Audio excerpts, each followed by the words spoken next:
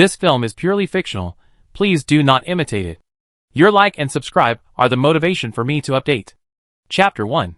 With a raft, a fishing rod, and one person, how long can one survive at sea? If it were before, Lu Xingchen would definitely have answered.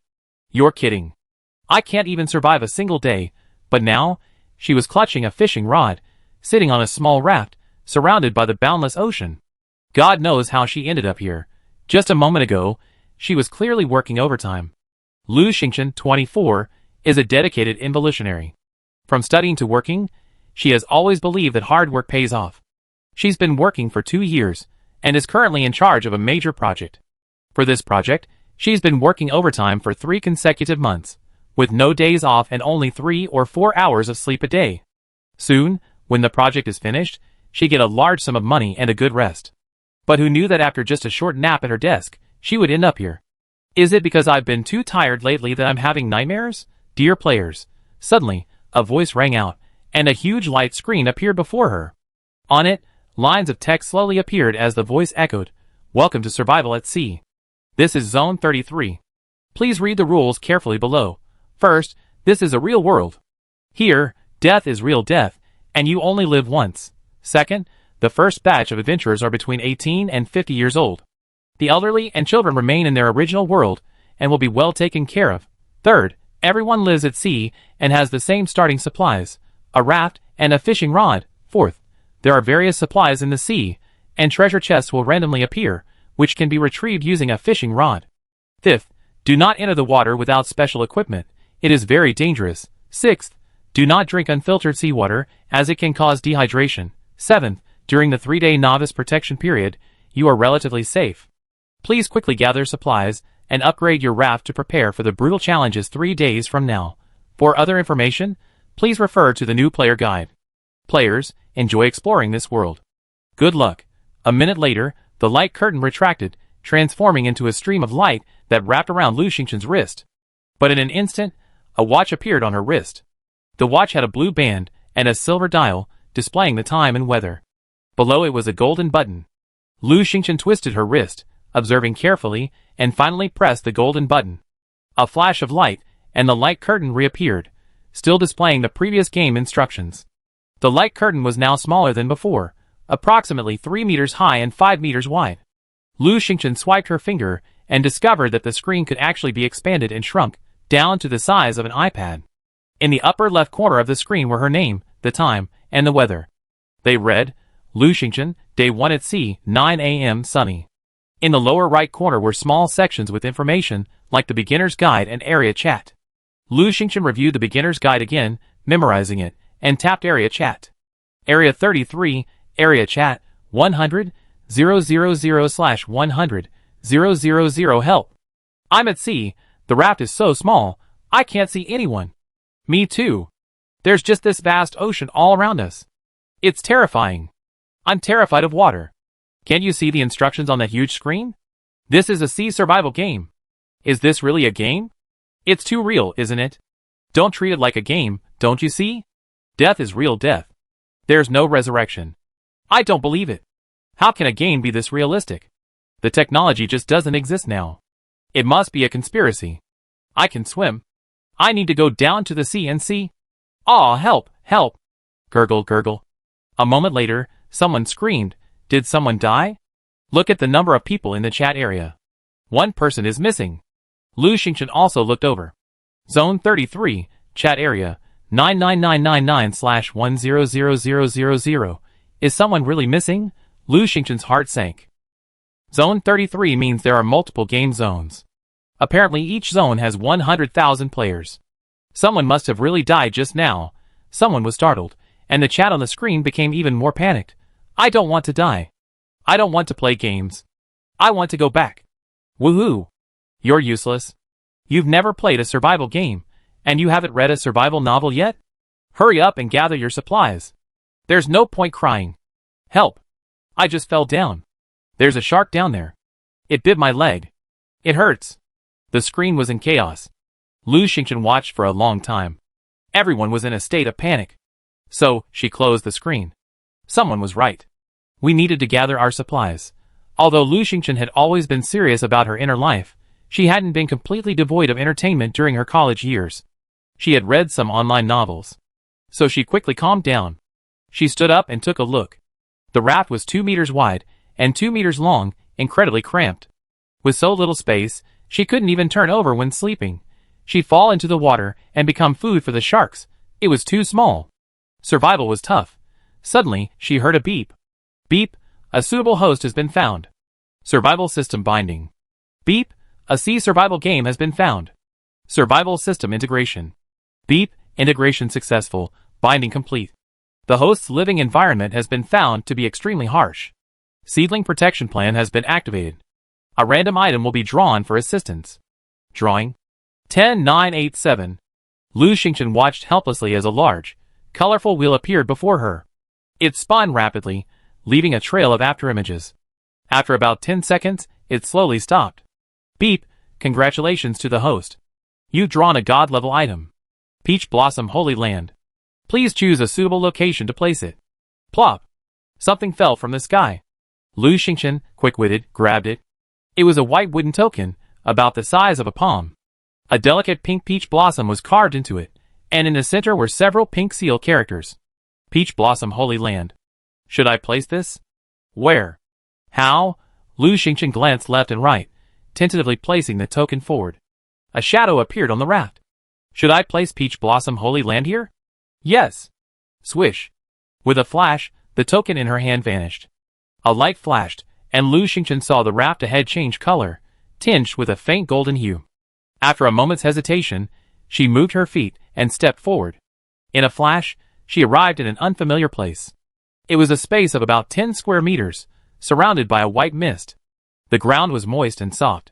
The air was filled with the fragrance of flowers, and pink peach petals drifted from the mist, falling to the ground. A faint stalk of peach blossoms peeked out from the white mist.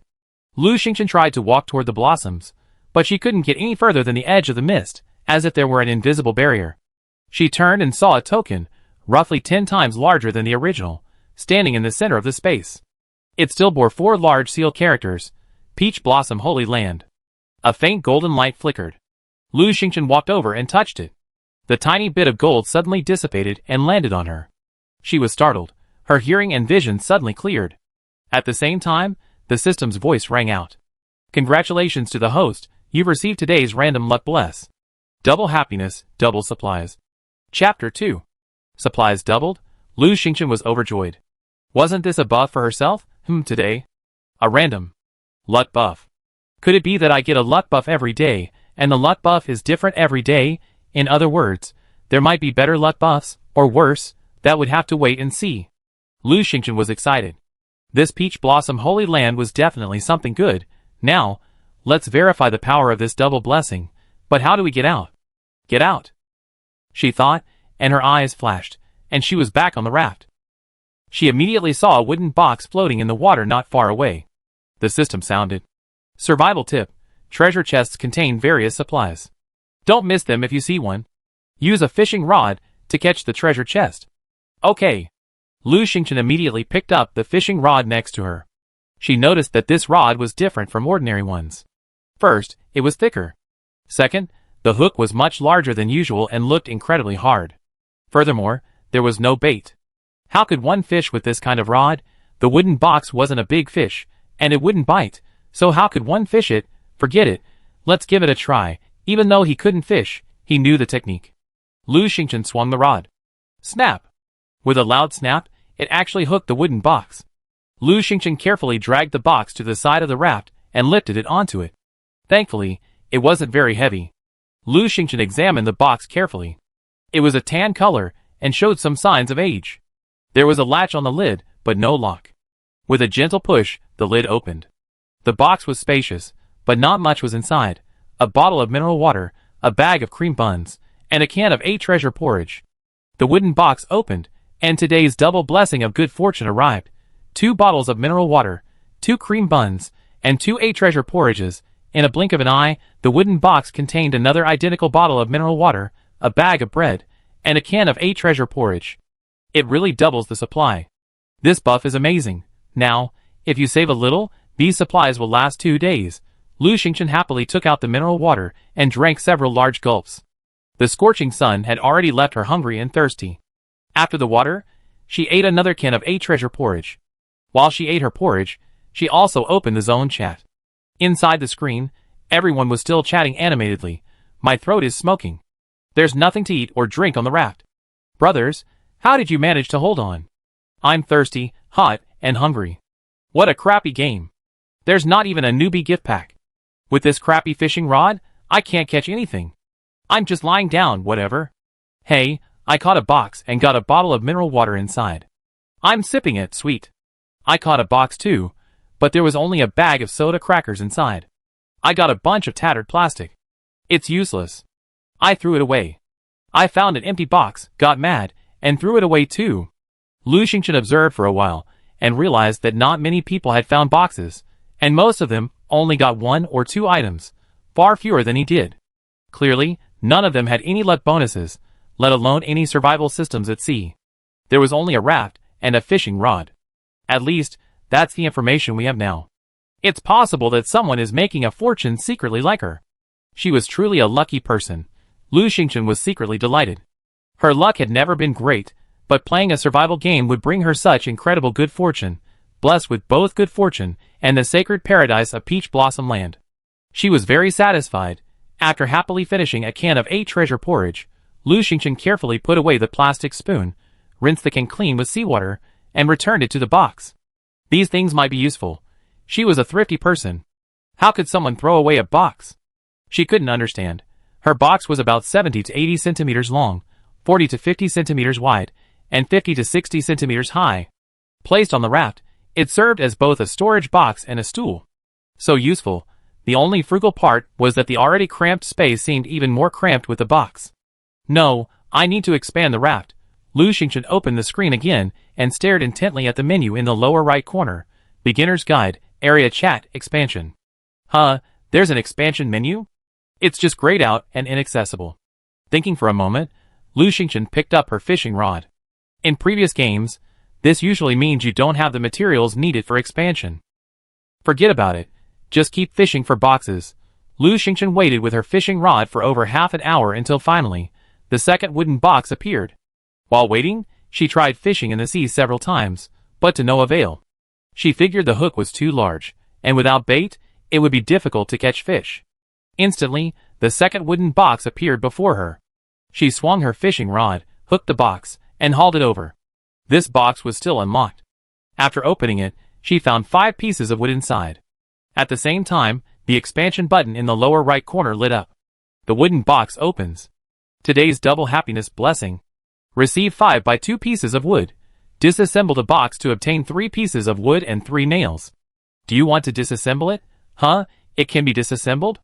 Why wasn't it there before? Does obtaining wood unlock disassembly and expansion? Perhaps.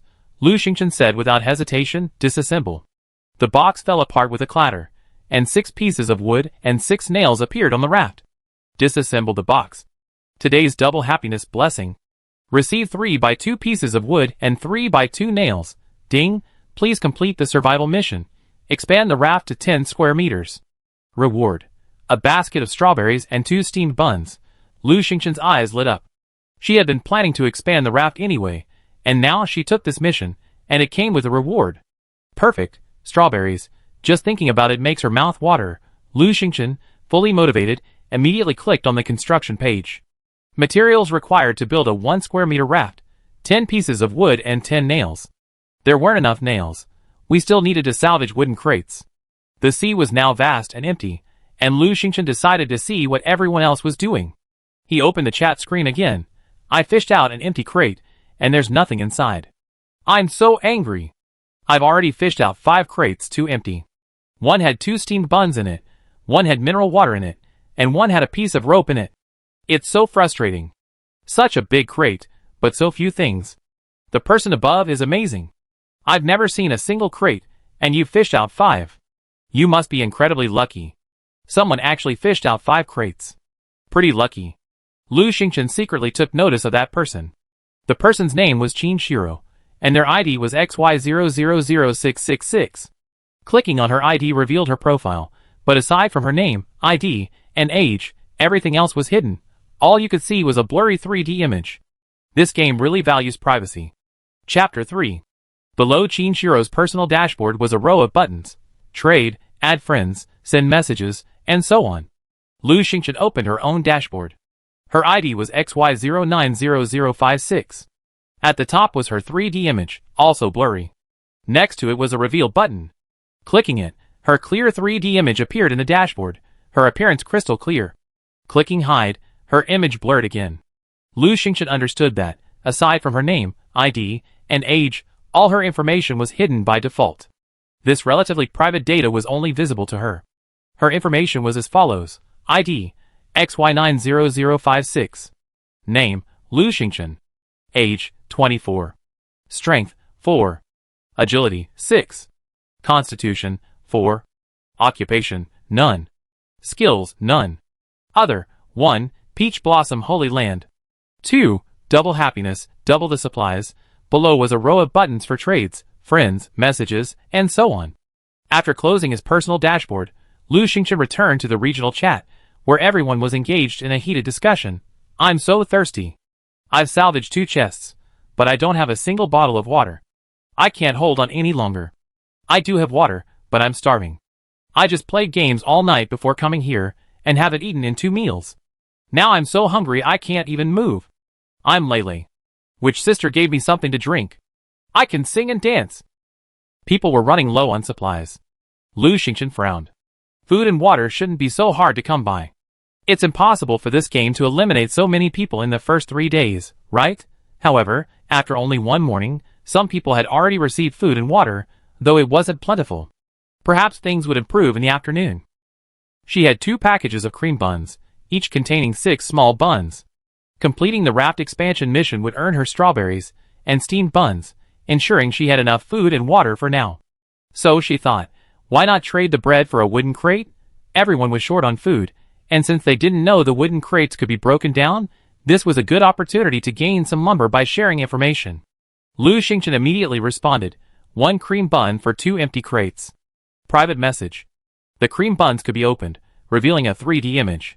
They were only the size of a fist, with a bright yellow crust that looked fluffy and even had a faint milky aroma. The chat on the screen immediately exploded. My mouth is watering. Those butter buns look so delicious. I can actually smell the aroma. I'm so hungry. Lu Xingchen, can you give me credit? Someone was unhappy. Such a small piece of bread, and you're exchanging it for 2 empty boxes. Lu Xingchen, are you embarrassed? That's right, you're a profiteer. I've never seen such expensive bread. And the main thing is, they're so small. They're gone in 2 bites. Lu Xingchen ignored her. What's wrong with her being a profiteer? After all, food is scarce right now, and they didn't know that wooden boxes can be broken down. Someone quickly rallied to her defense. What's the point of keeping the empty boxes? Can you fit them on your raft? Aren't you afraid of it capsizing? Food is so scarce these days, and a small piece of bread could save a life. Chinshiro, Lu Xingchen, I trade with you. I love bread, and there's no point keeping it with so many boxes anyway. Someone regretted it. I just threw away an empty box. My bread? Someone tried to probe. Lu Xingchen, what do you want the empty boxes for?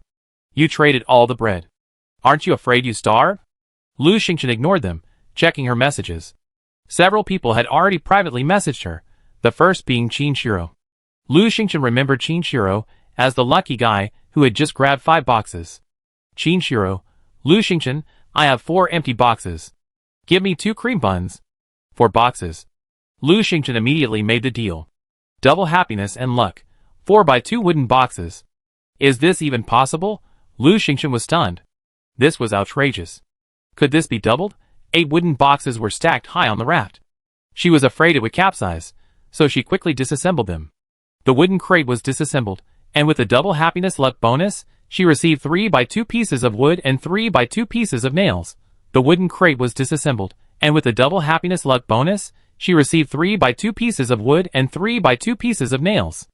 After disassembling 8 wooden crates, she received 48 pieces of wood and 48 pieces of nails. She immediately clicked on the expansion. Materials required to build a 1 square meter raft, 10 pieces of wood and 10 pieces of nails. Do you want to build it? Yes. Lu Xingchen said immediately. Construction completed. Please select a placement. It can only be placed along the raft, so Lu Xingchen placed it on the left. She crafted 5 more pieces of raft in a row, and after placing them, the raft expanded to 9 square meters, finally allowing her to turn around. 1 square meter left, and the reward was about to arrive. Lu Xingchen traded with a few more people and received 6 empty crates. After disassembling them and adding the double happiness luck bonus, she received 36 pieces of wood and 36 nails. Materials needed to build a 1 square meter raft: 10 pieces of wood, 10 nails. Do you want to build it? Lu Xingchen built and placed 3 pieces in one go, and the raft was now 2 meters wide and 6 meters long, just 12 square meters. It finally looked like something. Ding! The raft expansion mission is complete. Double happiness today. I've received 2 baskets of strawberries and 2 steamed buns as rewards. The rewards have been distributed and are now on the raft. There are 2 baskets filled with strawberries. The baskets are relatively small, each containing 10 berries. The steamed buns are quite large, and Lu Xingchen feels he can only eat half at a time. Most of the day had already passed, and Lu Xingchen was already hungry. He ate a cream bun, then took out a strawberry, washed it briefly, and popped it into his mouth.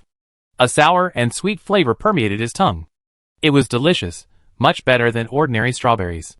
Suddenly, an idea struck her. She remembered the peach blossom land. The soil there was moist and soft, perhaps suitable for growing things.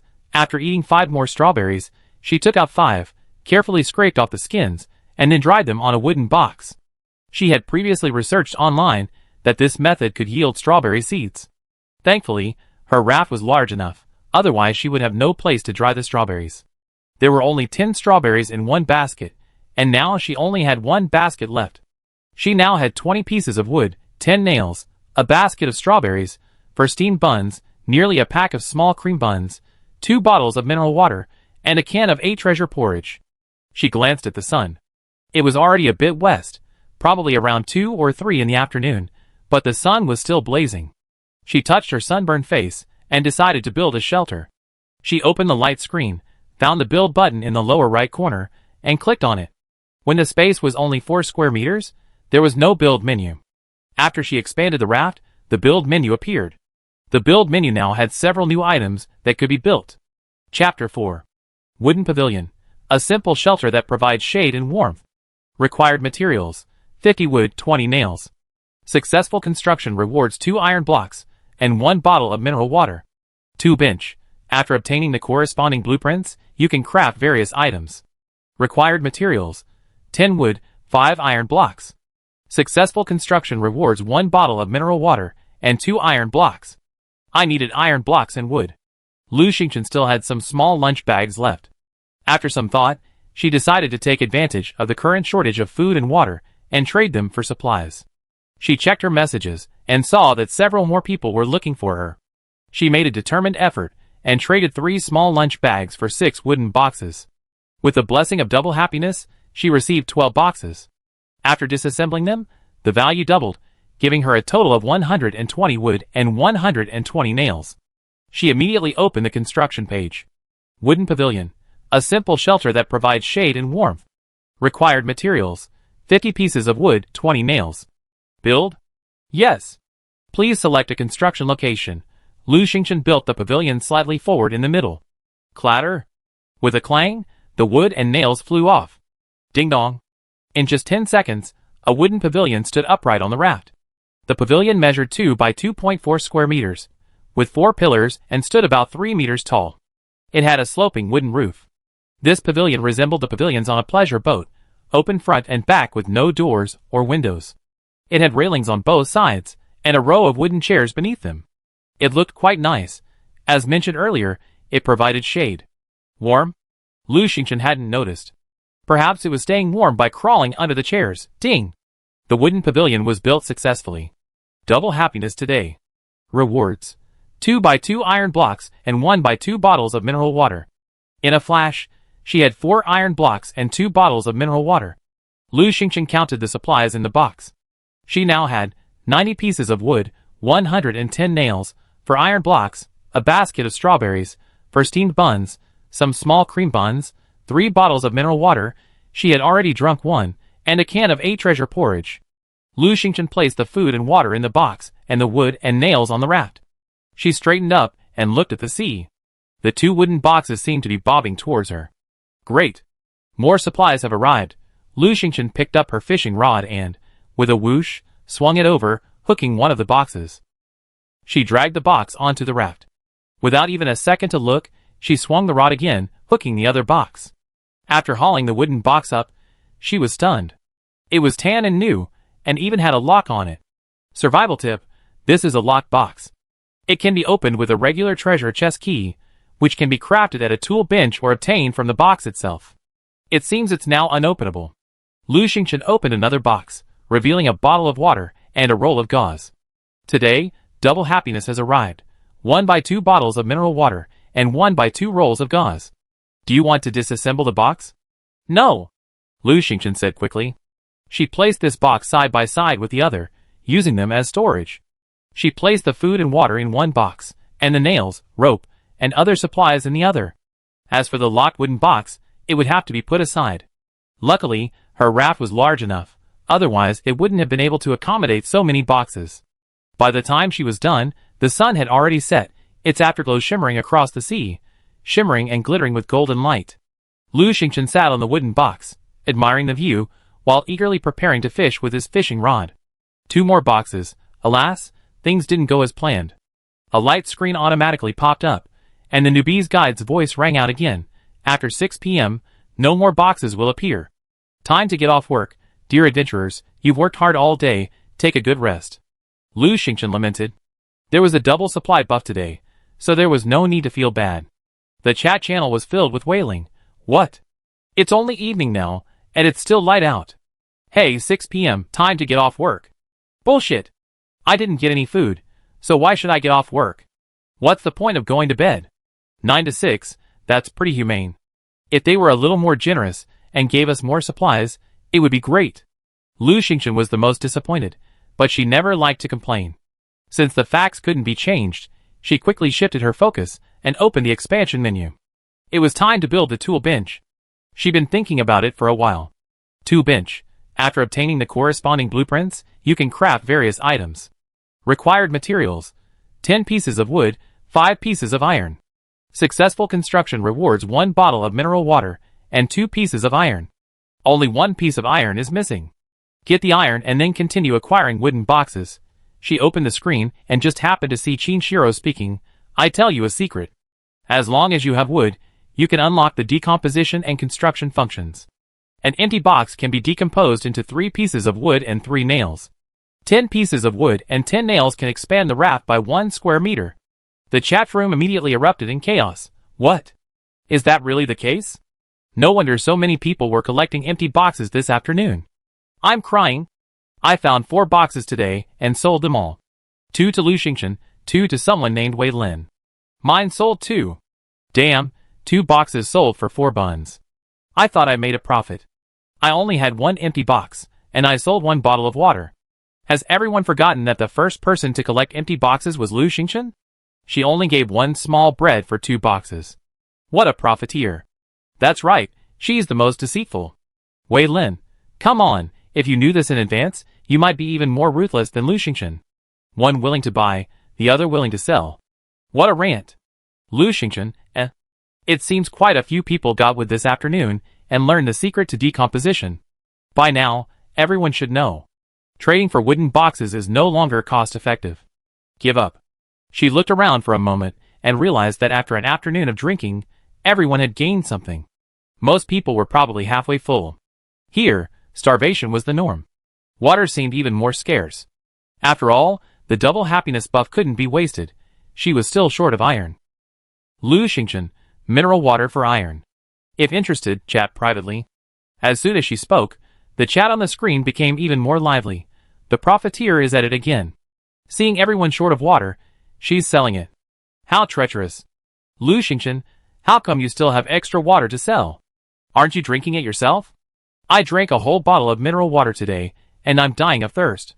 I've been thirsty all day and drank a few sips of seawater. I'm almost dehydrated. If anyone can give me a bottle of water, I give her half of my future supplies. Asked Qinshiro. I was short of wood just now, and she scraped together 2 logs for me. Don't ask. Chapter 5. Don't ask. Just now, Someone named Jiangwenla said he was dying of thirst and asked for Qin Shiro's last half bottle of water. Jiangwenla?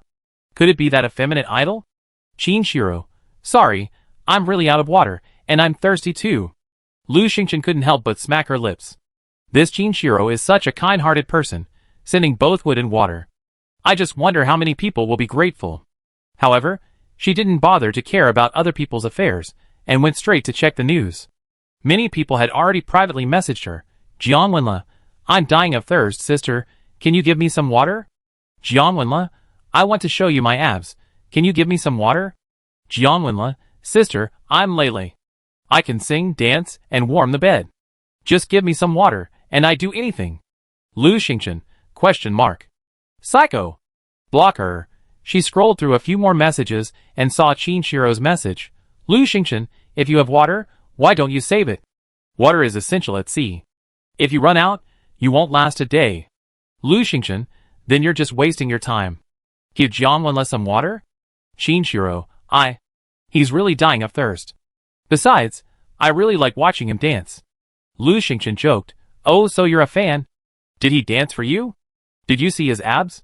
This time, Qin Shiro replied quickly, No, I'm not that kind of person. Hee, I just think he's good-looking. When someone so good-looking looks at me with tears in their eyes, it hurts. Lu Xingchen, In that short moment, she scrolled through a few more messages. Many of them were just nonsense, either wanting to trade for wood or getting something for free. Lu Xingchen asked Qin Shiro, Do you have any iron blocks? Qin Shiro, Yes, I have 3, but I want to build a tool bench and can't trade with you. Lu Xingchen was delighted. Can I trade you one? Qin Shiro hesitated. No, I only need 2 more iron blocks to build a tool bench. Lu Xingchen persuaded her. The sun has already set, and it will be dark soon. We won't be able to salvage the box. Are you going to be thirsty all night? You may not even get any water tomorrow, so you're going to be thirsty all day? Qin Shiro was anxious. I have the blueprints for a seawater filter. As long as I have a tool bench, I can make a water purifier. Lu Xingchen's mind was stirred. A seawater filter? He knew right away that it could filter seawater, and the filtered water could be drunk. That's a great thing. I wonder if double happiness will be useful with the blueprints. For this good thing, Lu Xingchen decided to be shameless for once. How about this? Give me the seawater filter blueprints and the iron block. I take a look and return them immediately, and I give you half a bottle of water. If it were anyone else, Lu Xingchen might not have said that, but she felt Qin Shiro was particularly easy to deceive. She added, If you don't trust me, I can pledge it for you. Water, strawberries, a treasure porridge, anything. Qin Shiro didn't reply, so Lu Xingchen said again, Qin Shiro, I'm a girl too. I don't lie. After a long pause, Qin Shiro said, Okay, but first, add me as a friend so I can see you. Lu Xingchen received Qin Shiro's friend request and approved it. After that, Qin Shiro immediately sent a video call request. So that's what they meant by see? No wonder they added me as a friend. It turned out they wanted to video chat. Lu Xingchen clicked accept, and a young girl's face appeared on the screen. She set the screen to the size of a 90-inch TV. On this screen, Qin Shiro's face was crystal clear. Even the freckles on the tip of her nose were clearly visible. The resolution was incredibly high.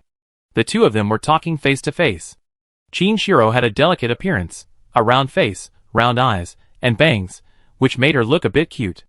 However, she couldn't see Qin Shiro's detailed information, physique, agility, profession, skills, and so on. She could only see that she was 24, the same age as herself. Qin Shiro stared at Lu Xingchen with wide eyes, her face brimming with excitement. Wow, Xingchen, you're so beautiful. So beautiful and so cool. Lu Xingchen knew she was beautiful, of course, but Qin Shiro's expression was a bit exaggerated. Her eyes were practically sparkling, and she was practically drooling. Qin Shiro stared at Lu Xingchen with astonishment. This was the most unique girl she had ever seen. Lu Xingchen wore a high ponytail, her eyes bright, her forehead smooth and free of a single strand of hair. She wore a short-sleeved t-shirt and denim shorts. She was tall, with fair, delicate skin, clean and beautiful, and exuded a dashing demeanor. Although her face was fresh and pretty, her figure delicate, suggesting a delicate nature, her simple and neat attire exuded a certain heroism. Her eyes, in particular, shone like stars, their calmness tinged with determination, and occasionally revealed a touch of tenderness. She was a person of contradictory temperament, Yet this contradiction was strangely harmonious. Chinshiro liked her very much. She was a complete face-obsessed person, liking any attractive person, male or female. She had no resistance to beautiful people. She had been lucky today, harvesting a lot of supplies and helping a few people. Those people, including Jianwenla, were all exceptionally good-looking. She'd definitely get an 8 out of 10. She'd give Lu Xingchen in front of her a 10. With such good looks, just one look was enough to make you rich. Chinshiro stared at Lu Xingchen intently. Lu Xingchen was frightened by her gaze. Is there something wrong with this girl? She wanted to close the video. Chinshiro clenched her fists and coughed. Xingchen, I can tell you're a good person. I trust you. No collateral required. Seawater filter blueprints, beginner level, and 3 iron blocks. She initiated the transaction directly. So simple? Lu Xingchen was puzzled. But she accepted it without hesitation. Today, I'm blessed with double happiness. I received 2 seawater filter blueprints, basic, and 2 iron blocks. As expected, the blueprints can be doubled. Lu Xingchen was overjoyed and immediately gave the blueprints and 3 iron blocks to Chinshiro. Trade with me again. After another trade, there was no double happiness. However, this worked. It was just a bug. Lu Xingchen asked Chinshiro to bring an empty bottle and filled it halfway with water. Lu Xingchen had deliberately concealed Chinshiro, so she didn't know she had received 2 copies of the filter blueprints and iron blocks. Chinshiro asked curiously, Xingchen, why were you looking at my blueprints and iron blocks just now? Lu Xingchen said calmly, oh, I also have seawater filter blueprints and iron blocks here. I wanted to compare yours to see if they're the same. Are they the same? Chinshiro asked. Yes, exactly the same. Lu Xingchen nodded. It wouldn't be the same. Chinshiro, quick-witted, quickly shifted her focus. Xingchen, look. She proudly stepped back, and Lu Xingchen saw her raft. Her raft had expanded, now about 6 square meters in size, with several boxes and pieces of wood scattered about. Chinshiro said proudly, see, Xingchen, my raft is this big. I'm so impressive, aren't I? She suddenly paused and shrieked, ah, Xingchen, what's behind you? Chapter 6. Chinshiro was thrilled upon seeing Lu Xingchen's raft. She shouted, Xingchen, what's behind you? Move to the left so I can see. Lu Xingchen, having just received Chinshiro's seawater filter blueprints, was in a good mood and cooperated by making way for her. Wow! It's really a house. Beautiful. Now it's not afraid of the sun, and there's even a bench. I'm so envious. Wow, I said I was awesome, but I'm nowhere near you. Xingchen, how did you get so much? They say I'm the lucky charm, but I think you're the real lucky charm. Ah, it turns out even God loves beautiful people. Xingchen, you're my idol. Chinshiro was incoherent, incredibly excited. She looked like a die-hard fan seeing her favorite idol. Lu Xingchen felt as if there were 500 ducks whirring around his ears. She quickly said, well, Shiro, your raft isn't bad either. Chinshiro shook her head. Wow, I thought I was doing well, but seeing you, I realized I'm not doing so well either. Chinshiro was still a little excited, and about to start talking again. Lu Xingchen was a little overwhelmed. She quickly said, oh Shiro, I remembered. I haven't opened my chest yet. I'm hanging up now. Bye. After hanging up the video, Lu Xingchen breathed a sigh of relief. Now she had enough iron blocks, and was ready to start building a tool bench. Tool bench. After obtaining the corresponding blueprints, you can craft various items. Required materials: 10 pieces of wood, 5 pieces of iron blocks. Successful construction rewards a bottle of mineral water, and 2 iron blocks. Build it? Yes. It's done. Please place it. The wooden pavilion and storage box are at the bow. To balance the weight, Lu Xingchen placed the tool bench slightly aft. Of course, with such a small space, the wooden pavilion is only a meter or 2 away from the tool bench. Ding! The tool bench is set up. Double happiness and luck are bestowed upon you. You receive 1 by 2 bottles of mineral water, and 2 by 2 iron blocks as rewards. The tool bench is about half a meter high, like a small table. The top is a touch screen. When she touched it, words appeared. Fishing rod, used to fish for treasure chests. Required: 3 pieces of bamboo, 1 iron block. Or, used to paddle the raft to your desired destination, but it's less useful if the raft is too large. Required: 10 pieces of wood, 10 nails. Anchor, used to secure the raft. Required: 6 iron blocks. Seawater filter, basic filter seawater, producing 1,100 milliliters of purified water daily. Required, 20 pieces of wood, 1 piece of gauze, 5 pieces of charcoal. There were a lot more items to craft. Some weren't needed right now, so Lu Xingchen decided to make the seawater filter first. Everyone had been short on water these days, making it a good time for her to sell water. Making a seawater filter requires wood, gauze, and charcoal, and she only needed charcoal right now. Since the trading mall wasn't open, everyone could only trade items through the local chat and then privately, so she opened the chat screen again. While watching others chat and gathering information, she ate 3 butter rolls and drank half a bottle of water. After finishing her bread and water, she had a rough idea of the current trading prices for various items, and then she said, mineral water for charcoal, private chat if you have any. It was nighttime now, and people couldn't salvage the crates. They could only chat while watching the screen, so the atmosphere was even more lively than before. Zhong Chang, I've been thirsty all day. I drank a few sips of seawater, and am almost dehydrated. If anyone gives me a bottle of water, I give them half of the supplies I find. Jianwenle, I'm Lele. Can someone give me a sip of water? Someone couldn't stand it any longer. You two upstairs are so persistent. You two haven't even fished up a single crate in a day? Can't you trade? Zhong Chang, the hook on my fishing rod fell off, and I can't reach the treasure chest. Jianwenle, I can't fish up any crates. Lu Xingchen was reading private messages. Someone had already contacted her. Wei Lin, how many bottles of water do you have? Lu Xingchen, how many charcoal pieces do you have? Wei Lin, 5, for 5 bottles of water. Lu Xingchen, question mark. This Wei Lin is really ruthless. It's not like she doesn't understand the market. Water is the most expensive commodity right now. No one has the filter blueprints, so who needs charcoal? Lu Xingchen said angrily, 1 bottle. Wei Lin, no, that's too little. Besides, I don't need water. Not needing water means you want to stock up? Lu Xingchen ignored him, and continued looking for those in urgent need of water. Finally, she picked and chose, trading 1.5 bottles of mineral water for 2 people, and after a double blessing, she got 10 charcoal. Wei Lin messaged again, 5 charcoal for 3 bottles of water. Lu Xingchen ignored him. This guy was a profiteer too shady. Closing the private chat, she began making the filter. Seawater filter, basic filter seawater, producing 1,100 milliliters of purified water per day. Required materials, 20 pieces of wood, 1 piece of gauze, 5 pieces of charcoal. Do you want to make it? Yes. The seawater filter, primary, has been successfully made. Please place it. Lu Xingchen placed the filter aside. The seawater filter, primary, has been successfully placed, producing 1,100 milliliters of purified water daily.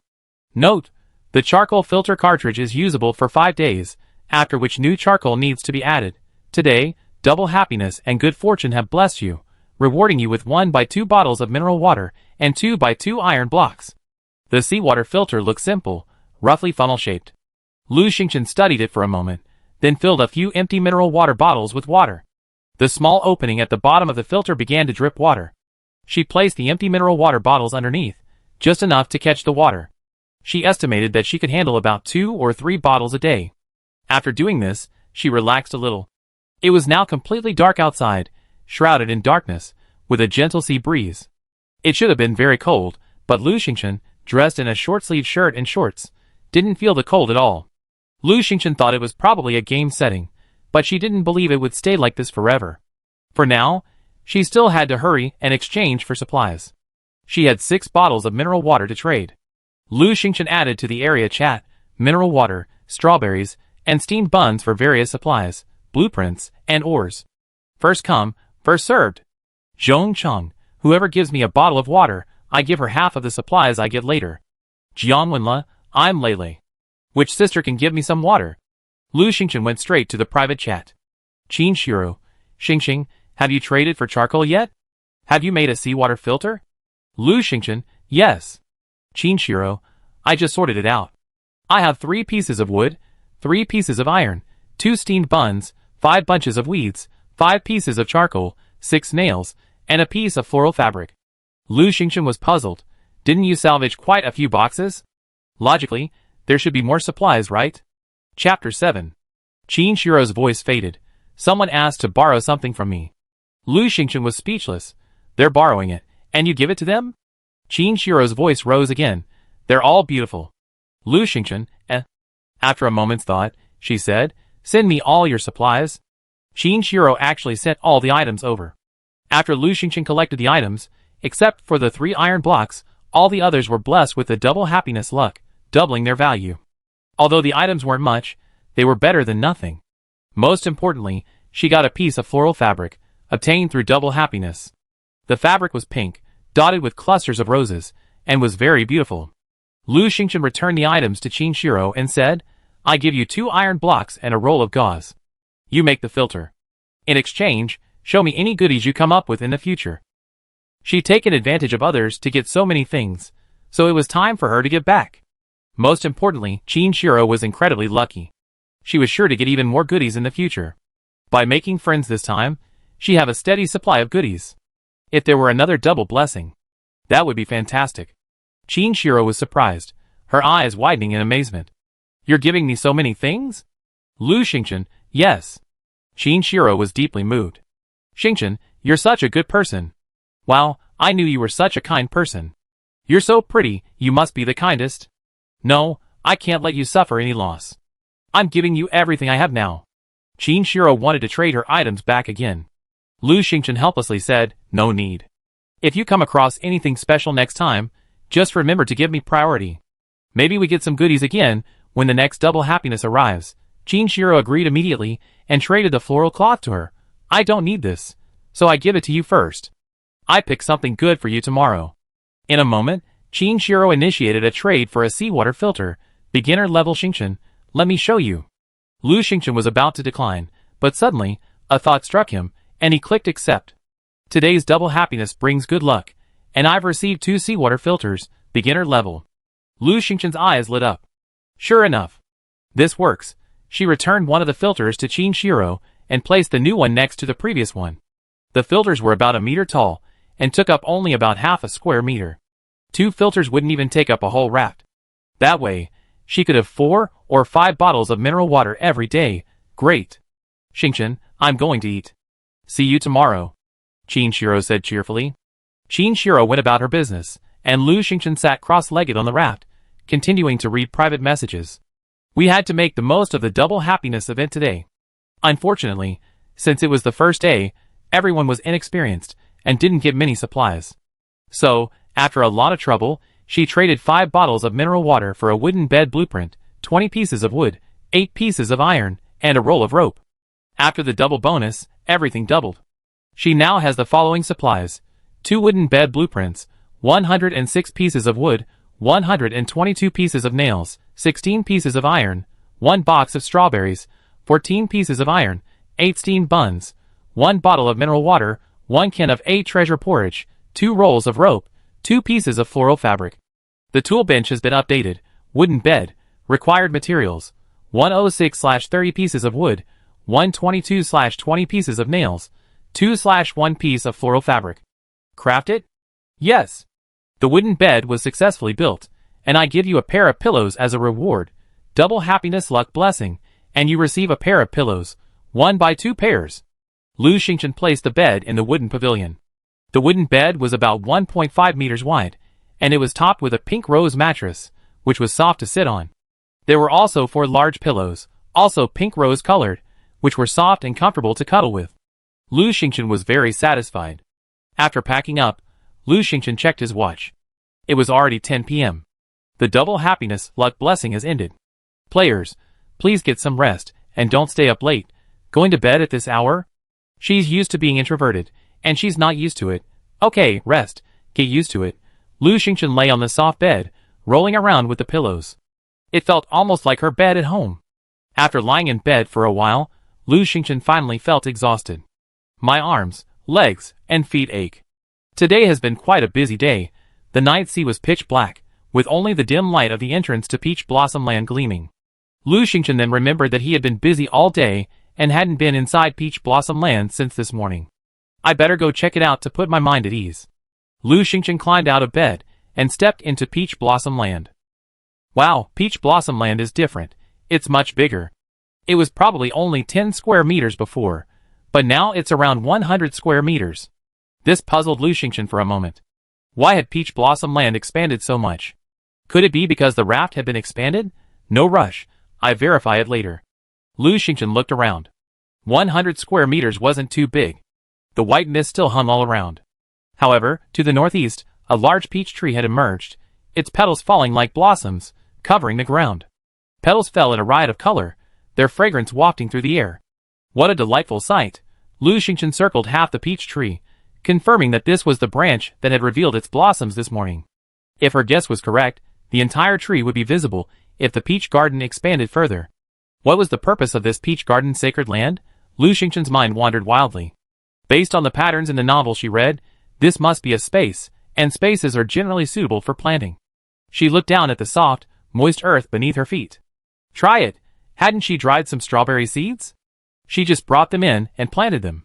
Acting immediately, Lu Xingchen left the peach garden sacred land, and went outside to retrieve the strawberries she dried. Perhaps because of the strong sunlight during the day, the strawberry seeds fell off easily when she rubbed them. Obtained 10 strawberry seeds. Only 10 seeds? There were so many, Lu Xingchen lamented. Soon, she felt relieved. After all, it was just a game. Games have rules. She stopped worrying and took the seeds into the peach blossom holy land. She found a patch of soft soil, planted 10 seeds, and watered them with mineral water. Her parents enjoyed growing vegetables, and rented a small vegetable plot on the edge of the city. They worked there every day, and she occasionally went to help. Over time, she mastered some growing techniques. She buried the strawberry seeds, and watered them with mineral water. The system notification sounded, strawberry planting successful. First planting reward, 1 scallion seed. Survival tip, time in the peach blossom holy land doubles, reducing the time it takes for a plant to mature by half. Strawberries, fruit, sweet and sour delicious. Growth cycle, 12 days. With time in the peach blossom holy land doubled, actual growth cycle, 6 days. Lu Xingchen was overjoyed. Only 6 days were needed to enjoy sweet and sour strawberries. Chapter 8. The shallot seeds were small, and Lu Xingchen had grown them before. Just sprinkle them on the surface of the soil, and cover with a thin layer of damp soil. Lu Xingchen was incredibly grateful that the soil here was soft and moist. Otherwise, she wouldn't have had the tools to till the soil. After planting, Lu Xingchen left the peach blossom land. Looking at the dark sea, Lu Xingchen felt a pang of regret. If only there were a small bed in the peach blossom land. However, it was just a thought. She wasn't sure if she could get enough rest in the peach blossom land with its accelerating current. It was around 11 p.m., and Lu Xingchen couldn't hold on any longer. She fell asleep. She spent the night dreamlessly, and when she awoke, the sun had already risen in the east. The sea sparkled, and the sunrise was incredibly beautiful. After admiring the sunrise, Lu Xingchen checked the seawater filter, and found 2 mineral water bottles full. She realized she had no empty bottles. She had no choice but to trade. She first shouted in the chat channel, "Wood for empty mineral water bottles." Then she hurried into the Peach Blossom Holy Land, and touched the token in the center. The Peach Blossom Holy Land is blessed with good fortune today. Good luck. Best luck today, more supplies, and better supplies. Lu Xingchen nodded secretly. Not bad, it looks like I'd be lucky today. She left the Peach Blossom Holy Land. Seeing the message flash, she clicked it to take a look. Wei Lin, you're using it to collect water, right? I have a 2.5L plastic bucket. Exchange it for 30 wood or food. A plastic bucket for 30 wood? Lu Xingchen felt that Wei Lin was even more ruthless than her. One wooden box can only be broken down into 3 pieces of wood. 30? The average person couldn't even gather that much wood in just yesterday. This Wei Lin is truly outrageous. Even a profiteer wouldn't act this way. Lu Xingchen, 1 piece of wood for 1 bucket. Since he's outrageous, she have to show him one too. Wei Lin, Wei Lin, girl, stop kidding. Wei Lin, we can negotiate. Lu Xingchen didn't have time to pay attention to him, because she saw a box bobbing towards her. Today, she's blessed with great fortune, and here comes the first box. She cast her rod and hauled it up. Snap! The box opened. Today, with the blessing of great fortune, she received 1 plastic bucket blueprint, 4L, 3 sandwiches, and 1 bottle of mineral water. Plastic bucket blueprint. For L, this blueprint unlocks the crafting of a plastic bucket. Plastic buckets are clean and hygienic, and can hold water, oil, rice, and flour, a household essential. Required materials, 0/6 plastic. Here it comes. Lu Xingchen was overjoyed. Although she didn't find any plastic, many others did. Yesterday, she heard someone throw it away because it was useless. In the chat channel, she also saw someone selling plastic for a very cheap price. Plastic buckets can be used as containers. She wanted to take advantage of the current low prices, while everyone was still unaware of their uses. She saw that this blueprint unlocked crafting, meaning that after the first time, she wouldn't need the blueprint to craft a plastic bucket again. Lu Xingchen immediately posted in the chat, "I'm collecting plastic.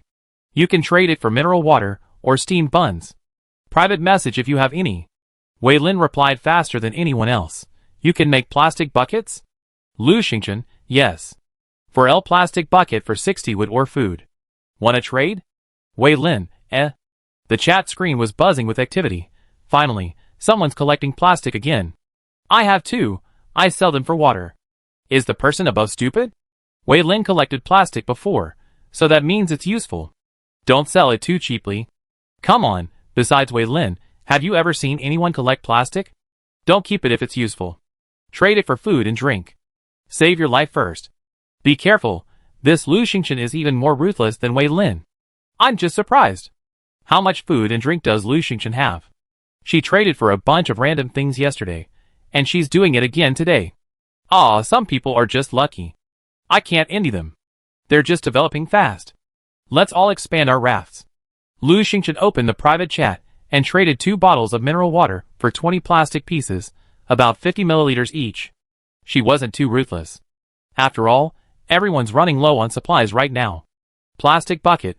For LA4L plastic bucket is clean and hygienic, suitable for water, oil, rice, and flour, a household essential. Required materials, 26 plastic. Lu Xingchen made 2 first. These 2 plastic buckets were similar in size to large mineral water bottles, and were still very clean. She placed the buckets under the filter. Finally, one thing was done. The sun had risen, and it was past 8 o'clock. She was hungry and started to eat breakfast. After eating a sandwich and drinking some treasure porridge, she began to count her supplies. She now had the following supplies: 1 wooden bed blueprint, 70 pieces of lumber, 90 pieces of nails, 16 iron blocks, 1 box of strawberries, for steamed buns, 1 bottle of mineral water, she drank 1, 2 rolls of rope, 1 piece of floral fabric, 2 sandwiches, and 8 pieces of plastic. Just as she finished counting the supplies, another box floated over. With a deft tug of the rod, she pulled the box up. Opening the box, she found another blueprint inside. Small fishing net can be placed beside the raft to catch fish and shrimp. Materials required: 8/20 plastic, 2/1 rope, 70/1 wood. Lu Xingchen's brows lit up. What a lucky day. Another blueprint, and a fishing net. She'd be able to eat fish soon. She's almost tired of eating bread and sandwiches all the time. She's still short on plastic. Unfortunately, she only has 1 bottle of water, and she can't trade it for water. She might as well use steamed buns, or wood. Lu Xingchen sent another message to buy plastic. Wei Lin, you've already collected so much plastic, why are you collecting more? What do you need so many plastic buckets for? Lu Xingchen, I'm just playing around with them, haha. Wei Lin, eh? Lu Xingchen felt something was wrong. No, how did you know I collected so much plastic? Wei Lin, I guessed. Lu Xingchen didn't bother to pay attention to him, because another box had floated by. That morning, Lu Xingchen fished out several more boxes, finding a tube of toothpaste, a toothbrush, a blanket, 5 pieces of plastic, 20 pieces of wood, 20 nails, a piece of iron, a bag of cream rolls, and a bottle of mineral water. It was exhausting yet fulfilling, and now I have a toothbrush and toothpaste. I can finally brush my teeth. The toothpaste is green tangerine lemon flavored, and the toothbrush has soft bristles, very good quality. Lu Xingchen brushed his teeth and felt refreshed, and the fragrance lingered between his teeth. The blanket was also pink, neither too thin nor too thick. Lu Xingchen folded it and placed it on the bed, feeling incredibly happy. Look, look, isn't life getting better and better? While she was out of boxes, she opened the chat screen again. As soon as she opened it, she saw Qin Shiro giving newbie instructions again. Everyone, quickly expand the raft. Expand it to 10 square meters to unlock the tool bench. With the tool bench and the blueprints, you can craft all sorts of items. Chapter 9. Everyone, look for the blueprints for the seawater filter. With a filter, we won't have to worry about running out of water. Jianwenle, row, I'm so thirsty. Can you give me a sip of water? I dance for you and show off my abs. Someone was annoyed. A grown man constantly nagging girls for things. How shameless. That's right, Jianwenla. Can you please just shut up? It's disgusting. Zhong Chang, who can save me? I give him all my supplies, except for the necessities. Zhong Chang is disgusting too. Whose survival isn't a problem these days? A big, strong man not working has been nagging for 2 days. Zhong Chang remained silent since then. Lu Xingchen felt something was wrong. As if possessed, she clicked on Zhong Chang's profile. Name, Zhong Chang. ID, YX100000. Age, 35. Zhong Chang's 3D imaging settings were displayed. He was probably in his 30s or 40s, with a square face, thick eyebrows, and large eyes. He looked exhausted, his beard untidy, and his eyes were filled with a blank, helpless expression. He looked a bit like Lu Xingchen's high school math teacher, with a face full of righteousness. People with this appearance are often upright, value their promises, and always keep their words. Zhong Chang had said that if anyone rescued him, he would repay that person with all the supplies he received, unless they were essential for survival. So, she thought for a moment and privately messaged Zhong Chang, "Are you sick?" Zhong Chang, "I'm not sick, I'm just hungry, thirsty, and injured." Lu Xingchen was surprised. Isn't it the novice protection period? How could I be injured? Zhong Chang, when I woke up, my fishing rod was broken. There was no hook at all, so I couldn't catch the box that was floating by.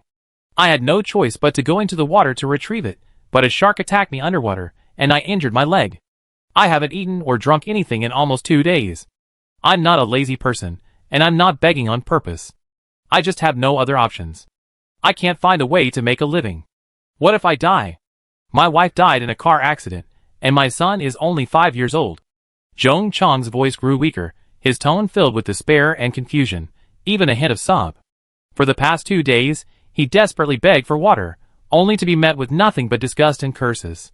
Some even added him as a friend, calling him a loser who constantly polluted the chat channel. Some even called him worse than a woman. Many people wouldn't even listen to his explanations, adding him as a friend to give him hope, then cursing him, blocking him, and leaving. He didn't even have a chance to confide in anyone. These past 2 days, he'd been incredibly frustrated. He was a technical expert, a modern celebrity, with immense martial arts prowess and a wealth of skills. Unfortunately, out in the vast ocean, with only a small raft and a broken fishing rod, he was completely useless. He was also an expert swimmer, so it shouldn't have been a problem to dive in and retrieve the crate. However, the shark, underwater, wasn't attacking the raft, only him. It was incredibly ferocious, and if it weren't for his stamina, he wouldn't have been able to escape. Even so, he injured his calf. With his knowledge of first aid, he managed to stop the bleeding and prevent infection. It was his physique that proved so strong. Anyone else who had gone through this, without food or water for so long, would have died long ago. Perhaps because everyone was under immense pressure to survive, their moods were low. For so long, he only heard verbal abuse, and hadn't found anyone to confide in. Lu Xingchen was the first person to listen to him silently. Zhong Chang was so moved that tears nearly fell. "Thank you for listening to me. I know it's tough for everyone right now. I just die. It's fate." Lu Xingchen thought for a moment, added Zhong Chang as a friend, and said, "Video chat with me." The video opened, and Zhong Chang appeared, looking exactly like a 3D image. His right calf was still bound with a bandage, and a few spots of blood oozed out. At this moment, struggling to stay seated on the raft, he also saw Lu Xingchen. Seeing Lu Xingchen, bright and cheerful, full of energy, he was stunned. He hadn't expected Lu Xingchen to be so beautiful, and even more so, to be so energetic after a day adrift at sea. Moreover, he seemed to see a wooden pavilion in the background. Her raft was enormous, with several wooden boxes stacked on top.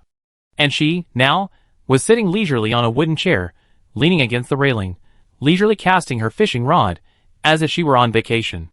Zhong Chang's expression darkened. He, a strong, built man, was actually inferior to a weak girl. Look how well she lived, with food and drink, exchanging supplies for building and expanding the raft, while he was about to die. Zhong Chang couldn't help but shrunk even further. After observing it for a moment, Lu Xingchen said, "Let me see your fishing rod." Zhong Chang traded the rod without a second thought. Lu Xingchen was surprised. She really just wanted to see it, and had no intention of taking it. It seemed Zhong Chang had given up hope, giving away his fishing rod. Even though the rod was broken, it was better than nothing. In a flash, a fishing rod was in Lu Xingchen's hands. As expected, it was hookless. Get a broken fishing rod. Survival tip: if a fishing rod is damaged, it can be repaired or remade at the tool bench.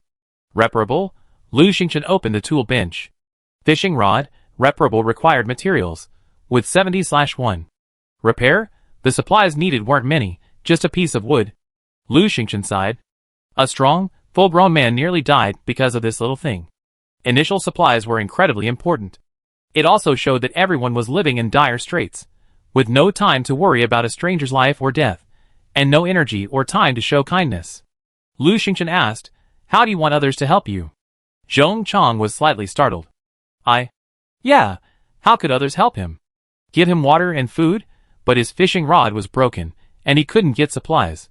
Would others still support him? How could that be possible? His eyes dimmed, his expression filled with pain. In reality, he had no way out. If he thought about it carefully, he knew this was the case, but he didn't dare to think so. So he repeatedly posted in the area chat, begging for help, hoping for a glimmer of hope. Lu Xingchen waited a moment, watching Zhong Chang's expression gradually turn into despair.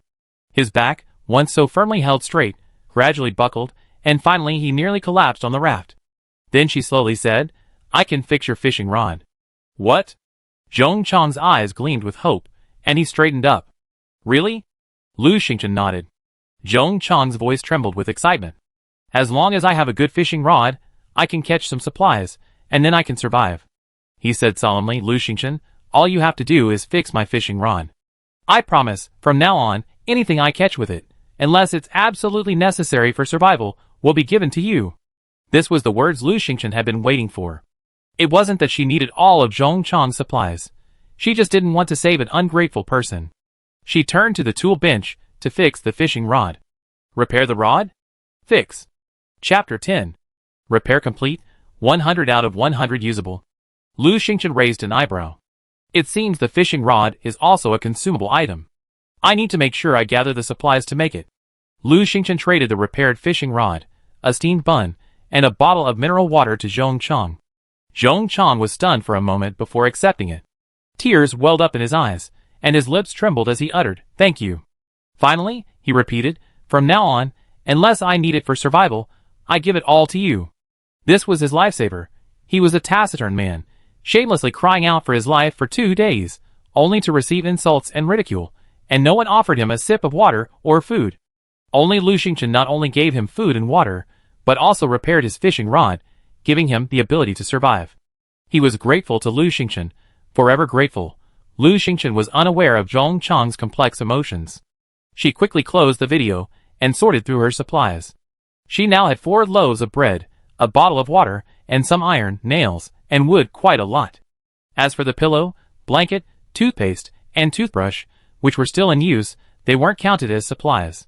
Since no boxes were floating by, Lu Xingchen lay down on her bed to rest for a while. She needed a nap, too.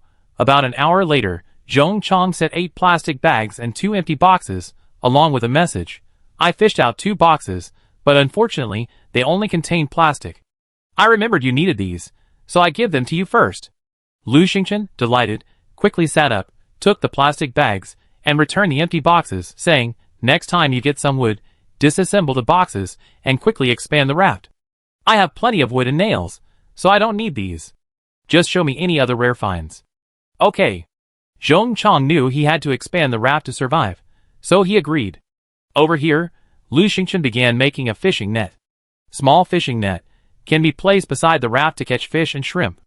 Materials required: 21/20 plastic, 2/1 rope, 89/1 wood. Do you want to make it? Yes. In less than 10 seconds, a white fishing net appeared on the raft. It was indeed a small fishing net, only 2 or 3 meters long. Lu Xingchen estimated that this kind of net wouldn't catch any big fish, only small fish and shrimp. But this was also a blessing. Lu Xingchen secured the fishing net to the side of the raft, looked left and right, and when he felt it was almost done, he stood up. "Great. I guess there will be fish tonight. Just thinking about it makes me drool." Lu Xingchen happily continued to fish for boxes. My luck was indeed good today. Every once in a while, a box floated by, and none of them were empty. There was always a catch. And each box contained quite a bit of supplies. Lu Xingchen couldn't help but sigh at the power of good fortune. She was so busy that she only managed to eat a buttered bun at lunch before continuing her salvaging efforts. By evening, she had already salvaged several boxes, finding 30 pieces of wood, 30 nails, 5 steamed buns, 3 bottles of mineral water, 8 iron blocks, and 10 pieces of plastic. In addition to these, once, she got lucky and found 5 bags of whole wheat European bread in a box. That was a lot of stuff. Lu Xingchen had watched others chat and estimated that one person would only salvage 4 or 5 boxes a day, perhaps 7 or 8, and some might even be empty. Even if there were items inside, it wouldn't be much. 1 or 2 would be enough. If there was any wood inside, there were usually only 3 or 5, not many. So, she could be considered extremely wealthy now. Taking advantage of the lack of boxes, she disassembled the unused boxes and sorted out the supplies. There was plenty of wood and nails, so she could expand the raft today, but retrieving the boxes was her top priority, and Lu Xingchen planned to wait until sunset. Suddenly, Zhong Chong sent a trade message. Ordinary wooden box key, mineral water, and plastic X3. A wooden box key? Lu Xingchen was delighted. She had a locked wooden box that she hadn't opened. Now, finally, she had the key. She only accepted the wooden box key, returned the mineral water and plastic, and gave Zhong Chong a steamed bun. It seemed Zhong Chong hadn't found any food, so he was probably hungry, and the bun was what he needed. As for the rest, she would definitely give it to him later. He wouldn't suffer any loss. Zhong Chong accepted the bun and quietly went back to work. Lu Xingchen carefully examined the ordinary key. It was brass and old, but it matched the box perfectly. She held the key, clasped her hands together, and silently prayed. "Please, Peach Blossom Land, please, good fortune, I hope you can give me something good." The key slipped into the lock, twisted slightly, and with a click, the lock opened. Lu Xingchen rubbed her hands and slowly opened the lid. "Today, with the blessing of good fortune, I received 1 iron furnace blueprint, 10 instant noodles, and a 2.5 kilograms bag of rice. Wow, I've made a fortune. What a bounty." Lu Xingchen's eyes lit up with excitement. What good luck. So much good stuff. Rice, instant noodles, and the iron furnace blueprint. Today, she can have a good, hot meal. Iron stove blueprint can be used for heating, cooking, and boiling water, a must-have for any home. However, if placed in a sealed room, a chimney must be added. Required materials, 19/10 iron blocks. Lu Xingchen reluctantly collected the blueprint. More boxes arrived, so she started to retrieve them. Somehow, over an hour had passed, and there wasn't a single box left. Lu Xingchen was getting anxious. In just over an hour, the sun would be setting. By then, if she couldn't retrieve any more boxes, her lucky charm would be useless. What a shame. She took a sip of water from the bottle and glanced off into the distance. What's that? It looked like a mountain, a hazy shadow. It was the only mountain she could see in the vast ocean. Lu Xingchen was so excited that she couldn't blink. Gradually, as the raft drifted, she could see the full extent of the mountain. It turned out to be a small island. Survival tip: discover an island. It has even more supplies. Don't miss it if you come across one. We recommend landing on it. Survival tip: return to the raft before sunset. Do not stay overnight on the island. It's extremely dangerous at night. Survival tip: use an anchor to anchor the raft to the shore before exploring the island.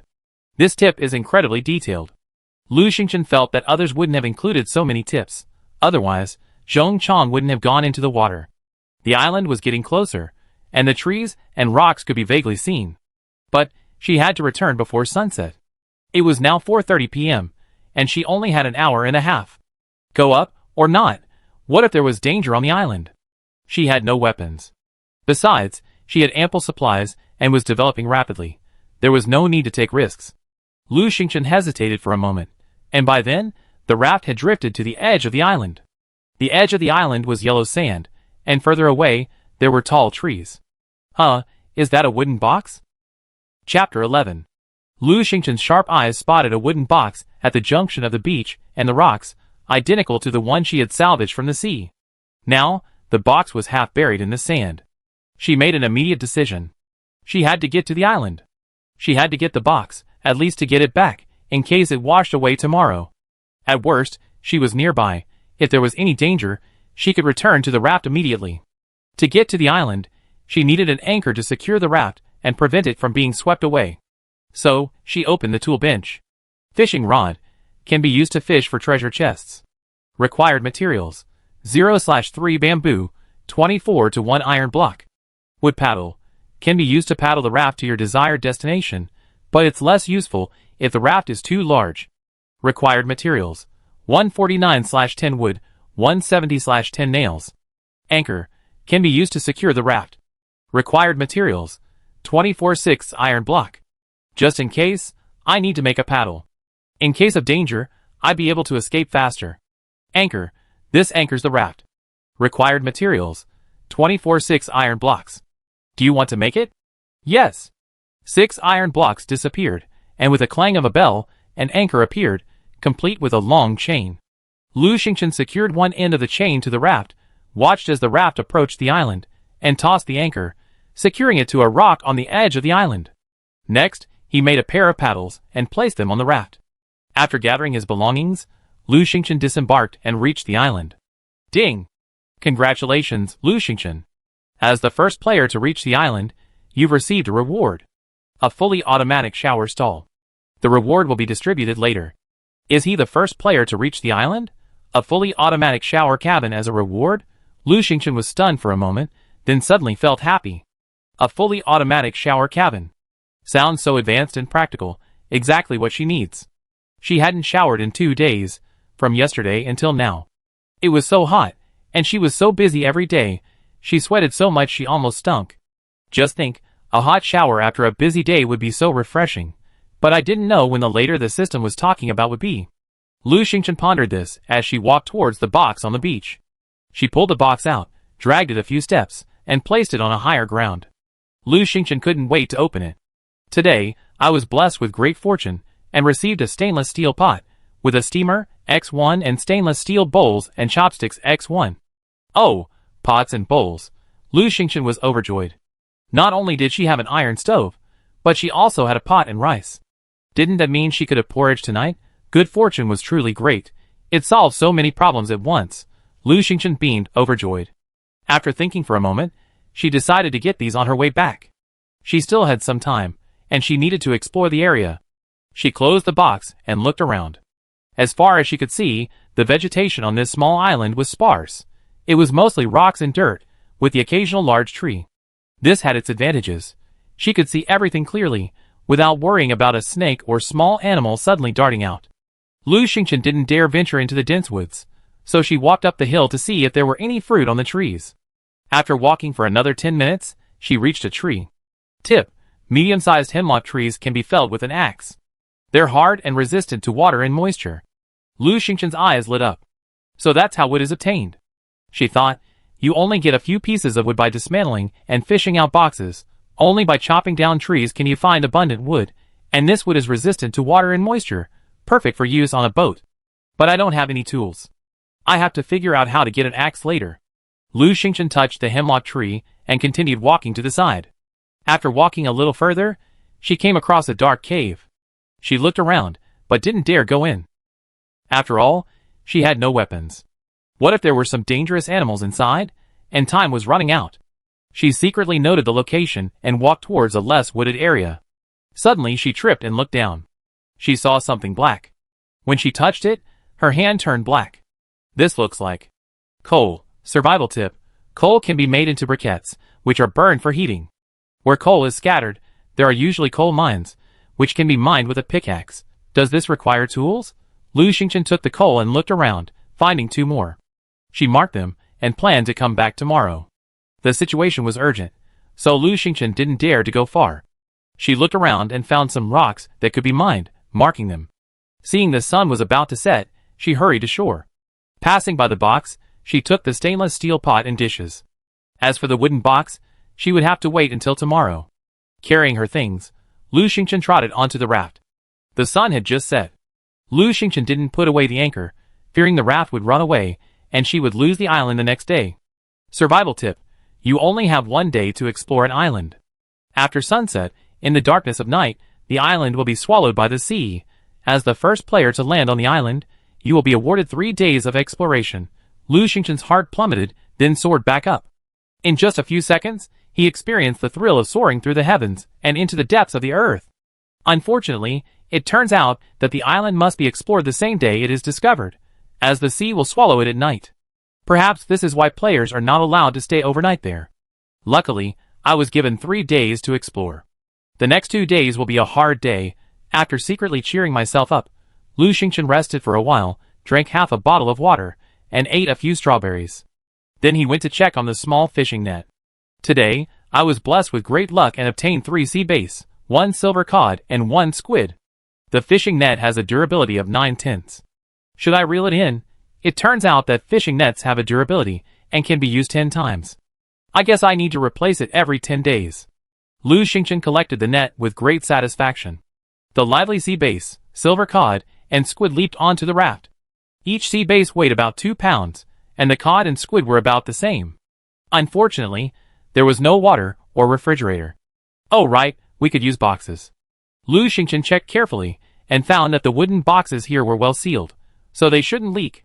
So, she took an empty box, washed it, filled it halfway with seawater, and brought it up.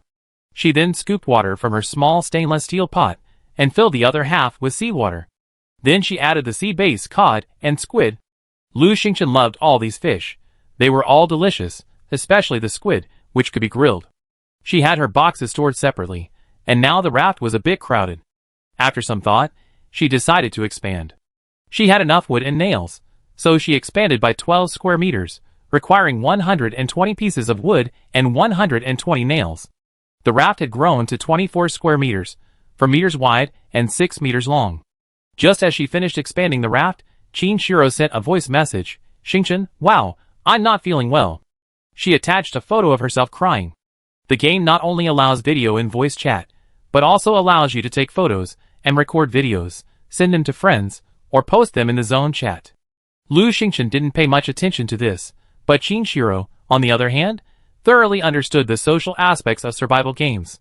"What's wrong?" Lu Xingchen asked casually. Chapter 12. My stomach hurts. I'm not feeling well. I've been drinking cold water for 2 days, and can't handle it anymore. Qin Shiro's voice was weak, lacking her usual energy. Lu Xingchen's eyes darkened. A stomach ache. It's not easy to treat. Yesterday was warm, but after sunset today, the temperature seems to have dropped a bit. Stomach problems get worse when the weather gets colder. Qin Shiro sobbed again. It's so annoying. Eating cold steamed buns, and not even having a sip of hot water. Lu Xingchen's eyes lit up. Wait a minute. She have hot water soon. Because she could make an iron furnace. She'd been busy gathering supplies, and hadn't had time to make one. She was waiting to see if she could have a hot meal in the evening.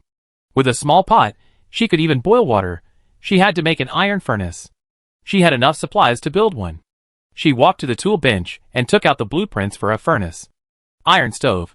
Can be used for heating, cooking, and boiling water, a must-have for any home. However, if placed in a closed room, a chimney is essential. Required materials: 18/10 iron blocks. Do you want to make it? Yes. With a few clangs, an iron stove was created. The iron stove was round, about 60 to 70 centimeters tall, similar to the coal stoves found in homes from the 1970s and 1980s. Ding, iron stove completed. Reward, a lighter. Lu Xingchen's eyes lit up. She was so sleepy that someone had given her a pillow. She had been worrying about starting a fire, but she hadn't expected the system to directly reward her with a lighter. Speaking of which, when you successfully craft an item, sometimes the system rewards you, while other times it plays dead. Lu Xingchen didn't know the reason. She could only guess that it might be because the item was considered high quality enough to give a reward. Or maybe it was just this system being capricious, sometimes diligent, sometimes lazy. She stopped thinking, put the iron stove in place, and then was faced with another dilemma. This iron stove should hold coal briquettes or wood, but she didn't have any, and she had no tools or means to chop wood. She could only turn to the almighty chat channel, Lu Xingchen, buying coal briquettes, split wood, dry branches, etc., in exchange for mineral water and food. Private message if interested. The chat channel immediately responded, why does Lu Xingchen always buy weird things? What are coal briquettes? I always feel like Lu Xingchen's food and water are unlimited. I keep exchanging them for things, and I never run out. Miss Xingchen, can you give me some food first? I give you some coal briquettes later. Jianwenla, I'm Lele. Sister, can you give me a sip of water? I can video chat with you and dance for you to show off my abs. This is disgusting. Jiangwenle, can you please do something more serious? If you have time to beg, why don't you just grab a box yourself? Hey, why haven't I seen Zhong Chang talk in ages? Yesterday, he and Jiangwenle were the two most popular people on the channel. Is he dead? Of course he's dead. With no food or water and injuries, how many days could he have lived? He probably jumped into the sea out of despair. Compared to him, we're much happier. I'm doing fine again. Lu Xingchen received several messages. Wei Lin, do you have a flint? Zhong Chang, I have 1 coal briquettes. Qin Shiro, Xingchen, I have 1 dry branch. It's useless, so I give it to you. Zhong Chang and Qin Shiro's branches were acquired directly through direct trade, and Lu Xingchen took them all. A coal briquette fit perfectly in an iron stove. After placing it inside, Lu Xingchen used a lighter to light a dry branch, then used the branch to light the briquette. Soon, the briquette caught fire. Survival tip, burning coal briquette, durability, 23 hours 59 minutes and 59 seconds. This briquette can burn for 24 hours and is consumable. Today, I found coal on the island. There must be a coal mine. I prepare today and go back tomorrow to try to dig up the mine. That way, I won't have to worry about running out of coal briquettes. While thinking, Lu Xingchen took out a small stainless steel pot. The pot was small, about 20 centimeters in diameter, with 2 handles, and was pink all over. It had a white basket and a pink lid. It was so cute, it was clearly for girls. Lu Xingchen even wondered if the game had different item designs for male and female players. Placing the pot on the stove, she took the purified water from the filter and poured some into it. While waiting for the water to boil, she messaged Qin Shiro, do you have a container for hot water? I get you some later. Qin Shiro's video call was immediately received. Lu Xingchen accepted. Qin Shiro sat on the box, clutching her stomach, her hair disheveled. She immediately spotted Lu Xingchen, who was standing by the coal stove. However, her attention was quickly drawn to the stove, and the small stainless steel pot on top. Wow, Xingchen, you actually have a pot. This little pot is so cute. Are you using a stove? Where did you get all these things? They're so practical. Ah, I see steam coming off the little pot. Is it almost boiling? Wow, so excited. It's been ages since I've seen fireworks. Despite her stomachache, Qin Shiro was still chattering. Before Lu Xingchen could say anything, she had already spoken a long string of words. She stood up straight, craning her neck to look over here. Her face flushed with excitement. Lu Xingchen smiled. Yes, thank you for the dry branches. Otherwise, I wouldn't be able to light the coal stove. Come, get a container. I get you some hot water. Qin Shiro cheerfully responded, rummaging through her suitcase until she pulled out an empty mineral water bottle. She hesitated. This should work, right? It won't burn me, right? Lu Xingchen nodded. Let's try it. You can't drink freshly boiled water anyway. Since no one had any containers, this was the only option. Lu Xingchen had a mineral water bottle and a jar of 8 treasure porridge, but since they were all girls, they probably weren't used to using things that had been used by others, let alone a container for drinking water. After the water boiled and cooled for a while, Lu Xingchen filled a half-filled bottle for Qin Shiro and sent it over. Qin Shiro placed a full bottle of mineral water in the transaction column. Lu Xingchen refused, but Qin Shiro was firm. Xingchen, dry branches are common, but water is much more precious, let alone hot water. I'd be embarrassed if you didn't accept it. Lu Xingchen didn't like to argue, so he accepted it and said, okay, I heat up half a bottle for you next time. Qin Shiro smiled and said, okay, Xingchen, I take advantage of you then. Lu Xingchen said nothing more. This time, she was thanking Qin Shiro for the branch. The vast ocean certainly needs a few regular partners, and Qin Shiro is a good choice. They can share what they need. Most importantly, there was trust between them. In this situation, trust between people is hard to come by. After a brief chat, Lu Xingchen turned off the video call and started cooking noodles. Just as she put the dough in, Zhong Chang sent her something. Ordinary key X1. Chapter 13. This was given directly to Lu Xingchen. Lu Xingchen noticed that Zhong Chang was very quiet. Whenever he gave something to someone, he would just hand it over directly, without any trades or conversations. He was an honest man. Lu Xingchen also read the area chat, and had a rough idea of the value of ordinary keys. Some people had also found locked boxes, but none of them had keys. Therefore, when someone occasionally asked for a key in the chat channel, the rewards were quite high. Zhong Chang was quite lucky, having found 2 keys in one day. He was quite an extraordinary person. Thinking for a moment, Lu Xingchen put down the instant noodles and took out another box. She always bought her instant noodles in boxes, so she could just make them immediately. However, she had always disliked making them in hot water. She preferred to boil them. Zhong Chang definitely didn't have a container, so he might as well just use the box to make the noodles. After the water boiled, Lu Xingchen tore open the seal on the instant noodles, took out the seasoning packet, the vegetable packet, and the beef packet, tore them open and added them one by one, then poured in the boiling water. She sent it directly to Zhong Chang with a message, "Be careful, it's hot." Then, she tore open another box of instant noodles and threw the noodles, seasoning, and other ingredients into the small pot. A rich aroma soon rose from the pot. Lu Xingchen looked blissfully at the bubbling pot. It was so fragrant, and it was braised beef noodles, spicy and fragrant. This instant noodle was unbranded, but the noodles were large enough, and the vegetable and beef packets were generous, with a generous filling. It was completely different from anything she had tasted before. What a delicious pot. Lu Xingchen took a deep breath of the aroma, feeling incredibly satisfied. When I worked overtime before, I always forgot to eat, and in the early morning, I was still eating instant noodles, wasn't it? It's no different now than before, and dinner time has even moved up. Soon, the noodles were cooked. Lu Xingchen took out the heated stainless steel bowl and chopsticks, and scooped out a small bowl of beef noodles. She began to eat with a smile. She was happy here, but Zhong Chang was different. He held the instant noodles Lu Xingchen had given him, staring blankly for a long time, his hands scalding with heat before he quickly placed them on the box in front of him. Is this instant noodles? Warm instant noodles at this hour? Why does it feel a little surreal? It's dark now, so no one can fish in the box. Everyone's eating at this hour, sunbathing while they eat. He was just watching the chat channel.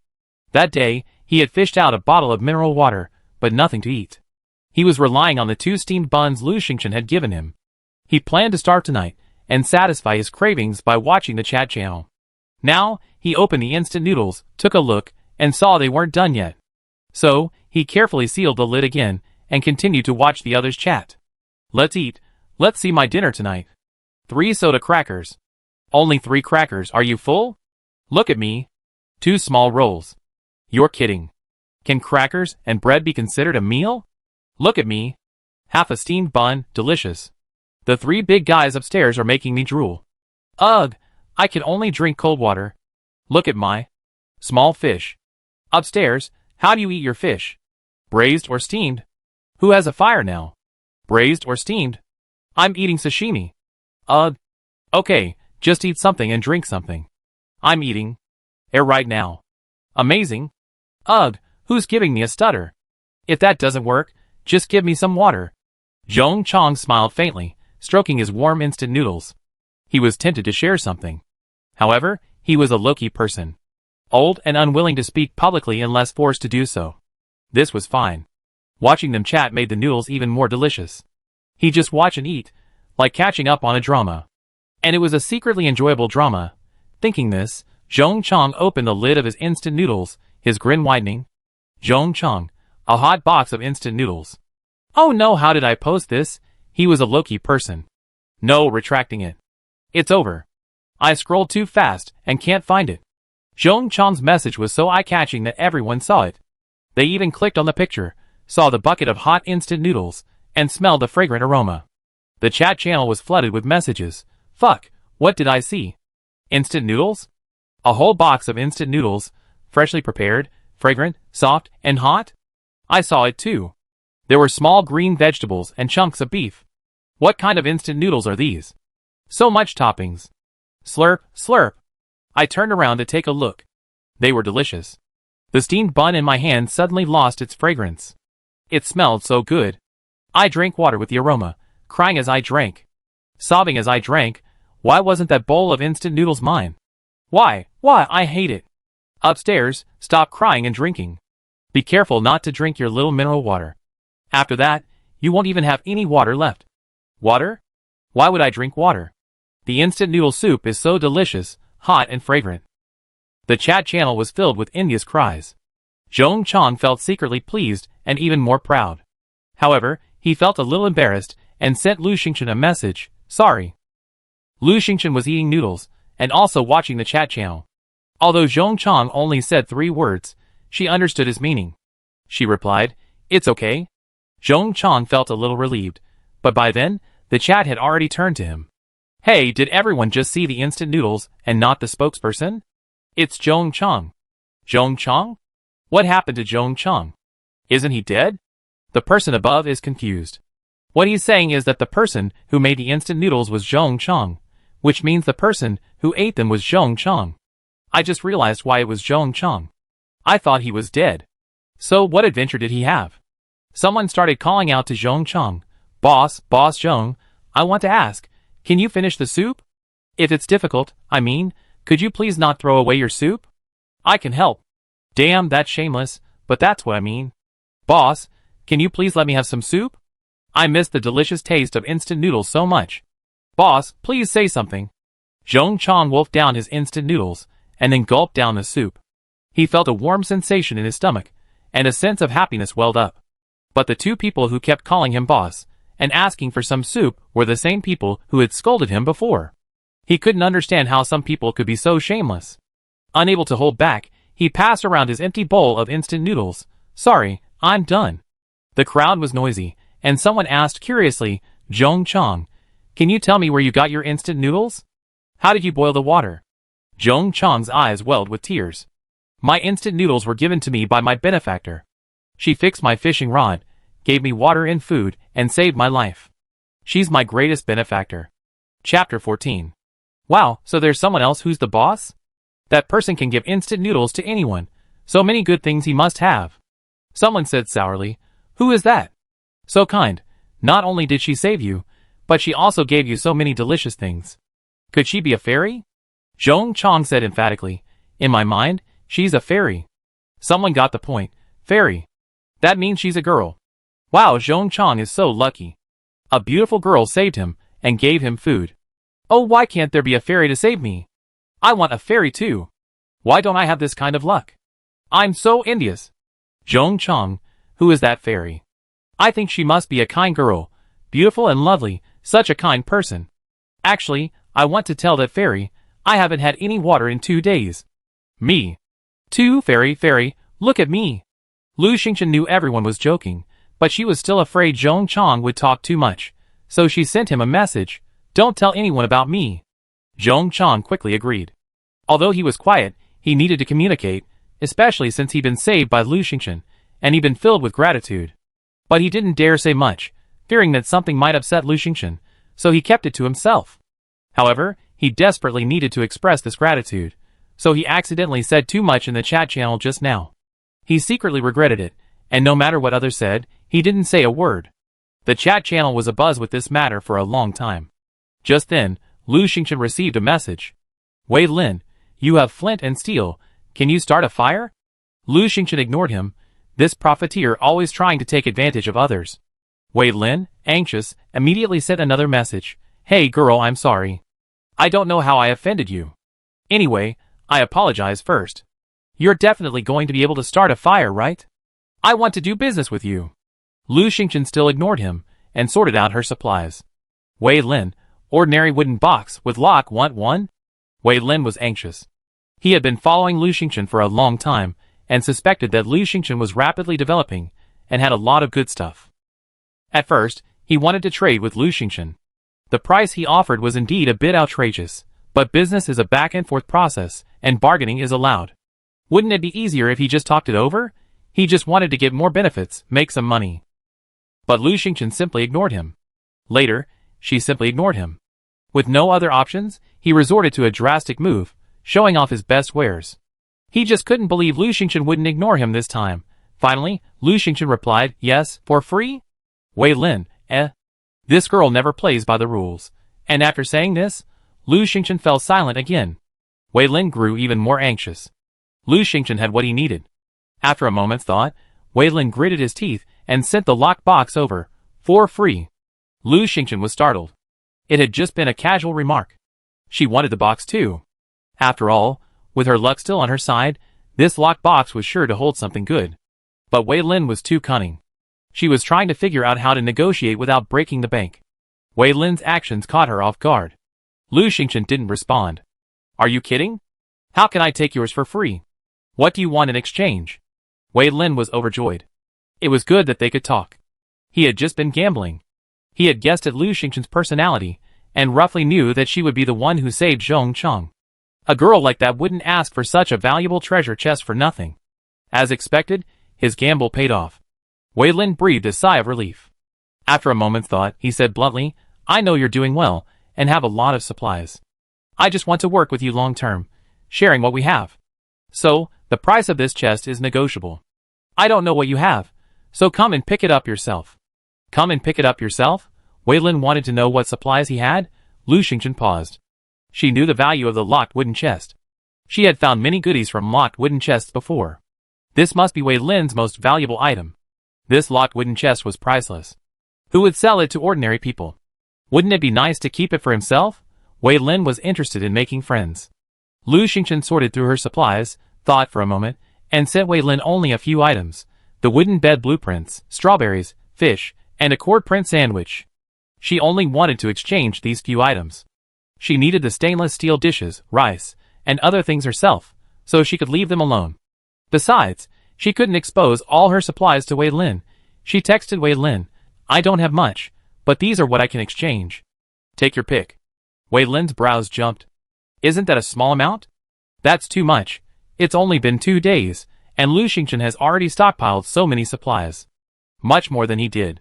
Now, he was even more relieved that his gamble had paid off. Lu Xingchen was worth making friends with. Of all the supplies, he wanted the wooden bed blueprints the most. He had all the necessary materials to make one. Having a wooden bed would greatly improve his quality of life. However, he was afraid Lu Xingchen wouldn't want to part with it, so he tentatively asked, Aren't you making a wooden bed?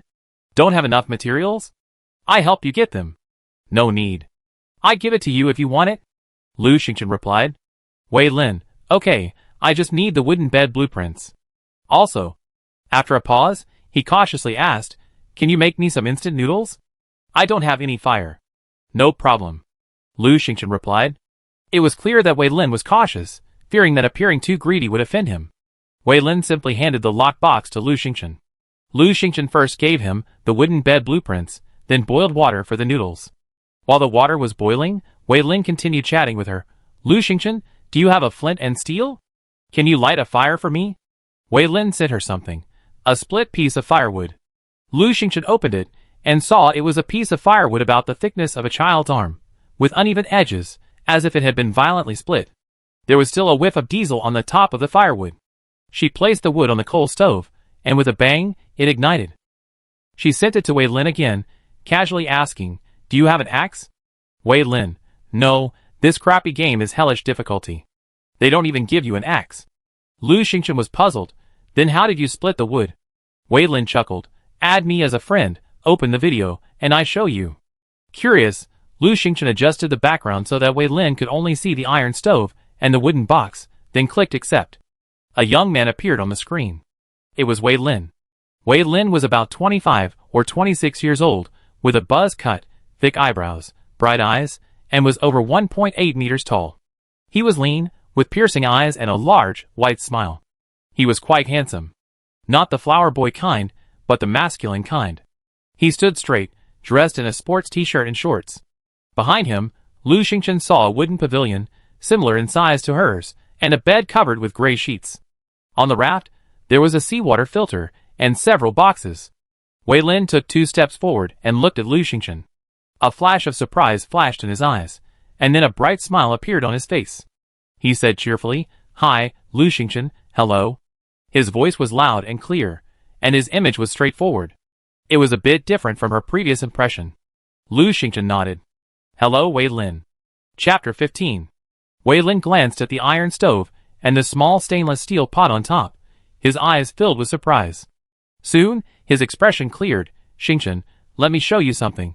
He took out a piece of wood and clapped his hands. With a crash, the wood shattered, breaking into a dozen sticks. I'm naturally strong. This kind of wood breaks with a single slap. Isn't it just perfect for firewood? Wei Lin laughed. Lu Xingchen was astonished. Could this be the legendary mountain-splitting palm? It was too powerful. Do you know martial arts? Lu Xingchen asked. Wei Lin was slightly proud. Yes, I come from a martial arts family. Lu Xingchen couldn't help but ask, "What's your strength?" She wanted to know how much strength she would need to increase to be able to chop wood with her bare hands like Wei Lin. Wei Lin was even more proud. "My initial strength was 15. So far behind," Lu Xingchen sighed. The water boiled, gurgling. She finished soaking the instant noodles, sent them to Wei Lin, said hello, and closed the video. What she didn't know was that Wei Lin took the noodles, but didn't rush to eat them.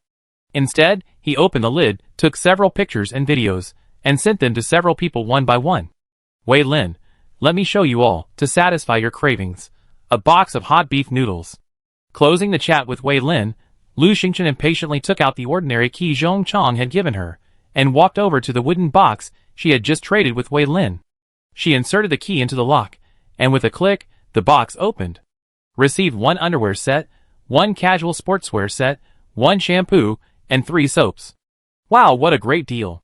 She hadn't changed her clothes in 2 days, and she sweated a lot. They were sticking to her and making her feel uncomfortable. She'd been looking forward to a change of clothes for a while, and this set of clothes was perfect.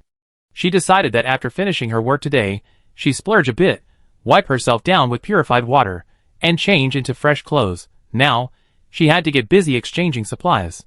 She kept her plan. Taking advantage of the current shortage of food and water, she traded for more. After a day and a night of filtering, she now had 3 bottles of mineral water, each containing 2 liters of water, plus several kinds of food. She planned to trade for more, such as seeds and blueprints. Lu Xingchen posted in the chat, mineral water, whole wheat European bread, and steamed buns for various types of seeds, blueprints, and wood. "Wei Lin, do you have any instant noodles left? My sister has a weapon blueprint, and wants to trade it for instant noodles. Is that okay?" Lu Xingchen was delighted. She was planning to go to the island tomorrow, and what she needed most was weapons. Before she could reply to Wei Lin, a stranger sent a message. "Wei Ying, hi Xingchen, hello? I'm Wei Lin's sister. I have a basic spear blueprint. Can you take a look at it? Could you make me some instant noodles? I heard you have strawberries. How about giving me one to satisfy my craving? Weapon blueprints are extremely rare right now. No one's selling them. 1 instant noodle, 1 strawberry, for 1 weapon blueprint. She's definitely making a killing." Lu Xingchen almost doubted her hearing. She quickly agreed. Wei Lin sent another message. "Wei Ying is a foodie. Feel free to take advantage of her. Don't be polite.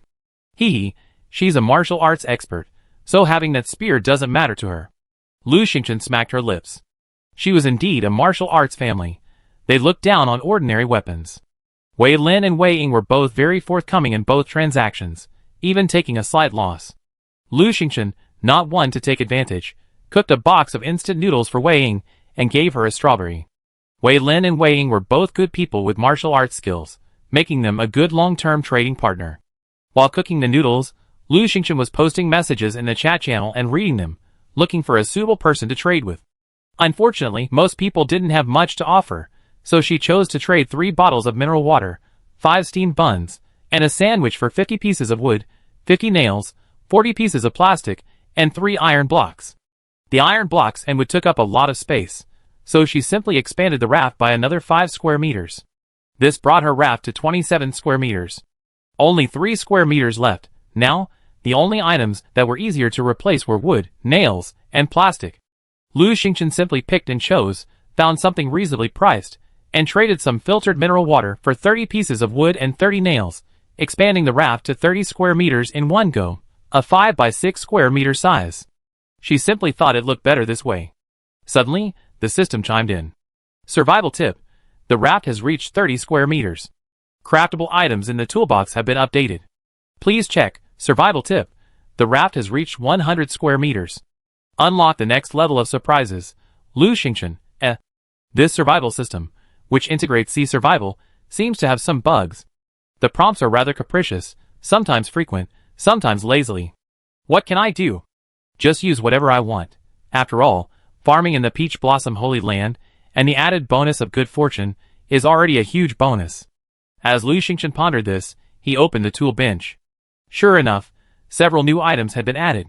Iron axe, can chop wood and fell trees. Essential for survival. Required materials, 3 pieces of wood, 3 iron blocks. Durability, 100. Iron shovel, can dig dirt. Essential for survival. Required materials: 3 pieces of wood, 3 iron blocks. Durability: 100. Iron pickaxe. Can gather stone and various ores. Essential for survival. Required materials: 3 pieces of wood, 3 iron blocks. Durability: 100. Spear. The simplest weapon is better than using nothing, right? Required materials: spear blueprint, 3 pieces of wood, 3 iron blocks. Durability: 100. Storage backpack. Expandable backpack with 10 storage spaces. Certain items can be stacked. Essential for adventuring. Required materials: 2 pieces of floral cloth, 2 space stones. The iron axe, iron pickaxe, and iron shovel do not require blueprints and can be crafted repeatedly. Probably because they're essential supplies. Lu Xingchen planned to go to the island tomorrow to chop trees and dig coal, so she made an iron axe, a pickaxe, and a spear. A storage backpack was also necessary. If she had had one yesterday, she wouldn't have left the box on the beach. But what is a space stone?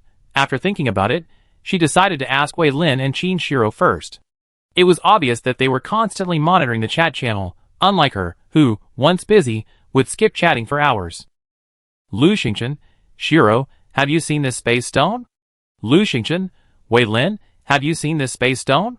Qin Shiro, space stone? I've seen someone selling it. It's very valuable and rare, so nobody usually sells it. That's right, space stone. The very name suggests its preciousness. Lu Xingchen was worried. At this moment, Wei Lin replied, space stone?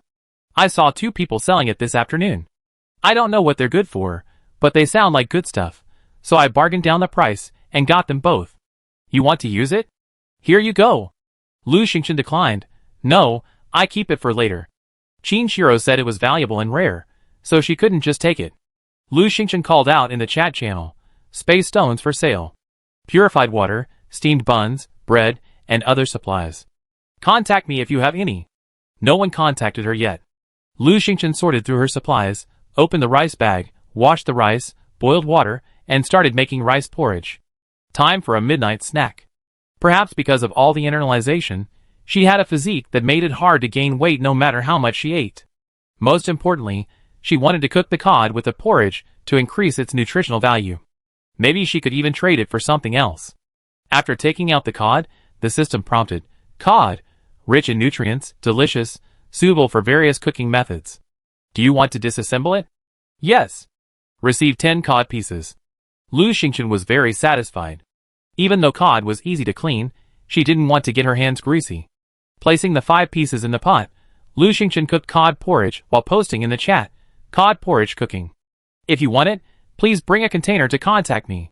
You can exchange it for space stones, blueprints, seeds, or other supplies. Lu Xingchen, how did you catch the fish? Someone immediately asked. The chat seemed to be on fire. Chapter 16. What a delicious cod porridge. Even though it's not cooked, the aroma is already strong. My mouth is watering again, and I'm even hungrier. Is everyone's life so good now? One moment beef instant noodles, the next moment cod porridge. Is this a food party?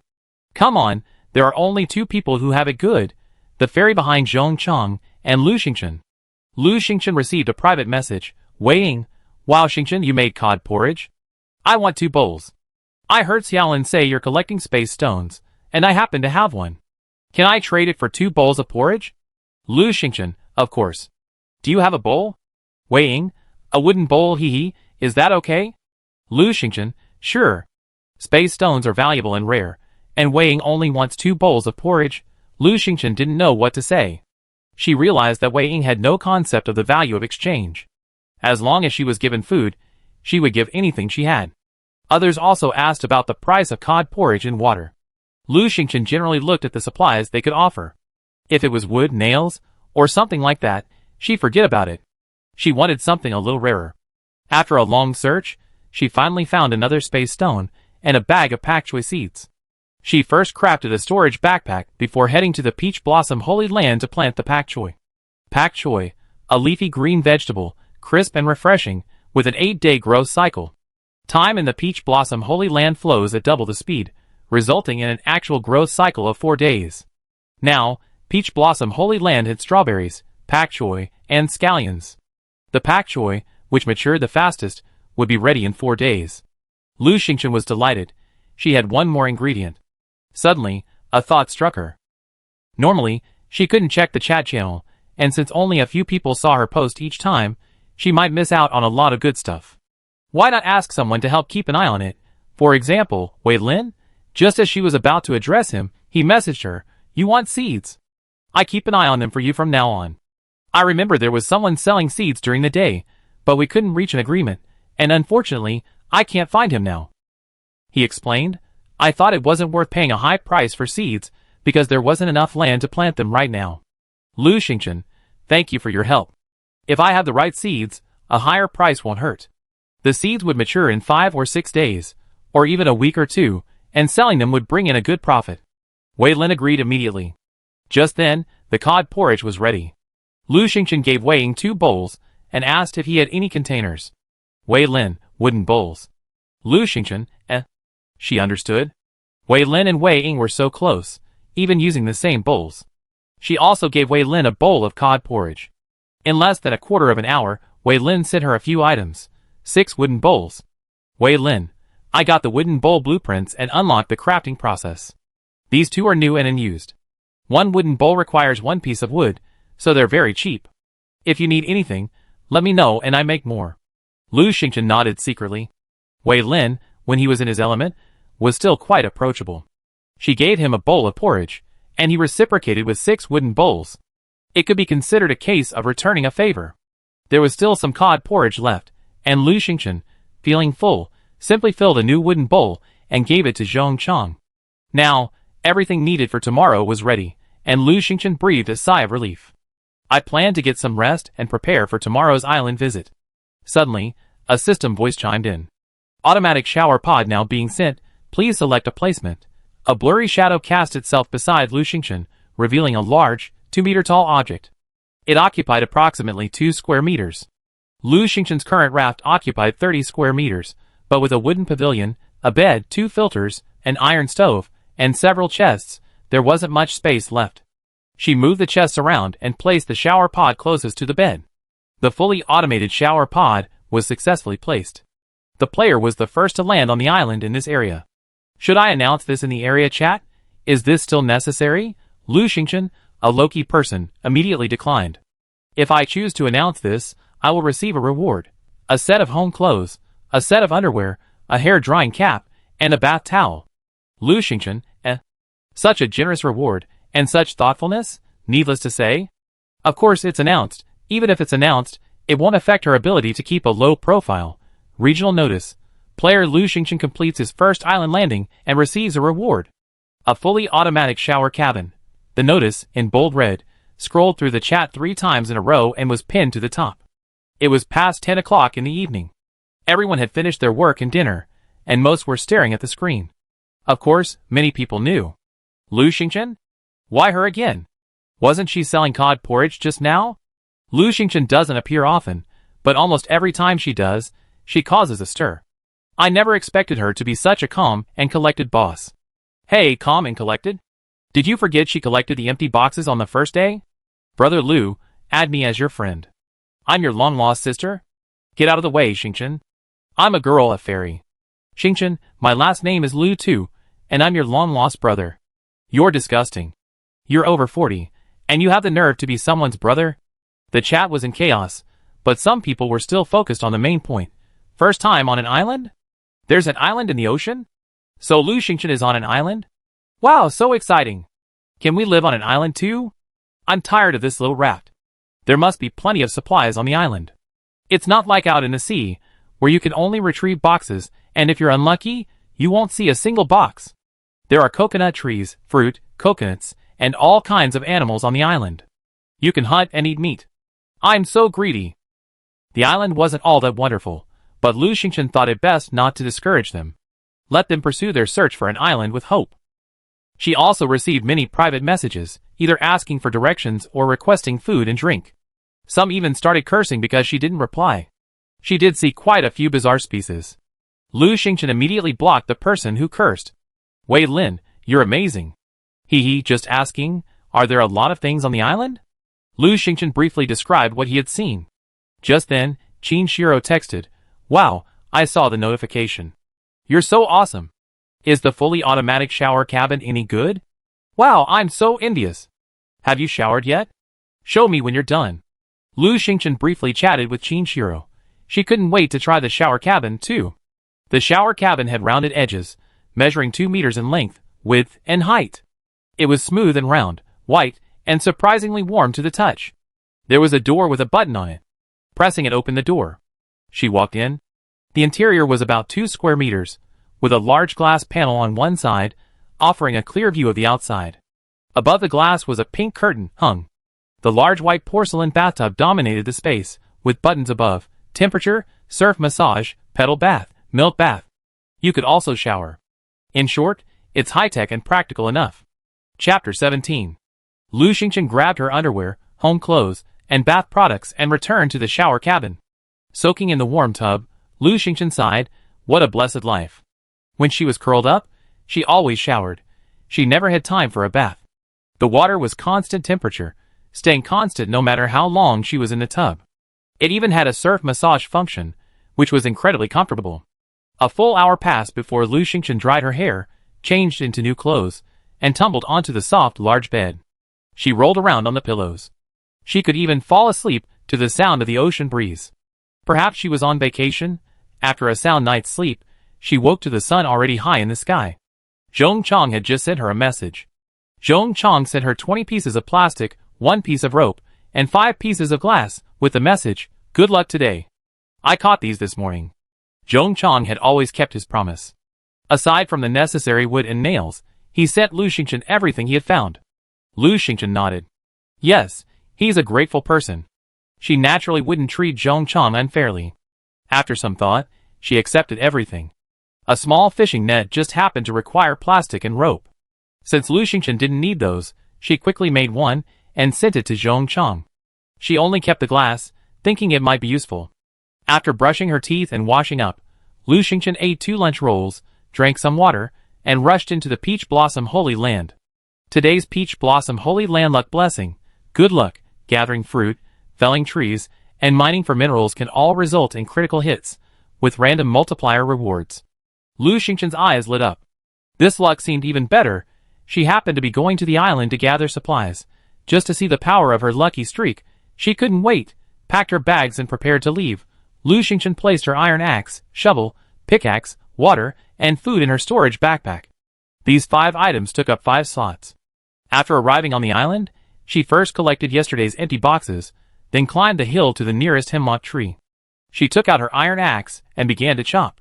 Bang! The axe made a small mark in the tree. Bang, bang, bang.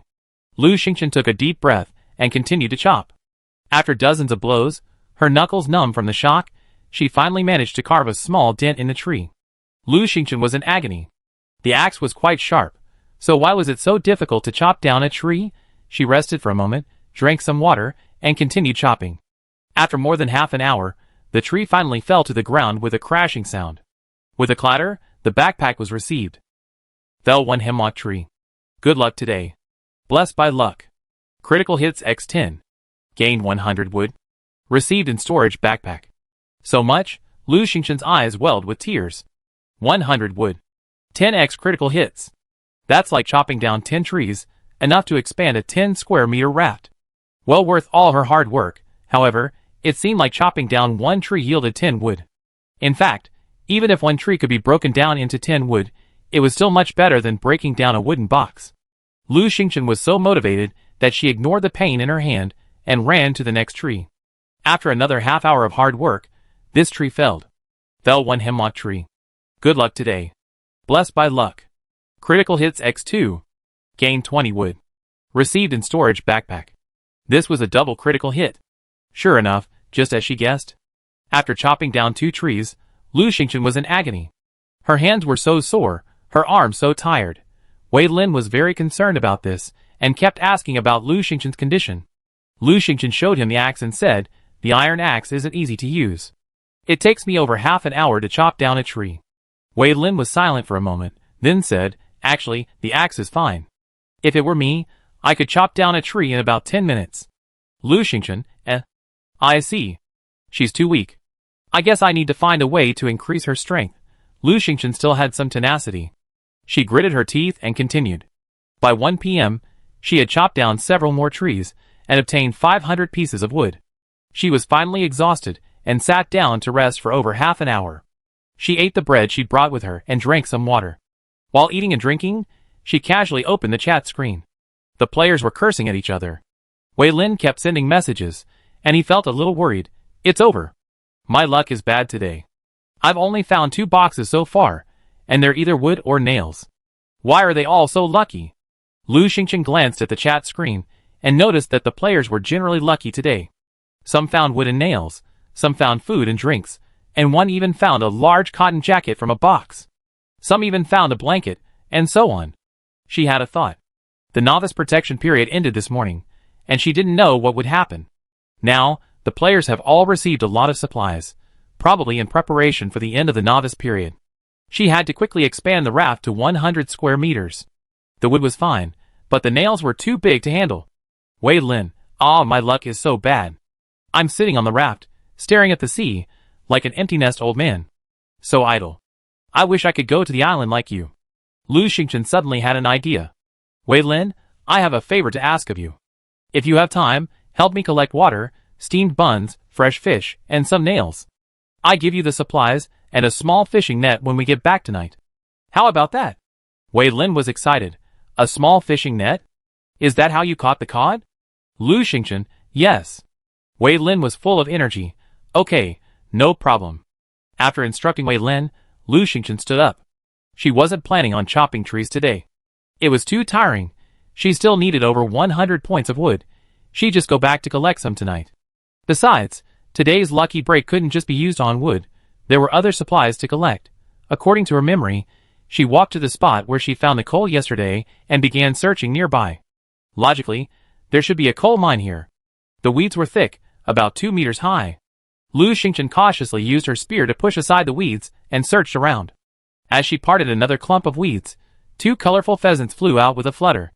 They dragged their long tails, clucking as they flew a short distance away, disappearing into another patch of grass. Pheasants? Chicken? Lu Xingchen's eyes lit up. A delicious treat. She picked up her spear and chased them, tumbling through patches of grass and sending the pheasants scurrying everywhere. In the grass, she found 2 piles of eggs, picked them up, and put them in her backpack. One of the 2 pheasants had gorgeous feathers, very beautiful. The other had dull feathers. They must be male and female. Most of the eggs here should be able to hatch chicks. Take these eggs back and find a way to hatch chicks. Then, she have a steady supply of eggs and chicken to eat. Just thinking about it made her happy. Even if she only got these eggs today, it would be a good harvest. Forget it, we eat chicken tomorrow. Lu Xingchen turned and walked away. The pheasant, with its magnificent feathers, was very timid, thinking she was going to keep chasing it. It desperately tried to burrow into a hole, but once inside, its long feathers and buttocks were exposed. Lu Xingchen raised a brow, raised his spear, and hurled it with force. After killing a pheasant, should we collect the spoils? Chapter 18. Collect. Lu Xingchen didn't hesitate. Today, she'd been blessed with good fortune, having obtained 10 white-striped chickens and 100 feathers, which she had already placed in her storage backpack. Lu Xingchen opened her backpack and saw 10 more white-striped chickens and 100 more feathers per slot. 10x critical hit. Gee, that much white-striped chicken will last me a long time. Now, her storage backpack was almost full. She had 1 iron axe, 1 iron shovel, 1 iron pickaxe, 1 wooden box, 1 mineral water, 500 pieces of wood, 16 pheasant eggs, 10 white-striped chickens, and 100 feathers. Only 1 slot remained. Lu Xingchen felt that she might have to go back and empty her backpack soon. 10 slots still wasn't enough. She continued searching the area with her spear, but after a long search, she still couldn't find a coal mine. It's already past 2 in the afternoon. I can't keep wasting time like this. Ahead was a 2-person high earthen slope. Lu Xingchen, using his spear as a support, laboriously climbed it. Across the slope, green vines snaked, each bearing a large watermelon.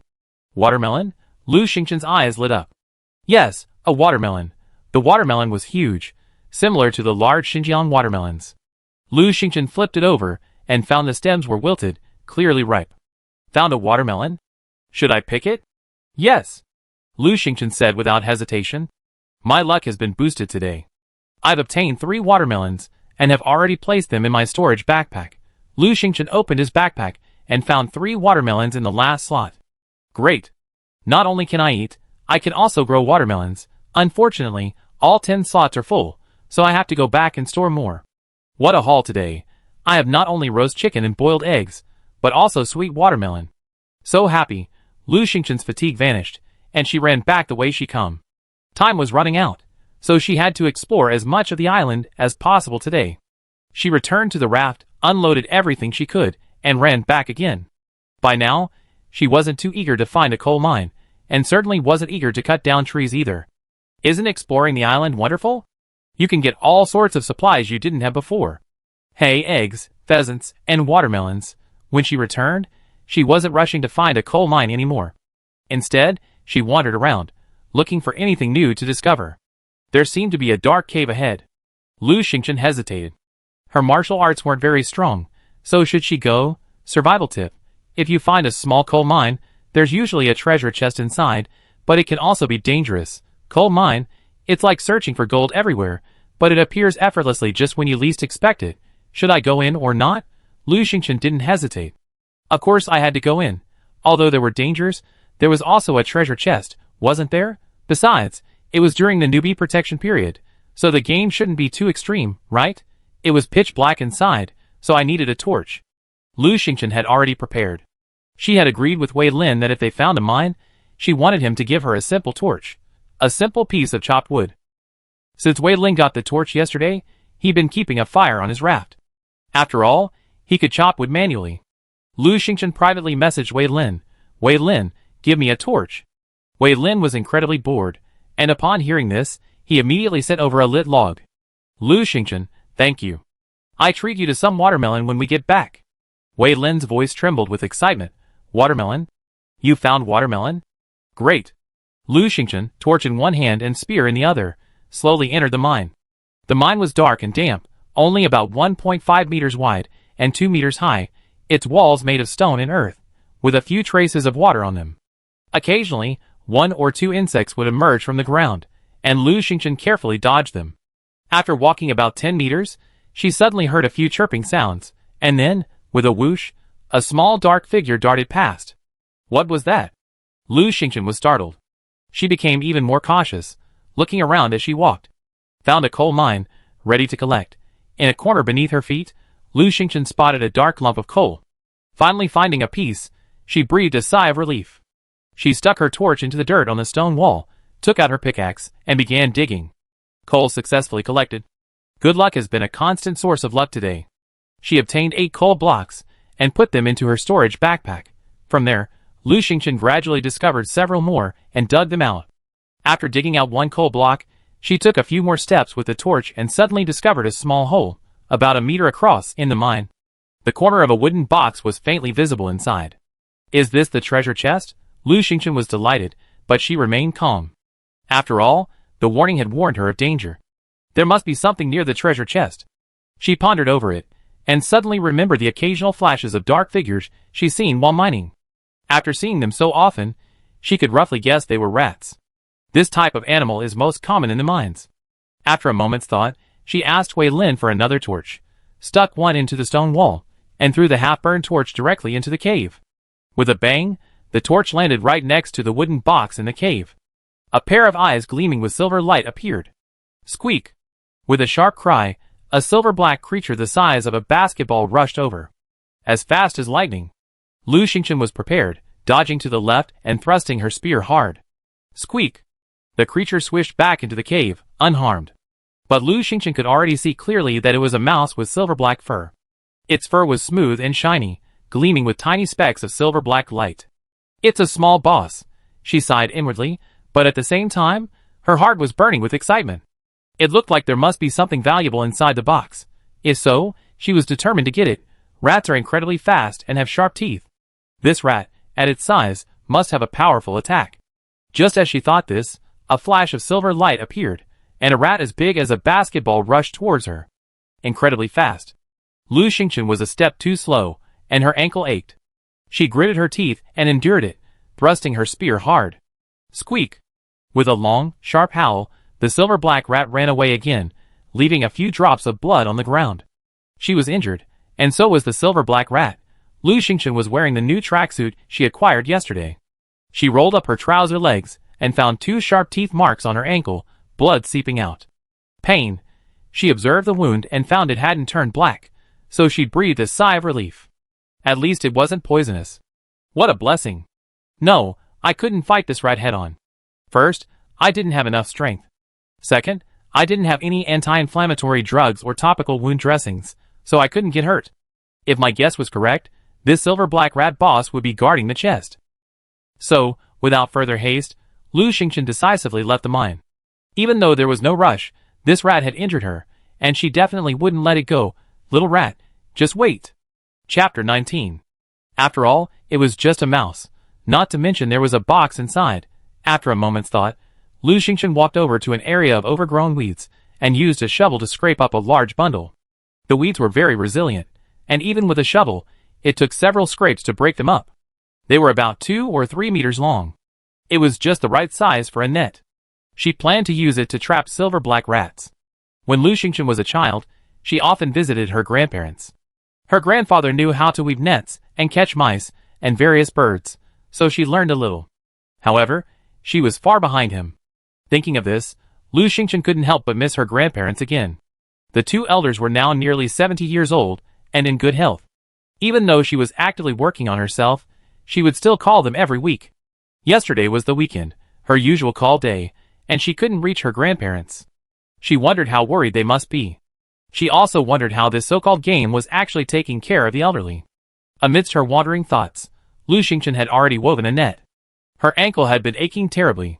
She had earlier tied up the wound with hay, and the bleeding had gradually subsided, but the pain remained undiminished. Luckily, Lu Xingchen wasn't a delicate person. She gritted her teeth and stood up. She checked the net, tugged on it twice, and found it was quite sturdy, which reassured her. Maybe the silver black rat, having never experienced a human beating, would be a little more foolish. She returned to the mine with the net, but this time she only walked a short distance, stopping about 7 or 8 meters from the rat's burrow. She set up the trap and placed half a loaf of bread near the bait. Rats in a place like this probably never tasted butter buns, right? It was a rat's favorite food. After setting up the trap, she planted a torch not far away and, holding the grass rope, walked 7 or 8 meters out, hiding behind a rocky outcrop. From here, the silver black rat wouldn't be able to see her. Lu Xingchen crouched in the shadows, patiently waiting. Her wounds ached, and when she looked down, she saw more blood oozing out. She endured the pain and observed the location of the bread bait. Sure enough, the silver black rat couldn't resist the aroma of the butter buns and slowly, cautiously, slithered over. It observed its surroundings, sniffing, anxious and worried, circling the butter buns again and again. It was indeed timid. Lu Xingchen wasn't anxious. She knew from the silver black rat's expression that it wouldn't be able to hold back for much longer. The silver black rat made several attempts, at least 7 or 8, reaching the edge of the net only to retreat. Lu Xingchen remained silent.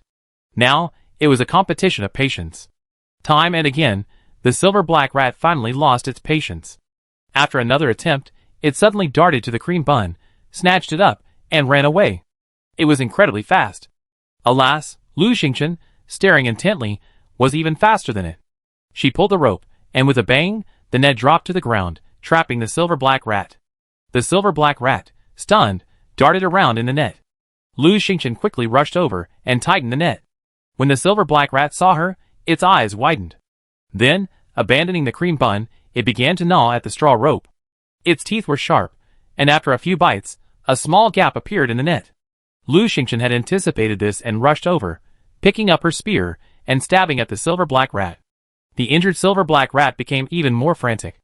Unfortunately, its movements were restricted in the net, and it couldn't escape. Lu Xingchen continued to attack with her spear. As the silver black rat darted left and right, she stabbed it several more times, leaving several bloody holes in its body. It let out one shrill howl after another, nearly deafening Lu Xingchen's ears. The silver black rat became even more frantic. Lu Xingchen ignored everything else, staring at it intently and continuing her attack. Finally, killed a level 1 mutant silver black rat. As the first player in the world to kill a level 1 mutant beast, you can make a regional announcement. After making the announcement, you receive a reward of 3 golden healing potion, plus 1 constitution, +1 strength, and +1 agility. Do you want to announce it? With so many rewards, of course I announce it, Lu Xingchen said without hesitation. Yes. World announcement. Player Lu Xingchen has killed a level 1 mutant silver black rat for the first time and received 3 golden healing potion, +1 constitution, +1 strength, and +1 agility. This is officially announced. World announcement. Player Lu Xingchen has killed a level 1 mutant silver black rat for the first time and received 3 golden healing potion, +1 constitution, +1 strength, and +1 agility. This is officially announced. World announcement. Player Lu Xingchen has killed a level 1 mutant silver black rat for the first time and received 3 golden healing potion, +1 constitution, +1 strength, and +1 agility. This is officially announced. The announcement was made 3 times. This time, the font was larger and the colors were more vibrant. A vibrant riot of color. Inexplicably Chunabaku. Then, another system voice chimed in. Golden healing medicine X3 obtained, placed in storage backpack. Lu Xingchen finally understood the difference between this announcement and the last. This time, it was a global announcement, whereas the last was a regional one. Therefore, this time, the rewards were greater, and they also increased stats. So I'm number 1 in the world, inexplicably proud. This injury was worth it. Meanwhile, in Area 34, 2 tall, muscular men were attacking a wild boar. The boar was barely alive, only a few more blows away. They stopped. One of them gritted his teeth. We worked so hard to get together, and we were only half a minute away. Such an important world-first kill went to someone else. Another one, with a vicious look, said, Area 33, Lu Xingchen, right? After the merge, we make him suffer. The first person nodded and grinned. 24 years old, female, haha. Female? The other one was stunned and said fiercely, kill her. Elsewhere, Lu Xingchen collapsed on the ground, exhausted. With trembling fingers, he pulled out the gold medicine from his storage backpack, unwrapped the wound, and sprinkled it on the wound. Almost instantly, the bleeding stopped, the pain subsided, and the 2 teeth marks were much smaller. Lu Xingchen breathed a sigh of relief. This injury was no longer a big deal. The golden healing medicine is incredibly effective. What she didn't know was that the chat channel was buzzing with activity. Lu Xingchen again. This is a world announcement. Our District 33 has become famous this time, haha. I declare Lu Xingchen my idol. She's brought honor to our District 33. For that alone, I forgive her previous profiteers. I looked at her profile. Lu Xingchen is only 24 years old. If she can do it, why can't we? Brothers, work hard. Don't always let a girl steal our glory. Weiling gave Lu Xingchen a thumbs up. My idol, boss. I really admire you. I remember your martial arts skills weren't very high. You even had trouble chopping trees. How did you kill a level 1 mutant? Chapter 20. Lu Xingchen, I made a net myself. Weiling gave another thumbs up, full of praise. Qin Shiro had already begun bombarding her with messages. Ah, Xingchen, how are you so amazing? You killed a level 1 mutant beast today. Wow, Xingchen, you have so many fans. You must remember, I'm your first fan. I'm special. Xingchen, did you get anything good today? Lu Xingchen, I tell you when I get home tonight. Wei Ying and Zhong Chong both said congratulatory messages, but the others were strangers, so Lu Xingchen didn't even glance at them. It was almost 3:30 p.m., and she had to be back on the raft before 6 p.m. She couldn't waste any time. Lu Xingchen hurried back to the mine. It was much quieter now. Even the little mice that had occasionally appeared were gone. She hurried to the treasure chest and carefully explored it. After making sure there was no danger, she opened the wooden box. The wooden box opened, revealing 1 bear trap blueprint, 1 brazier blueprint, a pack of 10 sausages, 20 pieces of ginger, and 20 pieces of iron, all placed in her storage backpack. A huge harvest. Lu Xingchen opened her storage backpack and found it was almost full again. Looking at the overflowing backpack, she felt a surge of joy. There were 2 blueprints. She planned to examine them more closely when she returned. She took out her pickaxe and began digging. The rest went much more smoothly, and finally, with the blessing of her continuous good fortune, she found 260 pieces of coal. It was a small mine, and she had only dug through it 50 or 60 times. Without her continuous good fortune, she would probably have only found 50 or 60 pieces of coal. She was very satisfied. It was past 5 by the time she emerged from the mine. Lu Xingchen began to make her way towards the raft. As she walked, a message suddenly popped up. Survival tip, found granite. Can you collect it? Granite on the surface? That's ridiculous. Lu Xingchen shook her head. Well, it's just a game. Don't try to rely on the laws of nature. Since the tip was helpful, she immediately took out her pickaxe and began digging. She dug up a few granite blocks, and with a burst of good luck, she found a total of 12. After she finished digging, she headed back. As she neared the beach, she passed a pile of yellow earth, a different kind from ordinary soil. Survival tip: found yellow earth. Can you collect it? Seeing she still had some time, Lu Xingchen took out her shovel and dug a few times, finding over 20 blocks. Seeing it was almost time, she hurried back to the raft. As soon as she boarded the raft, the system voice rang out. Time to get off work. Dear adventurers, you've worked hard all day, take a good rest. Lu Xingchen's backpack was overflowing again. She piled her things onto the raft and decided to take a good rest. What a busy day. After eating 2 whole wheat European breads and drinking half a bottle of water, Lu Xingchen checked her wound again. It had only taken a short while, and the wound on her ankle had almost healed. She estimated that she would be able to shower in less than an hour. After a day of mining and chopping wood, she was completely grimy. It was a shame to ruin her new workout outfit. Thankfully, her clothes from yesterday were dry, so she could wear clean clothes soon. Although she was exhausted, Lu Xingchen only leaned back on the bench for a moment. She didn't want to dirty her clean, soft bed. Wei Lin, you're back? I exchanged 5 bottles of mineral water and 5 steamed buns for 200 nails. Someone just opened a box and got 100 nails. She wants to trade them for 3 instant noodles. Do you agree? Lu Xingchen, I agree. Go ahead and I give you the stuff. She was determined to expand her raft to 100 meters today. After giving the stuff to Wei Lin, Lu Xingchen received 300 nails. Her supplies now included 510 pieces of wood, 340 nails, 28 iron blocks, 7 strawberries, 1 roll of rope, 1 piece of floral fabric, 1 sandwich, 51 pieces of plastic, 3 whole wheat European bread rolls, 3 instant noodles, 1 bag of rice, 2.5 kilograms, 3 sea bass, 1 squid. Her raft was only 30 meters long. To expand it to 100 meters, she needed 700 pieces of wood and 700 nails. She was still short 290 pieces of wood and 360 nails, which seemed a bit much. How about waiting 2 days before expanding? The moment the thought occurred to Lu Xingchen, she dismissed it. She realized that if she was quick, she might be able to obtain rare supplies, such as her first island landing or her first kill of a level 1 mutant. But how would she exchange them for wood and nails? Mineral water could be exchanged for 50 milliliters, but the others were a bit more complicated. Oh right, watermelon. What would she do with the watermelon? Eat it and sell it, or save the seeds, and soon she have more watermelons to eat. She took out the watermelon, only to realize she had no knife. With no other options, she cleaned her axe and carefully cut the first watermelon into 8 large slices. She gave 1 slice to Wei Lin.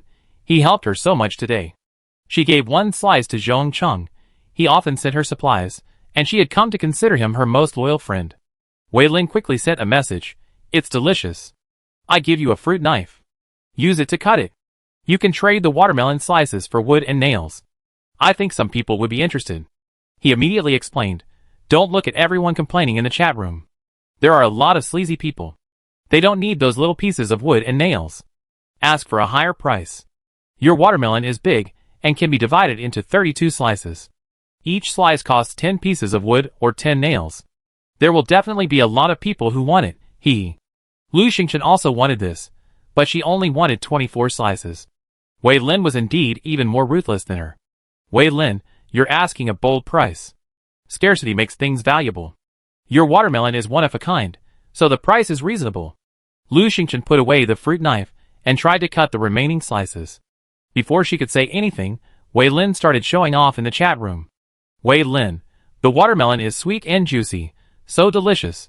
Oh my god, what did I see? A watermelon? Wei Lin, where did you get that? Gao Dafu, it looks so sweet. My mouth is watering. Wei Lin, you profiteer, I know you have bad intentions. Name your price. Wei Lin, hey, it's not mine. I just bought it. Lu Xingchen has it. You can ask her, but she may not sell it. She's not short of supplies. Gao Dafu, Lu Xingchen? I didn't see her selling it. When did you get close to her? No, contact her. It's tied. Wei Lin, hey, as the first player to land on the island and get the first kill, there must be some good stuff. Of course, I have to keep an eye out for it.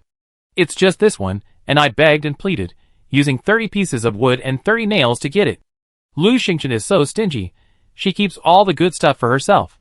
Gao Dafu. That's right. It seems like Lu Xingchen always trades water and bread for supplies.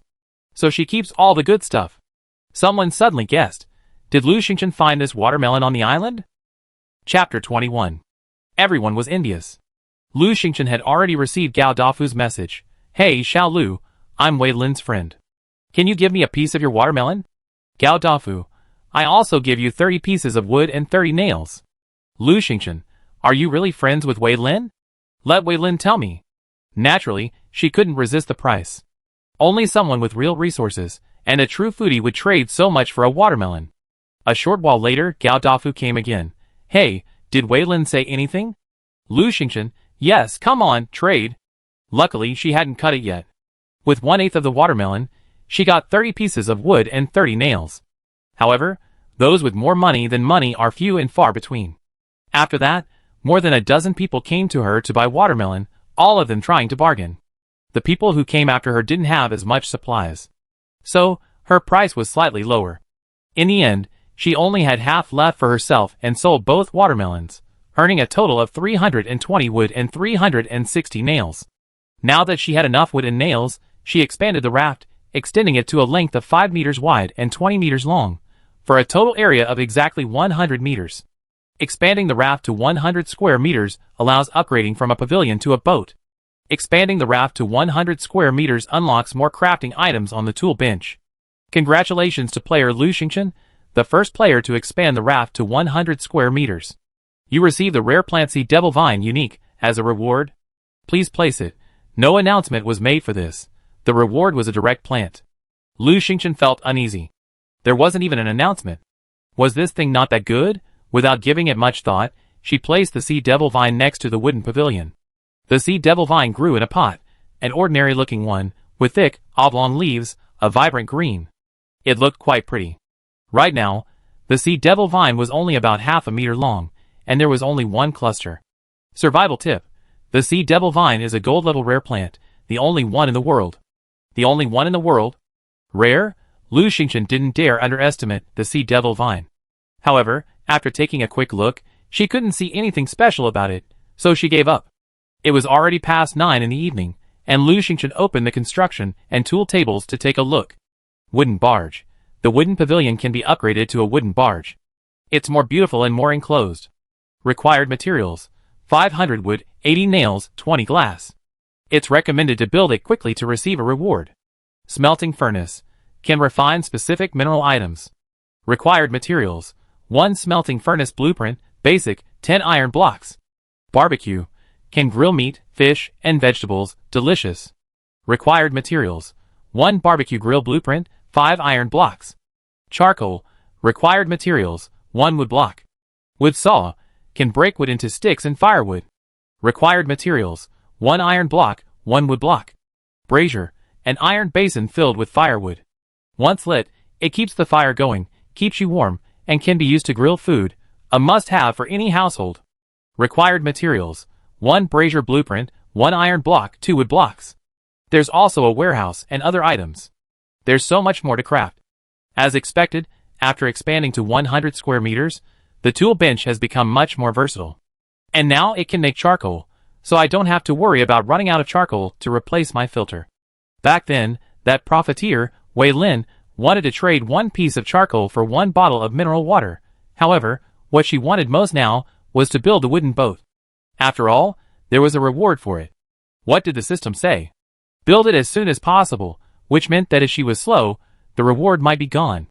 Lu Xingchen was eager to try, but when she saw the required supplies, she felt depressed again. 500 pieces of wood? That's not going to be easy to exchange. Thinking about it, she shuddered. She didn't know why, but it seemed much colder than usual today. She crossed her arms, looked at her grimy self, and couldn't help herself. No, she had to shower first. Otherwise, it would get even colder, and after getting out of the shower and into the cold air, she'd catch another cold. Lu Xingchen went to the fully automatic shower cabin and showered, washed her hair, and washed her clothes.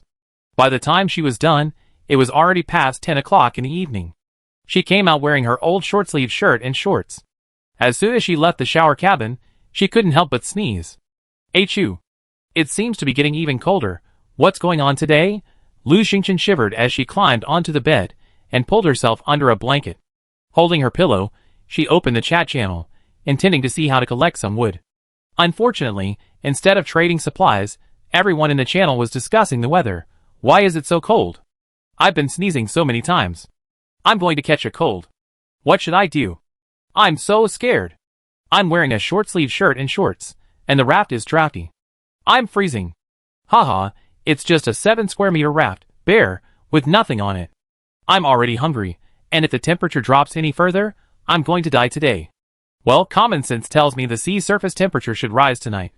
We've already entered the game and experienced such a fantastical experience. Why would we still need common sense? Just a reminder, at midnight tonight, the 3-day newbie protection period ends. No one can predict what will happen. What? The newbie protection period is ending? What happens next? Everyone was in a state of panic. At this moment, the screen was forced to project, announcing several notices. Dear players, the 3-day newbie protection period is about to end. The temperature will drop to around 10 degrees Celsius tonight. Please be prepared. After midnight, danger will approach.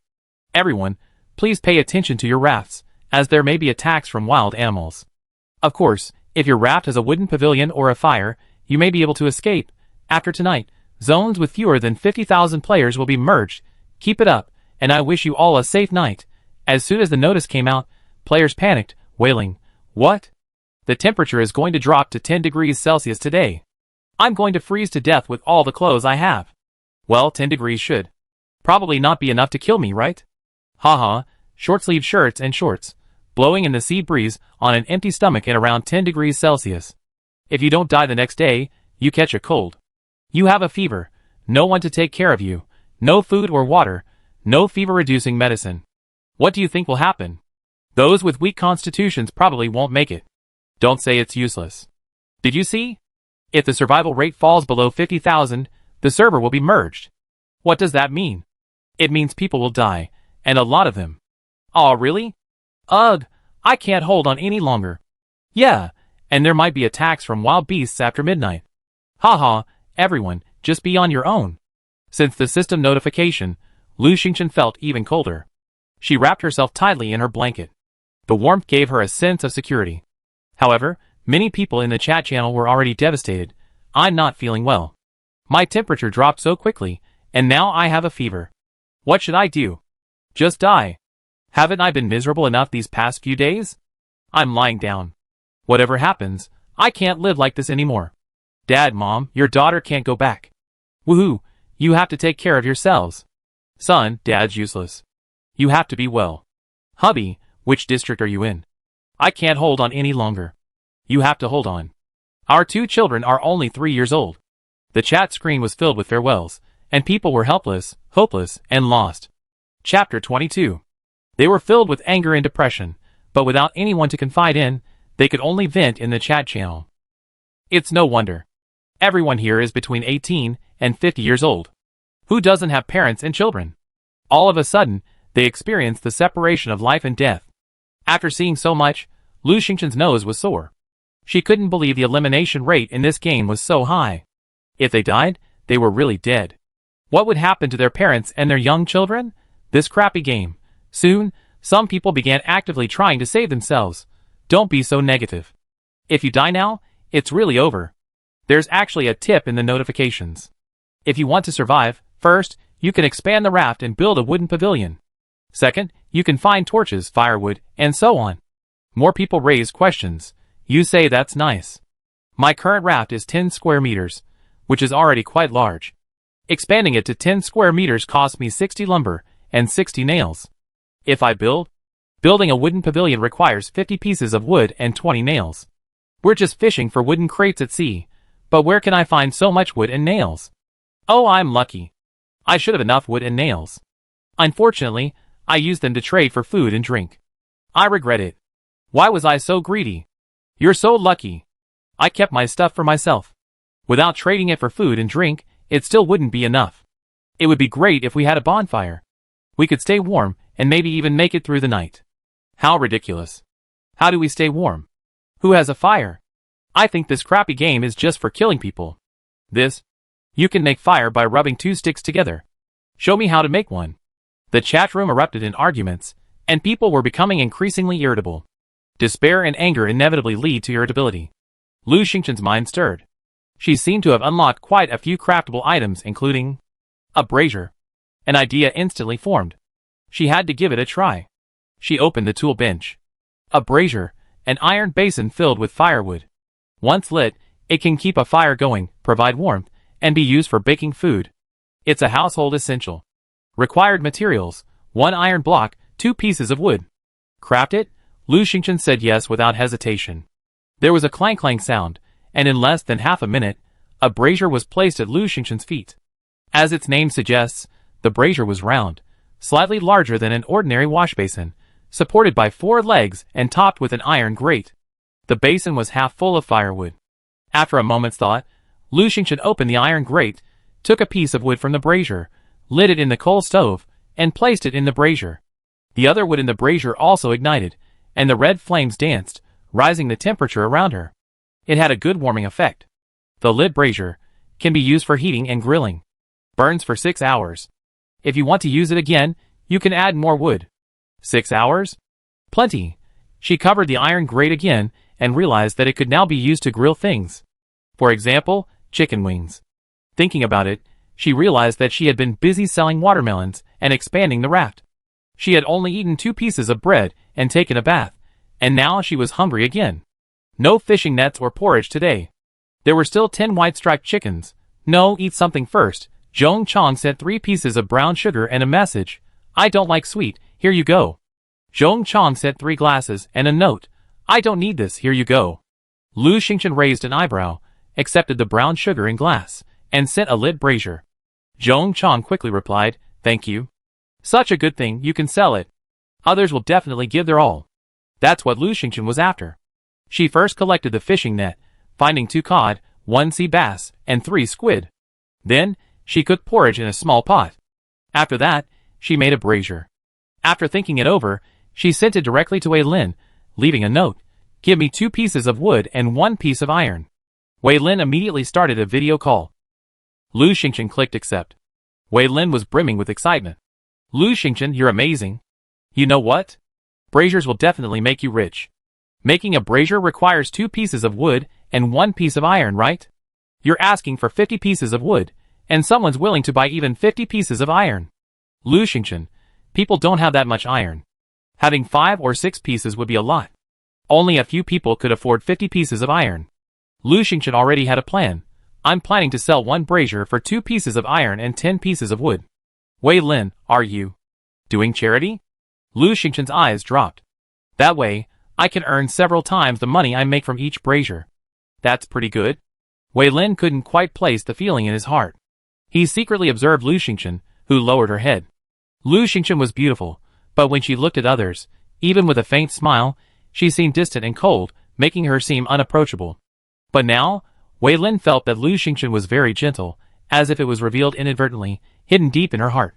Wei Lin was a skilled businessman. He was good with words, and even more so with women. He always had no trouble getting along with girls, but he always hit a wall with Lu Xingchen. He had tried his best to please her, only to get her to consider him a partner with whom she could share resources. That was all he was, a partner, not a friend. Before, he had only considered Lu Xingchen a business partner, someone he could definitely make friends with, but now, his heart had softened. He wanted to be a true friend with someone like her. Suddenly, Lu Xingchen raised her head, a sly glint in her eyes. But that's the discounted price.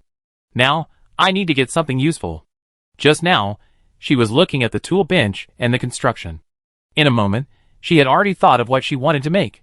Lu Xingchen, I want to trade the brazier for blueprints, seeds, glass, and other rare items. As for wood and nails, I trade them later. Let's squeeze the good stuff out of the rich man first. Wei Lin, Was he just moved for nothing? Should he retract his thought? After a moment, he shook his head. Lu Xingchen's thinking was sound. Right now, the brazier is a lifesaver. Seeds and blueprints in exchange for a life is a great deal for players. This is a great time to squeeze out the good stuff. Wei Lin paused slightly and coughed softly. Well, I think it's great. So let me promote it for you. In fact, he didn't need to promote it. The brazier is a lifesaver, so naturally many people want it. Wei Lin posted in the chat channel, let me show you something good. A lid brazier. He not only posted a picture, but also recorded a video. In the video, he placed a few slices of steamed buns and bread on the iron grate. The players were excited. Chapter 23. As soon as the players saw the video and pictures of the brazier, they were immediately excited. Brazier? We're saved. This brazier looks great. It even has a grate, perfect for grilling. Look, look, that fire is burning. With a brazier like this, we definitely get through tonight. Wei Lin, give me a special price. Wei Lin, haha, I just bought it from someone else. It cost me a blueprint and a seed. Do you have any good stuff? Someone was confused. What? I need to exchange seeds and blueprints? Most people don't have those. Someone said, that's fair. Look carefully at the beginner's instructions. As long as you have a torch, you have a high chance of getting through tonight, let alone a brazier. I think it's great. I just happen to have a blueprint. In fact, everyone felt the same way. Fire is so important. Besides, the brazier's information says it can burn for 6 hours and can be refilled with firewood. As long as you have matches, you can keep the fire going. While everyone was chatting, Lu Xingchen also made a brazier for Qin Shiro, only asking her to pay the cost price. 1 iron block and 2 pieces of wood. Qin Shiro was overjoyed and asked for a video chat, but Lu Xingchen was too busy and declined. Qin Shiro, wow, you're so kind. This brazier makes me feel so much warmer. Xingchen, you're an angel. Lu Xingchen didn't have time to reply because she had received many private messages from people wanting to exchange their braziers. She only looked for useful items, and after a few sifting, she found several good ones. Oxhorn bow blueprint, basic a long-range attack weapon. A 100-step shot would be even better. Required materials, 1 ox horn, 1 ox tendon, 1 piece of wood. Feather arrow blueprint, for use with a bow. Required supplies, 1 feather, 1 piece of wood, 1 piece of iron. Potted grapes, what are you looking at? Fertilize and water them well, and in a while, you have sweet and sour grapes to eat. There were also blueprints for a smelting furnace, an iron axe, a dagger, glass, tissue paper, and hand cream. She even found barbecue seasoning and salt. Everything else was a jumble of miscellaneous items. Lu Xingchen looked around and even considered trading some of the plastic, just in case it came in handy. Lu Xingchen was busy selecting items, crafting braziers, and trading them with people one by one. Soon, her storage backpack was full again, and some items had been placed on the raft. Lu Xingchen looked at the messy raft and felt troubled. She hated clutter, but with so much stuff and nowhere to put it, she had no choice but to do this. Oh right, a thought struck her. It seemed that after expanding the raft, she could build a warehouse. To confirm, she went to check again and, sure enough, found one. Warehouse can store supplies. Initially, it has 10 storage boxes, stackable, which can be added later and expanded. Required supplies, 500 wood, 10 space stones. She immediately called out in the chat, braziers for space stones, anyone with them? Contact me. Some people still had space stones, but some had 1, some had 2 or 3, and 3 was the most common. So Lu Xingchen simply offered 3 space stones plus 3 pieces of wood for a brazier, or 1 space stone plus 10 pieces of wood for a brazier. There was no other way. She was running low on wood. In private messages, some people were being pushy. Some insisted on exchanging 30 pieces of wood and 30 nails for a brazier. Others insisted on 100 pieces of wood. As for Gao Dafu, who was incredibly wealthy, he offered 100 pieces of wood and 8 ingots of iron. Lu Xingchen agreed to everything.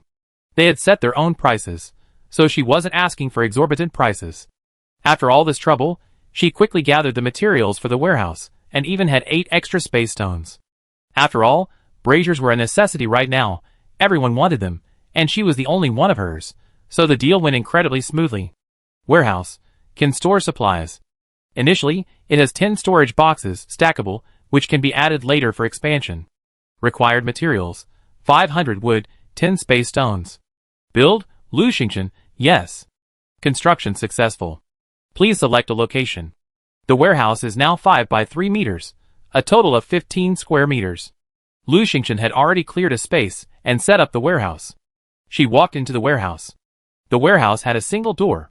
Once inside, 3 walls were lined with shelves. The innermost wall held a 5x4 shelf, and at the bottom were 2 rows of boxes, for a total of 10 boxes.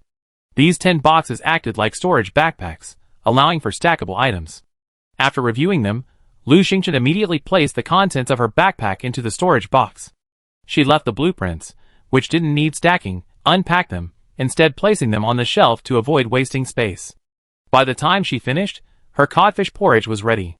After drinking a bowl of hot porridge, Lu Xingchen felt much warmer. However, the temperature seemed to have dropped significantly again. Lu Xingchen thought it was probably around 10 degrees Celsius now. She had already put on her dried long-sleeve tracksuit, but she was still shivering, so she could only warm herself by the fire. No, she wouldn't be able to sleep well this night. Lu Xingchen returned to the wooden pavilion. The temperature inside was slightly higher than outside, but still chilly. Oh, and you can upgrade it to a wooden barge. It requires 500 wood, 80 nails, and glass. Keep selling braziers and stocking up. It was almost midnight. Normally, the players would have gone to bed long ago, but the chat was busier than ever. It's so cold. Achoo. I really have a cold. Wow. I don't want to live anymore. I'm starving and freezing. What kind of day is this? The temperature's dropping so fast. I'm dying. Gao Dafu, haha, so cool. Having a brazier is so nice. Haha. Gao Dafu even posted a video. He was a portly man with a chubby face. He was sitting on a wooden box, with a roaring brazier in front of him. It was filled with a steamed bun, 2 loaves of bread, and a squid. He also had a small iron box next to the brazier. Puffs of white steam rose from it, revealing that it contained boiling water. He picked up a bit of fish and took a bite, then picked up a can of beer and slurped it down. Gao Dafu's eyes were wide and round, and his smile made his face rounder. Great. Haha, eating and drinking makes me warm. Someone was jealous. Gao Dafu, where did you get all these goodies? Gao Dafu, I bought them from Lu Xingchen. I bought the brazier and the squid from her. I recommend you buy a brazier. It's warm and can scare off monsters. Just now, a shark wandered by my raft and ran away. Braziers are really great. Lu Xingchen had already received many private messages, and now the chat channel was also talking about her. Lu Xingchen, take a look at the private messages. I don't have any seeds or blueprints, and the other stuff isn't rare. I only have wood and nails. Can I use these to buy your brazier? Chapter 24. At this time, Lu Xingchen was making a smelting furnace. Smelting furnace can refine specific mineral items, required materials. Smelting furnace blueprint X1, iron block X10. Do you want to make it? Yes. The smelting furnace was successfully made. Please place it. The smelting furnace is a furnace about 1 meter high. Lu Xingchen cannot see the fire. Like the tool bench, there is also a panel on the smelting furnace with several pieces of information on it. Iron nails. 10. It is very useful, you should know it. Required materials. Iron block X1. Iron block. A common and widely used mineral, which can be smelted into an iron block with 10 iron nails. Required materials. Iron nails X10. Coal balls. 10 combustible items made with coal blocks. Required materials. Coal blocks X10. Lus X1. Water X1. Seeing this, Lu Xingchen realized that it was time to add coal balls to the iron furnace. Coincidentally, she had enough coal blocks, so she made 10 coal balls and added 1 to the iron furnace. People in the chat channel started trying to find her. Lu Xingchen, please save me. I'm really cold. Lu Xingchen, I have something good to exchange for your brazier. Check out my private message. Hey, Lu Xingchen's private messages are probably flooded with messages. I guess she can't get through them. Lu Xingchen, I have an incubator that can be used to hatch eggs. I want to trade it for your brazier. Upstairs, the incubator is a great thing. How could you bear to give it up? Oh, there's nothing I can do. I'm dying, so what do I need these things for? I just couldn't bear to give them up. That's why I've been freezing until now. I'm coughing so hard. If I keep freezing, I'm afraid I won't see the sun tomorrow. Wei Lin quickly sent a private message to Lu Xingchen. Hurry, Xingchen, someone wants to trade you for your incubator.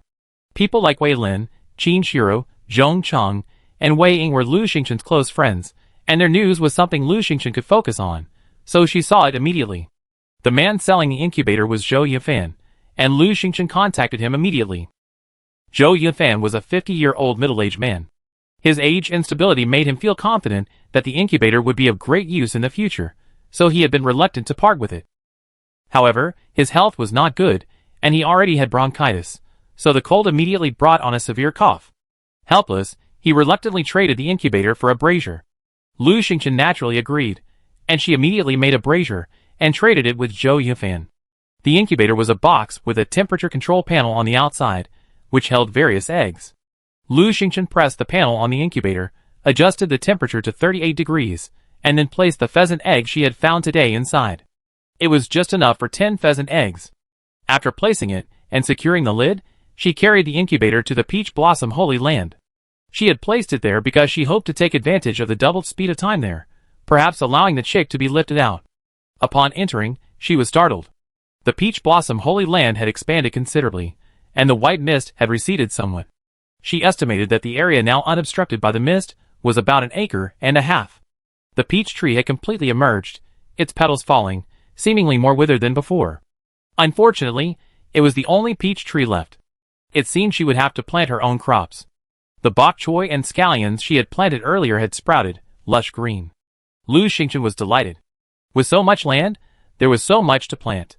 She would plant the watermelon seeds once they were dried. After a moment's thought, she went out and transplanted the grape seedlings. She was in a hurry to make the brazier, so it only took her 10 minutes. Everyone was getting so cold, they kept calling for her. Lu Xingchen, I'm really at my wit's end. I've dismantled all the remaining wooden boxes and got 9 nails, 9 pieces of wood, 5 pieces of plastic, 2 steam buns, a piece of pink cotton cloth, and a roll of rope. Can you give me a brazier? Upstairs. What's so valuable about those things of yours? Don't embarrass yourself. It's okay, the pink cotton cloth looks nice. Come on, his stuff is worth far less than a brazier. Because Lu Xingchen was overwhelmed with messages, many people posted their supplies in the chat channel, hoping to exchange them for a brazier. However, most people's supplies were so ordinary that everyone thought it was impossible. Unexpectedly, Lu Xingchen replied, sure. Trade your stuff, except the steamed buns, and I give you a brazier. Many people were excited. Really? That's so kind. I have 3 iron blocks and 10 pieces of wood. Can I trade them for a brazier? Don't be too much, don't you? You don't have enough, do you? Lu Xingchen, sure. The brazier is a good business. As long as it's worth more than 1 iron block and 2 pieces of wood, she's making a profit. She needs to weigh everyone's supplies, and 2 iron blocks and 8 pieces of wood are the result she's calculated. This price allows more people to use the brazier, while also allowing her to obtain more supplies. Otherwise, if players don't have enough supplies, they have to buy and trade everywhere, wasting time and preventing her from receiving as many orders. However, before announcing the price, she still needed to lay the groundwork. This would both make it easier for those who paid a premium to buy braziers, and also make those who paid more for them grateful. Lu Xingchen, I just read a lot of private messages. I know everyone's having a hard time, not having enough supplies to exchange for braziers. I also know everyone's freezing. Without braziers, they probably won't make it to tomorrow morning, or if they do, they'd be weak and sick with a fever. They won't be able to survive the next 7 or 8 days, and their lives might be in danger. So, I plan to try my best to make braziers for everyone, even if their supplies are ordinary and the quantity is limited. However, if the price is too low, it feels unfair to my friends, who have already made them. If it's too high, everyone won't be able to come together.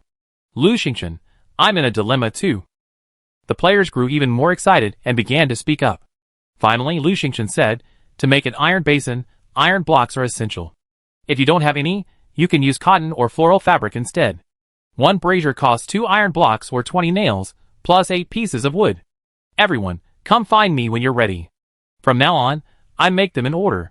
Iron blocks are essential, otherwise, you won't be able to make an iron furnace. No one has many iron blocks, and if the price is higher, many people won't be able to afford it. This was the price Lu Xingchen had carefully calculated. The players were incredibly grateful, and immediately went to gather supplies. Soon, trade requests began pouring in. Lu Xingchen was overwhelmed. There were so many, it was exhausting. Wei Lin, are there too many people? Have them come to me. After you make the braziers in bulk, hand them over to me in batches. I light them and trade them. It's much faster this way. Lu Xingchen had this idea in mind, so he mentioned it in the chat channel. The two agreed that Wei Lin would receive 5% of the net profit from the braziers as compensation. Less than half a minute later, Wei Lin privately messaged, "Give me 30 first. We're too many." Batch production was quick. In less than a minute, 30 braziers were ready, and Lu Xingchen delivered them all to Wei Lin. Wei Lin also quickly set a pile of supplies, mostly wood, nails, or iron blocks. While Wei Lin's trades continued, Lu Xingchen also worked tirelessly, producing batches of 30. After each batch, Wei Lin handed all the supplies to Lu Xingchen. An hour later, Lu Xingchen had already received over 1,000 pieces of wood and nearly 100 iron blocks. After deducting what he had used, he still had 700 or 800 pieces of wood and nearly 100 iron blocks. Already, he had sold nearly 200 braziers, but for the vast number of people waiting for them, this was too few. Some people were starting to get impatient. Chapter 25. Wei Lin sighed. So many people are waiting, and they're all pushing me. There was no way he could rush them. Wei Lin needed to collect supplies, gather the braziers, light them, and trade them. Even if he worked non-stop, he could only go so fast. Besides, he was tired now, and his speed had slowed down considerably. Lu Xingchen could have been faster. Everyone in the chat channel was getting impatient, and someone started pushing. Jiang Wenming, Lu Xingchen, can you please hurry up? I placed my order over half an hour ago, and why hasn't it been my turn yet? Jiang Wenli, that's right, why are you so slow? How do you run a business? You're so slow, so slow. Immediately, someone spoke up for Lu Xingchen. Upstairs, don't be too much. The braziers need to be made, lit, and traded. It takes at least half a minute to complete a single trade. Only an hour has passed, and many people have already received theirs. Isn't that enough? That's right, Lu Xingchen isn't a businessman. Business doesn't involve just one brazier. All I need is 2 iron blocks and 8 wood.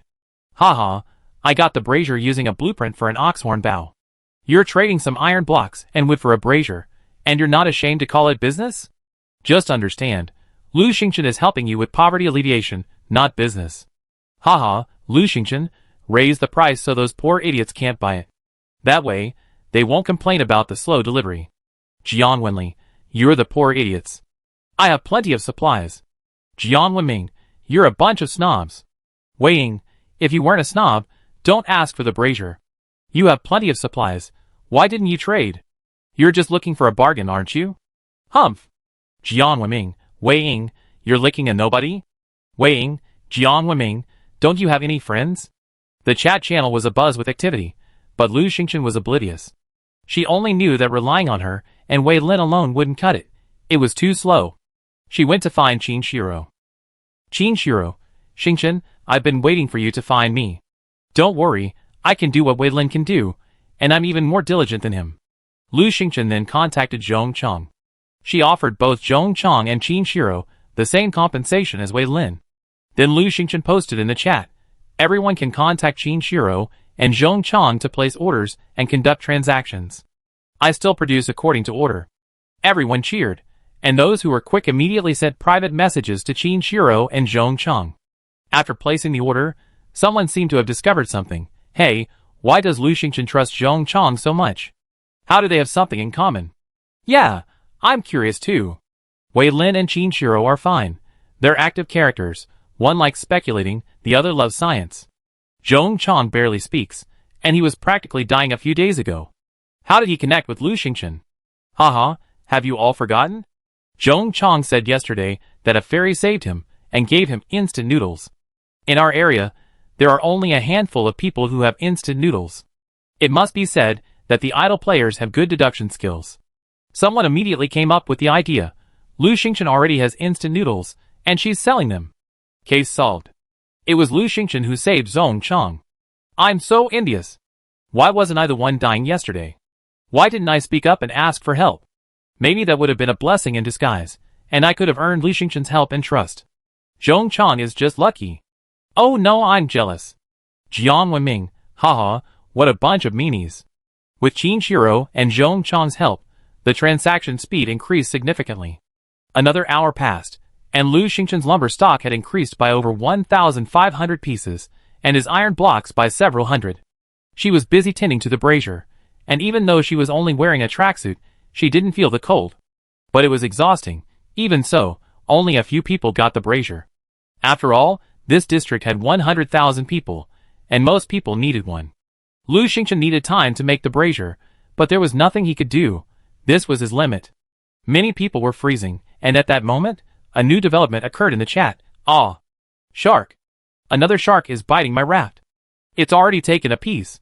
I don't know what's under my raft. It's about to capsize. I have a shark here too. Help. I have a shark here too, but it just swam around and left. Oh, I have a fire bowl. Fire bowl? Yes, I have one too. So the shark here just swam around the raft and left. The beginner's guide said that if you have a torch, you might be able to escape. Wow, I don't have a fire bowl. I'm still waiting in line. Wei Lin quickly sent Lu Xingchen to check.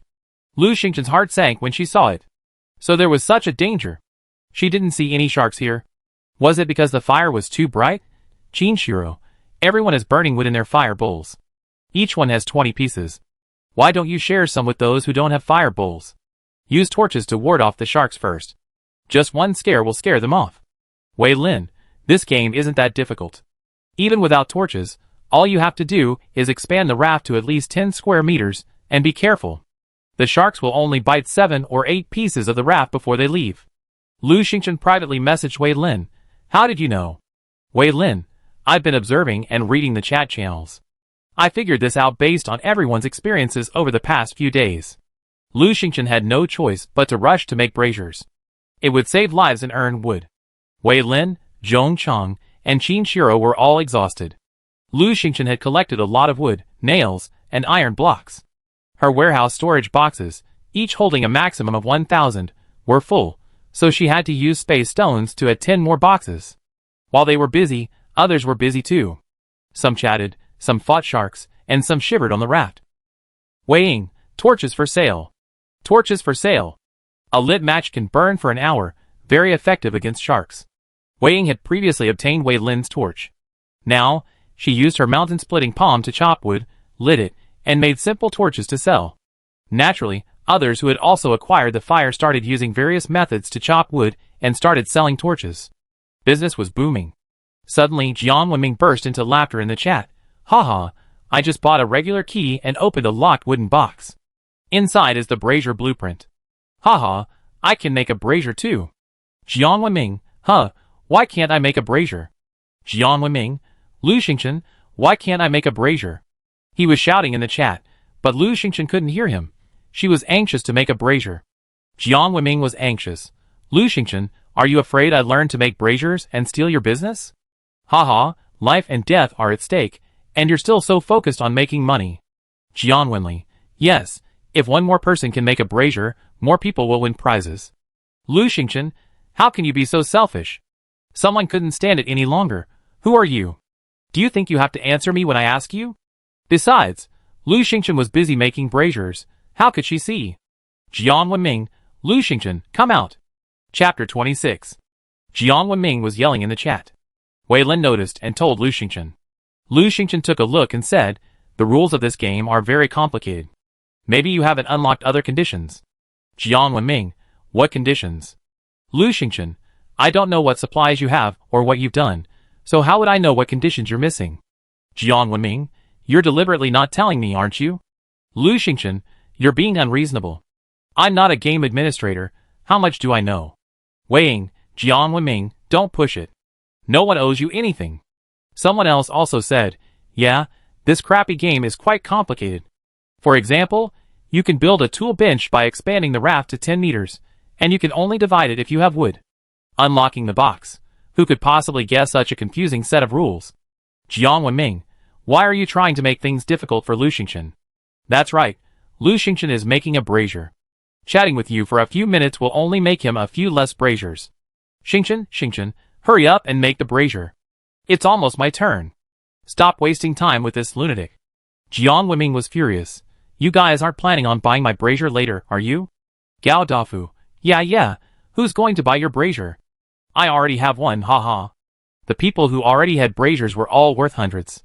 They were warm and cozy, and the braziers weren't expensive. Naturally, they had a good impression of Lu Xingchen, and were all on his side. Jiang Wenming was furious, convinced that Lu Xingchen was deliberately keeping the reason for his inability to make a brazier secret, and he resented Lu Xingchen. Jiang Wenming, Lu Xingchen, don't let me touch you. Lu Xingchen, what had she done to offend him? He's crazy. Think carefully. What are the prerequisites for making a brazier? When her raft expanded to 100 square meters, She had just obtained the brazier blueprints. As soon as she opened the tool bench, she discovered she could make a brazier. She had no idea what other requirements were needed. Besides, she was very busy helping Jiang Wenming research the necessary requirements and making fewer braziers. Wei Lin, Xingchen, be careful of the Jiang brothers. They're vindictive, and the Jiang family does have some uncanny abilities. Jiang Wenming cursed again in the chat channel, and Lu Xingchen felt disgusted. She thought carefully and said to Wei Lin, "Do you have any idea how to get Jiang Wenming's brazier blueprints?" Wei Lin, "I'm not on good terms with him, but if I get the blueprints, can you unlock my conditions?" Lu Xingchen continued crafting the brazier, saying, "I've just been thinking it over and have a guess. If you can find a way to get the blueprints, we can work together." She only had a few resources, and after 2 or 3 attempts, she unlocked it.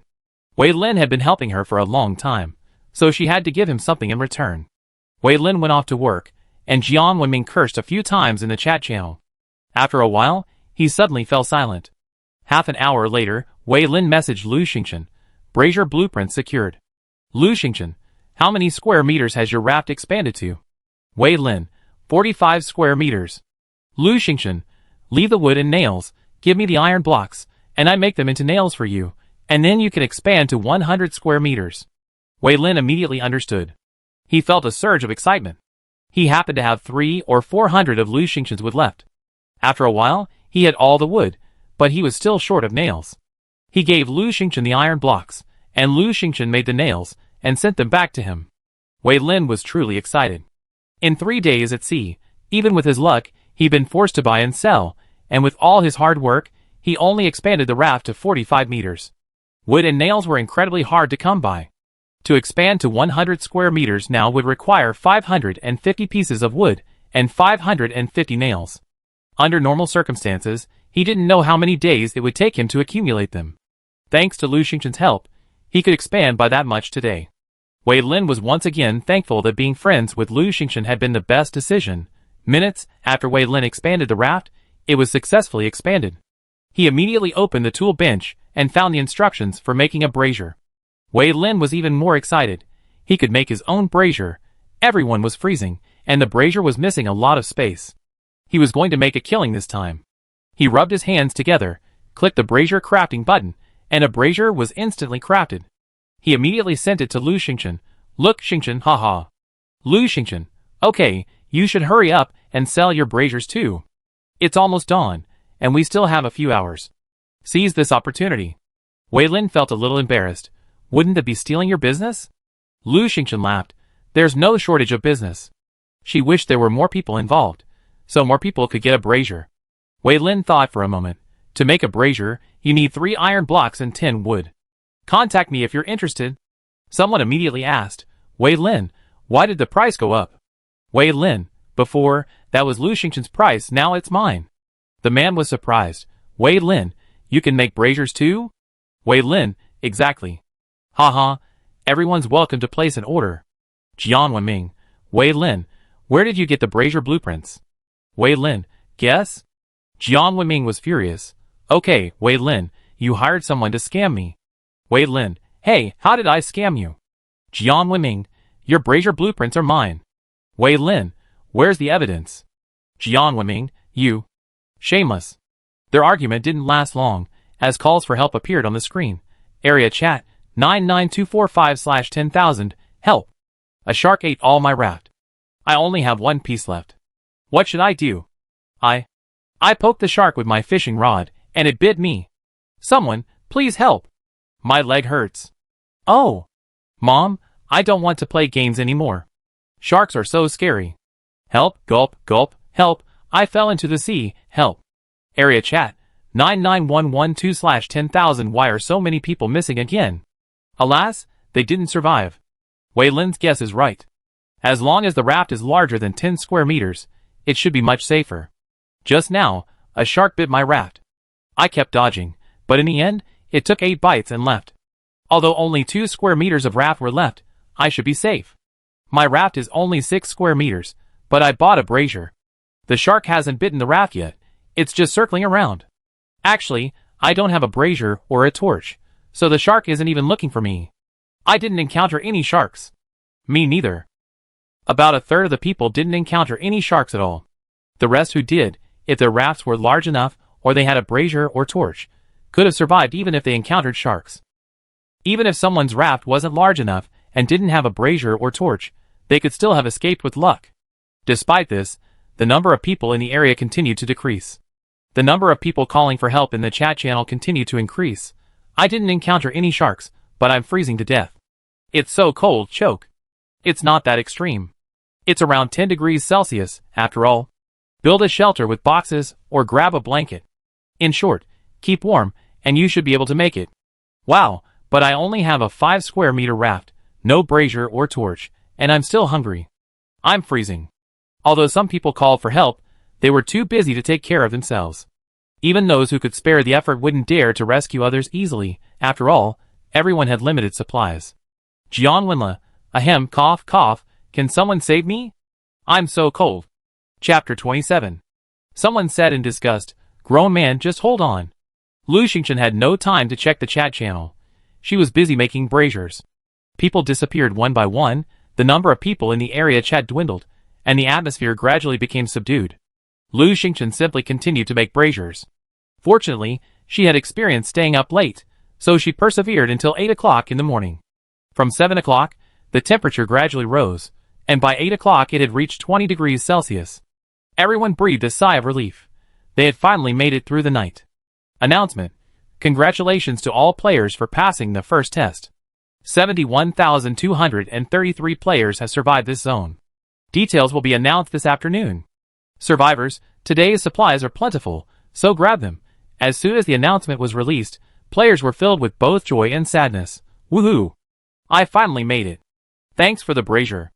I made it too. I had no brazier or torch, only a blanket, and now I only have 2 pieces of the raft left. But today's supplies are plentiful, so I'm going to keep going. I made it through with just 1 torch, and the raft still has 2 pieces left. I lost 5 pieces. Luckily, I'm in good health. Nearly 30,000 people died? Human life is so worthless. It's actually pretty easy to endure. With warm clothes, a raft expansion point, or a torch, you have a good chance of survival. Didn't those who couldn't make it salvage any supplies these days? Of course they did. Take Jian Wenla, for example. He did nothing but grumble all day. He must have frozen to death. Jian Wenla, I'm fine. A sister gave me a piece of cloth and a torch, so I survived. The chat was filled with curses. In those few hours, Lu Xingchen had accumulated a large amount of wood and iron. Seeing it was no longer urgent, she said goodbye to Zhong Chong and Qin Shiro and went to bed. Health was paramount. She didn't want to die suddenly. However, before she went to sleep, she still had one thing on her mind. Upgrading the wooden pavilion. She understood that if she was the first to build the wooden boat, she would be rewarded with something nice. Dragging her tired body, she opened the construction button. Wooden boat, more beautiful, better sealed. Required materials, 500 wood, 80 nails, 20 glass. Build it? Yes. Lu Xingchen didn't hesitate. Clatter? She watched the wooden pavilion before her collapse and reform. In just a minute, a beautiful house appeared before her. The wooden boat had been successfully upgraded. Player Lu Xingchen was the first to upgrade it, and a special reward was a fully automatic smart toilet. Please place it in a suitable location. Lu Xingchen was stunned. This solved a major problem that had been bothering her for a long time. She thought for a moment, and placed the toilet next to the fully automatic shower cabin. The toilet was indeed a fully automatic, porcelain white unit with a smart panel featuring flushing, massage, sterilization, and water temperature and flow control. Lu Xingchen looked at the shower and toilet and realized she was still missing a sink. With that, she'd have a complete bathroom. She decided to build a bathroom tomorrow. After inspecting the toilet, she finally had time to look back at the newly constructed wooden raft. A wooden raft is a house built on a raft, with doors at the front and back and wooden window frames on the left and right, framed by expanses of glass. The glass was bright and clean, without a speck of dust, as if it were transparent. The window frames were intricately carved with patterns. The roof was a hip roof with 4 eaves, quite beautiful. Lu Xingchen was pleased with the boat's appearance, and went inside to take a look. The space inside was approximately 20 square meters, measuring 4 by 5. A wooden bed sat in the corner, and nothing else was left barren. From the glass windows, she could clearly see everything outside. That meant that Lu Xingchen could see every crate on the sea simply by sitting inside. The only downside was that the room felt a bit empty. It would have benefited from a few more tables and chairs. Lu Xingchen secretly decided to pay more attention to the blueprints for the tables and chairs in the future. Now that she had completed the most urgent task of upgrading the boat, she was ready for bed. Health was paramount. Lu Xingchen fell asleep. Remembering that today was her last day on the island, she slept for only 3 hours before waking up. After waking, she rushed into the Peach Blossom Land without even washing her face. Today's Peach Blossom Holy Land Luck Blessing, Sky High Luck, items received have a chance to upgrade up to the maximum level. Huh? Is this? As she guessed, Lu Xingchen pondered for a moment, deciding to wait and see the results. She then looked at the bok choy and strawberries she had planted earlier and was stunned. Strawberries, fruit, sweet and sour, delicious. Growth cycle, 12 days. Peach Blossom Holy Land time has been accelerated fourfold. Actual growth cycle, 3 days. Fourfold? When did that happen? Lu Xingchen was stunned for a moment before remembering that she had come in yesterday, but hadn't looked closely. She only noticed it had grown larger, so she quickly left. So yesterday's change wasn't just about the area increasing? That's right. Last time, the area increased tenfold, so the flow rate doubled. This time, the area has probably increased tenfold again, so the flow rate has doubled again. And all of this is related to the increased area of the raft outside. She had figured it out. So, if the raft's area increases tenfold again, will the area and flow rate here also increase? No, it shouldn't be that easy. Last time, 10 times 10 equals 100 square meters. So next time, maybe 100 times 100 equals 10,000 square meters. But, it's just speculation. Why not upgrade to 1,000 square meters first? Lu Xingchen was eager to try, but when he thought about the amount of supplies needed to increase the raft to 1,000 square meters, he gave up. Forget it, you can't eat a fat man in one bite. The land area and flow rate of Taoyuan Holy Land are more than enough. Let's focus on developing other things. The strawberries will probably be harvested in 2 days. As for the bok choy and scallions, the time required is not much different. So in 2 days, she will have no shortage of fruits and vegetables. Lu Xingchen's eyes narrowed in a smile. Not bad. After strolling around the Peach Blossom Holy Land, Lu Xingchen quickly retreated and packed up, preparing to head to the island. She washed up, cooked some porridge, and steamed a pheasant egg in a steamer. She'd been so introverted before, often skipping breakfast, but now she decided to enjoy life. While gathering supplies on the island was important, a good breakfast was equally crucial. She pulled an all-nighter yesterday, and was already quite busy, so she might as well have something decent to eat in the morning. It was only half an hour late. While cooking the porridge, Lu Xingchen sent the lumber and nails she promised Zhong Chong and Qin Shiro. The two were probably still asleep. There had been no response. Then Lu Xingchen glanced at the tool bench and saw several weapon blueprints. She received the bow and arrow blueprints and the dagger blueprints yesterday. She wasn't very strong, and her favorite thing was the bow and arrow. Unfortunately, she didn't have the tendon needed for a bow and arrow, so she had to turn to the dagger. Ordinary dagger, ordinary self-defense weapon, attack +5, required materials, iron block X1, wood X1, do you want to craft it? Chapter 28. Yes. The workbench was enveloped in white light, and a clanging sound echoed for half a minute. The light faded, and on the workbench, an ordinary dagger appeared. Before Lu Xingchen could see clearly, a series of system voices rang out. Today's luck is soaring, and with the blessing of luck, the ordinary dagger has been upgraded to a high-level dagger, with an attack increase of 3. Today's luck is soaring, and with the blessing of luck, the ordinary dagger has been upgraded to a medium-level, excellent, dagger, with an attack increase of 6. Today's luck is soaring, and with the blessing of luck, the ordinary dagger has been upgraded to a high-level, fine dagger, with an attack increase of 9. Today's luck is soaring, and with the blessing of luck, the ordinary dagger has been upgraded to a top-level, perfect, dagger, with an attack increase of 12. Rare dagger, an extremely perfect weapon, sharp enough to cut through hair, with an attack increase of 12.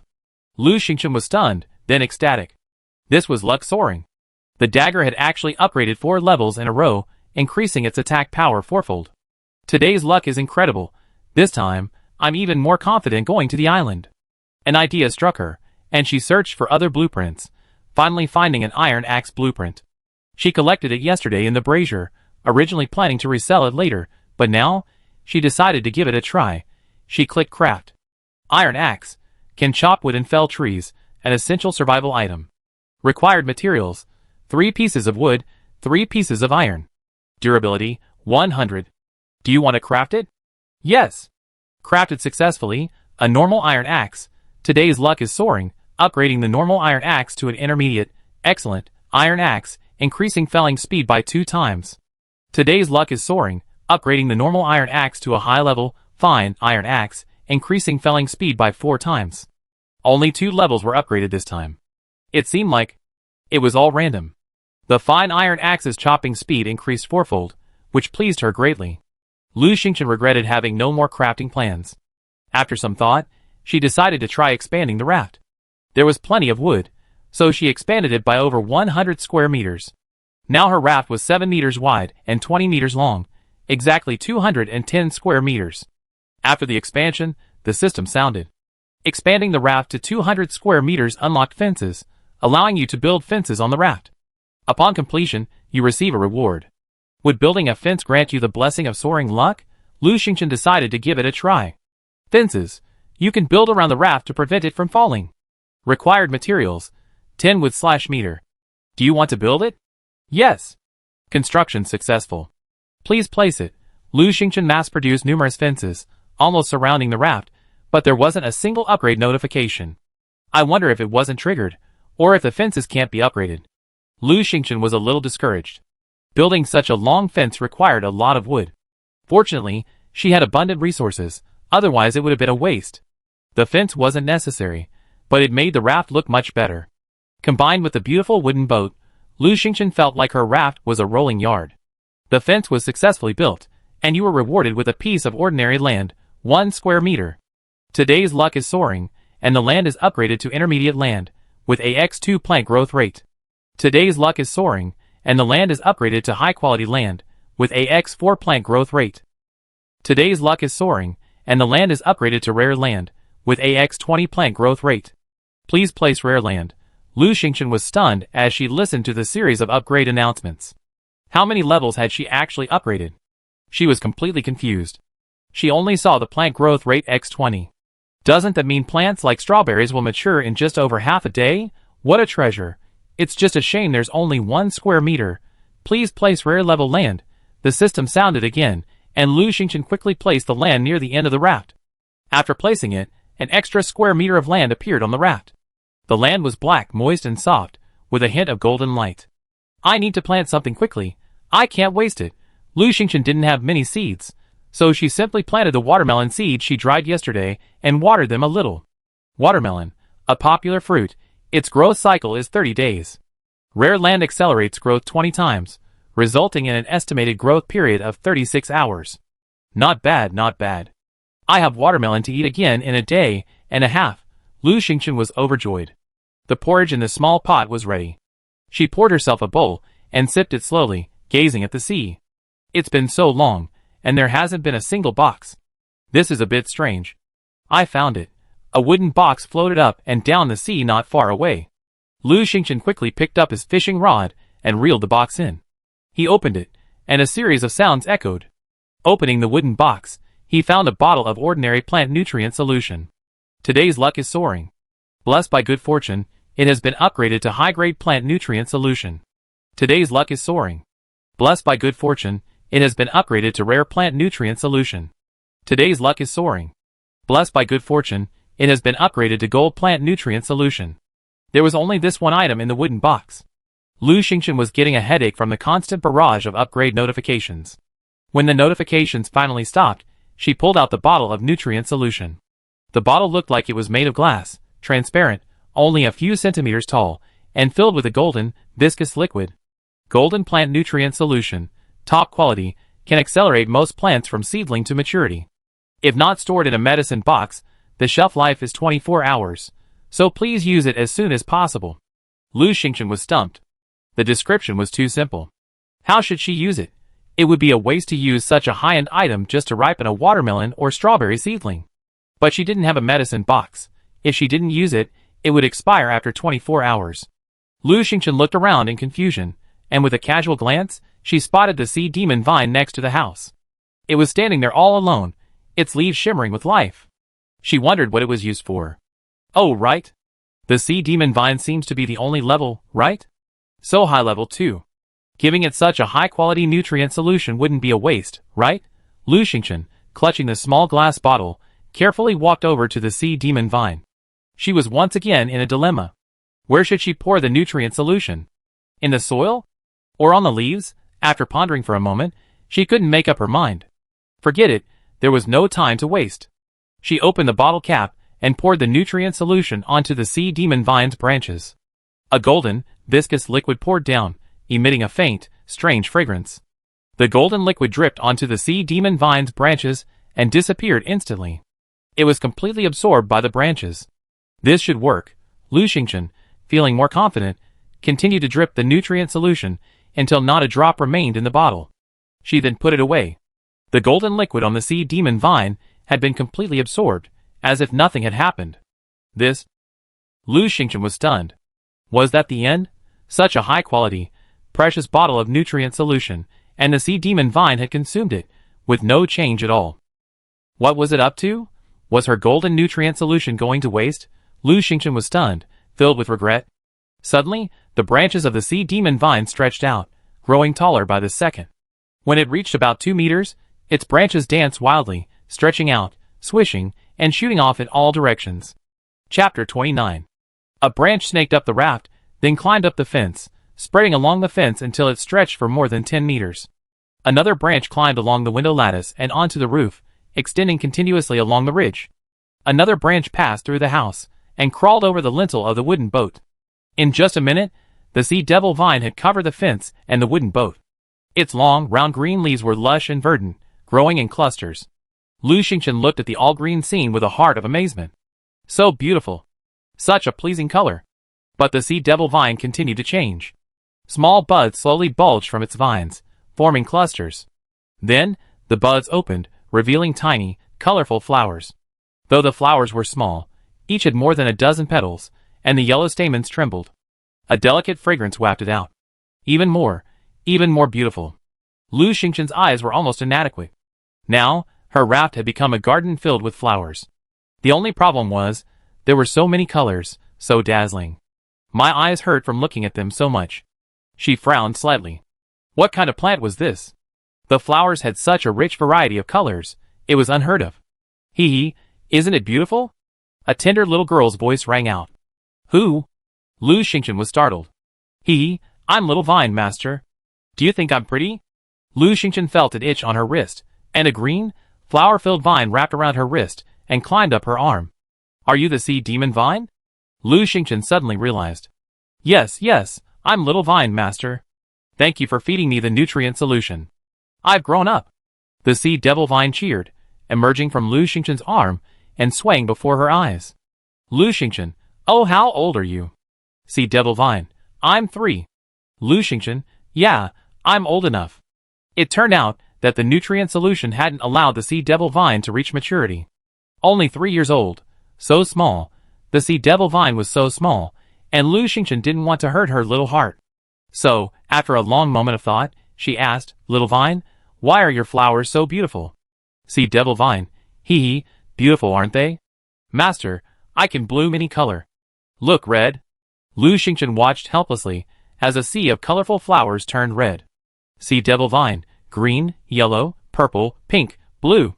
She changed color 7 or 8 times in a row, and Lu Xingchen watched as her raft changed colors again and again, like a revolving lantern. She felt dizzy and quickly said, Stop, Little Vine, you're amazing. Sea demon vine, hee, of course I am. I'm the most amazing plant. Lu Xingchen, She thought for a moment and said, well, Little Vine, can you change the colors of the flowers to purple and pink? You're a little princess, right? Purple and pink are princess colors, perfect for you. Sea demon vine, bewildered, said, really? I try. Swish. With a flick of her finger, the flowers on the sea demon vine's vines changed to purple and pink.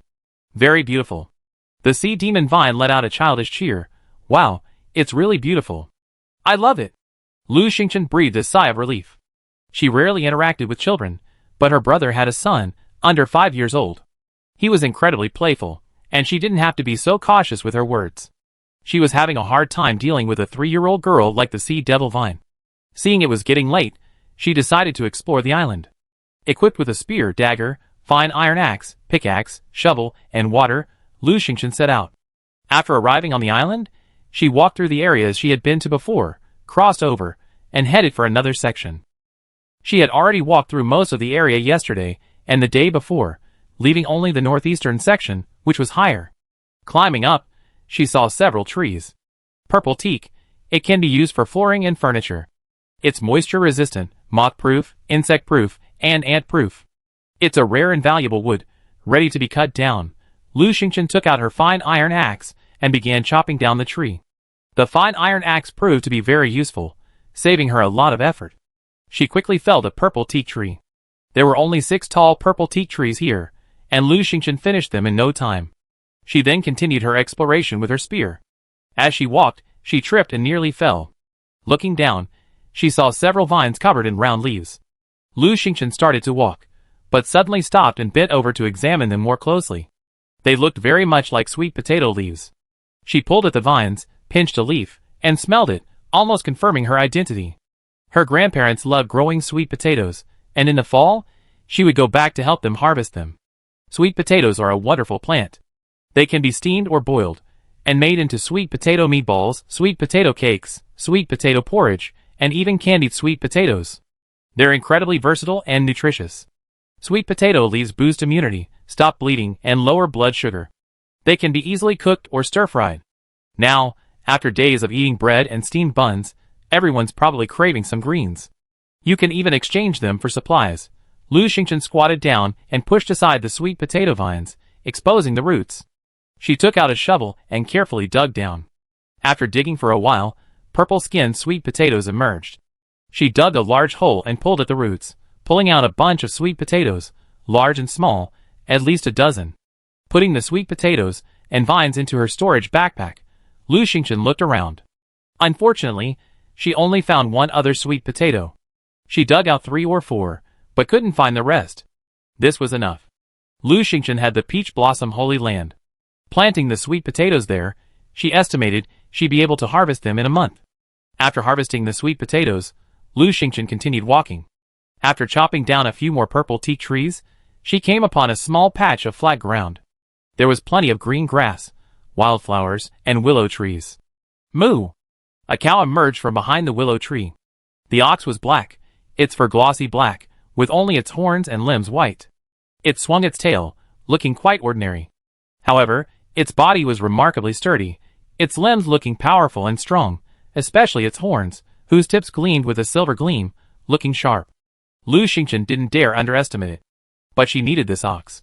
She remembered that making an ox horn bow required horns and tendons, so she had to kill this ox. Lu Xingchen had never truly fought. She had only killed the silver-black rat with a net. This ox was so large, she was a bit hesitant. After a moment's thought, she asked Wei Lin, "How do you kill an ox?" "Wei Lin, did you encounter an ox on the island?" Lu Xingchen, "Yes." She described the ox. "Wei Lin, that's a wild bull, more ferocious than ordinary cattle. You're not strong enough to kill it. Give up." He lamented, "If only I were here." Lu Xingchen silently glanced at the bull. She wished she had a bow and arrow. Unfortunately, to make a bow and arrow, she needed tendon and horns, and to obtain tendon and horns, she had to kill the bull. She was stuck in a vicious cycle. Chapter 30. After glancing at the bull for a few times, Lu Xingchen reluctantly noted the location and left. She really couldn't kill the bull right now, but thankfully it was still early. She explored other areas first, at least explore the island completely. She only had 1 day left. She didn't want to miss out on other goodies if she couldn't kill the bull. She looked around and found a wooden box under a large tree. The box had no lock, and such boxes generally weren't dangerous. Despite this, Lu Xingchen quietly walked over, picked up a stone, and smashed it against the box. Bang! Swoosh! A snake darted out. Lu Xingchen pulled out her fine iron axe and swung it hard. Puff! Slice! She was surprised. She hadn't expected the fine iron axe to be so sharp. In fact, she'd been considering using it against the bison, so she wanted to test its power. It was indeed quite powerful. She needed to rethink how to kill the bison. Lu Xingchen walked over and opened the box. Received a carton of milk, one gold healing medicine blueprint, and a set of purple camouflage uniforms. Lu Xingchen waited, but there was no response. She realized that this time, her luck wasn't blessing her, or rather, these items couldn't be upgraded. Putting the items in her backpack, she sighed. It was full again. Somehow, the storage boxes in the warehouse could be expanded with space stones, but her backpack couldn't. 10 slots simply weren't enough. It was so inconvenient. She had no choice but to go back and put the items in there. Otherwise, she'd have to kill the cow and have nowhere to put them. Thankfully, there was only a small hill that she hadn't explored. She reached it, cut down the several purple teak trees on it, and then headed back.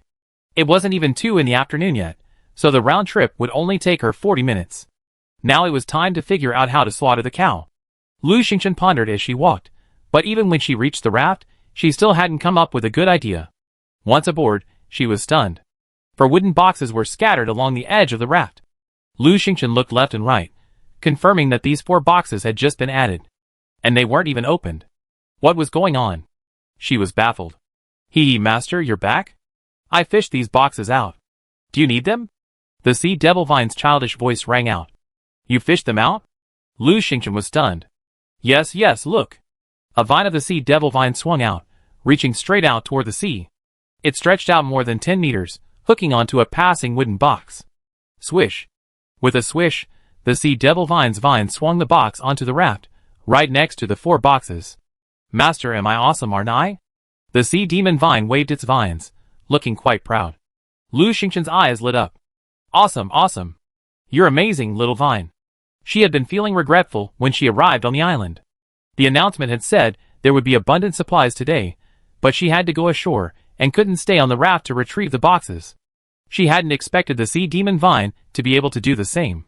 Besides, the sea demon vine could reach farther, making it far more useful than she could. Lu Xingchen wanted to kiss the sea demon vine. The sea demon vine, happier at the compliment, boasted, Master, I can also catch fish. It's just that fish are too fishy. I don't like the smell, and I don't want them to get my hands dirty. Lu Xingchen quickly said, You don't have to catch fish, little vine. Just retrieve the boxes for me. She had plenty of fish to eat. Besides, the sea demon vine was only 3 years old, and her voice was so soft and sweet. How could a child that young be forced to do hard labor? The sea demon vine coquettishly said, Ah, master, you're so kind. Do you like boxes? When I grow a little bigger, I can reach any box, no matter how far away. Lu Xingchen guessed that as the sea demon vine grew, its abilities would likely increase. However, the current sea demon vine already satisfied her. It could retrieve boxes, observe the surroundings, and even beautify the raft. The sea demon vine was just a child, pulling Lu Xingchen aside and talking for a while. Lu Xingchen was anxious to get back, so he coaxed her a few times before heading downstairs. Suddenly, the light curtain forced open, revealing a line of bold red text. First trial, Zone 33 has 71,233 survivors, ranking first among all zones. Players in this zone will be awarded a bonus of +1 to each of Constitution, Strength, and Agility. The number of survivors in Zone 33 exceeds 50,000, so no zone merger is required. This message was pinned to the top of the list and announced 3 times. The entire zone was in an uproar. Wow, we actually have the highest number of survivors. What an awesome feeling. Haha, my Constitution, Strength, and Agility all increased a bit. I feel as light as a swallow, as strong as an ox, and as powerful as an ox. The above person is exaggerating, but I do feel the stat increase. I caught a cold yesterday. I had a stuffy nose and a fever, but now I feel better. It must be the increase in Constitution. My arms feel stronger. So happy. Before everyone could finish their discussion, the second announcement arrived. Player Lu Xingchen made the greatest contribution to Zone 33 during the test, and was awarded a bonus of +4 to each of Constitution, Strength, and Agility. Player Wei Lin achieved the second best contribution to District 33 during the trial, earning him a special reward of +2 each to his Constitution, Strength, and Agility. The chat channel became even more lively. Oh my god, Lu Xingchen's stat increases are so many. I'm so envious. Why are you envious? He deserves it. If it weren't for Lu Xingchen's brazier, tens of thousands more people would have died in our district. Yes, if it weren't for Lu Xingchen, I'd be dead long ago. There would be no such thing as a full stat increase. Lu Xingchen, I'm publicly thanking you for selling me the brazier at such a low price. If you need anything in the future, just let me know. Me too, Lu Xingchen. If you have anything to say, just let me know. The chat was filled with gratitude, but someone was always out of touch. Jiang Wenming, haha, you think Lu Xingchen is a good person? Didn't she collect a lot of supplies? It wasn't given away for free. Jiang Wenli, exactly. Lu Xingchen is selfish. She wanted to monopolize the brazier business by not telling my brother how to make them. If it weren't for him, perhaps many more people in our district would have lived. Are you stupid? Thanking her? Wei Ying, I'm so jealous. Gao Dafu, what? Jiang brothers, didn't your brazier blueprints go to waste? Haha. Jiang Wenming, shameless. Wei Lin, you stole the blueprints from me. Wei Lin, scam. Wasn't this a legitimate transaction? Jiang Wenming, Lu Xingchen, Wei Lin, you wait. Wei Lin, waiting. Come if you dare. Jiang Wenming was shaking with anger. He was practically hating Gao Dafu. Yesterday, he couldn't find the conditions to unlock the brazier crafting system, and just as he was getting anxious, Gao Dafu came looking for him. Gao Dafu wanted to buy his brazier blueprints. He initially didn't want to agree, but Gao Dafu kept saying the brazier would be worthless tomorrow, and that if he got lucky, he might be able to unlock it. In short, he persuaded him. Chapter 31. Jiang Wenming knew Gao Dafu well. Gao Dafu was a fool in their circle. He had inherited a fortune, a playboy who was a wealthy second-generation tycoon. He spent recklessly, and none of the projects he set his sights on succeeded. He'd been throwing money around, and before he even entered the game, he was probably deeply in debt. Nothing Gao Dafu set his sights on was a sure win. So when Gao Dafu offered him a blueprint and a brazier in exchange for the brazier blueprint, Jiang Wenming agreed. Now it seemed that Wei Lin had found Gao Dafu. Jiang Wenming hated him immensely. If he'd known it was Wei Lin who wanted the brazier blueprint, he would never have given it to him. He and his brother weren't on good terms with the Wei family siblings, so how could he possibly give the blueprint to his enemies and make money? After hating Wei Lin, he resented Lu Xingchen. Everyone knew by now that Wei Lin and Lu Xingchen were close. He wouldn't have gone to such lengths to trick him if he couldn't unlock the blueprint. Therefore, Lu Xingchen must have told Wei Lin how to unlock it first. One day, he'd get his revenge. The chat channel was full of thanks to Lu Xingchen, and Jiang Wenming was gritting his teeth in hatred. Lu Xingchen paid no attention to any of this. She was still receiving game messages. Congratulations, player Lu Xingchen. For your greatest contribution to the survival of players in this zone, you are now awarded 2 auxiliary skills. Please choose. The screen was a dazzling mess. Lu Xingchen saw traps, pharmacy, poisons, cooking, business, and so on. You can only choose 2. Lu Xingchen pondered.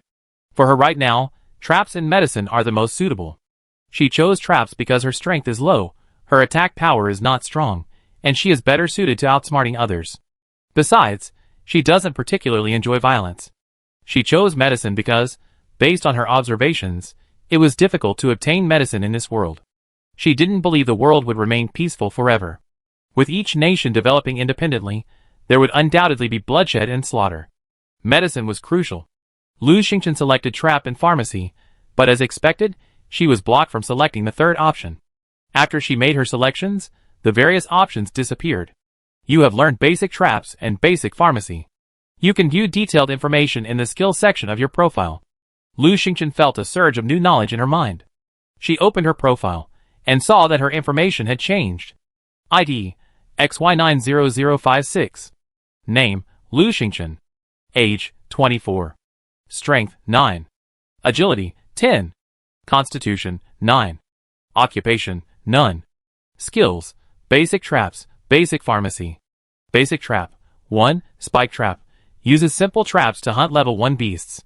Required materials, 1 iron block, 1 wood block. Basic pharmacy, allows you to identify common medicinal plants and refine basic medicines on the medicine table. Lu Xingchen immediately made a rudimentary trap. It was a strange, round object with many spikes on the top, made of iron, and it shone coldly. She tossed the trap into her storage backpack. The bison was a level 1 beast, so her trap should work. However, she had never dealt with a beast this large, and she was a little nervous. No matter what, they had to set off as soon as possible. She gathered her weapons, disembarked from the raft, and ran quickly in the direction of the bison. She soon reached the bison's location, but it was gone. Lu Xingchen wasn't in a hurry. The island was so small, and fresh grass only existed in this small part. If the bison wasn't here, it would be there. She could find it by searching everywhere. She stepped on the grass, skirting the willow trees, when suddenly, a soft ding sound was heard. Greek agrimony, a common herb with astringent properties, hemostatic, anti-malarial, anti-dysentery, detoxifying, and tonifying properties. It can be harvested with a small medicinal hoe. Lu Xingchen, ? Not really, right? She had just taken elementary pharmacy classes, so she had some basic knowledge of digging herbs. Besides, even if she had no basic knowledge, couldn't she just dig it out by force? It wasn't ginseng. She simply took out her shovel, dug out the agrimony, and placed it in her backpack. She planned to plant medicinal herbs in the Peach Blossom Holy Land. After doing this, she continued walking. After only 5 or 6 minutes, she came upon a small puddle. The puddle was only a few square meters, and the water was relatively clean. Beyond the puddle was a slope about 2 or 3 meters high. As Lu Xingchen climbed the slope, she saw bison grazing at the foot of the slope. There were 2 of them. Lu Xingchen's eyes drifted away from the bison. She turned back to see what she had just overlooked. Not far from the puddle, beneath a bush, she spotted a plant with red leaves. Horse-trunk grass, a common herb whose leaves have a sedative and anesthetic sap, and whose roots are highly poisonous. Legend has it that even horses get intoxicated, hence its name. It can be harvested with a small hoe. Lu Xingchen's eyes lit up. Instantly, a better idea came to her. Horse-trunk grass is a cluster of red leaves, unremarkable. There was only one plant there. Lu Xingchen carefully dug it out, removed the spike trap, squeezed the juice from the leaves, and smeared it on the spikes. She had some knowledge of herbs and traps, and knew she couldn't remove the juice directly with her hands, so she applied it slowly. It took her over 10 minutes to coat the spikes on the spike trap. The gleaming spikes now tinged with red. Lu Xingchen walked up the hillside and dug a pit slightly away from the bison. She placed the spike trap and covered it with leaves the bison loved to eat. Then she scattered fresh leaves near the trap, in the direction of the bison. It seemed the bison loved sweet potato vines.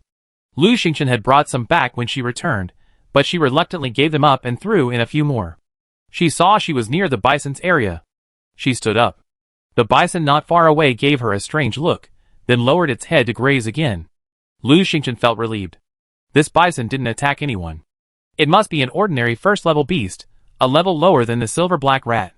Perhaps it wouldn't be that difficult. She turned back and placed 2 more sweet potato vines on the trap, and then, with all her might, placed 2 large sweet potatoes. This time, the bleeding was severe, and she hadn't even had time to taste the sweet potatoes. After completing this, she climbed a large tree not far from the trap and sat on a branch, hidden among the leaves, watching the bison. The 2 bison nibbled, paused, and one, unable to resist the temptation, began to eat the leaves Lu Xingchen had dropped. They ate and walked, slowly approaching the trap. Lu Xingchen's heart sank. After a long struggle, there was only an hour left until sunset. Time was running out. In half an hour, whether or not they had hunted the bison, she had to leave, or they would lose the raft.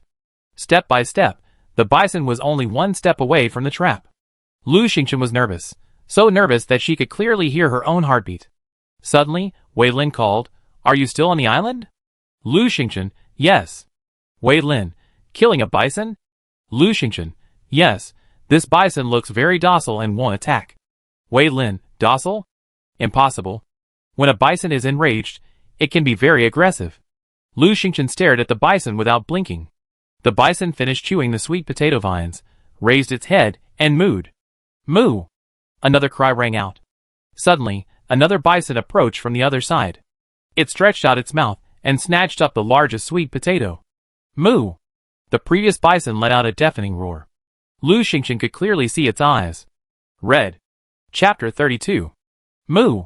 Buffalo 1 roared, lowered its head, and fiercely charged at Buffalo 2, who had snatched the sweet potato. Buffalo 2 hadn't even finished chewing the sweet potato when it was hit. It roared, lowered its head, and charged back. The 2 buffaloes engaged in a fight. Lu Xingchen watched helplessly as they engaged. The 2 buffaloes fought, roaring furiously, their hooves stomping the ground, their sharp, gleaming horns mercilessly. In less than 10 minutes, both were wounded. One had even had its horn broken. And what a coincidence! For all the time, none of them had fallen into the trap. Lu Xingchen was anxious. Such perfect horns. Don't let them break. If they did, wouldn't the kill be in vain? She thought for a moment. drew out her fine iron axe, smeared with horse-intoxicating grass, took aim, and swung it hard. Whoosh! With a flash of white light, the axe flew out. Puff! It just grazed Buffalo No. 2's neck, leaving a bloody streak about 20 centimeters long. The wound was about a centimeter deep, and the flesh was now twitching, blood spurting out. Moo! Buffalo No. 2 screamed, looking up and seeing Lu Xingchen. With a roar, it abandoned Buffalo No. 1 and, with all four hooves, charged towards the tree where Lu Xingchen lay. Blood spurted all the way. Lu Xingchen was stunned. She hadn't expected her strength to be so great that she could slice through the buffalo's hide in a single blow. You know, buffalo hide is incredibly tough, normally impossible to cut. Was it the work of the fine iron axe, or her increased strength? Or a combination of both? In a flash, Buffalo No. 2 reached the tree, leaped up, and slammed hard into the trunk. With a loud bang, the tree shook violently, nearly knocking Lu Xingchen off. She quickly grabbed hold of the trunk. Bang, bang, bang. Buffalo No. 2 rammed the tree repeatedly. In just 1 minute, it rammed 7 or 8 times, nearly shaking Lu Xingchen to the point of vomiting. Buffalo No. 2 was going crazy. Buffalo No. 1, on the other side, glanced at this side, then at another small sweet potato lying on the ground not far away. Finally, it gave up watching the fun and decided to eat the sweet potato first. It took a few steps forward and suddenly, with a plop, it fell into the trap. Lu Xingchen saw this and was delighted. Finally, she could harvest a bison. Bang! The tree shook violently, nearly throwing Lu Xingchen out. She was really going to vomit. Lu Xingchen's blood boiled. It was just a buffalo, wasn't it? Her agility and strength had increased significantly, making her stronger than an average man. She might as well take it head-on. She acted immediately. She unsheathed her spear, smeared with horse-intoxicating grass, aimed at the charging buffalo, and thrust hard. The two forces collided, and with a whoosh, the spear pierced Buffalo No. 2's neck. Lu Xingchen felt her knuckles nearly crack as the force of the buffalo's impact sent her careening off the tree. On the verge of falling to the ground, she quickly rolled on the ground, absorbing most of the impact. As she stood up, Buffalo No. 2 had already turned around, roaring with a shrill, furious roar, and charging at her with red eyes. There was still a spear lodged in its neck. Oh, how ferocious it truly was. That was 2 doses of horse-intoxicating grass. Lu Xingchen turned and ran. With both of her weapons gone, she had no choice but to run. Fortunately, her agility had increased, allowing her to run fairly quickly. She rushed towards the nearby trees and began circling them. Buffalo 2, driven mad by rage, roared and charged forward. Too enraged to bother circling, it rammed into this tree, then that, causing the trees to shake violently and sending leaves scattering to the ground. Lu Xingchen's heart trembled. She gathered herself, left the trees, and turned to run towards the trap. Buffalo 2 howled in anger, giving chase. When they reached the trap, Lu Xingchen leaped over it, landing on the other side. Buffalo 2 charged forward. Plop! It fell into the trap. Moo! Buffalo 1, now trapped inside, let out a mournful howl. Lu Xingchen's trap was for a single bison, not very deep. Even so, Bison No. 2 couldn't escape immediately. Lu Xingchen didn't dare to waste a moment. She immediately ran to the side, picked up the fine iron axe that had fallen to the ground, and returned to the trap. Raising the axe high, she struck Bison No. 2's neck fiercely. She was afraid it would escape, so she struck quickly and fiercely. Puff! Puff! Bison No. 2 screamed with 2 loud cries, their shrieks nearly deafening Lu Xingchen's ears. Suddenly, Bison No. 2 leaped free. Frightened, Lu Xingchen turned and ran. After running a dozen steps, she couldn't hear the buffalo's footsteps anymore, so she looked back. Bison No. 2 was kneeling beside the trap, panting and groaning in pain. Lu Xingchen stood still. After a while, the sound of Buffalo No. 2 became weaker and weaker. It tilted its body, lay on the ground, and gradually became silent. After waiting a while, Lu Xingchen dared to go back. Bison, it's been anesthetized, unconscious, and weak. Do you want to disassemble it? Yes, Lu Xingchen said impatiently. She was afraid the bison would become active again if she was late. She had obtained 2 intact horns, 1 tendon, 50 pieces of beef, 10 pieces of beef bones, and 1 piece of cowhide, all stored in her storage backpack. Bison No. 2 had disappeared from the ground, and Lu Xingchen finally breathed a sigh of relief. She glanced at Bison No. 1 in the trap. Bison, it's been anesthetized, unconscious, and weak. Do you want to disassemble it? Yes. She had obtained 1 intact horn, 1 broken horn, 1 tendon, 50 pieces of beef, and 10 pieces of beef bones, all stored in her storage backpack. After disassembling the 2 bison, Lu Xingchen sat down on the ground. She had been so nervous and exhausted. Now, she felt the pain in her arm. After resting for a full quarter of an hour, Lu Xingchen finally stood up. The sun was about to set, so she hurried back to the raft. Finally, they reached the raft before sunset. "Master, you're back? Hey! Why are your clothes so dirty? Oh, there's blood on your wrist." "See," Demon Vine exclaimed. Lu Xingchen looked at her wrist. There was a bloody mark, a scrape from when Buffalo number 2 threw her from the tree. It wasn't serious, but it would be best to disinfect and apply some medicine. In places like this, it's best to be careful. Luckily, she still had 2 bottles of gold wound medicine. Lu Xingchen looked at her stained clothes and face, and decided to shower first. She wrapped her wrist with a cloth to keep it dry. An hour later, Lu Xingchen finished washing, carefully washed her clothes, and put on the camouflage uniform she had just received that day. Then she applied a bottle of gold wound medicine. After a while, her wound showed signs of healing. This gold healing medicine is so commonly used, but unfortunately, there's only 1 copy left. Oh, by the way, she just got the blueprints for the gold healing medicine today. She'd definitely find the materials, and make it soon. Suddenly, a screen opened, revealing a notice. Chapter 33. Announcement. Dear players, in a few days, on the 10th day of the sea calendar, the first deserted island hunt will begin. Players in this zone will be transported to a resource-rich deserted island. There, you find a variety of abundant resources, ferocious beasts, and, of course, scheming players. At the end of the deserted island hunt, points will be calculated, and the top 10 will receive generous rewards. Work hard to improve your attributes and accumulate combat experience. A crisis is approaching, and it's time for a major reshuffle. As soon as this announcement went out, the chat room erupted in an uproar. What do you mean? We're all being teleported to a deserted island. Is that dangerous? Of course, it wouldn't be dangerous. There are resources, but there are also ferocious beasts. Even if we encounter resources, we might not be able to obtain them. We might even end up feeding them. Are you not paying attention to the point? Cunning players mean we might encounter them on the deserted island. What would happen if we did? Kill and rob. Not only that, maybe we could even take the property from the dead players' rafts. Woo, how terrifying. Some people panicked, but others were thrilled. Jiang Wenming, haha, Lu Xingchen, Wei Lin, don't let me run into you. Jiang Wenli, no, we go find you specifically. Hee Lu Xingchen, you have a lot of good stuff on your raft, right? Jiang Wenming, kill. In fact, Jiang Wenming wasn't the only one with this idea. Many others already had a plan in mind. Qin Shiro, everyone, please don't be so unreasonable.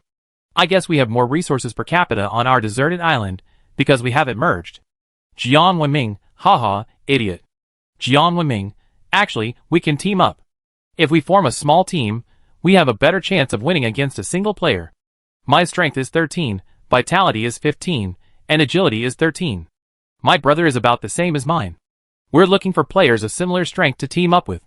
If interested, please contact me.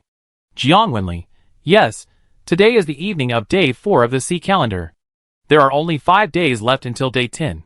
During these 5 days, we get to know each other, share our resources, and find ways to grow our strength.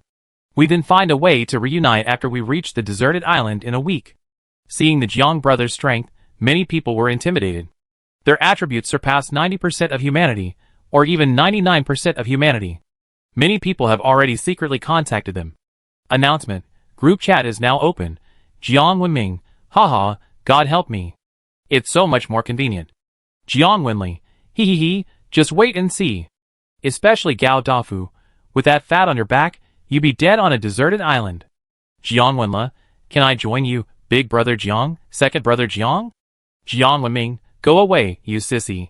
Wan Meiyun, can I join you, big brother Jiang? Jiang Wenming, haha, so Miss Wan is in this section too. We've been discussing this quite a bit before, so why haven't you come out? Sorry, we only want guys. Besides the Jiang brothers, the chat channel slowly began to fill up with people, all boosting their stats and looking for teams. All of them, of course, with strong abilities. Lu Xingchen received several messages. Wei Lin, together? Qin Shiro, Xingchen team up? Lu Xingchen also wanted to team up. Firstly, her martial arts skills weren't strong enough yet, and she couldn't handle it alone.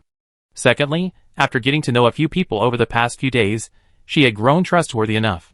In a group setting, she could easily get into danger alone. Lu Xingchen replied to Wei Lin, "Sure." As for Qin Shiro, she hesitated. Qin Shiro seemed a bit saintly. Not a good teammate. Wei Lin quickly added her to a group chat, which also included Wei Ying. Wei Ying, "Hi Xingchen, welcome." Lu Xingchen, "Are you still looking for someone? I recommend Zhong Cheng. He has good all-around stats." Wei Lin, "Okay, since you think he's suitable, he should be good. Let's add him in." Lu Xingchen explained to Zhong Cheng, who naturally agreed. Lu Xingchen immediately added him to the group. Zhong Cheng, Strength 16, Constitution 17, Agility 8. Wei Lin, "Your strength and constitution are higher than mine? Amazing." Wei Ying, "You're just lazy. You're the only one in the Wei family who's lame." Wei Lin, "My strength is 15, constitution 15, agility 15. Zhong Cheng's only agility is a little off. Wei Lin's is more balanced." Lu Xingchen also reported her own stats, strength 9, constitution 11, agility 9. These were her stats after 2 upgrades. Before, they were even worse. Wei Ying's strength was surprisingly similar to Zhong Cheng's, with slightly weaker physique and the highest agility. Of the 4, Lu Xingchen was the weakest, with low stats across the board. However, she didn't mind. There was still room for improvement, wasn't there? After all, she possessed the Peach Blossom Land. Qin Shiro had formed a team of her own and wanted Lu Xingchen to join, but Lu Xingchen had already joined Wei Lin, so she declined. People were still actively forming teams, and Lu Xingchen closed the chat screen. She should craft an Oxhorn Bow. Oxhorn Bow, a long-range weapon. A 100-step shot would be even better. Required materials: 1 Oxhorn Bow blueprint, 1 ox horn, 1 ox tendon, 1 piece of wood. Craft. Lu Xingchen clicked craft. After a series of clanging sounds, a flash of white light appeared, and an oxhorn bow appeared on the crafting table. Today's luck is soaring. With the blessing of good fortune, an ordinary oxhorn bow has been upgraded to an intermediate oxhorn bow. Today's luck is soaring. With the blessing of good fortune, an intermediate oxhorn bow has been upgraded to an advanced oxhorn bow. Today's luck is soaring. With the blessing of good fortune, an advanced oxhorn bow has been upgraded to a top-level, perfect, oxhorn bow. Lu Xingchen's ears were filled with system notifications. On the crafting table, white, green, red, and orange lights flashed in succession. Finally, an orange light flashed, and an orange oxhorn bow appeared. Incredible, I actually got such a high-level oxhorn bow. It's perfect level. Lu Xingchen had read the system introduction. Weapon levels are divided into basic, ordinary, intermediate, excellent, advanced, fine, top level, perfect, rare, legendary, and epic. To have obtained a perfect level bow in an instant was truly a stroke of luck. It's just that the orange color is too eye-catching, so she had to disguise it. Lu Xingchen picked up the oxhorn bow and left the crafting table. The oxhorn bow flashed orange twice, then disappeared, turning black and inconspicuous. Good, that's all. It took them by surprise, allowing them to launch a surprise attack. Lu Xingchen was extremely satisfied. Having the oxhorn bow wasn't enough. She still had to make arrows. The simplest feather arrows required feathers, wood, and iron, all of which she had, so she crafted 50 more. She also needed a finger guard to hold the bowstring, and a quiver to hold the feather arrows. Thankfully, after making the oxhorn bow, she no longer needed blueprints for the quiver and finger guard. The quiver required cowhide, and the finger guard required iron, so she quickly crafted a set. Now that everything was ready, she wanted to test its power. Lu Xingchen fixed a piece of wood to the stern of the raft as a target. Then she placed the feather arrow in the quiver, donned the finger guard, picked up the oxhorn bow, and, pretending to draw the bow, aimed, and fired. Whoosh! With a swish, the feather arrow flew out. Chapter 34. Whoosh! The arrow flew out. Alas, it missed the target and landed on the sea not far away. It was over. A wasted arrow, and Lu Xingchen was heartbroken. She moved the target much closer, and finally hit it once. Although she couldn't shoot, she could feel the bow's smooth draw and the arrow's force. The hardware was fine. It was just that her shooting skills were terrible. Who could just stand there and be shot at? She had to learn archery. Lu Xingchen opened the chat channel and found a new small group, renamed Commando Team. In the Commando Team, Wei Lin and Wei Ying were the only chatty ones. Zhong Chang hardly spoke. Lu Xingchen, Wei Lin, can you shoot arrows? Wei Lin, huh? I use the mountain-splitting palm. My best weapons are the long sword, as does Wei Ying.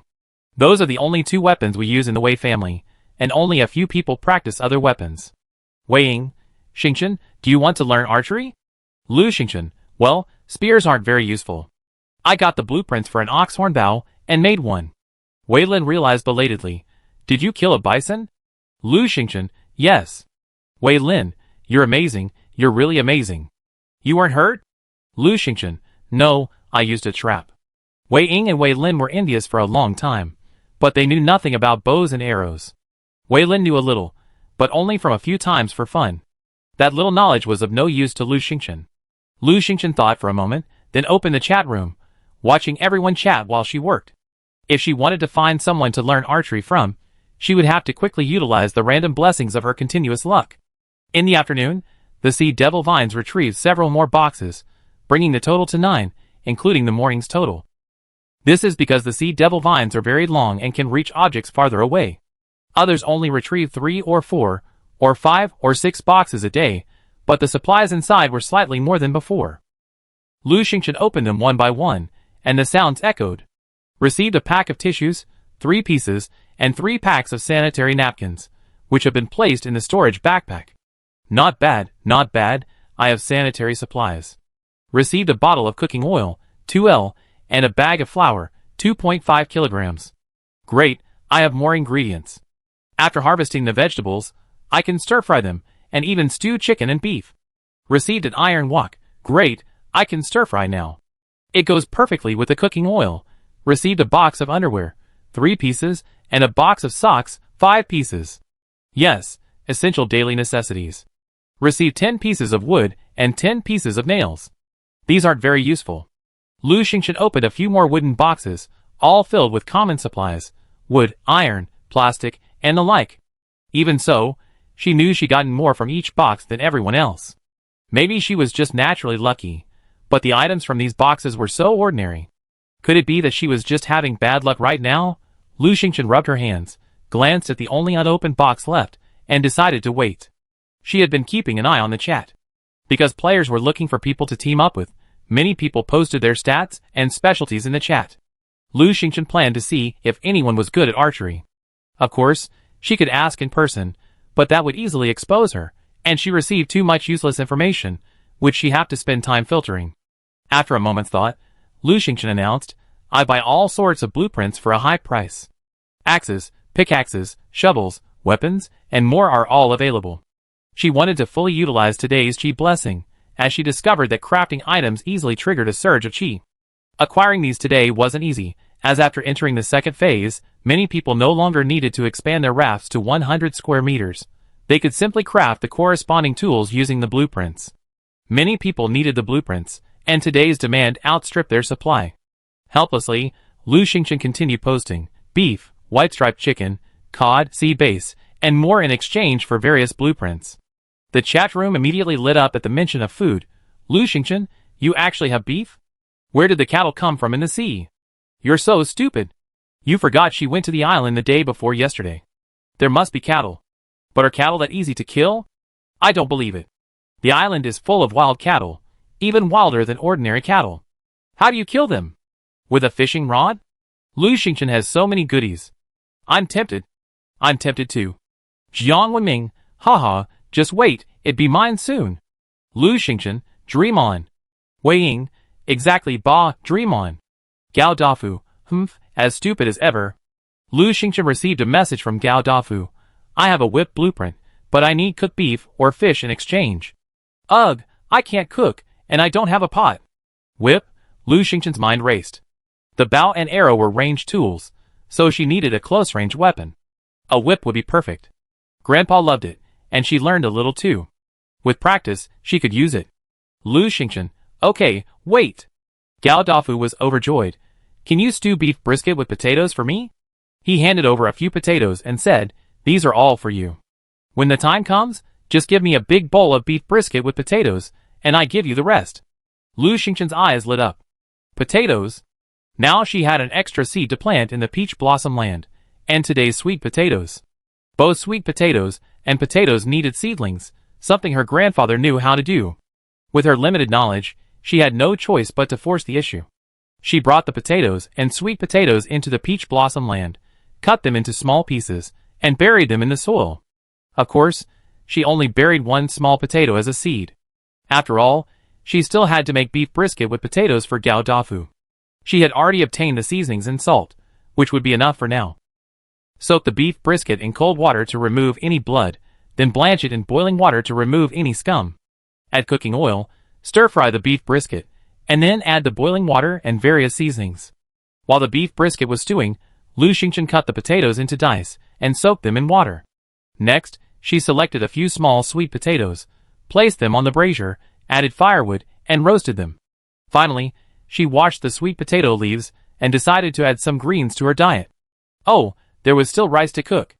Lu Xingchen planned to cook the rice in a small pot, placing it on the brazier, and placing the roasted sweet potatoes next to it. It was just right. There was quite a bit of beef brisket stewing in the iron pot, so Lu Xingchen took a video and posted it to the group. The picture showed the iron pot on the iron stove, the small pot and sweet potatoes on the brazier, and the freshly washed sweet potato leaves next to it. Foodie Wei Ying was the first to speak. Wow, Xingchen, are you cooking? Sweet potatoes too? I smell beef. And potatoes too. Are you making beef brisket with potatoes? Lu Xingchen, okay, I share with you later. She knew Wei Lin and the others didn't have iron woks, making it difficult to cook, and they'd been eating grilled food. She had plenty of beef anyway, so she just added a little extra when cooking. It wasn't a big deal. After giving Gao Dafu a big bowl, she still had plenty left over. Wei Ying was overwhelmed. Xingchen, you're so kind. Much better than that brat Wei Lin. He keeps all the goodies hidden. Wei Lin, I gave them all to you, big eater. Zhong Chong remained silent as usual. Wei Ying, Xingchen, I have some barbecue ingredients. I got several bags today. I give you one so you can grill something. Now Wei Ying could make a small fishing net, so she had fish to eat, though she caught less each day than Lu Xingchen. Lu Xingchen quickly got the barbecue ingredients. After a moment's thought, she crafted another brazier and placed it next to the other one. Then she took out a squid and grilled it. She loved grilled squid. Soon, the potato and beef stew was ready. Lu Xingchen and Gao Dafu asked for wooden bowls, and Gao Dafu filled one up. Gao Dafu placed the whip blueprint on top, their deal a success. Lu Xingchen found the whip blueprint, elementary, in her backpack. Make it now, and see how lucky she is. Chapter 35. Ordinary whip, required materials, cowhide X1, wood X1. Craft it? Lu Xingchen felt a little disappointed. This weapon seemed rather ordinary. But it was no wonder. They were at the beginner level, and the blueprints and materials they received were all basic. As long as they worked, they were fine. The key was the level after the upgrade. She pressed the craft button. The ordinary whip was crafted successfully. With the blessing of my luck today, the ordinary whip has been upgraded to an intermediate whip.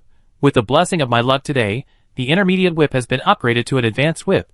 After 2 levels, the light disappeared, and a coiled whip appeared on the crafting table. Lu Xingchen picked up the whip.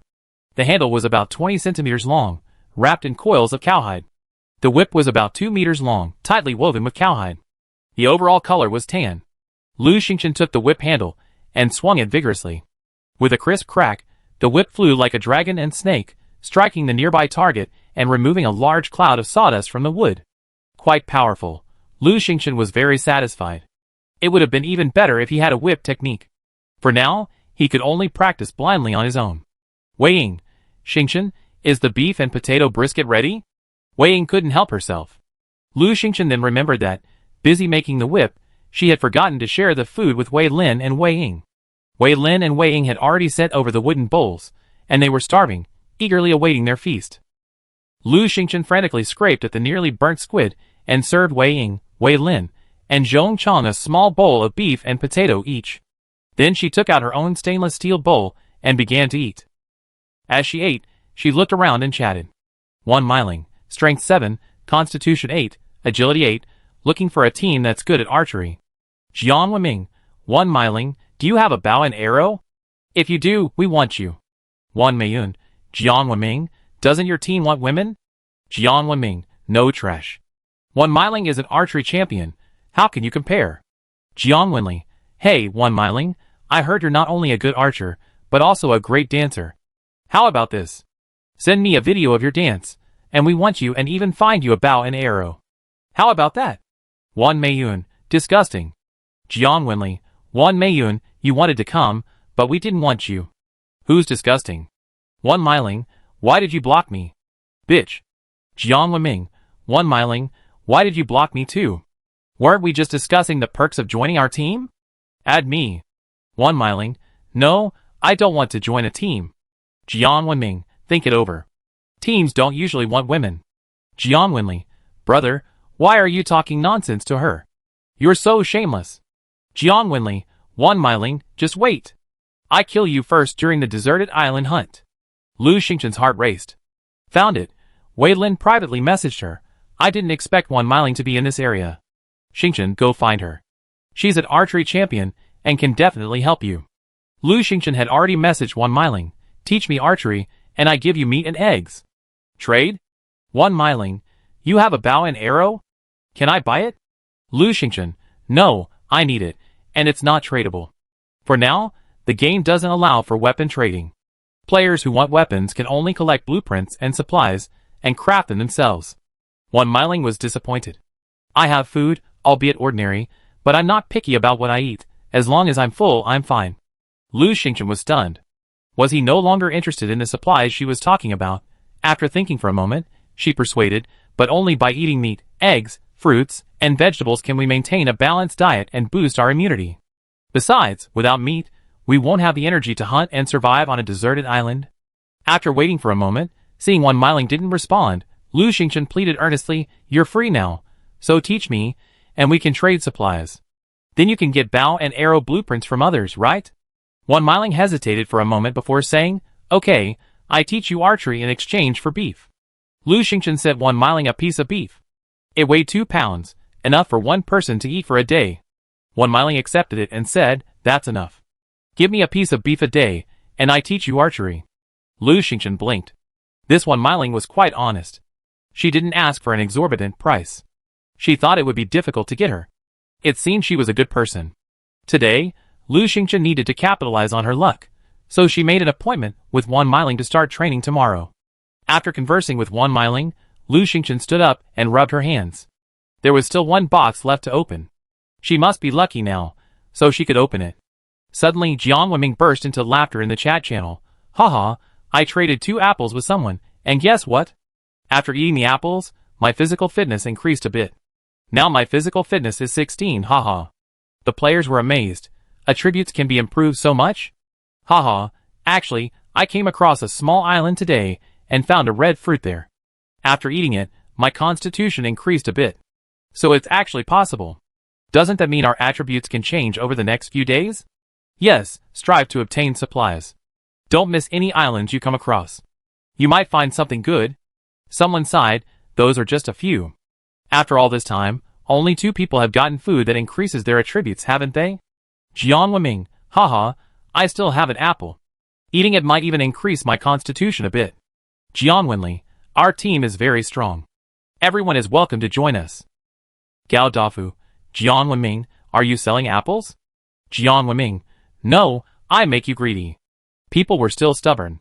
A small group of people had already started flattering Jiang Wenming, and he was growing increasingly proud. He shouted again, Lu Xingchen, Wei Lin, if you admit your mistakes and apologize to me now, I can still forgive you. Wei Lin, idiot. Lu Xingchen, do I know you? She ignored the lunatic and walked over to the box, carefully opening it. Opening the wooden box, she found a bottle of ordinary plant nutrient solution. Today's luck is soaring, and with the blessing of luck, it has been upgraded to high-grade plant nutrient solution. Today's luck is soaring, and with the blessing of luck, it has been upgraded to rare plant nutrient solution. Today's luck is soaring, and with the blessing of luck, it has been upgraded to gold plant nutrient solution. My luck has finally exploded today. Lu Xingchen was overjoyed. Gold plant nutrient solution, top quality, can accelerate the growth of most plants from seedlings to maturity. If not stored in the medicine box, it is valid for 24 hours, so please use it as soon as possible. Exactly the same bottle as the one from this morning. This is truly a treasure. Back then, just one bottle of nutrient solution made the sea demon vine grow so much. But who should I give it to? Lu Xingchen handed it to the sea demon vine and asked, "Little vine, do you want some?" The sea demon vine shook its vines. "Master, I can only use it once every 3 days. It won't have any effect now." "But master, this is sweet and delicious. Why don't you give it to me?" Lu Xingchen, She couldn't let it go to waste. So she quickly said, "Forget it, little vine. I give it to you next time I have it."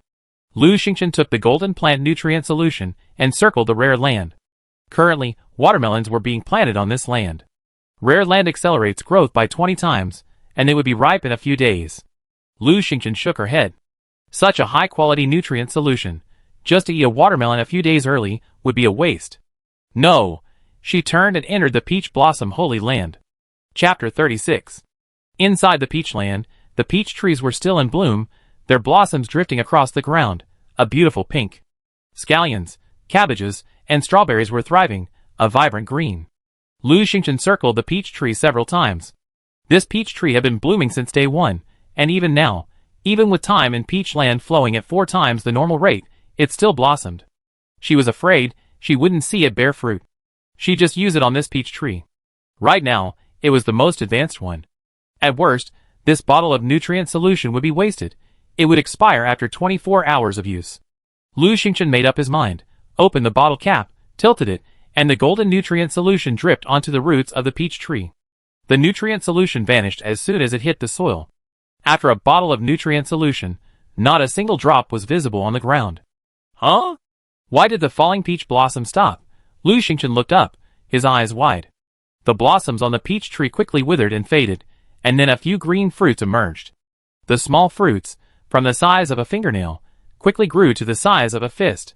The color also changed from green to red. The peaches were large, as big as an adult's fist, their skin red and juicy, making one salivate. What fresh peaches! Lu Xingchen swallowed. She loved peaches the most. Isn't it poisonous? While thinking, Lu Xingchen reached out and plucked a large peach. A refreshing fragrance filled her face. Even more tempting. She took the peach out, washed it impatiently with clean water, and took a bite with a crunch. Sweet juice filled her mouth. Sizzle, it's really sweet. Lu Xingchen couldn't help but take another bite, one bite after another. In less than a minute, she had finished it all. Only one peach pit remained in her hand. She had never eaten so quickly before. It was truly delicious. Lu Xingchen was still savoring the delicious taste when the system suddenly chimed in.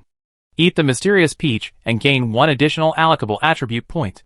Players can allocate it in their profile. Note: consume within 24 hours.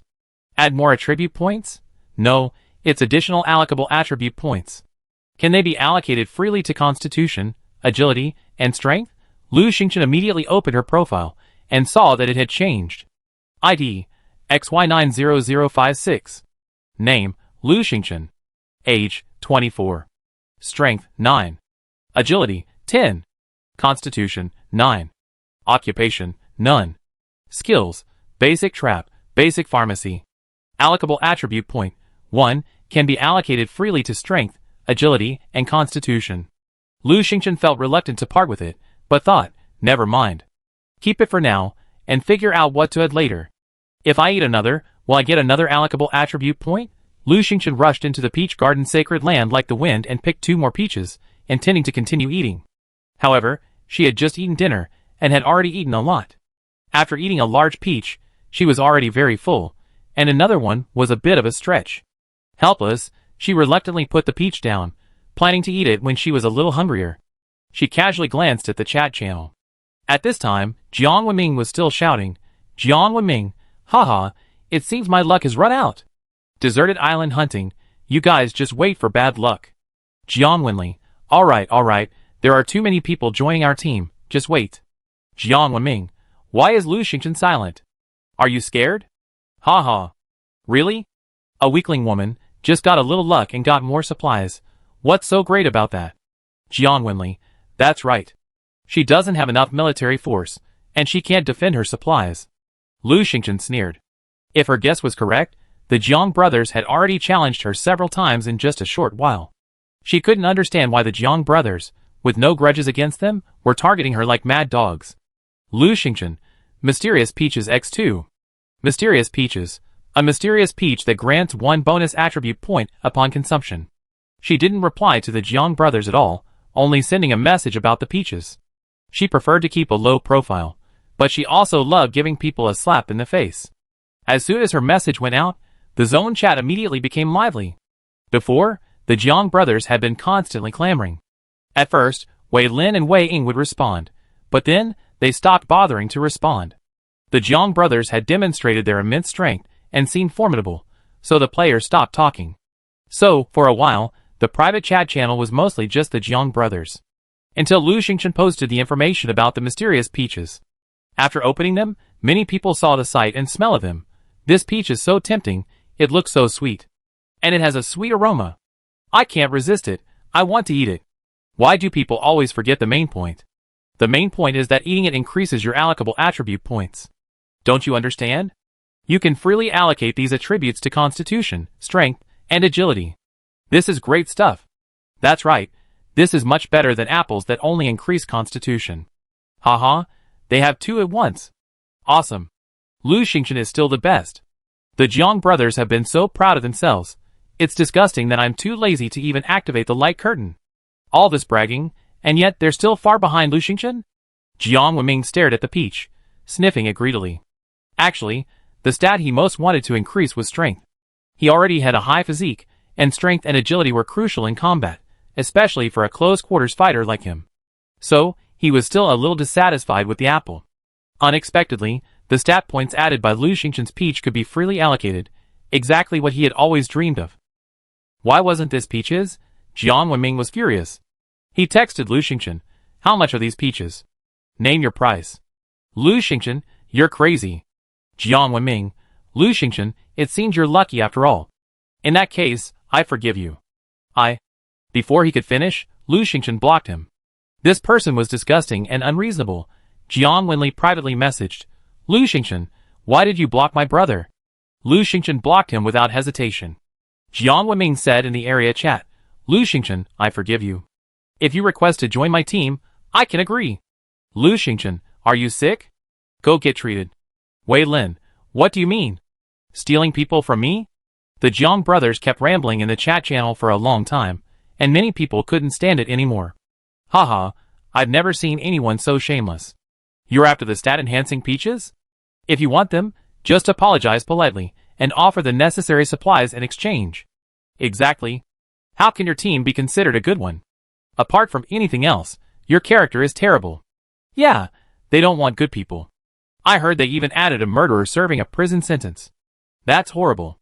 They even want a murderer. Who would dare join a team like that? Jiang Wenming was furious. Just wait. Lu Xingchen returned to the Peach Garden Holy Land and looked up to count the peaches. 1, 2, 3. There were still 22 peaches on the tree. Including the one she ate, and the 2 she picked, this tree had 25 peaches in total. Enjoy them later. Suddenly, Zhong Chong sent her a message, offering her a locked wooden box. Lu Xingchen was about to refuse, but then an idea struck her and she accepted it. She realized that opening the box could be blessed with great luck. She could buy the box.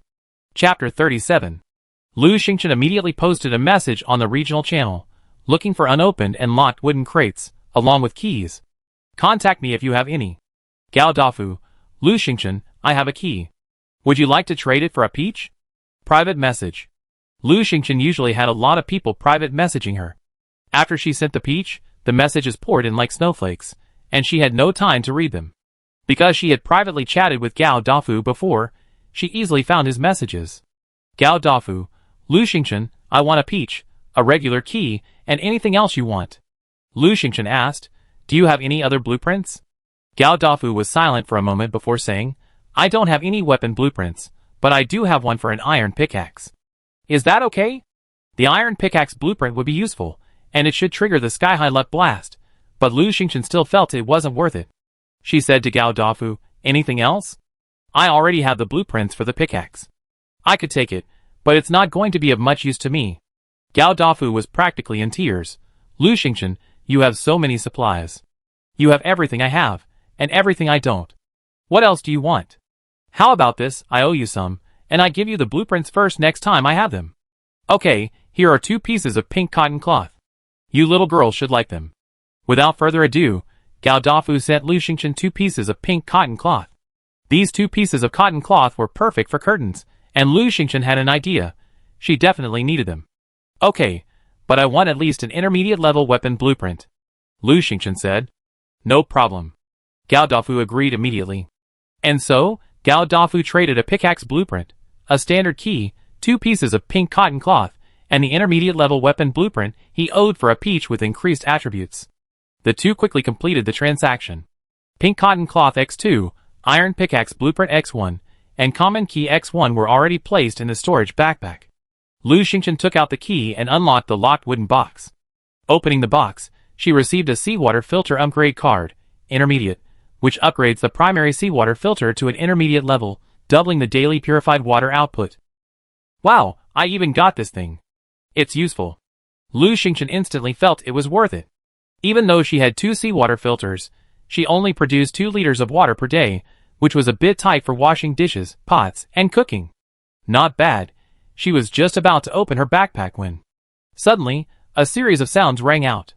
Today, with the blessing of great luck, the seawater filter upgrade card, intermediate, has been upgraded to the seawater filter upgrade card, advanced, quadrupling the amount of purified water per day. Today, with the blessing of great luck, it has been upgraded to the seawater filter upgrade card, top, multiplying the amount of purified water per day by 8. Today, with the blessing of great luck, it has been upgraded to the seawater filter upgrade card, rare, multiplying the amount of purified water per day by 16. The upgrade card has been directly upgraded to rare tier. Lu Xingchen was thrilled to hear this. The purified water capacity had been increased by 16 times. Currently, a seawater filter can filter 1.1 liters of purified water per day. After 16 times, it would be 17 or 18 liters. This amount of water could be freely used. She immediately pulled the now golden filter upgrade card from her backpack and used it on one of the seawater filters.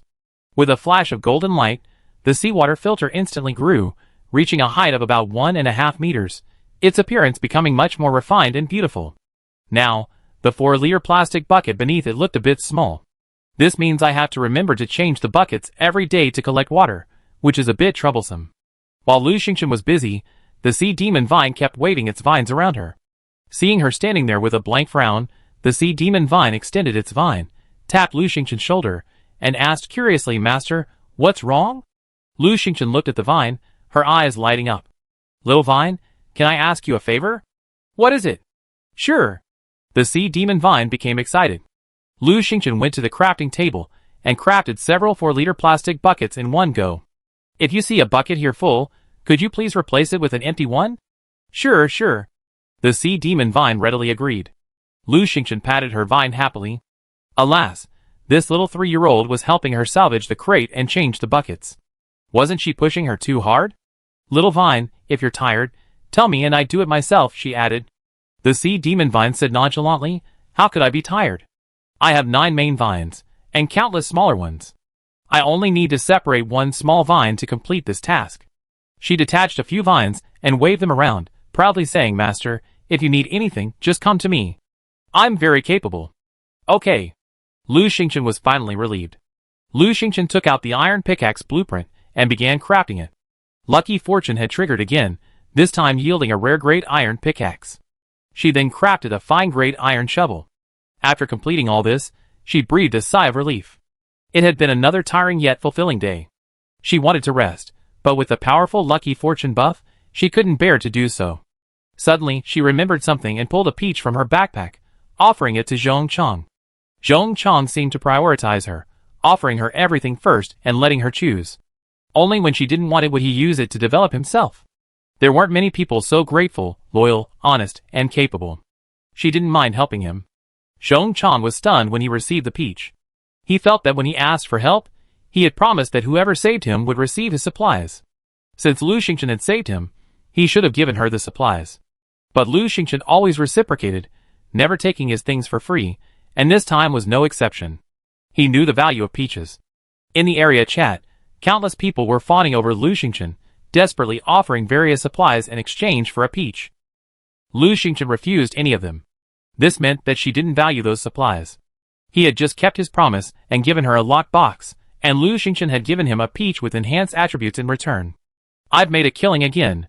No, I should be more grateful, and try to get better supplies to give to Lu Xingchen to repay her. At this time, Lu Xingchen had already fallen asleep. I'm so tired. I don't want to roll anymore. I need to sleep. The next day, after getting up, Lu Xingchen ate a peach, which added another allocable attribute point. She was puzzled. Could it keep increasing? She didn't believe it. There must be a limit. She planned to explore it to the limit before selling the peaches or giving them away. Today, without going to the island or collecting boxes, Lu Xingchen finally had some free time.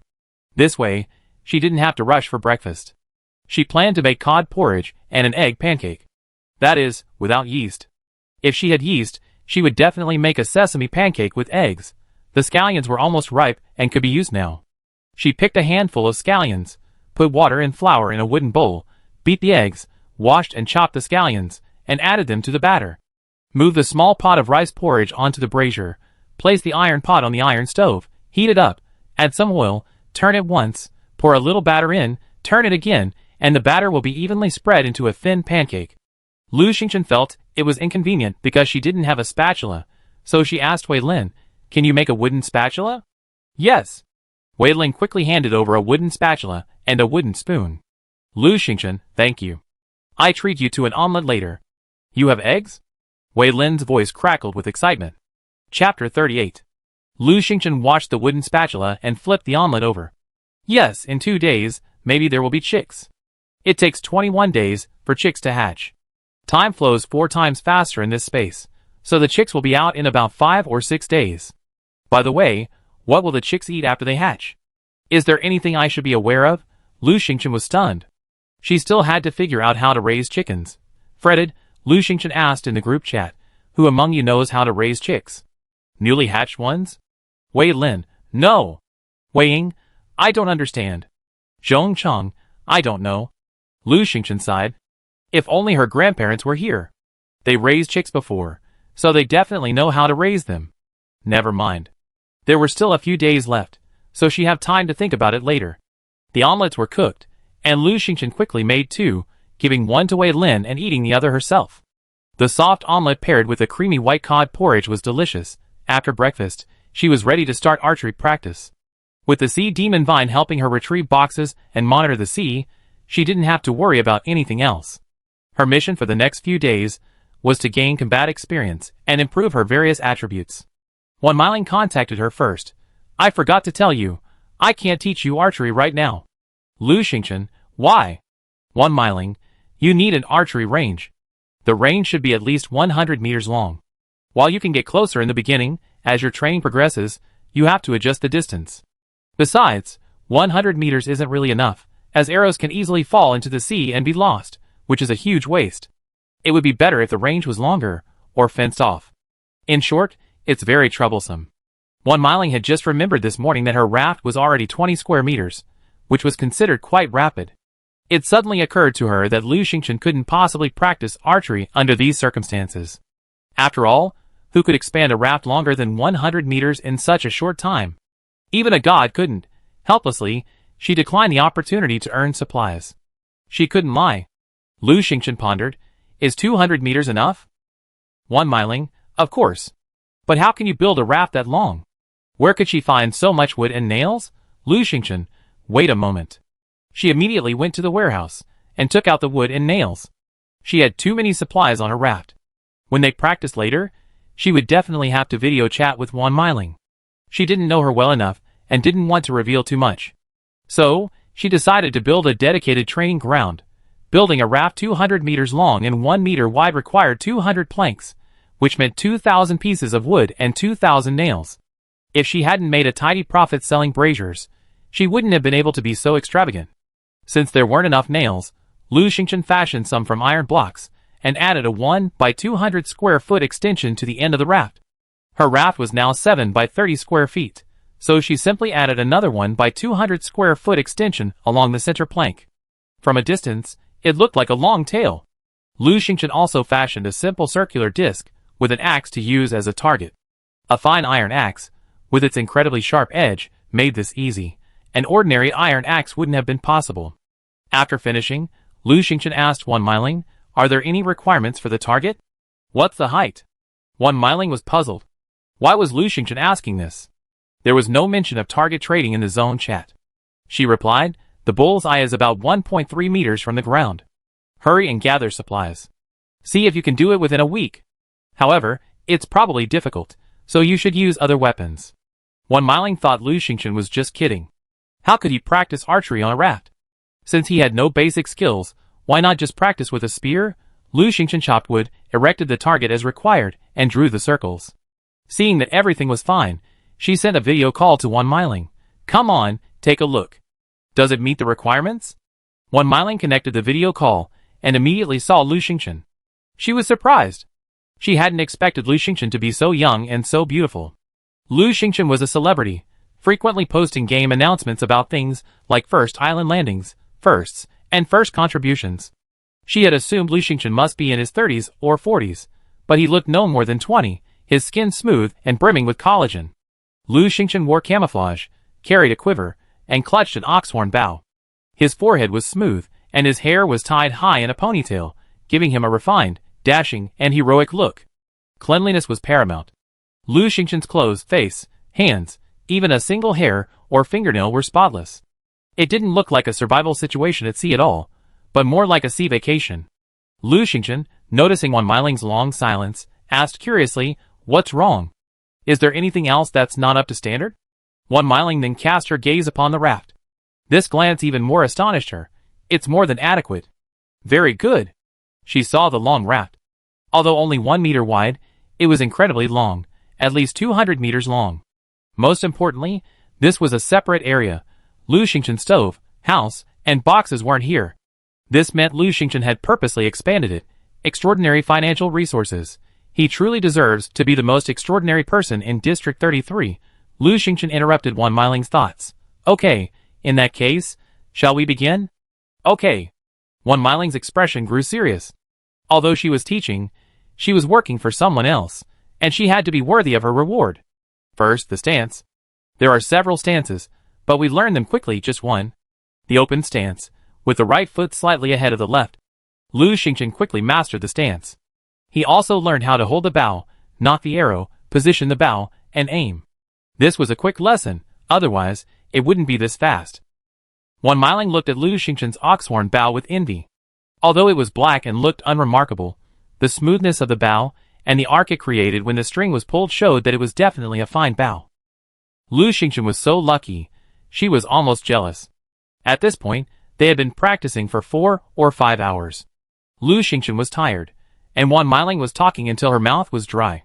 She said, "Okay, there's no point in talking all the time. You can try shooting. Let me see. Stand about 30 meters from the target."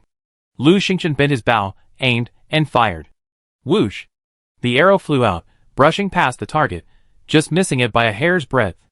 "Try again," Wan Miling said. She secretly admired Lu Xingchen's talent.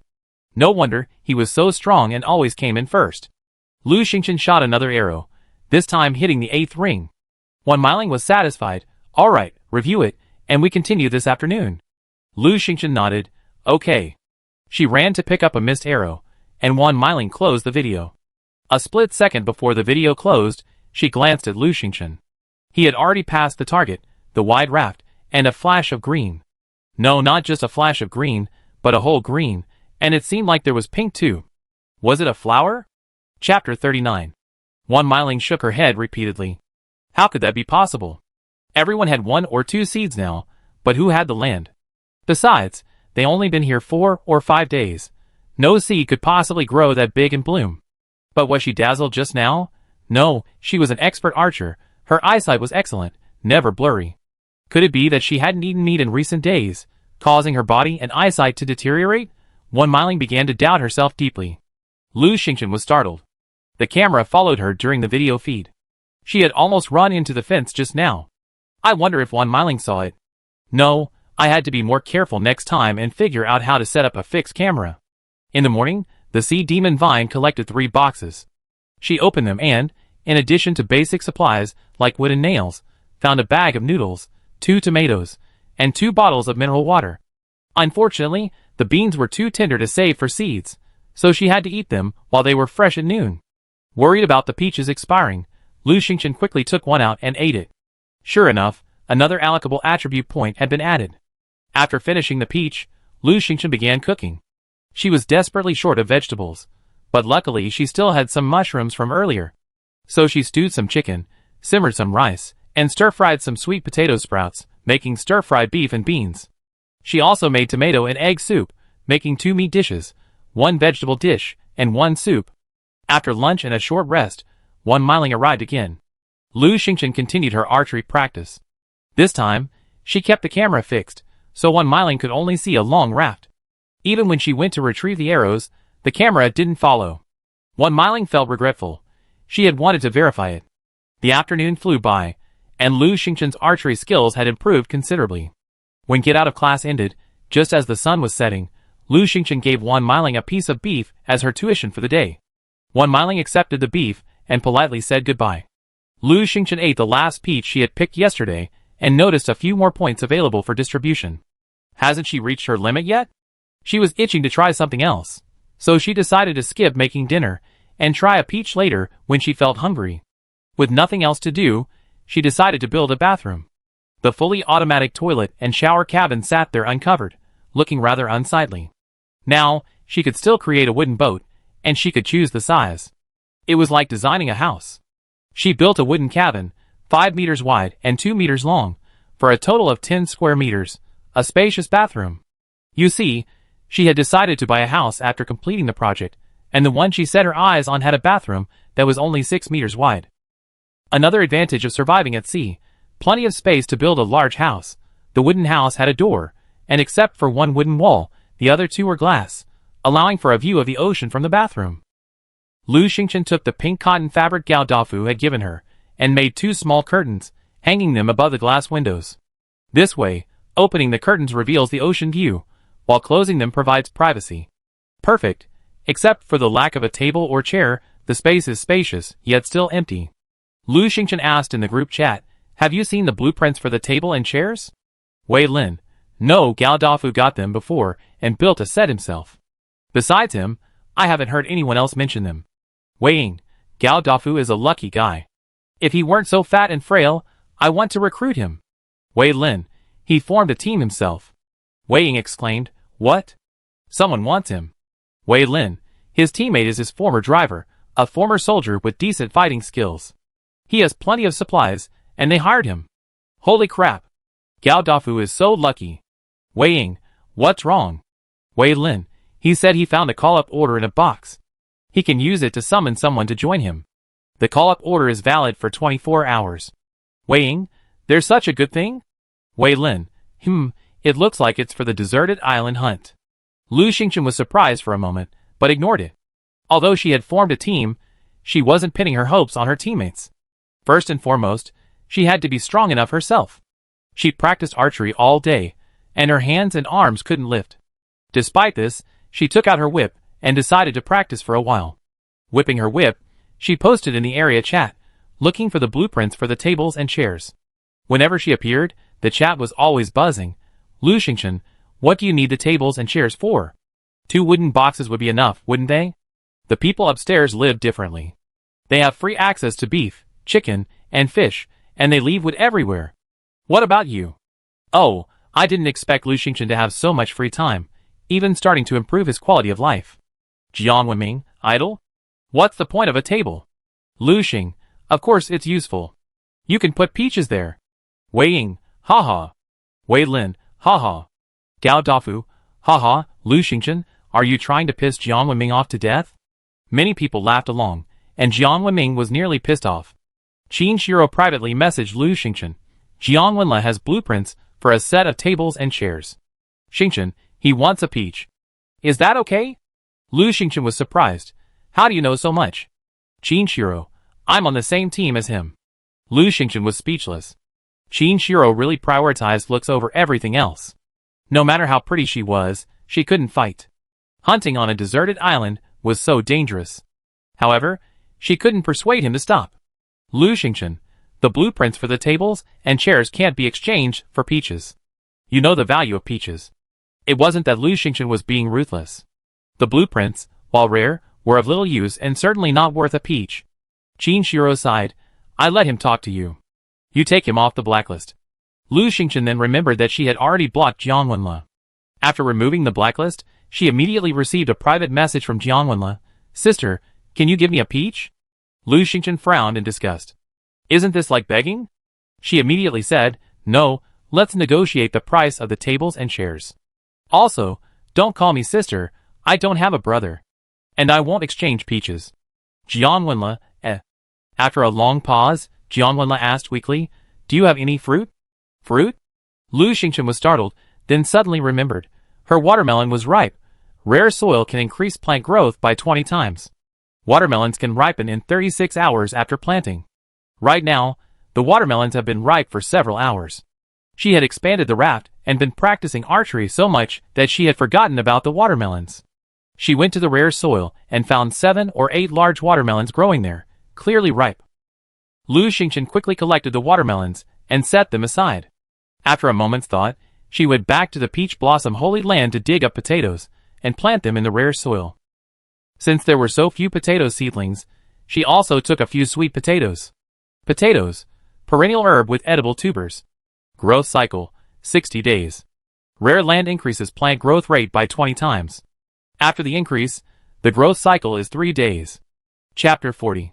Sweet potato, a perennial herb with edible tubers. Growth cycle, 90 days. Rare land increases plant growth rate by 20 times, resulting in a growth cycle of 6 days. She still had a lot of sweet potatoes, but she wasn't in a rush to eat them. 6 days was plenty of time. Lu Xingchen washed his hands. By then, Jiang Wenle was already getting anxious. He knew that even though the tables and chairs were scarce, they wouldn't be exchanged for anything good. After all, everyone was still worried about food and drink, and no one had much supplies. Any good things had to be saved. Why exchange them for useless blueprints for tables and chairs? And it would waste wood. Only Lu Xingchen would have thought that. Jiang Wenle, is that okay? If not, give me something else to eat. Lu Xingchen, sure, I cut you a piece of watermelon. Since Qin Shiro had introduced them, he had to give her some face. After all, they were rare blueprints. The reward couldn't be too poor or too little. The watermelon was too big, it needed to be cut up. Lu Xingchen cut the watermelon and gave Jiang Wenle a small half. Jiang Wenle was delighted. Thank you so much. The two traded, and Lu Xingchen obtained the blueprints for a table and chairs. Wooden table, simple furniture, required materials, 12 pieces of wood, would you like to make it? Wooden chair, simple furniture, required materials, 3 pieces of wood, would you like to make it? Lu Xingchen made 2 tables and 4 chairs. 1 table and 2 chairs were placed inside the wooden boat, and the other table and 2 chairs were placed next to the iron stove. This way, she could easily put something aside when cooking, such as fish, meat, vegetables, etc. Thinking of this, Lu Xingchen suddenly felt that she should build a kitchen. However, the weather wasn't too cold yet, so this was fine for now. After some thought, she built a 5x5 wooden pavilion and placed it between the house and the warehouse. She placed the iron stove, brazier, tables and chairs, seawater filter, and other kitchen items inside. This way, it would be protected from the sun and rain. Her 4 buildings, bedroom, kitchen, warehouse, and bathroom, all had the same width of 5 square meters, but different lengths of 4 meters, 5 meters, 3 meters, and 2 meters. These 4 alone took up the entire 15-meter raft. Adding the gaps between the buildings, her raft didn't feel very spacious.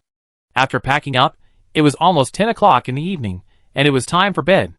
Lu Xingchen, thinking about increasing her attributes, ignored the bad effects of eating too much at night, and entered the peach blossom holy land again to eat a peach. This time, there was no movement at all. She opened her personal dashboard and saw that she still had 3 available attribute points, realizing that this was the limit. No matter how many peaches she ate, it wouldn't help. However, after eating the peaches, she felt refreshed and energetic. These peaches must have a restorative effect. Furthermore, she discovered that as long as the peaches weren't picked, they were fine. Once picked, they had to be eaten within 24 hours, otherwise the attribute point bonus wouldn't be realized. It seemed she couldn't pick peaches for the time being. Now she had 21 peaches left, so she could plan and exchange them for something. But before that, she thought for a moment and decided to give 1 peach each to Wei Ying and Wei Lin. These 2 could be friends and partners. They were grateful and worthy of friendship. Since she had so many peaches, it would be difficult to exchange them for good things. It would be better to give them to them and increase their strength. Wei Lin and Wei Ying were deeply touched. Wei Xingchen, you're so kind. I don't have anything good here right now. I definitely give you the blueprints when I get them. Wei Lin, thank you. He shared Wei Ying's sentiments. He would definitely reward Lu Xingchen in the future. Lu Xingchen smiled faintly. You're welcome. After completing her last task, she felt relieved and showered before resting. Before resting, she closed the pink curtain she had just made. This would allow her to sleep better. Since the sea demon vines were more alert than she didn't need to sleep and could monitor the sea at all times. The only downside was that she still didn't have proper pajamas. She could only sleep in her old short-sleeved shirt and shorts, covered with a blanket, which was just the right temperature. As for the others, they weren't so lucky. The temperature was slightly lower than before, and they were still wearing summer clothes, so the nights would be quite chilly. Without the wooden pavilion, shelter from the wind and rain, and new clothes, and without the reluctance to light a brazier, it would be quite cold. A few people had already started coughing. The next morning, Lu Xingchen woke up a little after 8. She stretched her arms, changed into her workout outfit, and then got out of bed. Now she had camouflage clothes, which were perfect for alternating with her workout outfit. The temperature was just right for long-sleeve shirts and long pants, neither too hot nor too cold. After getting up, she brushed her teeth, washed her face, tied her hair, and rushed into Taoyuan Holy Land. Taoyuan Holy Land's today's luck blessing. None, average luck today. Lu Xingchen felt regretful. It seemed like today was destined to be just average, but she didn't think it was a big deal. How could she expect good luck every day? Suddenly, Wan Miling sent her a message, archery. Lu Xingchen then realized that Wan Miling had been private messaging her since 7 in the morning. Yesterday, Wan Miling had found a piece of beef, sliced it thinly with a knife, and grilled it over the brazier. Even without seasoning, it was incredibly delicious. This beef was much tastier than regular beef. She felt energized early in the morning, and couldn't help but feel thankful that she had agreed to Lu Xingchen's request. She only had so much time to fish out wooden crates each day, and with nothing to do, wouldn't it be nice to earn some beef? She couldn't eat too much beef, as it was bad for her stomach. She planned to sell the rest at lunchtime when she had time. This was a rare commodity now. This job was great, so she couldn't wait to contact Lu Xingchen early in the morning. Lu Xingchen had a quick breakfast and connected to Wan Miling's video call. Another full day of practice had flown by. That day, Wan Miling was teaching with exceptional dedication, practically giving everything she knew, and Lu Xingchen could clearly sense it. At noon, Wan Miling only allowed Lu Xingchen a half-hour break, a sip of water, and a piece of bread, before resuming her teaching. This class lasted until 7 p.m. Lu Xingchen was practically exhausted, so Wan Miling stopped teaching. She explained, today's situation is special. It's a critical period, so it's not appropriate to stop. So we're teaching more quickly. Tomorrow will be much better. Wan Miling sighed. During our training, we do physical training and archery every day. Apart from meals, we have almost no rest time, and we still have to train in the evenings. Lu Xingchen understood, and Wan Miling even added physical training to her training today. She could sense Wan Miling's dedication in teaching. Lu Xingchen traded a piece of beef to Wan Miling and said, Coach Wan, don't cook tonight. I give you a meal after we rest for a while. She was exhausted today. She hadn't eaten well at lunch or breakfast, and she planned to have a big meal tonight, otherwise all the food in the warehouse would go to waste. Wan Miling was stunned and said, okay. After just 2 days of interaction, Lu Xingchen had a good idea of Wan Miling, a down-to-earth person who spoke and acted quietly, not prone to politeness. She liked this kind of personality. It saved her trouble. If it were an ordinary person, today's lesson could be spread over 3 or 4 days without anyone noticing. Wan Miling's teachings were all practical, so she wanted to thank her. Lu Xingchen showered, changed clothes, and rested for a while. While resting, she unpacked some boxes. Chapter 41. Today was indeed uneventful. The contents of the boxes were unremarkable, though there was a bag of dried shrimp. In another box, there was also a set of 22 white bone china bowls and plates. Lu Xingchen loved it. Finally, she had some decent tableware. In addition to this, there was also a pink tracksuit. It was quite pretty, and Lu Xingchen decided to keep it for later. After unpacking the boxes, she began to think about what to eat today. There were already a few early ripening strawberries in Taoyuan Holy Land. The bok choy and scallions were a little tender now, so they would be perfect for tomorrow or the day after tomorrow. She first went to Taoyuan Holy Land and picked a dozen bok choy and a few early ripening strawberries. She planned to make braised chicken nuggets, a dish of shrimp and bok choy, a steamed cod, and a stir-fried squid. A hearty dinner is a must to reward all my hard work today. Needing ginger and garlic, Lu Xingchen called out in the area chat. Who has ginger, onions, and garlic? I trade them for wood, iron, beef, fish, and other items. Everyone was discussing hunting on a deserted island, but upon hearing Lu Xingchen's words, they immediately changed the subject. Lu Xingchen, what are you doing with the ginger, onions, and garlic? What can you do with onions, ginger, and garlic? Stir-fry them, of course. Meat, of course. You're jealous. We're still munching on steamed buns and bread, and Lu Xingchen already complains about the food being bad and demands onions, ginger, and garlic.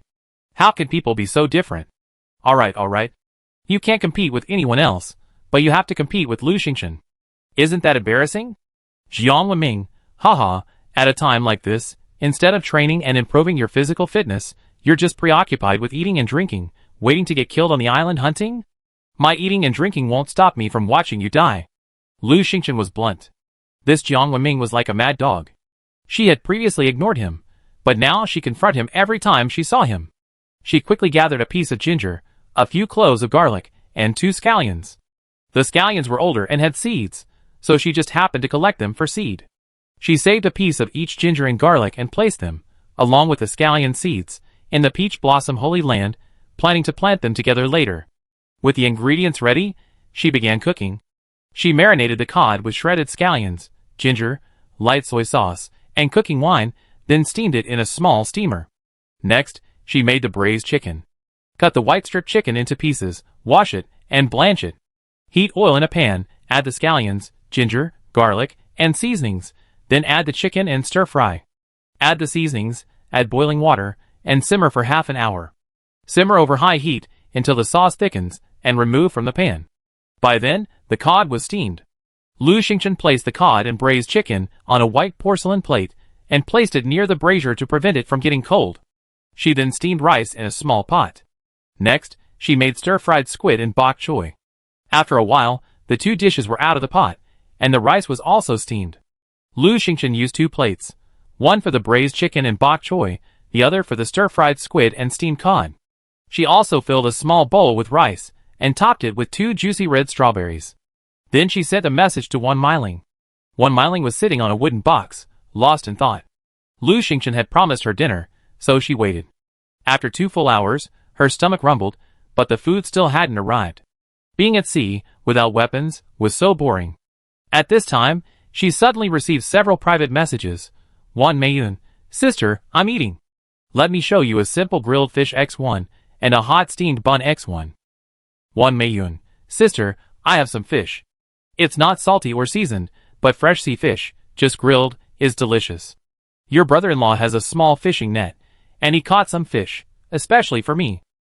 Wan Meiling didn't move. Wan Meiyun was her older sister, her cousin, only half a year apart in age. Wan Meiling was steady and generous, having practiced archery since childhood and excelling in her studies, making her the undisputed leader among the younger generation in the family. Wan Meiyun was pretty, coquettish, and competitive. Seeing so many people praising Wan Meiling, she took up archery as well, but couldn't stand the hardship and gave up after 3 or 4 years.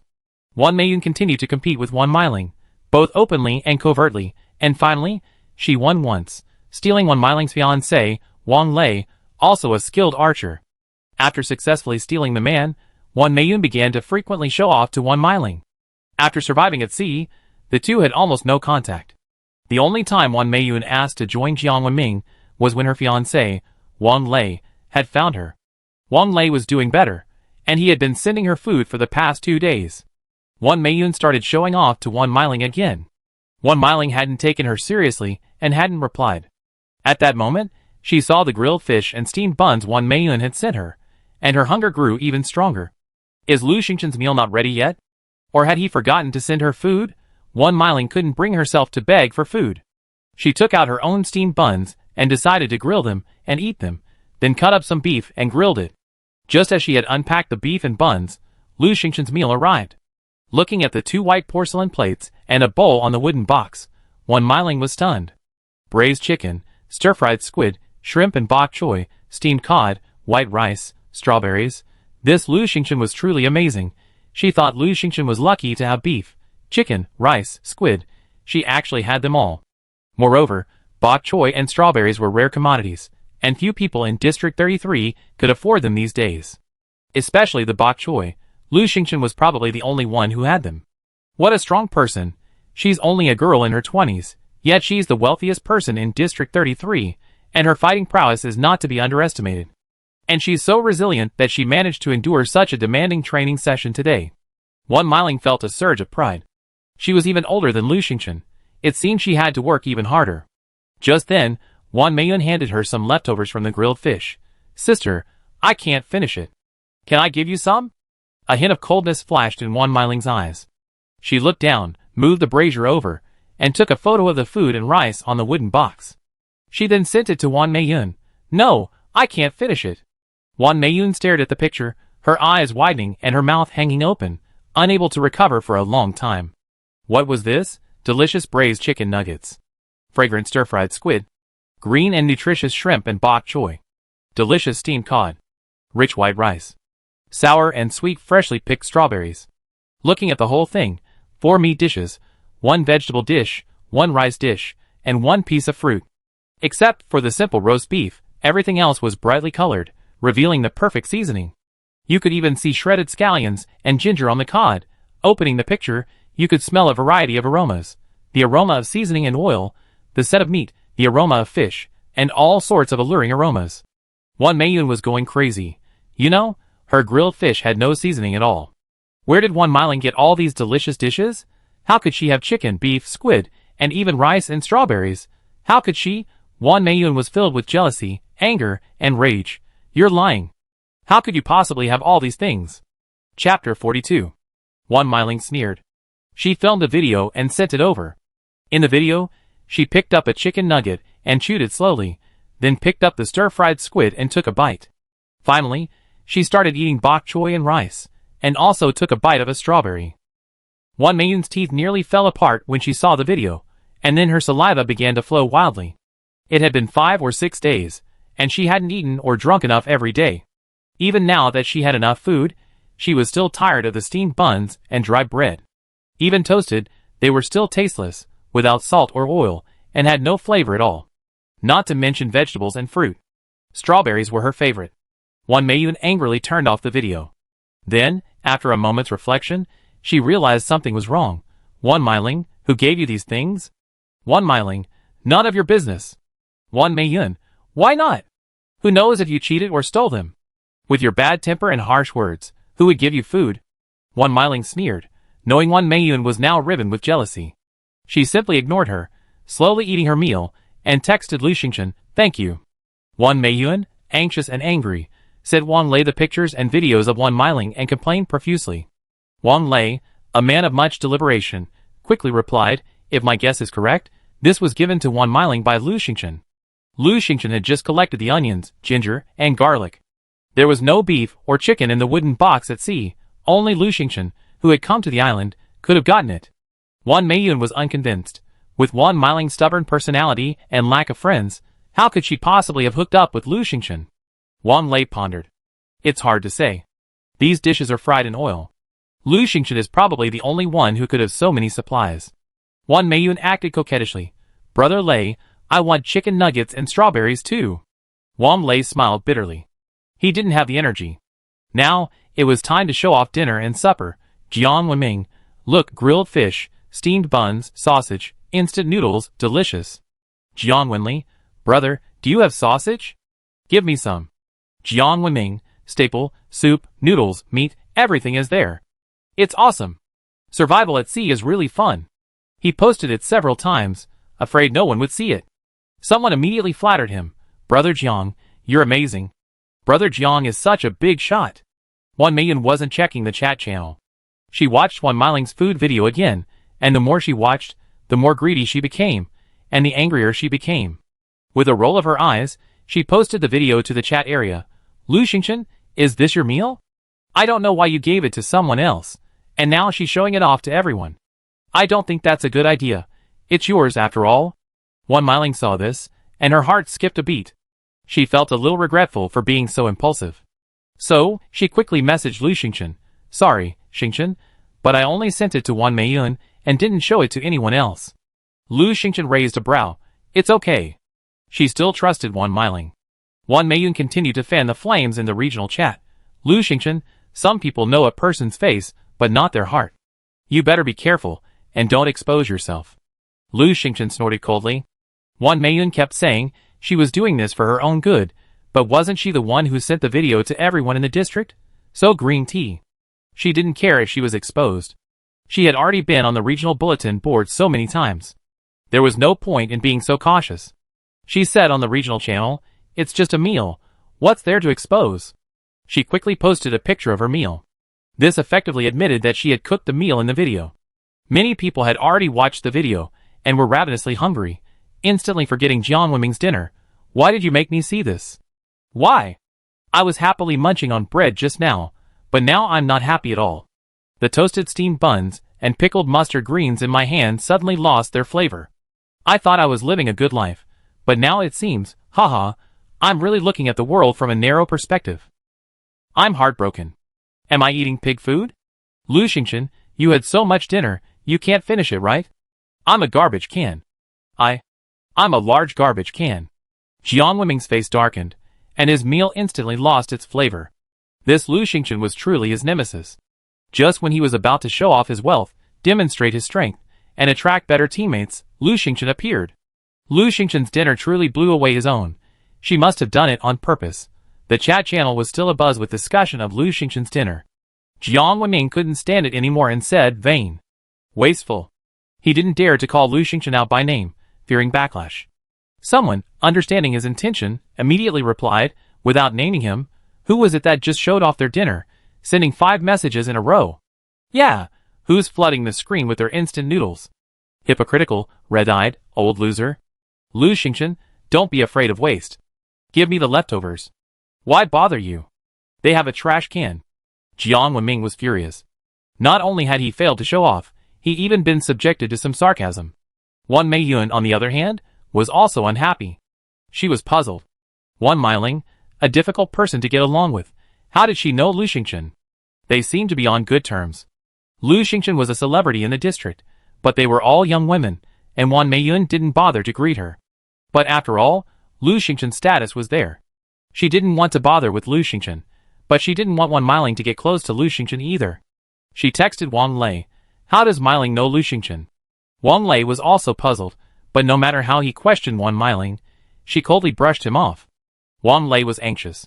He was skilled in archery. Yesterday, he opened a box and found a simple wooden bow. While unassuming, it was still a weapon. So, he was also gathering a team. In addition to his girlfriend, Wang Meiyun, he also contacted a teammate from his previous training team. But 3 people was still too few. It would be great if Lu Xingchen could join, but unfortunately, he didn't know her, and she might not even reply to his messages. After some thought, Wang Lei tentatively messaged Lu Xingchen. Lu Xingchen, hello, Meiling is a friend from my training team. We've always been close. At this point, Wang Lei suddenly had an idea. By the way, I'm also a very skilled archer. I won the championship in a recent competition. Lu Xingchen happened to see this message, and thought Wang Lei was a strange person. So she messaged Wang Meiling. Wang Meiling? I don't know him well. Lu Xingchen understood, and simply ignored Wang Lei's message. At that moment, the chat channel suddenly erupted in an uproar.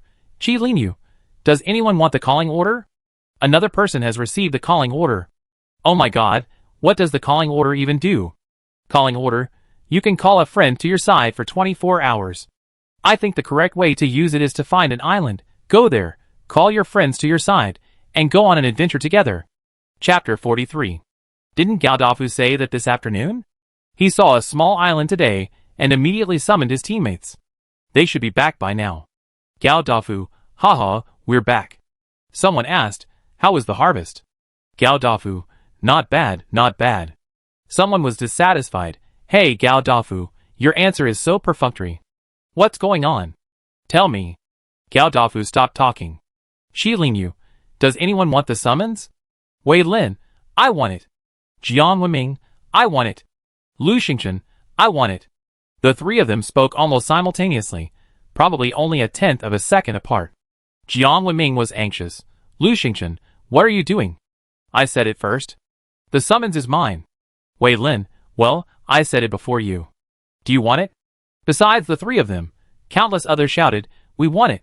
The summons is indeed a valuable asset. In the past 2 days, many people have formed teams, mostly consisting of family, siblings, or classmates and colleagues, with a few high-strength individuals added in. While their teammates, they only chat and discuss matters in small groups, and can't meet in person. Therefore, if they can use the summons to explore the island, they can hone their team and build chemistry ahead of time.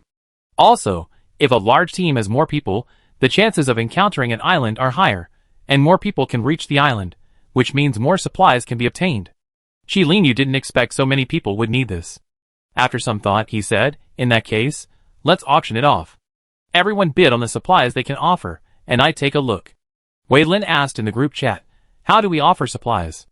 Lu Xingchen, "Don't offer them yet. We see. I don't think a call-up order should be this rare. A call-up order can only summon one person." In the chat, everyone was offering supplies enthusiastically, and Lu Xingchen took the opportunity to observe what goodies everyone had. Qi Linyu eliminated one after another. As more and more supplies were offered, fewer and fewer people were able to bid. The supplies offered were also strange. One of them was a small bag of soybeans, which immediately attracted ridicule. He was also eliminated by Qi Linyu.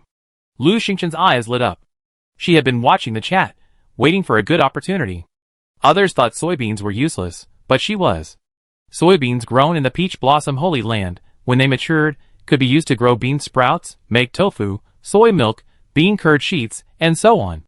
There was a wide variety of dishes available.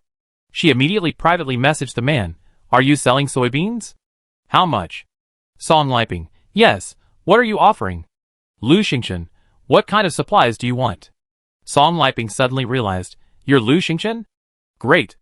I want a piece of beef and 2 strawberries, okay?" Lu Xingchen, "Sure." Song Liping didn't ask for an exorbitant price, and there was no need for her to haggle. The soybean seeds were very important to her. The two of them immediately made the deal. After the transaction was complete, Song Liping asked, "You can grow vegetables, right?" Lu Xingchen, "Yes."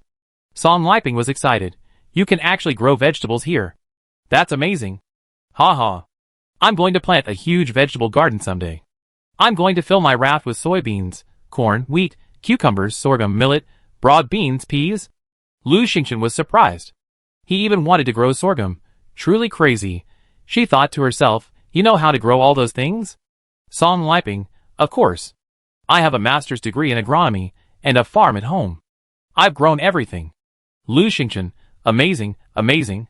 Are there any things I should pay attention to when growing soybeans?" Song Liping immediately said, "Soybeans are easy to grow. The spacing is about." He spoke non-stop for a full half hour. Lu Xingchen listened intently, and even asked about growing strawberries. Song Liping explained in great detail. The two chatted for about half an hour. Song Liping was completely open with his knowledge, sharing practically everything he knew. Lu Xingchen learned a great deal about growing crops. Lu Xingchen was touched. "Thank you. If I have questions in the future, I can always ask you." Song Liping was very generous. "Sure, no problem."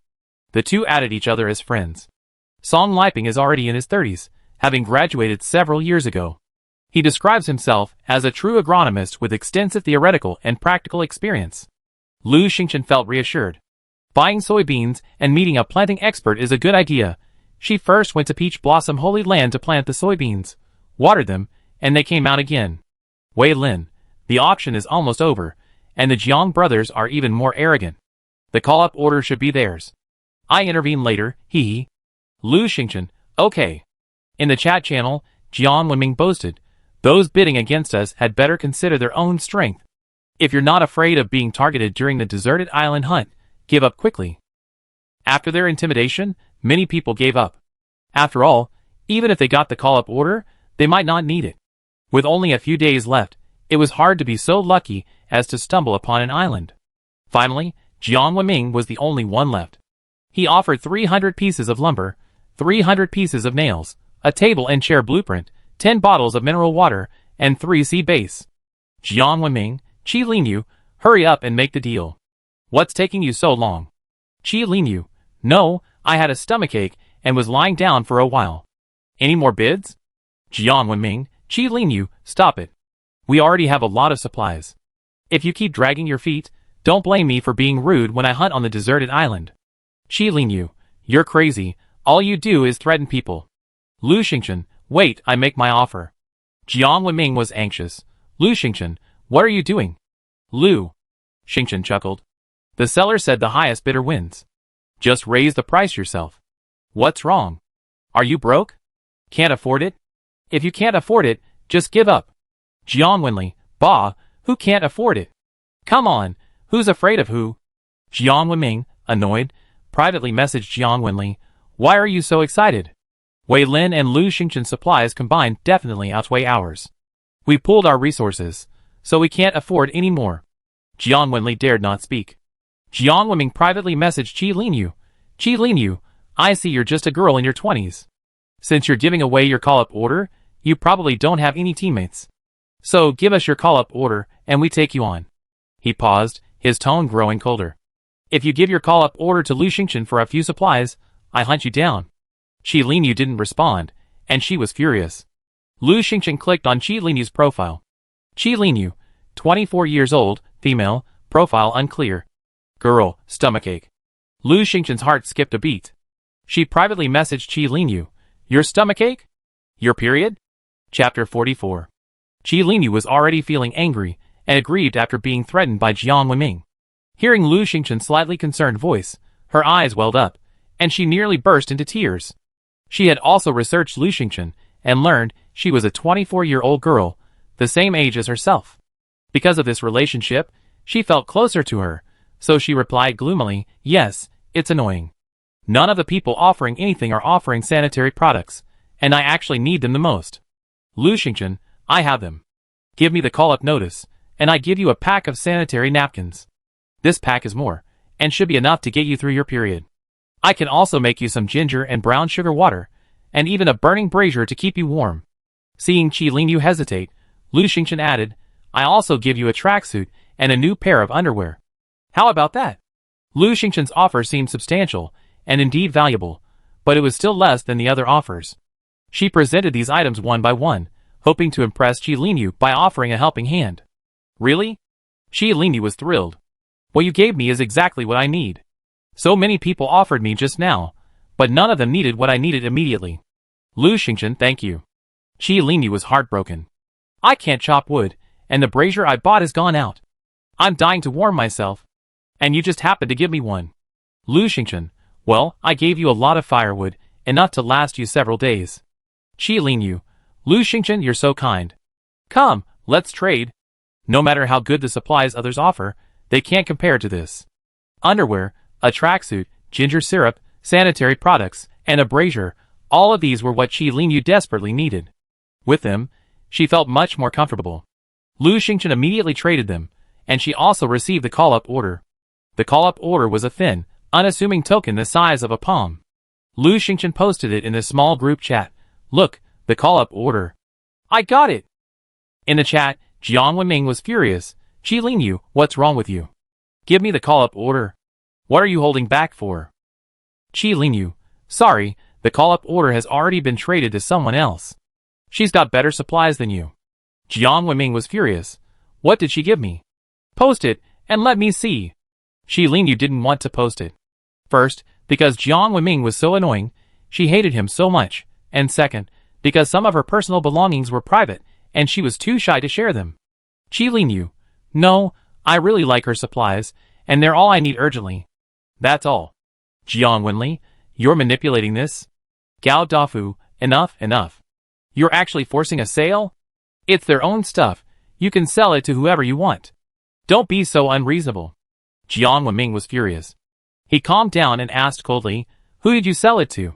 Qi Linyu's annoyance grew even worse. Who do you care? She said solemnly, the supplies she gave me are all I need, and you can't give them to me. In my eyes, her supplies are the most valuable, so everyone go away. Jiang Wenming gnashed his teeth in anger. You say go away, are you kidding me? Qi Linyu also raged. Yes, I say go away, what do you want to do? Jiang Wenming was furious. Tell me, who's the one who took advantage of me? Qi Linyu was on her period and already had a bad temper, so she immediately said, bah, I wouldn't tell you. At that moment, Lu Xingchen was busy making ginger and sugar water for Qi Linyu and hadn't had time to check the chat. Wei Lin privately messaged her, you're amazing. Haha, Jiang Wenming has gone crazy. Lu Xingchen glanced at the chat and realized that Jiang Wenming and Qi Linyu were arguing. She immediately posted in the chat, I bought the call-up order, Jiang Wenming, come at me if you dare. Jiang Wenming was furious. He had pooled all the supplies from his small team for this call-up order, determined to win it. But who knew that when the prize was right in front of him, Lu Xingchen snatched it away. His boasting in front of the team was in vain. Jiang Wenming was furious, and he shouted fiercely, Lu Xingchen, it's you. Just wait, I go to the deserted island hunt and chop you into pieces. Lu Xingchen said calmly, oh come if you dare? Wei Lin, haha, Jiang Wenming, do you dare? Wei Ying, Jiang Wenming, if you come, I make sure you never come back. Zhong Chang, kill people? I can do that too.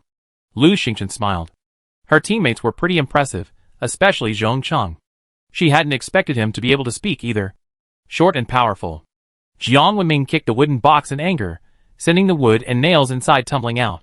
Lu Xingchen, just wait. He kept repeating this phrase over and over, his heart filled with hatred, and he couldn't wait to get to the deserted island and chop Lu Xingchen into pieces.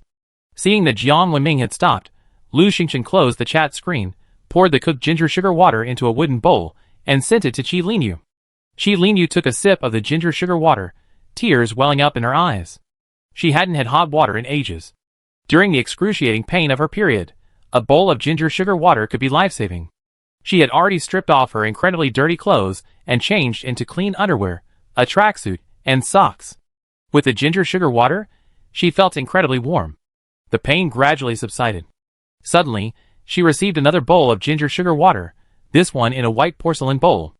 Lu Xingchen left a message. This white porcelain bowl is heatproof. Keep it warm by the brazier and drink another bowl later. Return it to me when you're done. Qi Linyu's tears welled up again. Ah, Lu Xingchen is so kind. It was right to give him the summons. Even then, Lu Xingchen had packed his things and went to the shower cabin to wash up. Wash your hair, shower, and do some laundry, then have a good night's sleep. The next morning, at 8 o'clock, Lu Xingchen woke up promptly and headed to Peach Blossom Land to try her luck. Today's Peach Blossom Land luck blessing, none. None again? Lu Xingchen lamented for a moment, then quickly put it out of her mind. She was now focused on archery practice. After all, good luck wasn't necessary. Good luck would be enough when it came time for actual combat. After breakfast, she made some ginger sugar water for Qi Linyu and began training. The morning passed in a flash. Lu Xingchen hadn't been paying attention to the regional or private chats all morning. It wasn't until lunchtime that he noticed several messages in the commando group chat. Wei Ying, another call-up order. 2 in 1 morning? Wei Lin, Lu Xingchen is right, the chances of call-ups increasing. Wei Ying, it's useless. Someone encountered the island this morning, but unfortunately, they didn't have the call-up order, so they went on their own and returned in a state of disarray. Wei Lin, yes, the chances of encountering an island have increased. I've seen several people mention it. Wei Ying sighed, even if it's increased, it's still less than a 1 in 1,000 chance. Chapter 45. Wei Lin, it's hard to predict. Maybe someone has already encountered the island or received the call-up order? Why haven't I encountered the island yet? I'm so anxious. Wei Ying, you better encounter it later. I heard the island is dangerous. It's better to go together when we have more call-ups. We only have 1 day to explore anyway. Lu Xingchen checked the chat area again. Sure enough, it was very lively, with everyone discussing the island and the call-up order.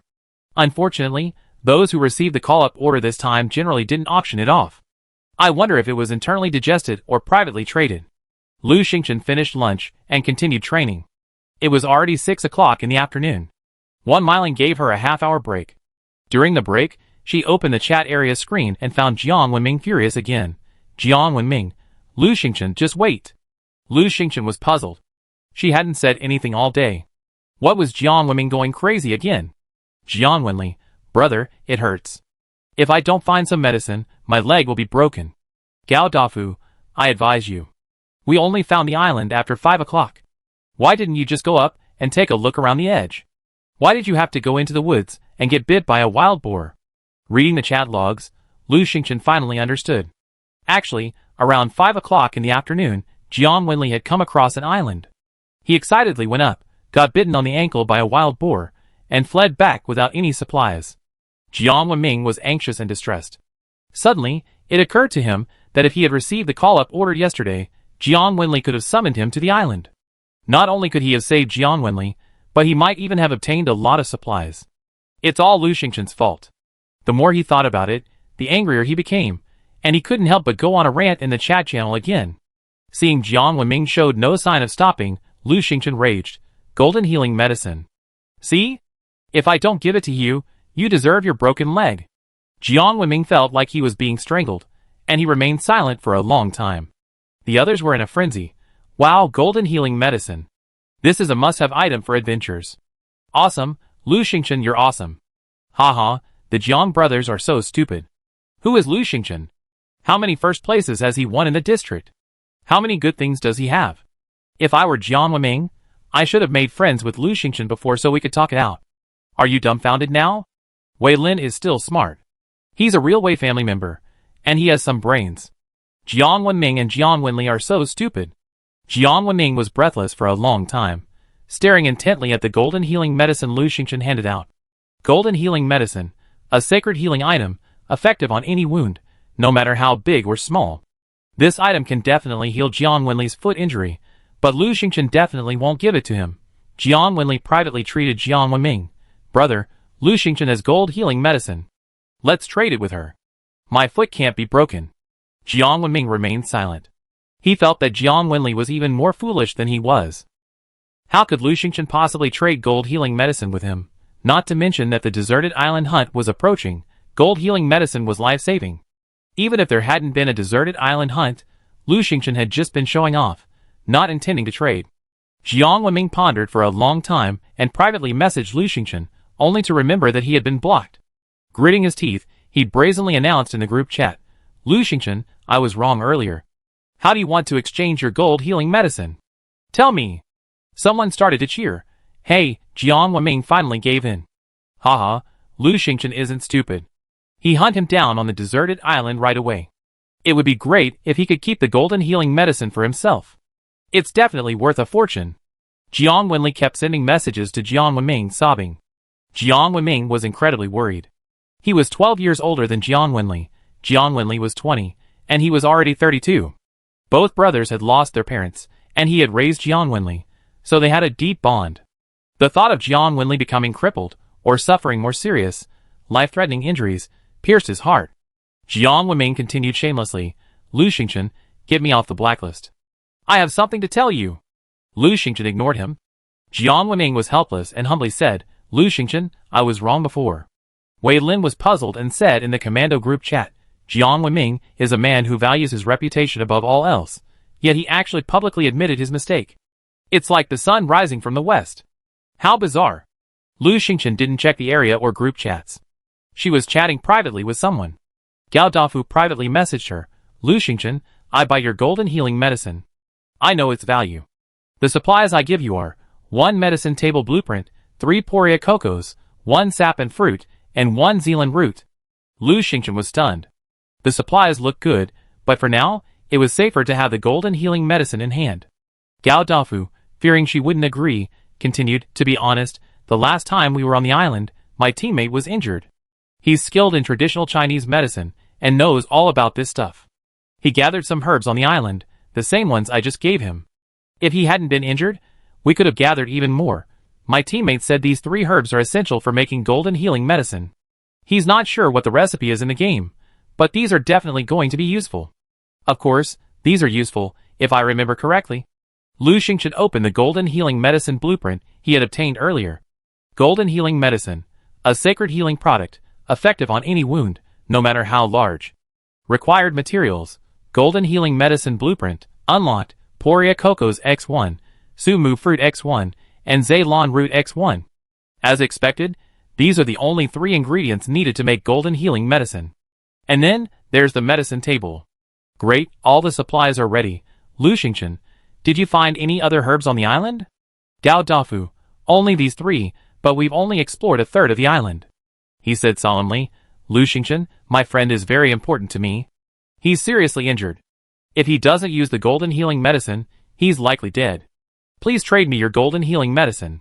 If you need any other supplies, just ask. I give you whatever I have, and even if I don't, I can find someone to trade with. Lu Xingchen paused. First, give me the supplies I mentioned. Gao Dafu, without hesitation, immediately sent the medicine table blueprint and the 3 herbs. Lu Xingchen accepted them one by one, first looking at the medicine table. Common medicine table. Can make common medicines. Required materials. Iron X2, wood X1, clay X10. Clay? What the hell is that? Lu Xingchen was confused. Clay is a material for making ceramics. It's been so long, I don't think anyone has this thing.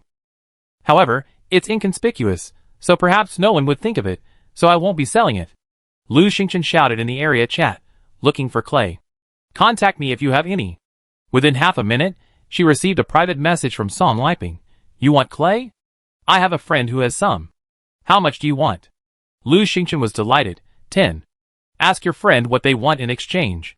Within a minute, Song Liping replied, my friend wants 2 pieces of beef and 2 pieces of fish. Is that okay? It wasn't much, so Lu Xingchen immediately replied, no problem. Song Liping and Lu Xingchen traded, and the transaction was complete. Lu Xingchen received 10 pieces of clay. The clay was a yellowish-brown, seemingly ordinary. Lu Xingchen didn't bother examining it, and simply built a medicine table. The table was successfully built. Please place it. Chapter 46. The medicine table was surprisingly shaped like a black medicine cauldron. Touching the cauldron brought up a selection screen.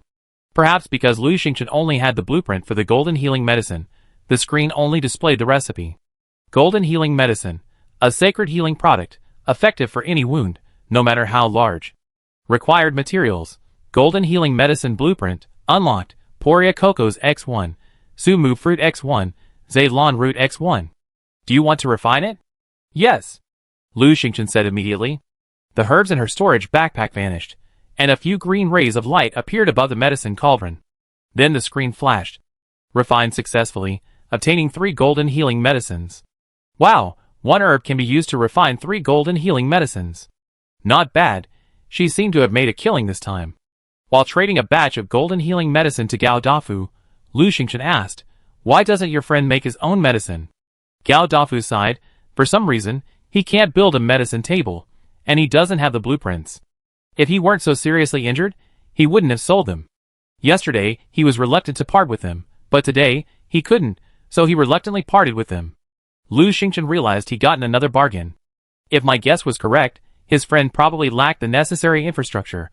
Otherwise, he wouldn't have been unable to build a medicine table. In the area chat, Jian Wenming was still looking for Lu Xingchen. Lu Xingchen ignored him.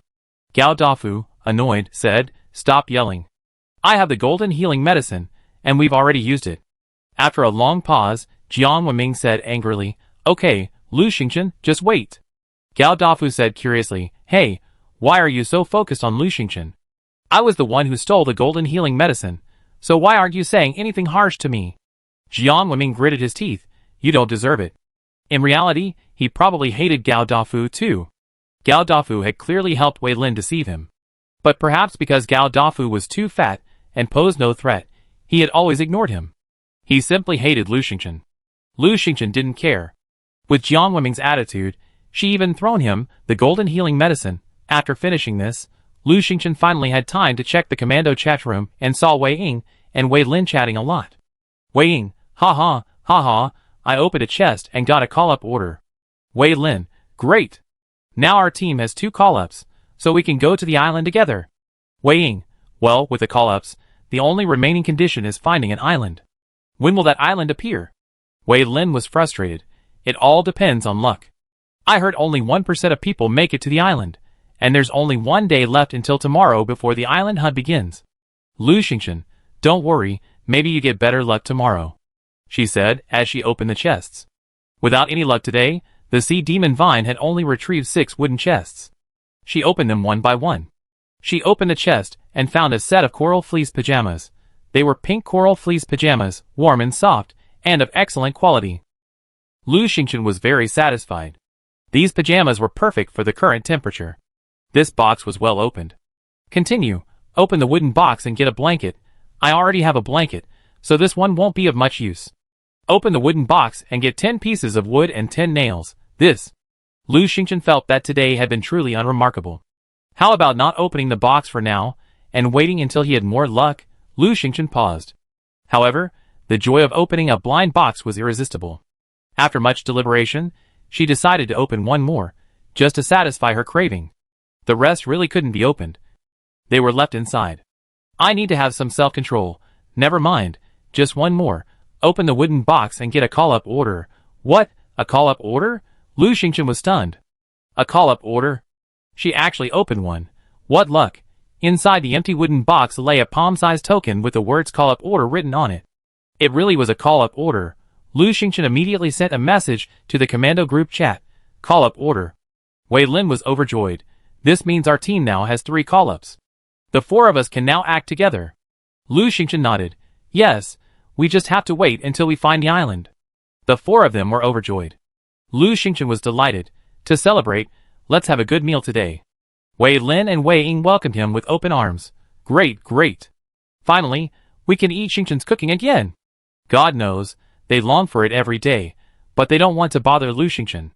Wei Lin waved a hand and handed over a large amount of charcoal for Lu Xingchen to use in the brazier. The charcoal burned at a high temperature without any smoke, making it very useful. Wei Ying gave Lu Xingchen 6 eggs she had unpacked today. Zhong Chong gave him 7 or 8 potatoes, and a bag of seaweed he had unpacked today. Lu Xingchen first went to the Peach Blossom Holy Land. Today, the shallots, strawberries, and bok choy were all ripe. She saved a few shallots for seeds and harvested the rest, storing them in a storage box. A storage box isn't a refrigerator, so it can't hold food long term. It had to be eaten promptly. Today, Lu Xingchen was preparing stewed beef brisket with potatoes, scrambled eggs with green onions, shrimp and bok choy, stir-fried squid, and seaweed egg drop soup. The meal was ready quickly, and she distributed a portion to each person, along with a dozen strawberries. In the end, there was some left over, which Lu Xingchen gave to Wan Meiling as a thank you for her hard work and guidance. Wei Lin and Wei Ying felt that eating alone was boring, so they decided to start a group video chat, and the 4 of them ate online. Lu Xingchen was at a loss for words. Suddenly, Wei Lin announced in the commando group chat, "Look at the regional chat. Jiang Wenming has a call-up. Jiang Wenming, call-up X2. Haha, you didn't expect that. We have 2 call-ups at once. Wei Lin, braised beef brisket with potatoes, stir-fried squid, seaweed egg drop soup, strawberries." The onlookers didn't even have time to read Jiang Wenming's call-up before they were drawn to the delicious food Wei Lin had posted. It can't be helped. Who doesn't love delicious food? Wei Lin, it's Lu Xingchen who made it again, right? I'm so envious. Lu Xingchen, are you still in need of teammates? Wei Lin is so cunning. He's quickly clung to Lu Xingchen's lap. It's happening again, trying to keep me fed up, huh? No, I tripped Lu Xingchen. I need her to give me a bowl of rice. The scammers upstairs are going crazy. Jiang Wenming, seeing the ignored summons, kicked over the wooden box fiercely. Excellent, Wei Lin, Lu Xingchen, deserted island hunt, he won't let them off. Lu Xingchen wouldn't pay any attention to him. They were taking it easy today, eating and drinking, and retiring early. The next day, Lu Xingchen woke up early, washed up, and entered the Peach Blossom Holy Land. Today's Peach Blossom Holy Land's aura blessing. Great luck, your luck is incredibly good today. Lu Xingchen was energized. Good luck finally struck again. It's like I'm in luck. What happened the last time I was in luck? I discovered an island. Lu Xingchen hurried out of the Peach Blossom Land and looked out at the sea. Chapter 47. Lu Xingchen looked out at the sea, but it was alas calm, not even a box in sight. Since that was the case, she had no choice but to open the boxes. Yesterday, due to bad luck, she had left a few boxes behind, and now she was taking advantage of a lucky break. Opening the wooden box, good luck today, she received a bag of 6 coconut bread and 3 bottles of mineral water. Just SOSO, it seems my luck isn't that great. Opening the wooden box, good luck today, she received a storage backpack expansion blueprint, 5 slots. Wow, this is something good. Lu Xingchen was thrilled and immediately opened the blueprint. Storage backpack expansion blueprint, 5 slots. This expands the storage backpack by 5 slots. Required materials, 1 piece of floral fabric and 1 space stone. Lu Xingchen happened to have the floral fabric and space stone, so she immediately crafted it. After successfully crafting it, her backpack expanded to 15 slots. She was just worried that weapons and tools would take up 6 slots in her backpack, leaving only 4, leaving her with nowhere to put all the good stuff. Unexpectedly, a pillow appeared after a sleepy nap. Lu Xingchen rubbed her hands with a smile and opened the last box. Even though she didn't get anything, just the storage backpack expansion was enough to make her a winner today. Opening the wooden box, she was blessed with good luck today and received the storage backpack expansion blueprint, 10 slots. Oh my, what luck! Lu Xingchen smiled happily. Today was a good day. A lucky day.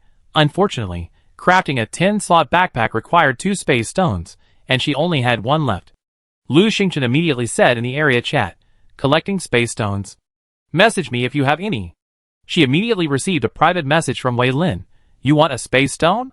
I have one. Give it to you. Wei Lin immediately sent a space stone. After a moment's thought, Lu Xingchen accepted it, thanks. She immediately expanded her backpack by another 10 slots, bringing her total to 25, more than enough. After opening the boxes, Lu Xingchen returned to the Peach Blossom Holy Land. She gathered the scallion and bok choy seeds, and planted them again. She also planted more strawberry seeds, which had been dried yesterday. She also planted yesterday's soybeans. After finishing these tasks, Lu Xingchen left the Peach Blossom Holy Land and planned to have a good breakfast. It would soon be time for training again. As soon as she emerged, she spotted a faint hint of greenery and gray rocks in the distance. Island. She had encountered another island. The raft drew closer, and she could already make out the tall rocks and several large trees on the island. Lu Xingchen was filled with excitement. At this moment, Wan Miling sent a message, start training? Lu Xingchen immediately replied, I'm not training today. I'm busy. She stared intently at the island. When she got close, she picked up the anchor and tossed it ashore. The sea demon vine spoke, Master, are you going to that island? Lu Xingchen, yes, little vine. While I'm away, you must guard our raft, okay? With the sea demon vine, she had nothing to worry about. The sea demon vine said delicately, okay, master, but there's no need to go to such lengths. She swung her vines and, with a swish, flew far away, hooking directly onto a large rock on the shore. She said, look, isn't it very solid? Lu Xingchen nodded and praised, little vine, you're amazing. She had little experience with children, but her nephew's grandparents had said that children deserved plenty of praise. Sure enough, the sea devil vine excitedly waved its vines, boasting, with me here, even without this broken rock, our boat won't be able to escape. Yes, yes, Xiao Ting is the best girl. Lu Xingchen praised her again. Then, she announced to the commando group chat, we've found the island. Everyone, get ready. I gather you once we're there. She posted a picture of the island. The commando group chat erupted in jubilation. Wei Ying, ahaha, Xingchen, you're so lucky. Wow, this island looks quite large, enough for 2 days of exploration. Wei Lin, calm down, prepare your weapons and tools. We only have 1 day, and after that, the island will disappear. Wei Ying, I know. Hee, I knew it. Following Xingchen means there's meat to eat. Xingchen is truly a lucky star, a very lucky star. Wei Ying, Xingchen, from now on, I be your loyal teammate, never leaving you. Through thick and thin. Wei Lin, do you want to add stay together forever? Wei Ying, oh, if Xingchen doesn't mind, of course I can. Wei Lin, ahem. Zhong Cheng, got it. Wei Ying, haha, Zhong Cheng, you're a little late. Lu Xingchen smiled faintly. Okay, I need to get ready too. I contact you later. It would have been nice if Zhong Cheng had spoken, otherwise she would have had to notify him individually. Closing the group chat, Lu Xingchen began to pack her belongings. Tools like an iron axe, pickaxe, shovel, and lighter were essential, taking up 4 slots. Weapons like an oxhorn bow, feather arrows, dagger, and whip also required 4 more slots. Thinking for a moment, Lu Xingchen wrapped the whip around his wrist and covered it with his sleeve, freeing up 1 slot. She also took out 5 spike traps and 5 nets, which she had prepared earlier for the island trip. This took up 2 more slots. After some thought, she also packed bread and water, along with a gold healer. If she were staying on the island for a day, these would be essential. Finally, she glanced at the ropes in her backpack, hesitated, and took those as well. With all these things packed, she had already taken up 13 slots. Lu Xingchen smacked her lips. Thankfully, she had just expanded her backpack. Otherwise, it would have been full from the start, and she might as well not have even gone to the island. With 12 slots remaining, she simply brought 40 or 50 more strawberries. It didn't matter if they took up a slot. Eating them would free up space. After completing her preparations, Lu Xingchen explained to the sea demon vine, jumped off the raft, and headed for the island. The edge of the island, was a golden sandy expanse. Further in, there were a few scattered island plants, followed by rocks. Following the mountain path, Lu Xingchen ascended, then descended, and finally reached a flat surface. It was time to gather the teammates. At this moment, in the commando group chat, Wei Lin and Wei Ying were already impatient. Wei Ying, it's already 8:30, Xingchen, are you ready? We only have 1 day, and we have to leave the island at 6 o'clock. Wei Lin, why are you so anxious? Some people are so relieved to discover the island at 12 noon. We're the luckiest ones, given the longest exploration time. Wei Ying, I haven't seen land in a week. Just thinking about it, staring at the blue sea every day, I'm almost blinded. Lu Xingchen checked the private messages, and saw that Zhong Chang and Wei Ying had already sent her the call-up orders. She received them, and opened them one by one. Summoning order, use this to summon a friend to your side. After 24 hours, the summoning order expires, and the friend automatically returns to their original location. Select the friend you wish to summon. Lu Xingchen summoned Wei Ying. A flash of white light disappeared, and a girl in her 20s appeared beside him. Chapter 48. The girl had messy short hair, and was about 1.7 meters tall. She was wearing a black sports suit and carrying a large backpack. She was thin, and looked very impressive. She had almond-shaped eyes, and a long round face. She looked pretty, but not to be trifled with. Lu Xingchen thought, this must be Wei Ying. It was just as she had imagined. Wei Ying spotted Lu Xingchen immediately, and said with surprise, "You're Lu Xingchen? No wonder Wei Lin said you were pretty. You really are. Hey, it's been so long, how come your body and face are so clean? There's not a speck of dirt on your shoes. Huh? You smell so good. Where does that smell come from?" Wei Ying's overly enthusiastic performance overwhelmed Lu Xingchen, who was rather cool. She took a step back and said, "Soap? Don't you use soap when you wash clothes?" She didn't smell good at all. She just used soap once a day. Lu Xingchen was used to a good life, and said it casually, not thinking much about it. Wei Ying's eyes widened. "Soap? You still have soap? Huh? You still wash clothes? How many clothes do you have? Wow, your camouflage uniform is so handsome." Lu Xingchen couldn't resist. Okay, I have to gather the others. Let's go exploring quickly. Everything will be possible." Wei Ying calmed her excitement, and waited aside, gazing at Lu Xingchen with fervent envy. She was unconcealed in her eyes. Lu Xingchen decisively summoned Wei Lin. In a flash of white light, the summons vanished, and Wei Lin arrived at her side.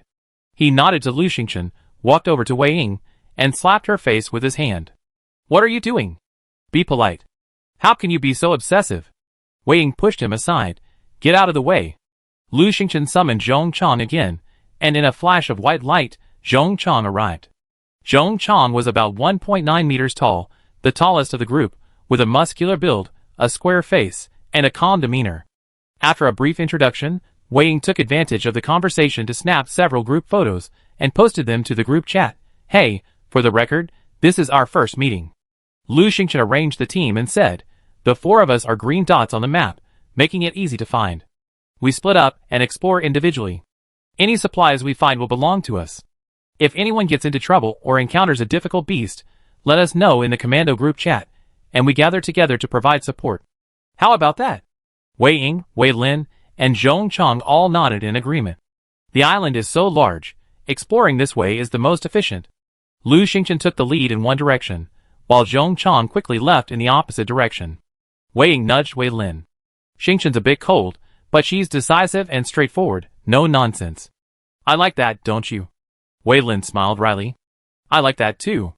Is it any use? Okay, we're good teammates. Let's gather our supplies." The two of them headed in 2 different directions, slowly separating. Lu Xingchen walked in one direction, observing the plants and peaks she encountered. Maybe there's treasure out there.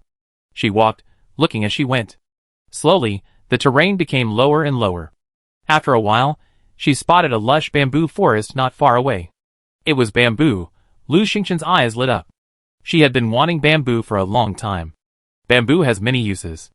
It can be used to build bamboo houses and make all kinds of utensils, such as bamboo baskets, bamboo flutes, bamboo bottles, and more. Bamboo shoots are also a delicacy.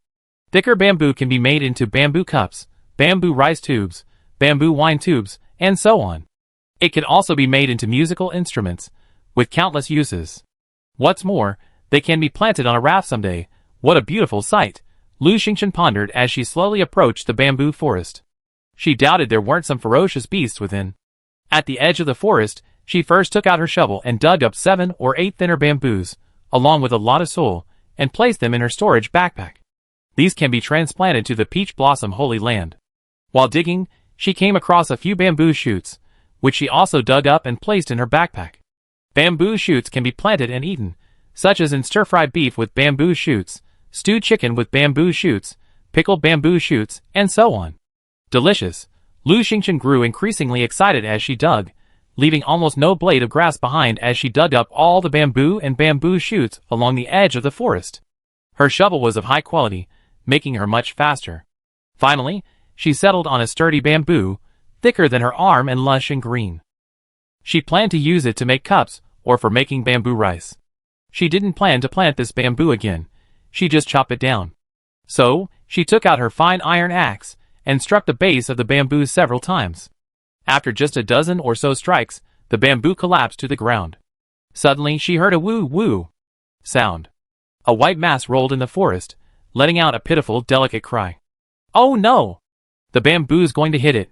Lu Xingchen jumped in surprise and quickly waved her hand, collecting the fallen bamboo into her backpack. With a thud, a round, black and white mass rolled over and landed in the pit she had just dug in the bamboo next to her. Woohoo! The 2 chubby creatures let out another childish cry, their voices filled with grievance. It was a panda cub.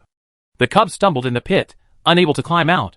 Looking at Lu Xingchen, it whimpered several times. Wow, so cute! Lu Xingchen's eyes lit up. If you ask what the cutest animal is, many people would probably say pandas. After all, pandas can gain countless fans simply by being cute. How many people envy the profession of panda keepers? And how many people want to touch and cuddle these chubby little creatures? Lu Xingchen's excitement faded, then she calmed down.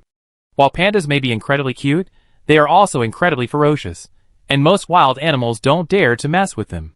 She didn't dare to hug them. Observe. The cub saw Lu Xingchen standing motionless at the edge of the pit and became unhappy. It simply stopped climbing and sat down at the bottom, curling up into a ball, barking at Lu Xingchen several times.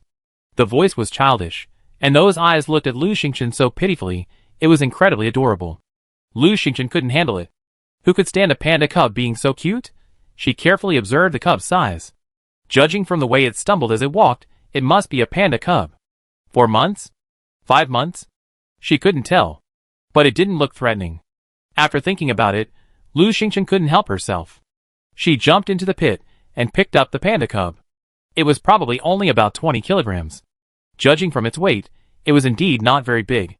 Lu Xingchen had always loved pandas and had studied them. It was said that pandas weigh only about 100 grams and are about 10 centimeters long when they are born. It was hard to imagine that such a small panda could grow into a giant and extremely ferocious beast. Lu Xingchen held the panda cub, and it curled up obediently in her arms. So cute. Lu Xingchen hopped onto the pit, carrying the panda cub. He rubbed it several times, liking it more and more. He simply picked out the tenderest bamboo shoot and fed it to the cub. The panda cub ate the bamboo shoot, crunching it sweetly, devouring it in no time. It purred at Lu Xingchen again, and Lu Xingchen's heart softened. After a moment's thought, he took out a strawberry and tentatively offered it to the cub. Chapter 49. Pandas also love fruit. I wonder if this little cutie would like this strawberry. The panda cub sniffed it, and happily began to eat it with a crunch. When it finished, it whined and begged Lu Xingchen for more. Lu Xingchen fed it 7 or 8 in a row, but finally, fearing it would be too full, he refused to feed it any more. Little one, where's your mother? Lu Xingchen rubbed the cub hard. Woo-woo. The panda cub struggled to jump down. Lu Xingchen set it down, and it stumbled deeper into the bamboo forest. Lu Xingchen thought for a moment, unable to resist the temptation, and followed. She figured if this cub didn't have a mother, she might as well lure it onto her raft. After all, she knew she had plenty of bamboo and a variety of meat and fruit, so she was sure she could feed it. The panda cub walked, and Lu Xingchen followed. After about 20 minutes and several detours, they arrived at a clearing. The panda cub happily rushed over, purring twice. Lu Xingchen then noticed a dozen dark red bamboos growing in the middle of the clearing. He discovered a rainbow-tipped arrow bamboo, a second-level mutant plant. Its stems were incredibly tough, and its leaves and roots were medicinal. It seemed this bamboo was something special. Lu Xingchen noticed that if a plant had significant medicinal value or was a good ingredient, the system would indicate it, probably because she had taken elementary pharmacy. Woo! The panda cub purred twice more, clapped its paws, then picked it up, scooped it up with both hands, and with a gurgling sound, rolled over to Lu Xingchen's side in a ball. It stood up and raised its hands. Lu Xingchen spotted a bamboo shoot with a dark red tip in its paws. Discovering rainbow-tip bamboo, a second-level mutant plant, a precious ingredient with miraculous uses. Lu Xingchen's eyes lit up. This rainbow-tip bamboo could be planted directly. She thought this panda was quite clever. It must have eaten her strawberries, and brought back the rainbow-tip bamboo as a reward. Thank you, little Tuanchuan. Lu Xingchen stroked the panda cub's head and said happily. She had come here to collect supplies, and seeing the precious rainbow-tip bamboo, she couldn't leave empty-handed. She said with a smile, Little Tuanchuan, I dig you a few bamboos. Do you mind? The panda cub tilted its head, not knowing if it understood Lu Xingchen's words. It simply rolled over to the rainbow-tip bamboo, shook it, and pointed, as if to say, come on, take what you want. Lu Xingchen was delighted. She immediately went over, dug up 3 rainbow-tip bamboos and another rainbow-tip bamboo, and said, Little Tuanchuan, do you have a father or a mother? She still wanted to kidnap the little one. If the little guy didn't want to go with her, she'd just dig up these few bamboos and leave some for the cub. Woo woo. The little guy rolled over twice, and Lu Xingchen had no idea what it meant. She picked him up again. Hey, are you coming with me or not? Suddenly, the bamboo forest nearby shook violently. Clatter, clatter. A large figure rushed over with a loud cry. It was an adult giant panda, its fury so strong that Lu Xingchen rushed into the bamboo forest with the cub in her arms. Woo woo! The panda cub cried happily. The adult panda stared at Lu Xingchen fiercely, but didn't dare to come over, only issuing a fierce warning. Lu Xingchen realized belatedly, is this your cub?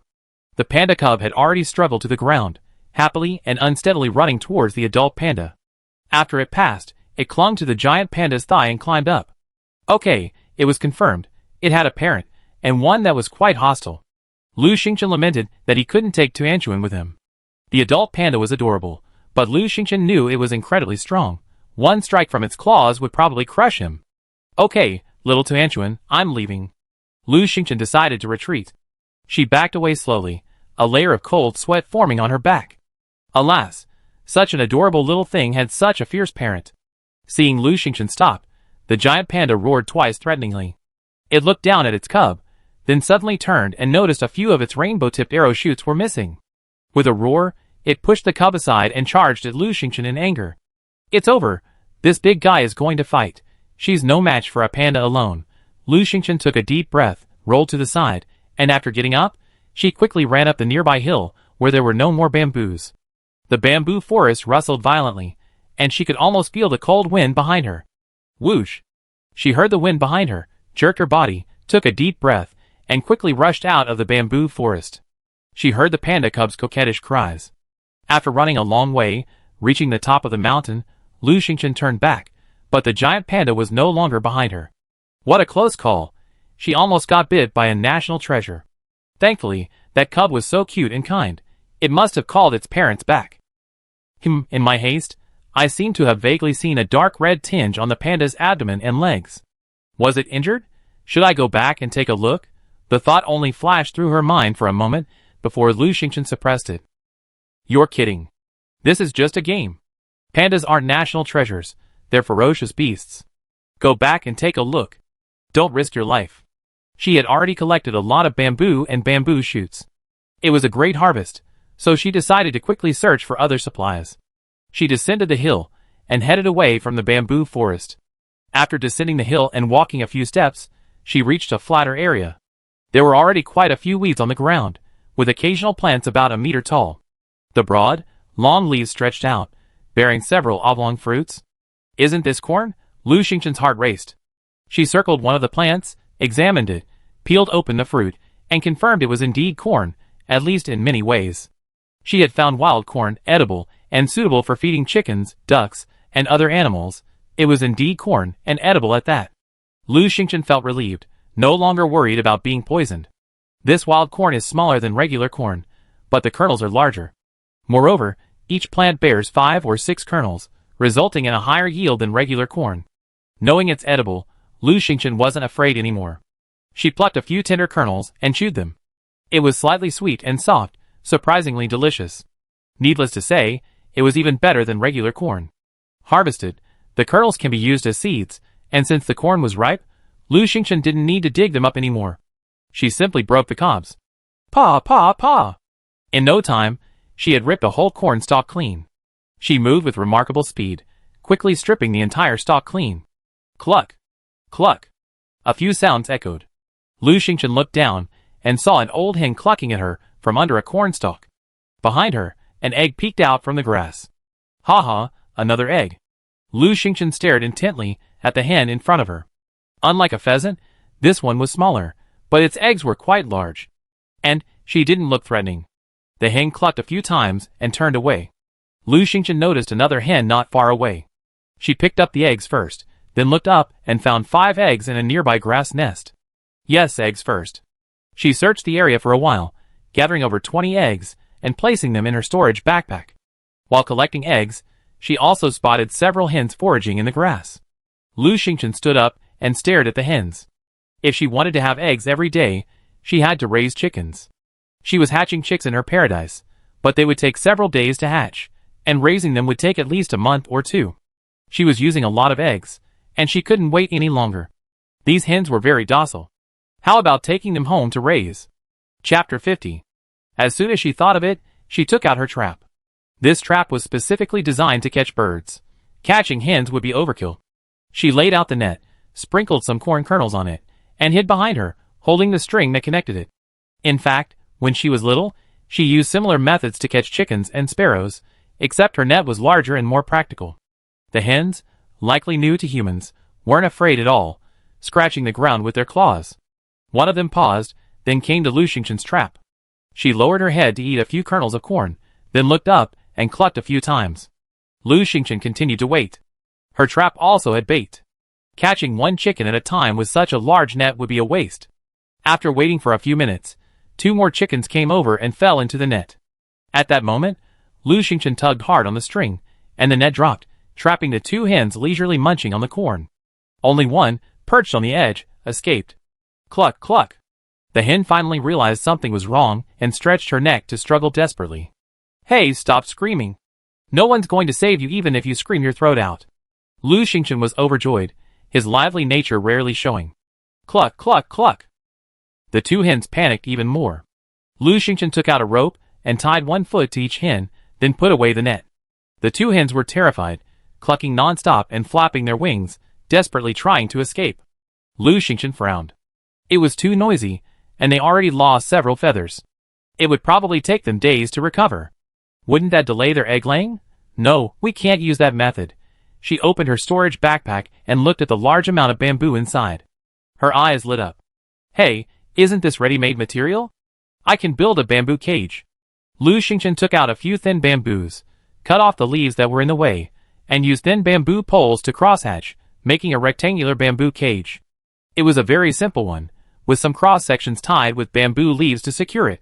Finally, she left a door on the top.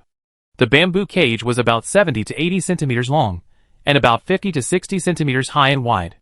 Lu Xingchen untied the ropes of the 2 hens and let them in one by one through the door at the top. Untied, the 2 hens calmed down. They just paced around the cage, looking confused and anxious. When Lu Xingchen was weaving the cage, she deliberately arranged the bamboo at the bottom of the cage more densely, like bamboo boards, to prevent the hens' claws from slipping through. She took out a head of corn, peeled off 2 rows of kernels, and placed them in the cage. Soon, the hens calmed down and focused on pecking at the corn. Done! Lu Xingchen clapped her hands. However, the bamboo cage was quite large, and these hens were small, so only 2 would be a waste. She placed the cage under a tree, picked up the trap net, and walked a short distance away. Using the same method, she caught 2 more hens and put them in the cage. Just the hens wouldn't do. She wanted to hatch chicks, so she needed a rooster. Lu Xingchen deliberately selected a rooster, set up the trap net near it, and finally caught it. However, the rooster resisted fiercely, even attempting to attack with its sharp beak. Lu Xingchen gave it a beating. As for the rooster, a little injury wouldn't hurt it.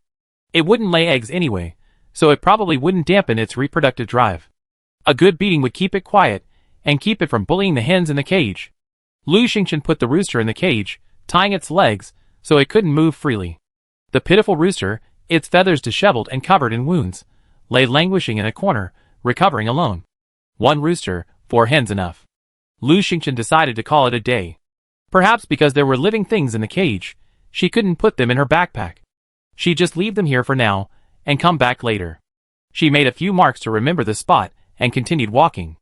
After a few more steps, she spotted a little rabbit. Startled by the sight of someone, the rabbit immediately took off. Lu Xingchen chased it for a dozen steps, but it scurried into a hole and disappeared. A cunning rabbit has 3 burrows. It's no use chasing it. Lu Xingchen stopped. Rabbit meat is delicious, and rabbits reproduce quickly, breeding 3 or 4 times a year, giving birth to 6 to 10 pups each time. The baby rabbits enter their breeding season after 3 or 4 months. So, with just 2 rabbits, 1 male and 1 female, she could harvest a mountain of rabbits in 6 months. That way, would she still have to worry about rabbit meat? Lu Xingchen had caught rabbits with her grandfather before, and she thought carefully about the process. Back then, her grandfather sometimes used a lasso, sometimes a net, and sometimes dug pits as traps. She decided to dig a pit. Lu Xingchen looked around and saw some rabbit tracks and feces nearby, suggesting there must be more than 1 or 2 rabbits lurking in this area. She took out her shovel and dug a hole about a meter deep and a meter wide, covering it with dead branches and weeds to conceal it. As for bait, strawberries are a good choice. They're sour and sweet, and rabbits love them. Lu Xingchen was thankful she brought them along because she thought she had too many strawberries, but she didn't expect them to come in handy. She placed a few strawberries on the trap and hid behind a nearby rock, staying still and making as little noise as possible. Everything was quiet. Lu Xingchen, bored, opened the commando group chat. Wei Ying, haha, guess what I saw? Wild oranges, so sweet. I plucked all the oranges from the tree, haha. Wei Lin, I killed 2 big rabbits and cut them down to get the meat and skin. I can eat the meat when I get home. Wei Ying, hey Xingchen and Zhong Chang, why aren't you talking? How are you guys doing? Lu Xingchen, I'm catching wild rabbits and raising them. Wei Ying, wow, great idea. You're much smarter than Wei Lin. Wei Lin, hurry up. Look, Jiang Wenming is going to the island too. In the area chat, Jiang Wenming boasted, haha, I see the island. Wenli, hurry up, let's go. All the other teammates, if you have a call, give it to me and I take you there. Jiang Wenli, aw, seriously, you're awesome, brother. Jiang Wenming, teammate, let me make this clear, I take you there, and you must give me half of the supplies you find, with blueprints being given priority. Jiang Wenming's barking orders in the area chat was a turnoff for many. Gao Dafu, Jiang Wenming, this isn't your group chat, please stop spamming. Jiang Wenli, Gao, are you jealous? Jiang Wenming, haha, it's only a little after midnight. We can explore the island for 5 or 6 hours. Gao Dafu, be more open-minded. We won't have time to talk after we get there. Jiang Wenli, where's Lu Xingchen? Where's Wei Lin? Why aren't you guys bitching anymore? Are you jealous? Haha. Jiang Wenming, haha, Lu Xingchen, Wei Lin, you never expected that. You grabbed my call, but you don't even get a chance to get on the island. Immediately, several more people started making sarcastic remarks, mostly from the Jiang brothers' teammates. Lu Xingchen, bored as she was, immediately posted a group photo. Sorry, I've been busy since early this morning. I didn't expect you all to miss me so much. It was a photo of the 4 of them taken just after they arrived on the island. Chapter 51. Lu Xingchen posted a group photo of the 4 of them, taken just after they arrived on the island. The picture she chose was brilliant. It was a blurry silhouette, and there were only 2 people, so you could only vaguely tell who was male and who was female. However, the timestamp on the picture was clear. Day 7 of the C calendar, 9:15 a.m. Jiang Wenming had been chattering away for a while. Many people were watching the chat area, and since they were following Lu Xingchen, they all immediately looked at the picture. Suddenly, the screen was buzzing with activity. Awesome! Lu Xingchen arrived on the island a little after 9 a.m. That's the perfect time. No waste at all, giving you the most time to explore. No wonder he didn't say anything. He was busy exploring. Haha, unlike some people who make a fuss about it before they even got to the island, letting the whole world know. You're still mocking me. Now you're getting slapped in the face, aren't you? That slap hurts. Jiang Wenming gritted his teeth. He only been gloating for 2 minutes, when Lu Xingchen slapped him in the face. Unexpectedly, Lu Xingchen arrived so early, and clearly with Wei Lin. The chat screen was filled with sneering sarcasm. Jiang Wenming, embarrassed and annoyed, blurted out, "Hey, it's only a few minutes early. What's with all the bragging? Aya, who's this? So sarcastic." Gao Dafu was the first to lose patience. The others, upon hearing Jiang Wenming's words, intensified the noise. "TSK, Jiang Wenming, you've been flooding your screen with messages for minutes before even arriving, and you're even challenging Lu Xingchen? Lu Xingchen just sent a picture in response, so why are you bragging? Haha, I got slapped in the face, and I'm just pissed. Ugh. I've never met such a disgusting person before. I'm talking to you, Jiang Wenming. Jiang Wenming, can you please stop talking? You're living like a joke. I'm ashamed of you." The chat screen was ablaze with condemnation. Furious and ashamed, Jiang Wenming silently packed up his things and returned to the island with a sullen face. Lu Xingchen had long since stopped paying attention to this side of the world. She saw a rabbit slowly crawling out of the brush, its little red nose twitching as it sniffed here and there. This rabbit was much larger and fatter than the previous one, appearing rather clumsy. It was very cautious, taking a few steps, sniffing, then a few more steps, sniffing again, then turning its little head to look around. Lu Xingchen remained motionless, staring at it intently. Finally, the little rabbit moved to the side of the trap. Its little nose moved again, and with a whoosh, it leaped towards the strawberries on the trap. With a thump it fell. Done, Lu Xingchen immediately rushed out from behind the rock, pushing aside dead branches and hay. She saw the frightened rabbit climbing upwards. Unfortunately, the pit was too deep, and it couldn't climb out. Lu Xingchen reached out, easily grabbed it, and lifted it up. The rabbit was heavy, weighing at least 10 pounds. Its belly was round and plump. Lu Xingchen felt it, and it thrashed around, squeaking anxiously. Pregnant, Lu Xingchen was overjoyed. Having raised rabbits as a child, she could tell this one was pregnant and probably about to give birth. Great, one rabbit is enough. The rabbit was pregnant, so Lu Xingchen didn't want to be careless. So she took out some bamboo poles and wove a bamboo cage, slightly smaller than the previous one. She placed the large rabbit inside and gave it a strawberry. Only then did the rabbit calm down a bit. She couldn't take the cage with her, so Lu Xingchen walked back to the area where the chicken coops were. After some thought, she climbed a large tree and placed the 2 cages on a branch, covering them with leaves. Up there, no wild animal should attack them. Lu Xingchen checked again, confirming there were no snakes nearby, and then left with peace of mind. After walking for more than 10 minutes, she came upon a rocky mountain. The mountain was rocky, with scattered pine trees. On the island, wood was a vital resource. Lu Xingchen picked up her iron axe and, with a crack sound, she began chopping down a dozen or so pine trees. Seeing a sturdy pine tree ahead, she raised her iron axe again and suddenly spotted Poria cocos, a first-level herb, one of the main ingredients for making gold healing medicine. Lu Xingchen looked closely, and saw a small object near the roots of the old pine tree. It was a round, brown, oval object, Poria cocos. This was something she had discovered since she started studying elementary pharmacy. Poria cocos is one of the main herbs used in making healing medicine. Gao Dafu and his companions had only found 2 or 3 pieces of Poria cocos after exploring the island for half a day. It's quite rare. Lu Xingchen stepped forward, gathered the Poria cocos, and put it in her backpack. Oh, by the way, according to elementary pharmacy, Poria cocos seems to grow beneath pine trees. We should look carefully. This time, Lu Xingchen kept an eye on the base of the pine trees while chopping wood, and soon found 5 more pieces of Poria cocos. She searched for Poria cocos while chopping pine wood, slowly climbing to the top of the mountain. At the top, surrounded by several large rocks, stood an exceptionally large, ancient pine tree, its trunk jagged and twisted, extending outward at an angle. At its base, there was a golden-brown plant that resembled Poria cocos. Found red gold Poria cocos, a second-level mutant herb. It can be made into a rejuvenation elixir, bringing the dead back to life. This is an exaggeration. Lu Xingchen only grumbled slightly. She knew it was definitely good stuff. Second level, and a mutant, it must be a level and a half higher than ordinary Poria cocos, right? Lu Xingchen slowly walked forward, observing her surroundings with caution. Finally, she stood on the highest rock, the only place within reach of the red gold Poria cocos. Standing on the rock, Lu Xingchen realized that below her was a sheer cliff. It wasn't too high, perhaps 70 or 80 feet, but it would be enough to kill someone falling. In the cracks of the cliff, a few small grasses could be seen swaying in the wind. Lu Xingchen calmed herself and carefully observed her surroundings.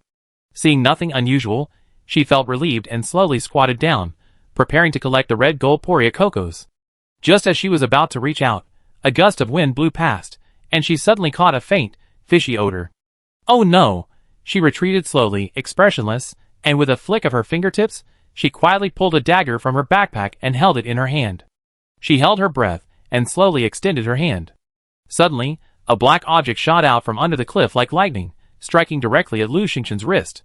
Lu Xingchen was prepared. With a flick of her hand, the dagger's tip pierced flesh. Puff! Simultaneously, she leaped off the rock and quickly retreated, retreating 7 or 8 steps in an instant. Only then did she see clearly what was before her. It was a python covered in black scales, its body about the thickness of an iron barrel. It raised its oval head, its bright red tongue spitting out, glaring fiercely at Lu Xingchen. A line of blood oozed from beneath its head. It was injured. Lu Xingchen's dagger had already pierced it. Black-scaled python, a second-level beast with powerful attacks and low venom. Lu Xingchen felt slightly relieved. The most terrifying thing about snakes is their venom. This one wasn't very venomous, making it much easier to deal with. Even so, she didn't dare let her guard down. Snakes are incredibly fast. If she hadn't been so agile, she wouldn't have been able to dodge it just now. Hiss, hiss! The black-scaled python snarled fiercely at Lu Xingchen. Lu Xingchen held the dagger in one hand and quietly released the whip from her wrist with the other. The dagger was too small, making it suitable for close-range combat, but it wasn't suitable for dealing with a snake. The bow and arrow were no longer effective, so she had to resort to the whip. The black-scaled python hissed again, eyeing Lu Xingchen warily. Lu Xingchen's heart was in her throat. She had so little combat experience, having never fought a human since she was a child. Now, facing a giant python head-on, a life-or-death sniper fight, it was truly exciting. But her heart was once again ablaze with ambition. With so many weapons and so many attribute points added, could she not handle a snake? Come on, fight! Chapter 52. The man and the snake stared at each other for less than a minute before the black-scaled python, unable to hold back, leaped into the air and charged at Lu Xingchen. As the black-scaled python moved, Lu Xingchen raised his whip in his right hand and, with a snap, swung it at the python's vital point. At the same time, he raised his dagger in his left hand and stabbed the oncoming snake's head. Snap! The whip missed the python's vital point, only striking its body. Puff! The sound of the dagger sinking into flesh could be heard. Lu Xingchen struck home with a single blow and broke into a run, sprinting down the mountain and watching the black-scaled python from a distance. Hiss, hiss, hiss! The black-scaled python screamed shrilly, twisting its body into coils and tangling itself around a nearby pine tree. Its tail lashed out, sending pine needles scattering to the ground. A streak of blood streamed from its eye, and the wound on its body widened, about 4 or 5 centimeters deep, flesh and blood exposed. It turned out that Lu Xingchen's dagger had pierced its right eye, and the whip had struck the same spot. Maybe it was blinded or in too much pain, but the black-scaled python stopped pursuing Lu Xingchen and simply clung to the pine tree, screaming. The whip and dagger were indeed high-level and rare weapons. Their destructive power was truly immense. Lu Xingchen, clutching the whip and dagger, took a few tentative steps upward. The python seemed to finally notice her, letting go of the pine tree and charging towards her. However, perhaps due to its severe injuries, its speed slowed considerably. Lu Xingchen raised the whip and, with a snap, struck it right between the skin and the skin. The black-scaled python screamed, tumbling several times before slowly coming to a stop. Dead? Lu Xingchen waited a moment, seeing the black-scaled python remain motionless, before walking over. Black-scaled python, you've killed it. Do you want to dissect it? Yes. Dissect it, and you get 15 snake meat, 1 snake gallbladder, and 1 black-scaled snake skin. After the black-scaled python dissects, nothing on the ground remains. Lu Xingchen continued to climb the mountaintop and dug up the red gold poria cocos. She glanced down the cliff face and saw what looked like a dark hole among the weeds in the cracks. The snake had come up from below the cliff, which meant its home might be right there. This is a second-level mutant beast, already guarding spiritual herbs. Perhaps there's something precious in its home. Let's go down and take a look. Lu Xingchen made an immediate decision. The cave was about 3 or 4 meters from the ancient pine tree. The wall was uneven, with bumps here and there. Just below the cave, there was a large bump, so it wasn't too dangerous. That's why Lu Xingchen decided to go down. She was very cautious, always making every effort to be fully prepared before doing anything. She took out a rope and tied it securely to the old pine tree. She tugged on it, making sure it was secure before tying the other end around her waist. Lu Xingchen, pulling the rope, slowly made her way down the cliff face. After about 7 or 8 minutes, she reached the cave entrance. It was pitch black inside. Lu Xingchen hesitated for a moment before entering. She glanced at the raised rock half a meter below and continued her descent, carefully stepping onto it. Once she was sure it was secure, she tightened the rope again. Then she took out a piece of wood, split it into sticks, and lit it with a lighter, making a simple torch. She stuck the torch into the stone wall near the cave entrance, then climbed up and stood at the entrance. She picked up the torch and carefully entered the cave.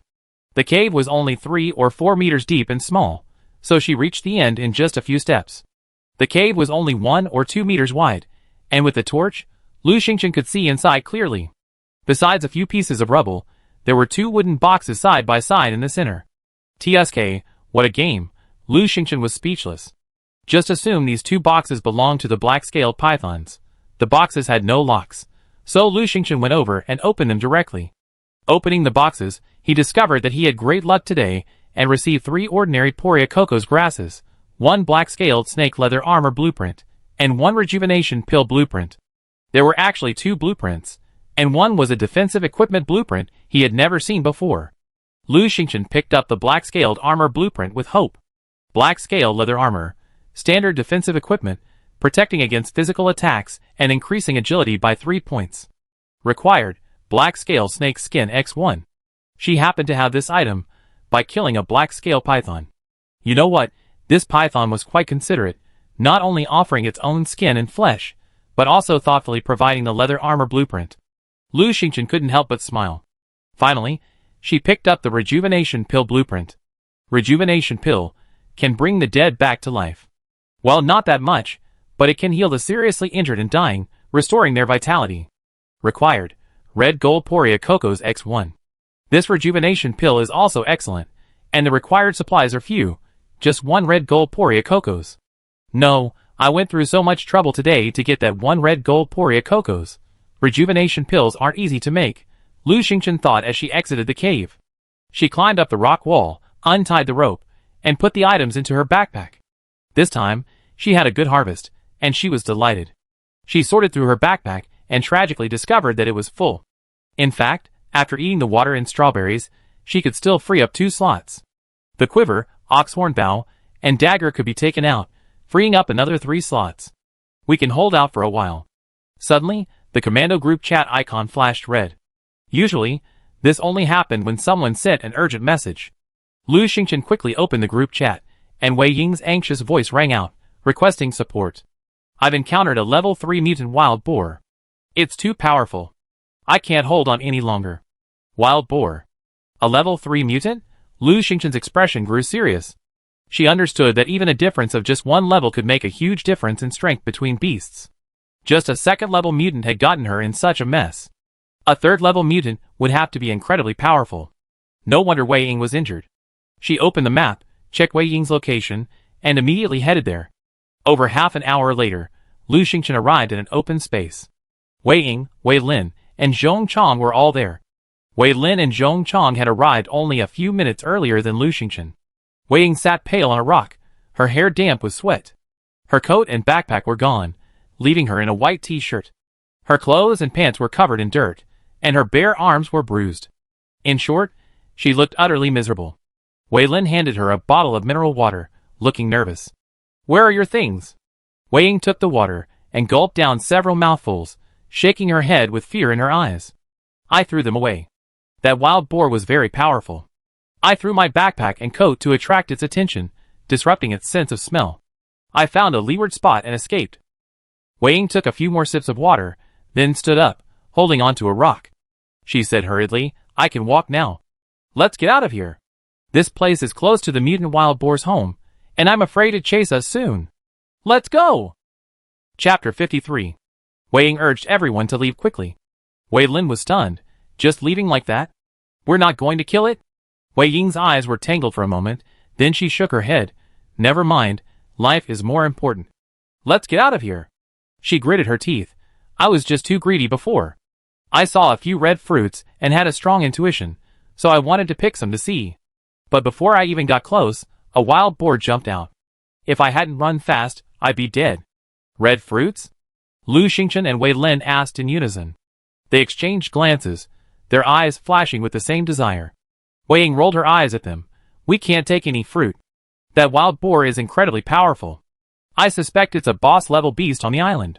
We can't handle it, she said solemnly. Don't even think about it. Lu Xingchen pondered for a moment. From past experience, the more ferocious the beast guarding the treasure, the more valuable the treasure. That wild boar has reached the 3rd level of mutation, so that fruit must be exceptionally good. She wanted it. If it were anyone else, they probably wouldn't even think about it. Lu Xingchen had this idea, relying on the weapon she possessed. Dagger. Rare, whip. Advanced, excellent, ox horn bow. Top level, perfect. Weapon levels are categorized as elementary, ordinary, intermediate, excellent, advanced, excellent, top level, perfect, rare, legendary, and epic. These days, most people don't have weapons, and even elementary weapons are rare. Lu Xingchen's weapon is several levels higher than theirs. Just now, when she fought the 2nd-level mutant black-scaled python, she had no combat experience, and relying solely on her weapons, she quickly ended the fight with almost no injuries. Wei Ying and Wei Lin both came from martial arts families, and were experienced. If they had weapons to help them. She quickly made a decision, and said to the others, the 4 of us have high martial arts and attribute values. We can give it a try. Wei Lin nodded. I'm thinking the same thing. Zhong Chang remained silent, only nodding emphatically. The 3 looked at Wei Ying with a determined expression. Wei Ying sat on the rock, staring at the 3 of them for a long moment. Then she collapsed, her eyes fixed on the sky, and muttered, Are you crazy? Oh, I knew you were just clueless. Okay, let's give it a try. Wei Ying was no timid person. She certainly wanted to give it a try. She was just afraid of implicating Lu Xingchen and Zhong Chang. Since Zhong Chang and Lu Xingchen had the courage, she certainly wouldn't back down. Lu Xingchen looked her over. How's your injury? Wei Ying stood up, stretched her arms and legs, and said, It's just a little sore in my arm. Wei Lin just massaged it, and it's much better. Lu Xingchen nodded. Okay, then, let's make a plan. Time is limited, so we must start as soon as possible.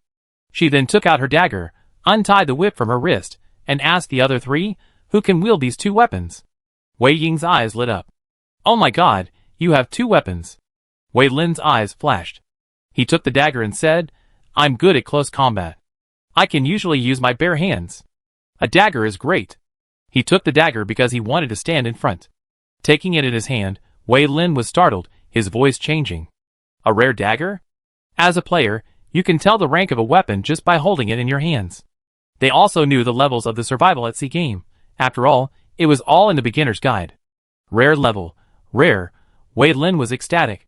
He flipped the dagger, watching the flash of cold light, and couldn't help but exclaim, It's so powerful it can cut hair. It lives up to its reputation. Wei Ying's eyes lit up even more, and she reached out to grab it. I do it, I take the lead. Wei Lin dodged. Come on, you're already injured. Why are you still taking the lead? Wei Ying was not pleased. Lu Xingchen coughed. Ying, the whip is actually quite good. Wei Ying looked at the whip, wanting it very much, but she was hesitant. She turned to look at Zhong Chang. Zhong Chang shook his head. I can't use this. I give it to you. Okay. Wei Ying stepped forward and took Lu Xingchen's whip. Xingchen, don't worry. Although our Wei family is best known for its mountain-splitting palm, we also know a few things about the 18 weapons. Huh? An elite-grade whip? Wei Ying fondled the whip, unable to let it go. Xingchen, you're a true treasure. Wei Lin looked over. Excellent grade? He was surprised again. Lu Xingchen casually pulled out 2 weapons. One excellent grade, the other rare. Either one would cause a stir among the players. If the Jiang brothers had even one of these weapons, they would probably have a team of more than a dozen experts. Lu Xingchen's strength was even greater than he imagined. He and Wei Ying had found a formidable patron. Wei Lin was thrilled, and Wei Ying was also thrilled. She cracked the whip, and with a crisp crack, she said, That's awesome. She turned to Lu Xingchen and said, Xingchen, Hide behind the rock for a while. Wei Lin and I will take over.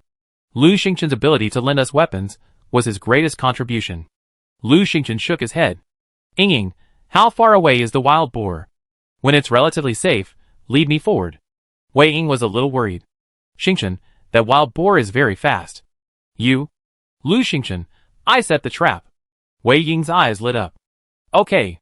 She hesitated to ask more questions, but finally, she couldn't help but say, Xingchen, you're amazing. Lu Xingchen smiled faintly. The four of them continued forward, Wei Ying cautiously leading the way. They entered a dense forest and reached a large, open area. Lu Xingchen stopped and said, right here. It's okay to stay away from the wild boar. It chased us anyway. Lu Xingchen and the others dug 5 deep pits, using all 5 spike traps, forming a perfect circle. Seeing Lu Xingchen unleash the traps, Wei Lin and Wei Ying's eyes lit up. However, they were all too smart not to ask. After setting the trap, Wei Ying took the initiative and said, Wei Lin and I will lure the wild boar over here. You wait here. Xingchen, you better hide. In her eyes, Lu Xingchen, while well-armed and well-equipped, was just an ordinary person with no martial arts training. Lu Xingchen remained non-committal. Wei Lin and Wei Ying set off, but within a dozen minutes, a burst of shouting rang out, and Wei Lin and Wei Ying ran in panic, looking back. Xingchen, that wild boar is too powerful. I can't get close. Run! Wei Lin shouted. He looked up and was stunned. He saw Lu Xingchen standing on a high rock, bow in one hand, arrow in the other, calm and composed. Huff, huff! A wild boar, over a meter tall, rushed over angrily. Swoosh! A feathered arrow shot towards it like lightning. Puff! The arrow hit the boar's neck. Ouch! The wild boar screamed, enraged. It changed its target, and charged straight at Lu Xingchen. Lu Xingchen remained calm, nodding another arrow and, with a whoosh, fired it straight at the boar's face. The boar, smart enough, dodged, but Lu Xingchen's third arrow arrived. She had recently learned to fire continuously, 1 arrow after another, 3 in total. The third arrow struck the boar's rear end. The boar screamed, leaping high in the air, entering a frenzy. Ouch! It cried out, its eyes red as it leaped towards Lu Xingchen. Chapter 54. Wei Lin froze for a moment, then leaped onto the wild boar's back as it fell, stabbing it with his dagger. It pierced the boar's neck. The boar screamed and rolled over, throwing Wei Lin off. Wei Lin rolled back to his feet. Lu Xingchen drew his bow and shouted, Wei Lin, come to me. Wei Lin tiptoed over. In that short moment, Lu Xingchen unleashed a barrage of feathered arrows, instantly releasing 3 or 4 more. Each arrow hit its mark, piercing the boar's flesh, some deep and some shallow. Wei Ying swung her whip, and with a crack, it struck the boar's back. The boar had already been struck by several arrows, but due to the thick hide, none of the arrows had penetrated deeply enough. But it was enough. The feather arrows were coated with horseweed, which might not have had much effect on the wild boar, but the added toxin had some effect. As expected, the wild boar's movement slowed considerably. Knowing that Lu Xingchen was the most threatening enemy, it ignored everything else and charged headfirst towards him. Just as it leaped in front of Lu Xingchen, its foot sank, and with a thump it fell into the trap. Ouch! The wild boar let out another miserable howl. Unsurprisingly, the spike trap had severely wounded it. To combat it, Lu Xingchen and his team dug the trap deep and coated the spikes with a generous amount of horseweed juice, preventing the wild boar from emerging. It struggled and howled in the pit, a cloud of dust rising. Wei Lin tried to enter to finish off the enemy, but Lu Xingchen stopped him. The trap was tight, and with the spikes, it was too dangerous. The wild boar was very strong. It struggled inside for a few minutes, then let out a loud roar and jumped out. Its body was covered in blood, which dripped to the ground. After darting out, it turned and ran. It sensed something was wrong and was about to flee. Wei Lin, kill now! Lu Xingchen shouted. Wei Lin leaped forward, his foot slipping as his dagger slashed across the wild boar's most vulnerable spot, just behind its ear. Blood spurted out. The wild boar paused, then collapsed to the ground, its limbs thrashing. A moment later, it was completely motionless. Wei Lin leaped aside, staring intently at the wild boar, his chest heaving as he gasped. Wei Ying leaped to his side, a look of surprise on her face. We did it. We killed the wild boar? No, we killed a level 3 mutant. Wei Lin nodded, his expression even more excited than Wei Ying's. He knew better than Wei Ying how ferocious this wild boar truly was. He glanced down at the dagger in his hand, a flicker of reluctance in his eyes. This time, he was able to injure the wild boar thanks in large part to this dagger. It was truly a rare treasure. He reluctantly returned the dagger to Lu Xingchen. Seeing this, Wei Ying also returned the whip. Lu Xingchen put away his weapon and walked over to the wild boar. After a moment's thought, he said, "Whoever has an empty backpack? Take the wild boar apart, and we divide it up when we get back." The other three looked at each other, and finally Wei Lin stepped forward and said, "I do it." He quickly dissected it. Wei Ying, a little anxious, said, "Let's go see those red fruits." The four of them followed Wei Ying, hurrying along. The further they went, the more low shrubs and trees grew, many of them withered and yellow. In the end, they could only follow a narrow path. Soon, they found a lot of wild boar hair on the bark. "This is where the wild boars live," Wei Lin said confidently. "We're almost there." After walking for a few minutes, a distinctive tree appeared among the low bushes. It was shorter than the others nearby, barely more than a meter tall, with plump, tender green leaves clustered in clusters. At its summit, red fruits grew. The fruits were about the size of plums, perfectly round, and a vibrant red, like shimmering rubies. Lu Xingchen instantly understood why Wei Ying was drawn to these fruits. They were truly so conspicuous. A faint fragrance wafted through. Wei Ying excitedly said, "See? See? Tell me, is this a treasure?" Wei Lin nodded repeatedly. "Of course it is. Treasure, a real treasure." The three of them looked at Lu Xingchen and said, "Xingchen, go pick them." They all agreed to follow Lu Xingchen's lead. Afraid of further trouble, Lu Xingchen immediately stepped forward and carefully picked the four fruits. Obtain the powerful red spiritual fruit. The powerful red spiritual fruit. A spiritual fruit with special powers. Consuming it increases strength. Each person may consume a maximum of one. Once picked, please consume within 24 hours. Lu Xingchen turned around, explained the situation to everyone, and distributed a fruit to each person. After distributing the fruit, she squatted down and pulled out a wooden box from under the red spirit fruit tree. She had seen it earlier while picking fruit. As expected, the beasts on the island are understanding and always give a box as a gift. Wei Ying's eyes widened. "Wow, a box!" She rubbed her hands excitedly. I open it, I'm the 10,000-year-old little red hand." Wei Lin was displeased. "I do it, my luck isn't bad either." Zhong Chang said, "A rare omission. Actually, I can do it too." Lu Xingchen, She knew all three of them were lucky, otherwise they wouldn't have gathered so many supplies. However, no one's luck was better than hers. After all, she was blessed with great luck. Lu Xingchen said, "Let me do it." She turned and looked at the three of them. Wei Lin and Zhong Chang nodded firmly, unanimous. Only Wei Ying was hesitant. Wei Ying's eyes lit up. "Well, Xingchen, the boar kill this time was mainly thanks to you, and the supplies are definitely yours too. But I'm really lucky. I'm really lucky. It's a unique skill in our Wei family. Let me start, and I give you all the supplies." Lu Xingchen paused. "In that case, let's have a game of luck first. Rock, paper, scissors?" She was 100% confident in her luck.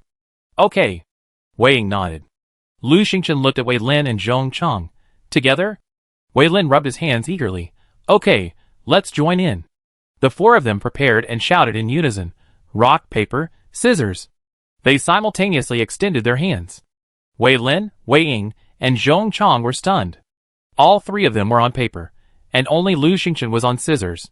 Lu Xingchen smiled faintly. "Is that all right?" Wei Ying, "Yes, yes." Wei Lin laughed heartily. "Xingchen, you're the first person to ever beat Wei Ying." Lu Xingchen bent down and opened the wooden box. Opening the box, he discovered the blessing of good fortune today, 112 styles of the soft whip secret technique, for camouflage uniform sets, and one advanced long sword blueprint. Wei Lin, Wei Ying, and the others gathered around the box, exclaiming in surprise at the overflowing supplies. Wei Ying was the most exaggerated. Oh my god, so many. Look at it. There are so many sets of clothes. 1, 2, 3, 44 sets of camouflage uniforms, and even hats. They're all great stuff. Xingchen, you're so lucky." Wei Lin's eyes lit up, excited. "There's also a weapon blueprint.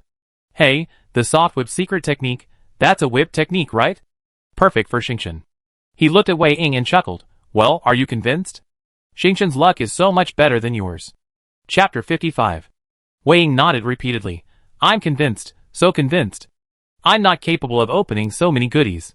Each of these things is incredibly difficult to find." Several people gathered around the wooden box, examining and touching it again and again. Finally, Wei Ying waved her hand. Alright, Xingchen, you can keep it. We've had our fill. Wei Lin and Zhong Chang also nodded. Lu Xingchen glanced at the others. You don't want it? Wei Ying waved her hand. Killing this wild boar mainly relied on your weapons, traps, and archery. We didn't do much. We each got a red spirit fruit, which is satisfying. Wei Lin nodded. Yes, it was thanks to you that we reached the island. We also got other supplies here. It's a great harvest. Zhong Chang also nodded vigorously. Lu Xingchen smiled slightly. These people were quite kind. Since that was the case, she wouldn't be too harsh. She pointed at the wooden box and said, let's do this. The soft web secret technique is perfect for me, so I take it. There's also a set of camouflage uniforms, one for each of us. As for the remaining longsword blueprints, you three can decide which one needs them most. Wei Ying was delighted. Aw, give me the clothes. I love them so much. Wow, I'm so in love with the cool camouflage uniforms. The camouflage uniforms were the same style, but in different colors, purple, pink, green, and gray.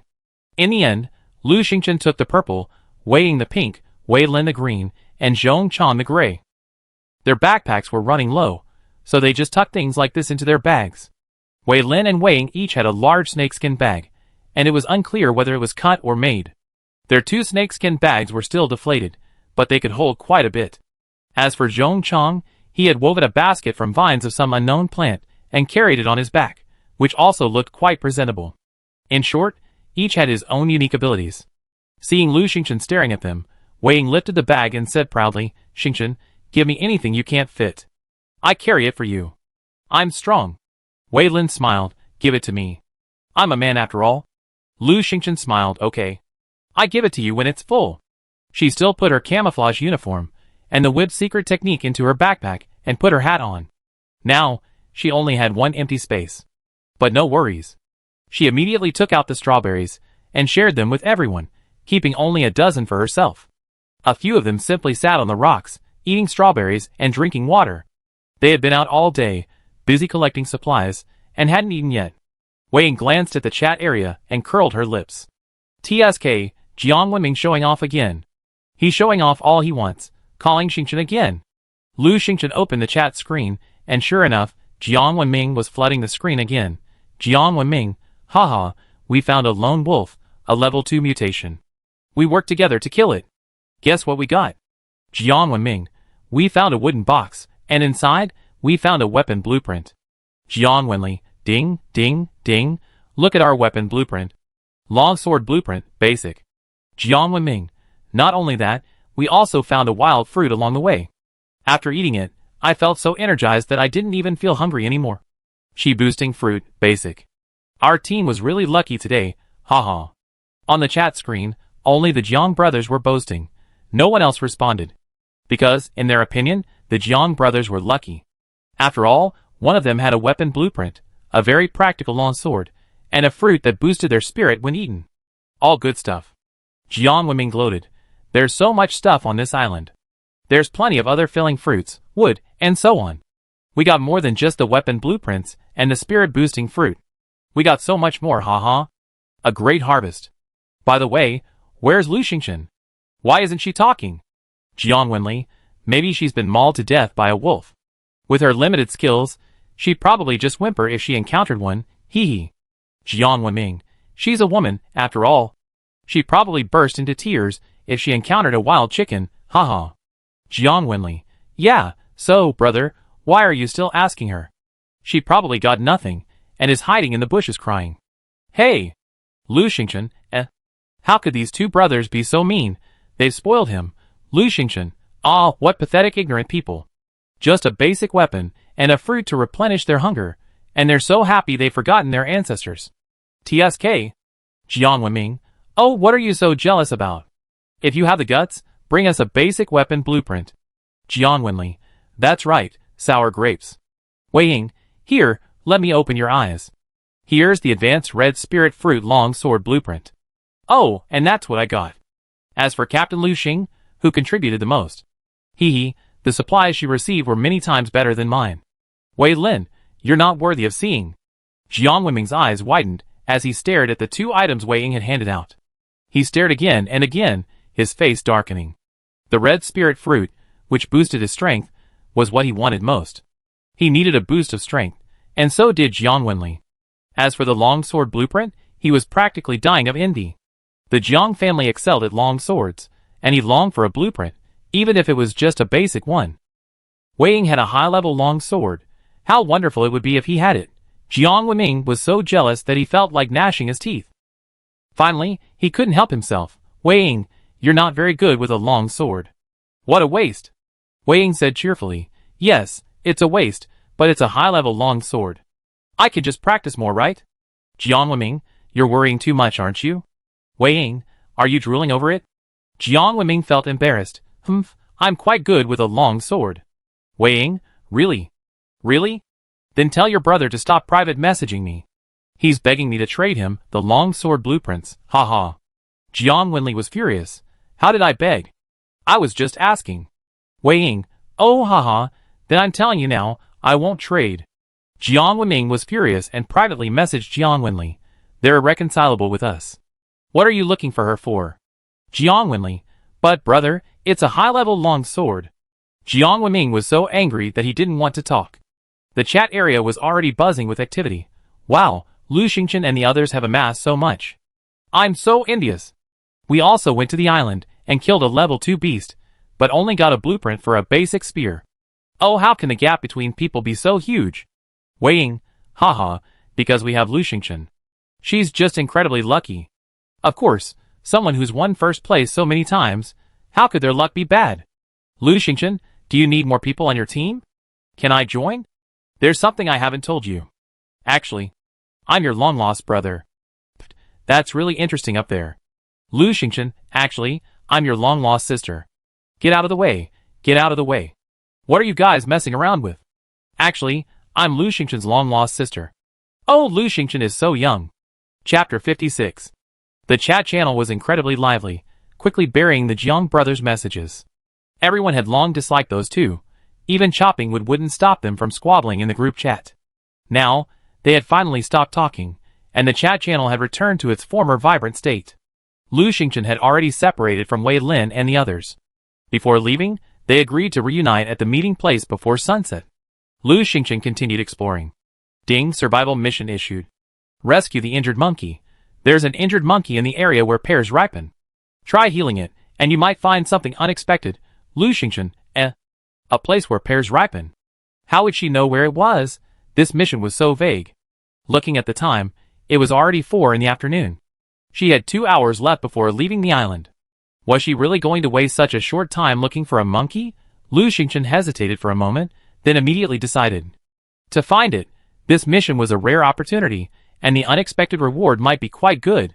She stood there, looked around, and finally asked in the commando group chat, did you see any pear trees or monkeys while exploring the island? Wei Ying, what?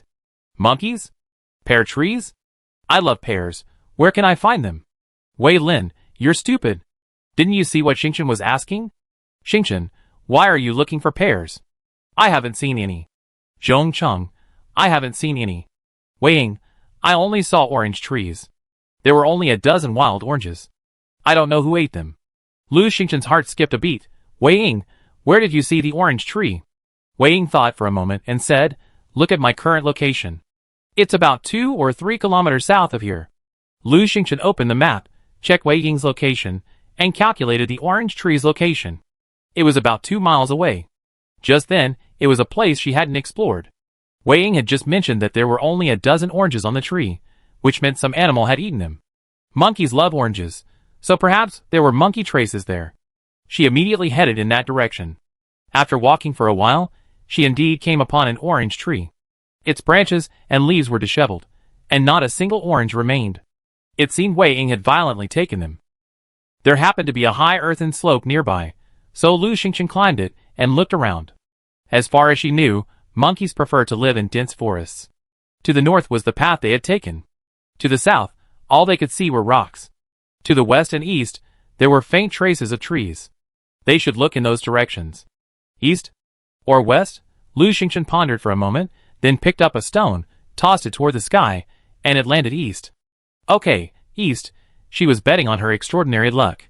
Lu Xingchen walked quickly eastward. As she walked, she saw only young trees, their branches tangled and tangled, only about 2 meters tall. Occasionally, there were 1 or 2 large trees. Lu Xingchen didn't have time to cut down any trees, so she simply walked and watched. After walking for more than 10 minutes, the area ahead suddenly opened up, the trees thinned out, and large expanses of rock appeared. There was also a little bit of animal droppings. The droppings were small, mostly on the branches. Flutter. A few magpies flew out from the bushes, chirping and soaring into the sky. Lu Xingchen's face changed. It was over. Her prediction was wrong. This place was clearly a gathering place for magpies. Those wild oranges must have been eaten by them. It wasn't monkeys. This feces was also from magpies. You know, magpies love eating oranges. Besides, there were no trees ahead. Monkeys wouldn't live in a place like this. She had wasted her time. Lu Xingchen frowned. She had already spent over half an hour. Walking back would take nearly another half an hour.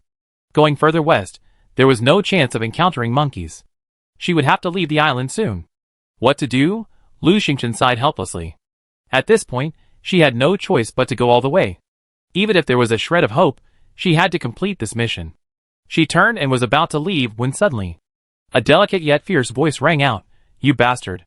This voice wasn't from Wei Ying, Zhong Chang, or Wei Lin. Was there anyone else on the island? Lu Xingchen instantly became alert and ducked down to hide. The voice continued, "You idiot. Ugly. Try touching me again?" Lu Xingchen was speechless. Who was it, using the most delicate voice to curse at the most awful things? And who was she scolding? Squeak. Suddenly, a series of squeals rang out. Lu Xingchen froze for a moment, then suddenly realized. Monkeys. Those were monkeys. Unable to hold back any longer, she quietly walked towards the source of the sound. The first thing she saw was a bird perched high on a branch. The bird was about 50 or 60 centimeters long, its tail taking up most of its length. It had a red beak and red feet, a snow-white belly, a black head and neck, and dark blue wings and tail. Its tail was particularly long, its feathers fading to light blue at the top and white at the bottom. When the tail was raised, it was a vibrant and beautiful sight. Its eyes were the most striking feature, a red hue, like vibrant rubies. At this moment, it was fiercely shouting at the people below, "Try to touch me. This bird can talk. How bizarre. I've spotted a red-billed blue magpie, red-eyed red-billed blue magpie, growth-capable as second-level mutant, ferocious bird. Beautiful yet aggressive. This magpie is approaching a mutation. Dangerous. Stay away. Danger?" Lu Xingchen stared at the red-billed blue magpie. Why would it be so dangerous when it's so beautiful? Suddenly, the red-billed blue magpie swooped down. Startled, Lu Xingchen quietly stood up, parted the branches, and saw 5 or 6 monkeys. Some of the monkeys were holding yellow fruit, others branches, all on alert. The red-billed blue magpie was heading for them. It spread its wings, its beak fiercely pecking at the monkeys, its claws also busy, nibbling at one, then another. The 5 or 6 monkeys squeaking and attacking the red-billed blue magpie. However, the red-billed blue magpie was incredibly aggressive, chasing the monkeys everywhere with a reckless abandon. Lu Xingchen then noticed that one of the female monkeys was holding a baby monkey. The baby monkey was covered in wounds, its eyes narrowed, and it looked seriously injured. The battle quickly concluded, and the monkeys retreated step by step. Finally, they reached a large tree, where the red-billed blue magpie perched on a branch and stopped attacking. It grumbled angrily, "You bastard." The monkeys retreated to a nearby tree, squeaked a bit, and the female monkey looked at the baby monkey in her arms with sorrow, tears welling up in her eyes. She looked up at the red-billed blue magpie and realized that the tree it was standing on was a pear tree. The pear tree was laden with yellow pears, an unknown variety, but they looked half the size of ordinary pears. The pears were bright orange and exuded a sweet fragrance. Lu Xingchen's eyes flashed. If her guess was correct, this little monkey was the one she was going to save. However, with this aggressive bird here, she didn't dare go straight over. Luckily, the blue magpie only picked a pear and flew away. Seeing it fly away, Lu Xingchen hurried to the monkey's side. The 5 or 6 monkeys suddenly became wary when they saw Lu Xingchen, waving their arms and squeaking to stop her from moving forward. Lu Xingchen was in a dilemma. Chapter 57. Lu Xingchen thought for a moment, then gestured, pointing at the severely injured monkey, "I'm here to heal your baby." As she pointed at the baby, the monkeys grew even more enraged, roaring and howling. Some even picked up sticks, glaring at Lu Xingchen with hatred. Lu Xingchen had no choice but to retreat. She was here to complete a mission, not to beat up monkeys. She tried a few more times, but the monkeys still wouldn't let her get close. Helpless, Lu Xingchen retreated a few steps, further away, and continued to observe them. The mother monkey holding the baby monkey had a sorrowful look in her eyes, whimpering softly as she tried to wake the little monkey. But the little monkey only opened its eyes and glanced at her, then dropped its arms weakly. Lu Xingchen was also anxious. If the little monkey died, her mission would be unfinished. The mother monkey looked at the little monkey and placed it in front of a rock. Leaning against the rock, it stood up and walked to the pear tree. The other monkeys seemed disapproving. But the mother monkey still stretched out her arms and picked a pear. "You bastard!" Suddenly, with a sharp, delicate cry, the red-billed blue magpie returned. It flapped its wings, snatched the pear in one gulp, and scratched the mother monkey's ear with its claws. It devoured the pear in 2 bites, then stood on a branch of the pear tree and cursed at the monkeys. Lu Xingchen noticed that it kept repeating the same 2 phrases, "You bastard, ugly, stupid, try touching me again," and so on. It repeated them over and over again. Lu Xingchen understood. "Oh, so that's all it knew. TSK, so irritable, you have a foul mouth, what a waste of such beautiful feathers." The monkeys were scolded to the point of rage, afraid to do anything but stamp their feet and beat their chests in impotent rage. They all had minor injuries, clearly inflicted by the red-billed blue magpie. Lu Xingchen shook her head. These monkeys were mostly first and second level, outnumbered, and should have been able to defeat the red-billed blue magpie. How could they be bullied like this? Seeing the longing expression on the female monkey's face as she looked at Li Zi, Lu Xingchen had an idea. Maybe this was a breakthrough. Thinking for a moment, she strapped her quiver, grabbed her oxhorn bow, wrapped her whip, and leaped forward. At the same time, she drew her bow and arrow, and the feathered arrow shot out instantly, piercing the red-billed blue magpie's tail. The red-billed blue magpie was so beautiful, she spared her blow and missed its head. "Oh my God!" The red-billed blue magpie screamed and fluttered into flight, dodging the arrow. It spotted Lu Xingchen and cursed you. Lu Xingchen didn't give it a moment to breathe, continuing to draw his bow and shoot arrows with incredible speed, releasing the second and third arrows in quick succession. 3 consecutive hits. That was the limit of what she had learned. The red-billed blue magpie didn't have time to curse. She fluttered her wings and rolled twice in the sky, barely dodging the 2 arrows. Lu Xingchen said nothing and continued to draw his bow. The red-billed blue magpie, frightened, cried you. Unsportsmanlike.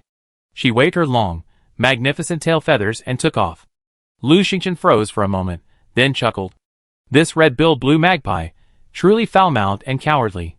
Now that it saw the situation was not looking good, it lost its previous ferocity. She sheathed her bow and arrow, walked forward, and without hesitation, plucked most of the pears from the tree. She put them all in her storage backpack, leaving only one. Holding the small, bright yellow pear, Lu Xingchen turned and looked at the monkeys. They stared at her with round eyes, a mixture of fear, curiosity, and wariness. Lu Xingchen pointed at the severely injured monkey, and tossed the pear to the mother monkey. The mother monkey took the pear, froze for a moment, then tentatively offered it to the monkey, still staring at Lu Xingchen warily.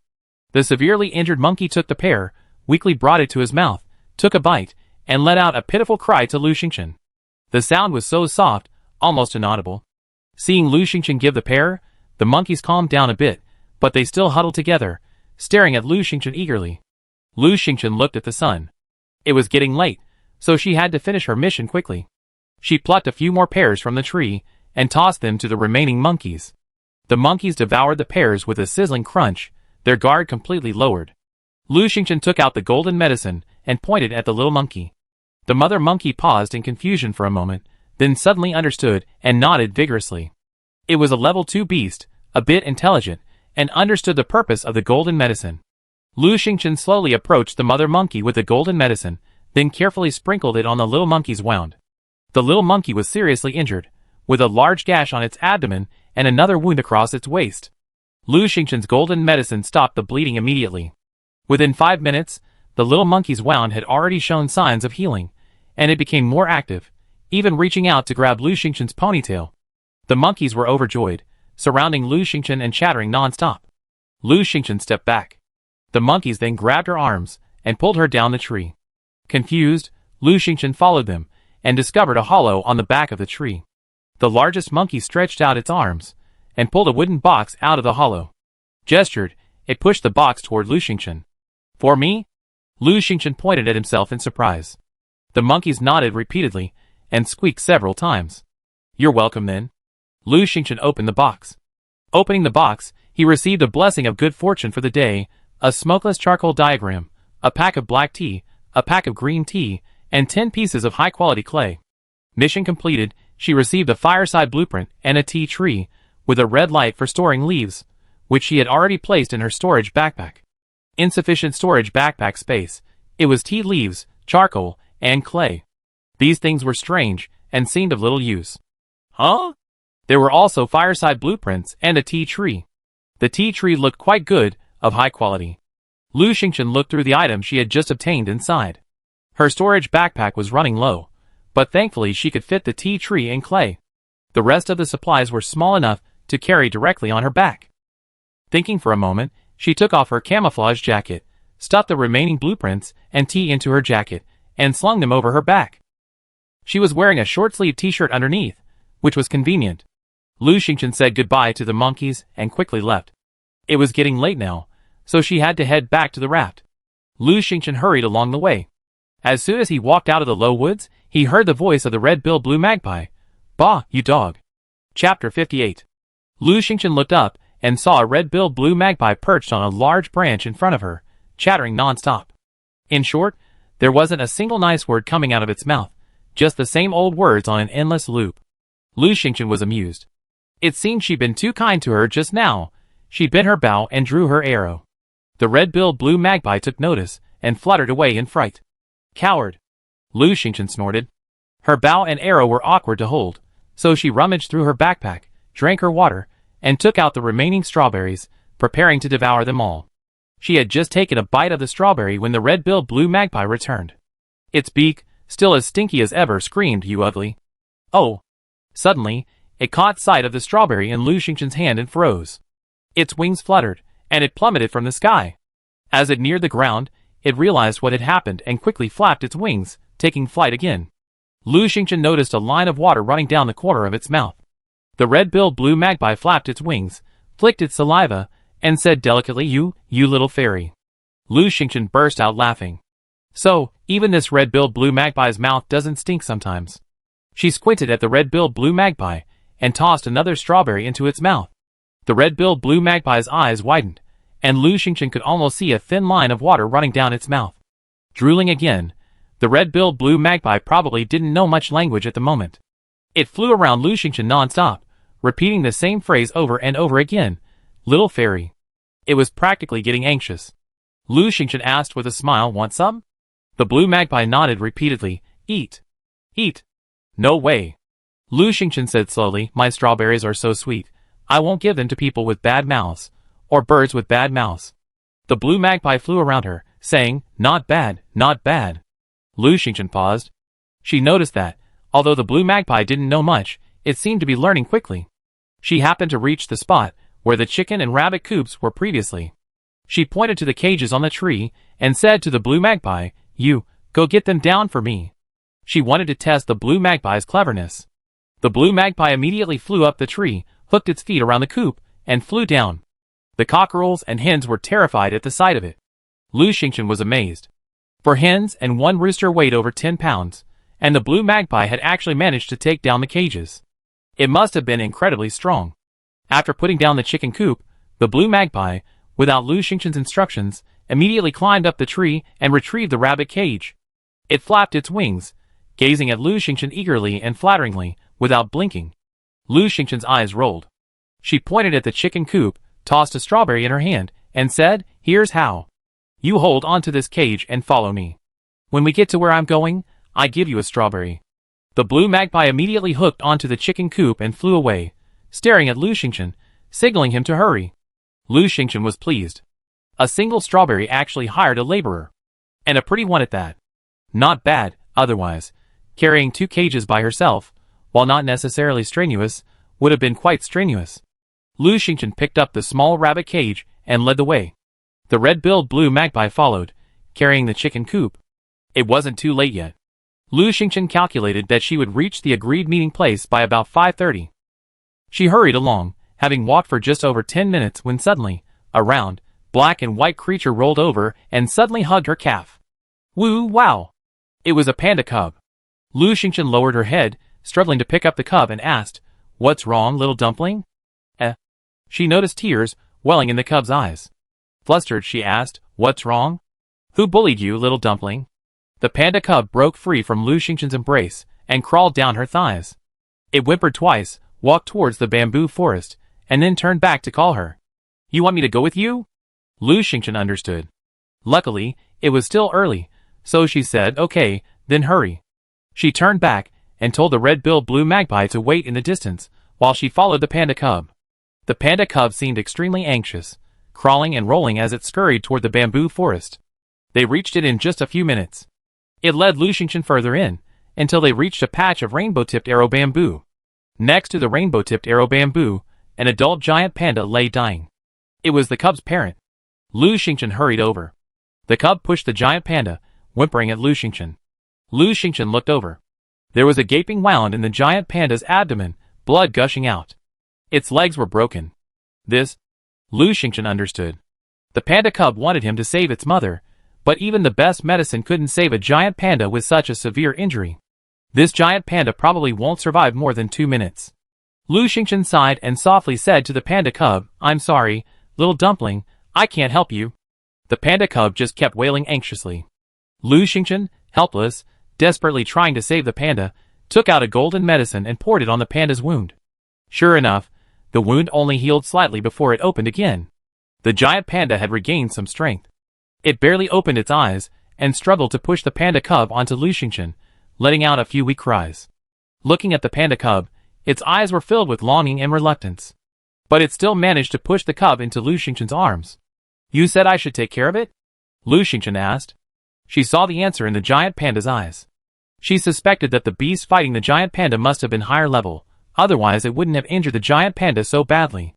That beast was so powerful that even the giant panda couldn't defeat it, so how could a still weaned panda cub possibly defeat it? So, the giant panda hoped to take the cub with her. The giant panda looked at Lu Xingchen with a pleading look, and cried a few more times weakly.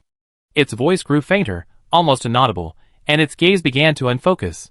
It struggled, staring at Lu Xingchen. Tears welled in its eyes. Lu Xingchen sighed, "Okay, I take good care of it." The giant panda was clearly dying.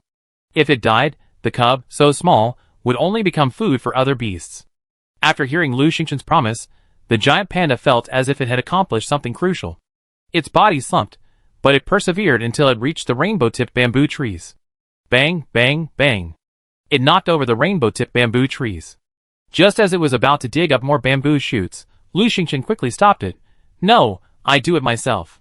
She hadn't had time, and the rainbow-tipped bamboo shoots were all destroyed, making it impossible to plant them in the space. She had to save these bamboo shoots, so the giant panda wouldn't ruin them. The giant panda whimpered and collapsed to the ground. The panda cub sat beside it, whimpering. It must have known its mother was gone forever. Lu Xingchen sighed, touched the cub, took out a shovel, dug a large hole, and moved the mother inside.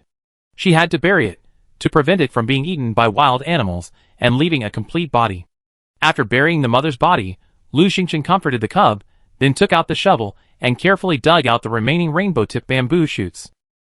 After digging up some rainbow-tipped bamboo shoots, and some rainbow-tipped bamboo shoots, Lu Xingchen picked up the cub and hurried out of the bamboo forest.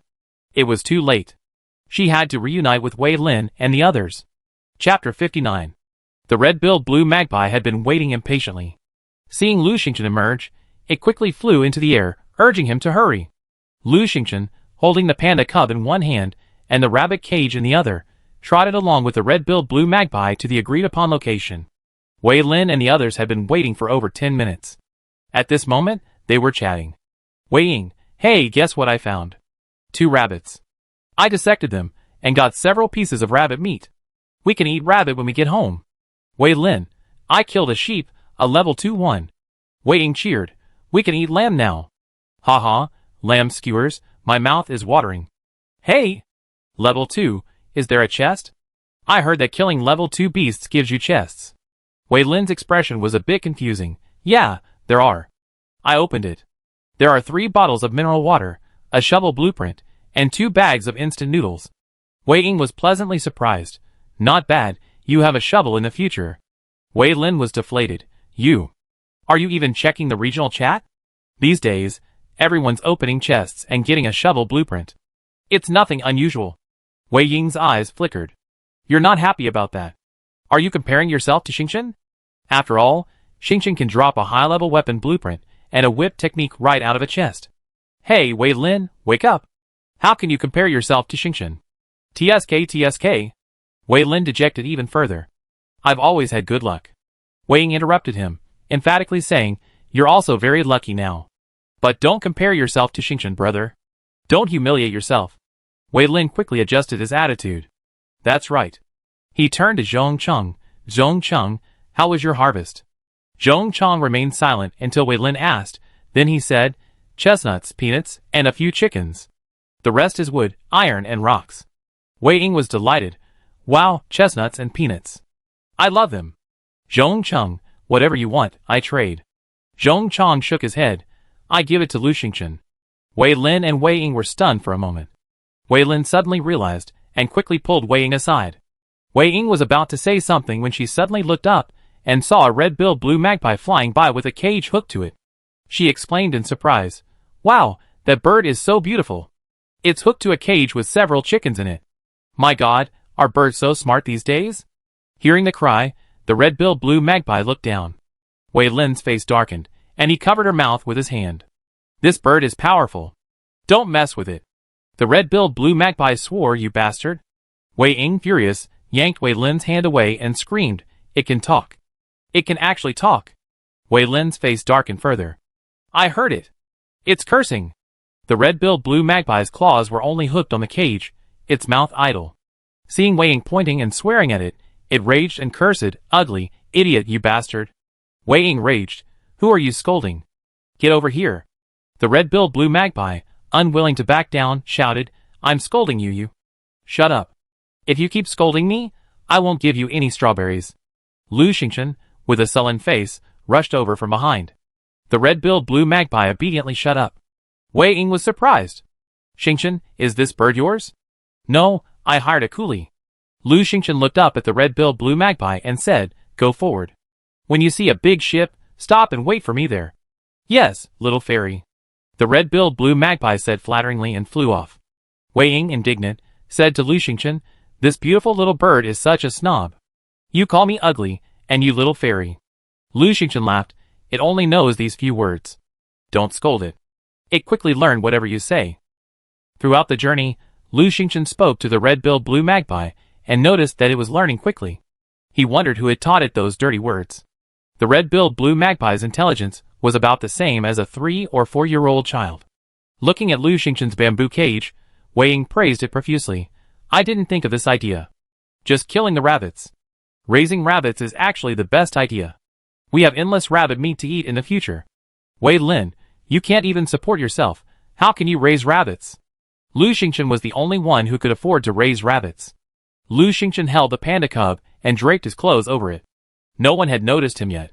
Wei Ying asked, what should we do? We have to leave the island before sunset, but the call-up is for 24 hours. It seems we can't get back now. Lu Xingchen had thought about this earlier, while walking down the road. Now, they could only go to their own raft. Her raft had more buildings, more supplies, and more space, but she kept many of the supplies in storage boxes and wooden crates out of sight for them. No one else could see or enter the Peach Blossom Holy Land, so there was no need to worry. Just tell the Sea Devil Vine to be careful and not reveal too much. Come with me, let's rest at my house first. If my guess is correct, you won't be back until after 9 tomorrow morning, Lu Xingchen said. Several people nodded and followed Lu Xingchen. After only a few minutes, they arrived at Lu Xingchen's raft. Wei Ying's eyes widened in shock. Xingchen, is this your raft? So big? And why are there so many flowers? Wei Lin and Zhong Cheng's eyes lit up in astonishment. The red-billed blue magpie followed, flapping its wings and saying, beautiful, beautiful. The red-billed blue magpie cheered and flew towards the boat, carrying the box. It was almost there when a Sea Devil Vine swung in, with a snap, struck its claws. The red-billed blue magpie cried out in surprise, its claws loosening, and the cage fell to the ground. Ignoring the cage, it lashed out at the vines, you bastard. The sea demon vine still had a good ear for good, and upon hearing this, it swung its 2 vines snap, snap. 2 times, they lashed out at the red-billed blue magpie's wings. The red-billed blue magpie raged, "You idiot, you ugly." "Shut up," Lu Xingchen shouted. She grabbed a vine of the sea demon vine, turned her back, and whispered a few words to her. The sea demon vine withdrew its vine in frustration. In front of others, she didn't communicate with Lu Xingchen verbally. The red-billed blue magpie shut up, glaring at the sea demon vine with ruby-red eyes, a look of deep disdain. The sea demon vine, enraged, swung its vine again, brushing past the red-billed blue magpie's wings. The red-billed blue magpie was furious, yelling, "Try to touch me again." Crash! The sea devil vine swung several vines, this time directly binding the red-billed blue magpie, tightly binding it. With a bang, it fell onto the raft. Wei Lin, Wei Ying, and the others stared blankly, momentarily stunned. Lu Xingchen glanced at the setting sun and hurriedly said, "Quick, get on the raft." She picked up the chicken coops, one in each hand, and jumped on the raft first. Wei Lin, Wei Ying, and Zhong Chang, as if waking from a dream, hurriedly followed. Lu Xingchen raised the anchor and had just finished packing when the sun went down. The raft drifted away from the island, and they watched helplessly as it slowly sank. "So that's how it is?" Wei Ying's face paled. "If we hadn't gotten back to the raft in time, we would have sunk into the sea." Thank goodness. Chapter 60. The others were overjoyed. However, after a short moment, they regained their composure and gazed in amazement at the various facilities on Lu Xingchen's raft. Wei Ying's face flushed with excitement. "Xingchen, can I look around?" Lu Xingchen smiled. "Of course." The structures on her raft only looked nice. In reality, the sea devil vine's power and the peach blossom land were her biggest trump cards. They couldn't even see them even if they wanted to. She removed her camouflage jacket and tried to put the panda cub down. At over 20 kilograms, it was still heavy even after carrying it for so long. Wei Ying saw the panda cub and screamed, "Ah, Xingchen, where did you trick this national treasure out of you? What a cute cub. I want you to hold me, I want you to hold me." Without a word, she snatched the panda cub into her arms and rubbed its head and body vigorously, her eyes practically shining. The poor panda cub was stunned, its eyes wide open, a look of bewilderment on its face. Wei Lin was also surprised. "There's a panda?" The panda cub's cuteness captivated everyone, without exception. Several people gathered around it, petting it, making a fuss for a long time. The poor panda cub looked bewildered for a moment, then began clinging to everyone's arms and legs, rolling around. Wei Ying was delighted. Lu Xingchen briefly explained the circumstances of acquiring the cub. Then, she went to the warehouse and put down whatever she could. She then took out some thin bamboo sticks and gave the panda cub some food. To prevent the cub from falling, she checked the fences and gave the sea devil vine a heads up before safely placing the panda cub on the raft. Wei Ying couldn't let go, reluctantly giving the docile cub one last pat. Then, Lu Xingchen took them on a brief tour. Wei Lin and Zhong Chang admired the room as they looked on. Wei Ying was particularly over the top. "Wow, Xingchen, your room is so beautiful. It even has glass. Oh my god, the glass is so transparent, it's so clear. Wow, Xingchen, your bed is so beautiful. And there are 4 pillows. Wow, so soft. You even have a table and chairs? Nice wood, eh? You really know how to enjoy life. Xingchen, you even have a piece of land? Wow, Xingchen, is this your warehouse? So many boxes in there. Xingchen, is this the fully automatic shower cabin you got as a reward from the game? And a smart toilet? So modern. I'm so envious.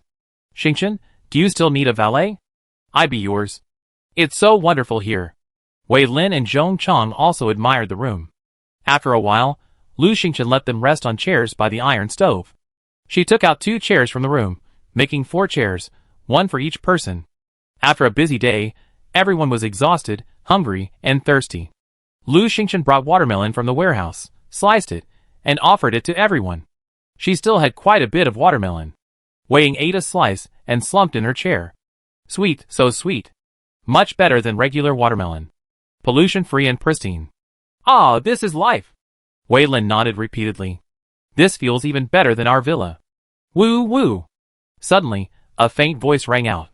They looked toward the source of the sound and saw a red-billed blue magpie, tightly bound by vines on the roof of the wooden boat, glaring at them with crimson eyes. It looked incredibly pitiful. It turned out that the sea devil vine disliked its smelly mouth, so when it tied it up, It also tied its mouth. So, it could only lie motionless, unable to make a sound. Seeing everyone eating watermelon, it couldn't help but make a few noises. Huh, why is it still here? Wei Ying was stunned. Wei Lin, the vines on the Xingchen boat just tied it up, and maybe they forgot to let it go. Lu Xingchen slapped his head. Sure enough, they brought it here. Lu Xingchen stood up, took a few steps, looked up at the red-billed blue magpie, and whispered to the sea devil vine, little vine, let it go. The sea devil vine loosened its grip, and the red-billed blue magpie rolled off the wooden boat and, with a flap of its wings, headed for the watermelon on the table. Stop! Lu Xingchen shouted, threatening it. Don't try to steal. Be good, and don't curse, or I throw you into the sea. The red-billed blue magpie flew up into the air, then landed in frustration, its eyes filled with grievance. No. No cursing. Lu Xingchen took out a strawberry, and tossed it to it. Here, your wages. The red-billed blue magpie devoured the strawberry in a few bites, then walked over to Lu Xingchen and nuzzled it with its neck. Watermelon, little fairy, watermelon. It had understood. The red, delicious-looking thing was watermelon. Wei Ying couldn't help it. Hey, it's so beautiful. Give it a bite. Lu Xingchen handed a slice of watermelon to the red-billed blue magpie. The magpie took a few more bites, finished it, and continued to gaze eagerly at Lu Xingchen.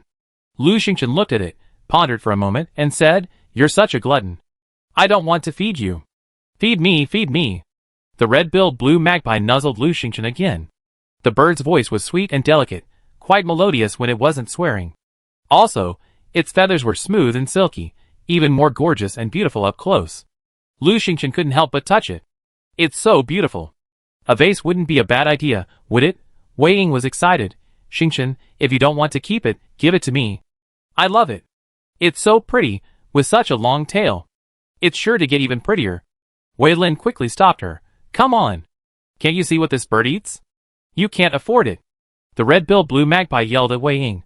No, you dog. Lu Xingchen's face darkened. The red-billed blue magpie paused, aggrieved, and nuzzled her again. Okay, go rest first, and we talk later. Lu Xingchen decided to temper the red-billed blue magpie's temper. It was too arrogant. The red-billed blue magpie obediently jumped onto the wooden boat and stood pitifully on the roof. After a while of tossing and turning, it was already past 7 in the evening. Lu Xingchen took out the rice and started cooking porridge. She planned to make a large pot of codfish porridge. As she heated up the food, she suddenly saw Zhong Chang enter her warehouse, pulling items out of his backpack one by one. It seemed he wanted to give Lu Xingchen the supplies he had found on the island. Lu Xingchen nodded secretly. Zhong Chang had always kept his promise and handed over all the supplies he had obtained. However, this wouldn't work all the time. If Zhong Chang gave her all the supplies, he wouldn't be able to develop. If he couldn't develop, he would be easily eliminated. Lu Xingchen walked over and happened to see Zhong Chang putting a bag of chestnuts and a bag of peanuts into the storage box. You actually got so many goodies? Lu Xingchen was surprised. Chestnuts and peanuts were both delicious, and most importantly, she could grow them. These two items are the most important. I don't need any of these, Zhong Chang said. After that, he took out a blueprint and handed it to Lu Xingchen. It was a blueprint for a barbecue grill. Lu Xingchen's eyes lit up. They could have barbecued today. Zhong Chang, give me the peanuts, chestnuts, and this blueprint. You take everything else, Lu Xingchen said. She planned to collect a weapon for Zhong Chang sometime. With the blueprint in hand, Lu Xingchen went to the tool bench. Barbecue grill. Can be used for barbecue. Required materials. 2 pieces of wood, 3 pieces of iron. Build it? Yes. The grill was successfully built. Reward, 50 skewers. Please place it. Lu Xingchen placed the grill directly next to the iron stove. The grill was about half a person's height and made of iron. It had a large grilling area with room for many skewers, areas on the left and right for seasoning, and a rack underneath for grilled items. Lu Xingchen was very satisfied. It was a very good grill, a fully functional grill. Wei Ying noticed it and jumped up excitedly. A grill? There's a grill? Haha, we have barbecue. I have rabbit. Let's grill it together. Wei Lin's eyes flashed. I have lamb. Lu Xingchen smiled slightly. I have beef. I need to eat it quickly. Oh, and I have chicken too. Wei Ying was delighted. Come on, cut up the meat, skewer it, and enjoy the barbecue. Chapter 61. Suddenly she frowned. It's over. No charcoal or grilling ingredients. Wei Lin leaned over, I know how to make charcoal. Wei Ying shook her head. Your equipment isn't here, and you can't make that much charcoal. Forget it, just burn some wood. Wei Lin, go chop some wood. Lu Xingchen stopped Wei Lin. Don't worry, I have grilling ingredients, salt, and seasonings. She curled her lips. Besides, I can make charcoal. When she rescued the little monkey, she had just obtained the blueprint for smokeless charcoal. She immediately returned to her workbench and opened the blueprint. Smokeless charcoal can be used in barbecue grills, braziers, hearths, and other places. Required materials: smokeless charcoal blueprint, unlockable for crafting, 1 piece of wood. Do you want to craft it? Yes. Crafting successful, obtain 10 pieces of smokeless charcoal. Lu Xingchen used 5 pieces of wood to make 50 pieces of smokeless charcoal, which he placed in a wooden box. Wei Lin and the others had already started washing the mutton. Tools like iron axes and pickaxes can't be traded, but if 2 people are face to face, they can borrow them. So Lu Xingchen tossed the iron axe and pickaxe aside, letting them use them as they pleased. Wei Lin admired Lu Xingchen's fine iron axe, and made a wooden board to use as a cutting board. Lu Xingchen placed charcoal in the grill, and lit it with a lighter. Wei Lin took out several large pieces of mutton, and cut them into small pieces. Lu Xingchen took out 2 pieces of beef, and asked Wei Ying to fish the squid out of the wooden box. Then he took out bread, steamed buns, chicken, and other items. Seeing that Wei Lin had nowhere to put the cuts, she took out plates and bowls. Last time, she got a set of bowls and plates for 36 people, and now they're putting them to good use. Wei Ying touched the pristine white plates, and clicked her tongue several times. Xingchen, I almost suspected you had some connection to the game's management. Look, we're still using wooden bowls, and you're using porcelain plates. Let me see, they're fine bone china. TSK. I'm so jealous. Wei Lin laughed heartily. Wei Ying, stay calm. Lu Xingchen smiled faintly. Thank goodness, we have bowls and chopsticks, otherwise you all be eating porridge from the pot today. Wei Ying grabbed a porcelain bowl with a cherry blossom pattern on it and said, okay, this is mine. I have this for my porridge soon. Watching them laughing and playing, Lu Xingchen took out the beef, chicken, fish, steamed buns, bread, sausages, and other items. Only then did he have time to check on the chickens and rabbits in the cage. They'd been locked up for so long, they were getting a little irritated. Lu Xingchen expanded the raft area next to the land and fenced off 2 rectangular areas, one for the rooster and the hen, the other for the rabbit. Then, with an axe, he chopped the planks and built a nest for them. Of course, it wasn't very pretty. It was just enough.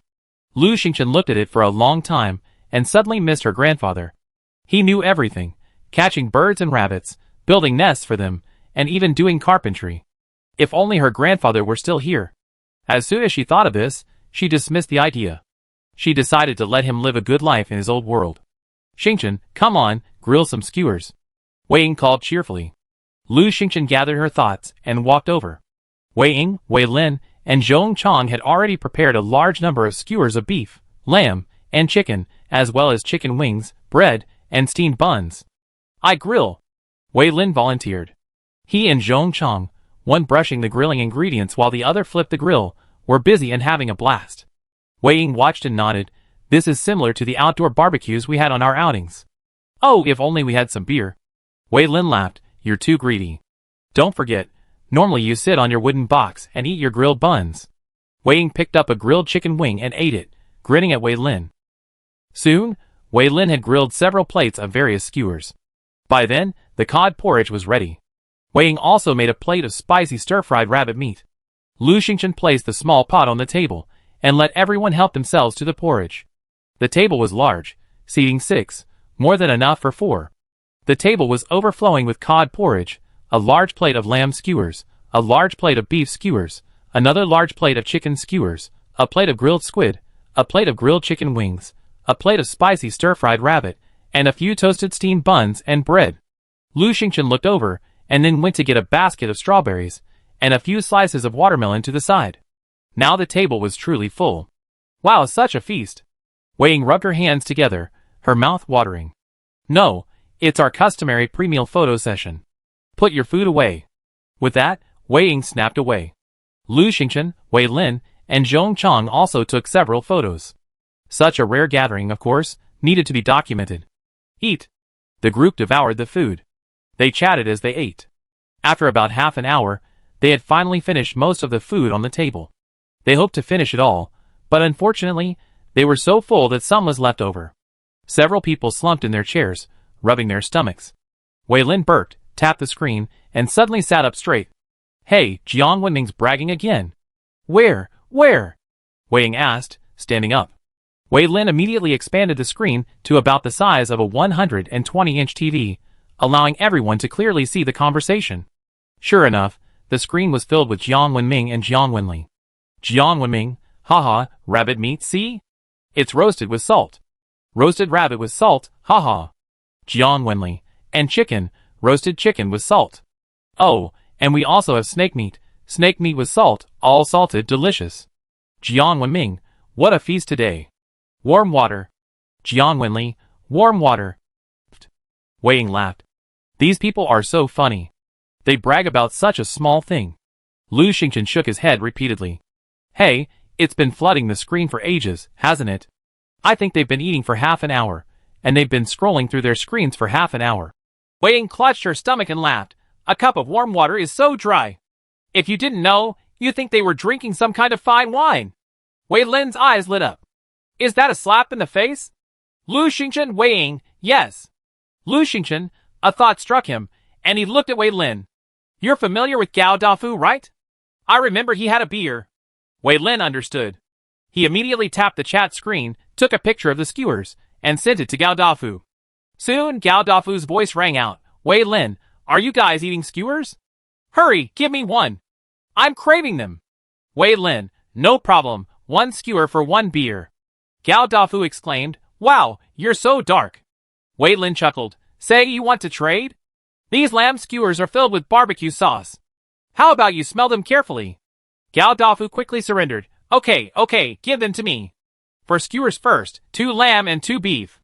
Hurry! The 2 men quickly completed the transaction, leaving Wei Lin with 4 more cans of beer. The 4 of them each shared one. Unfortunately, they were all so full they couldn't drink any, so they could only pose for photos.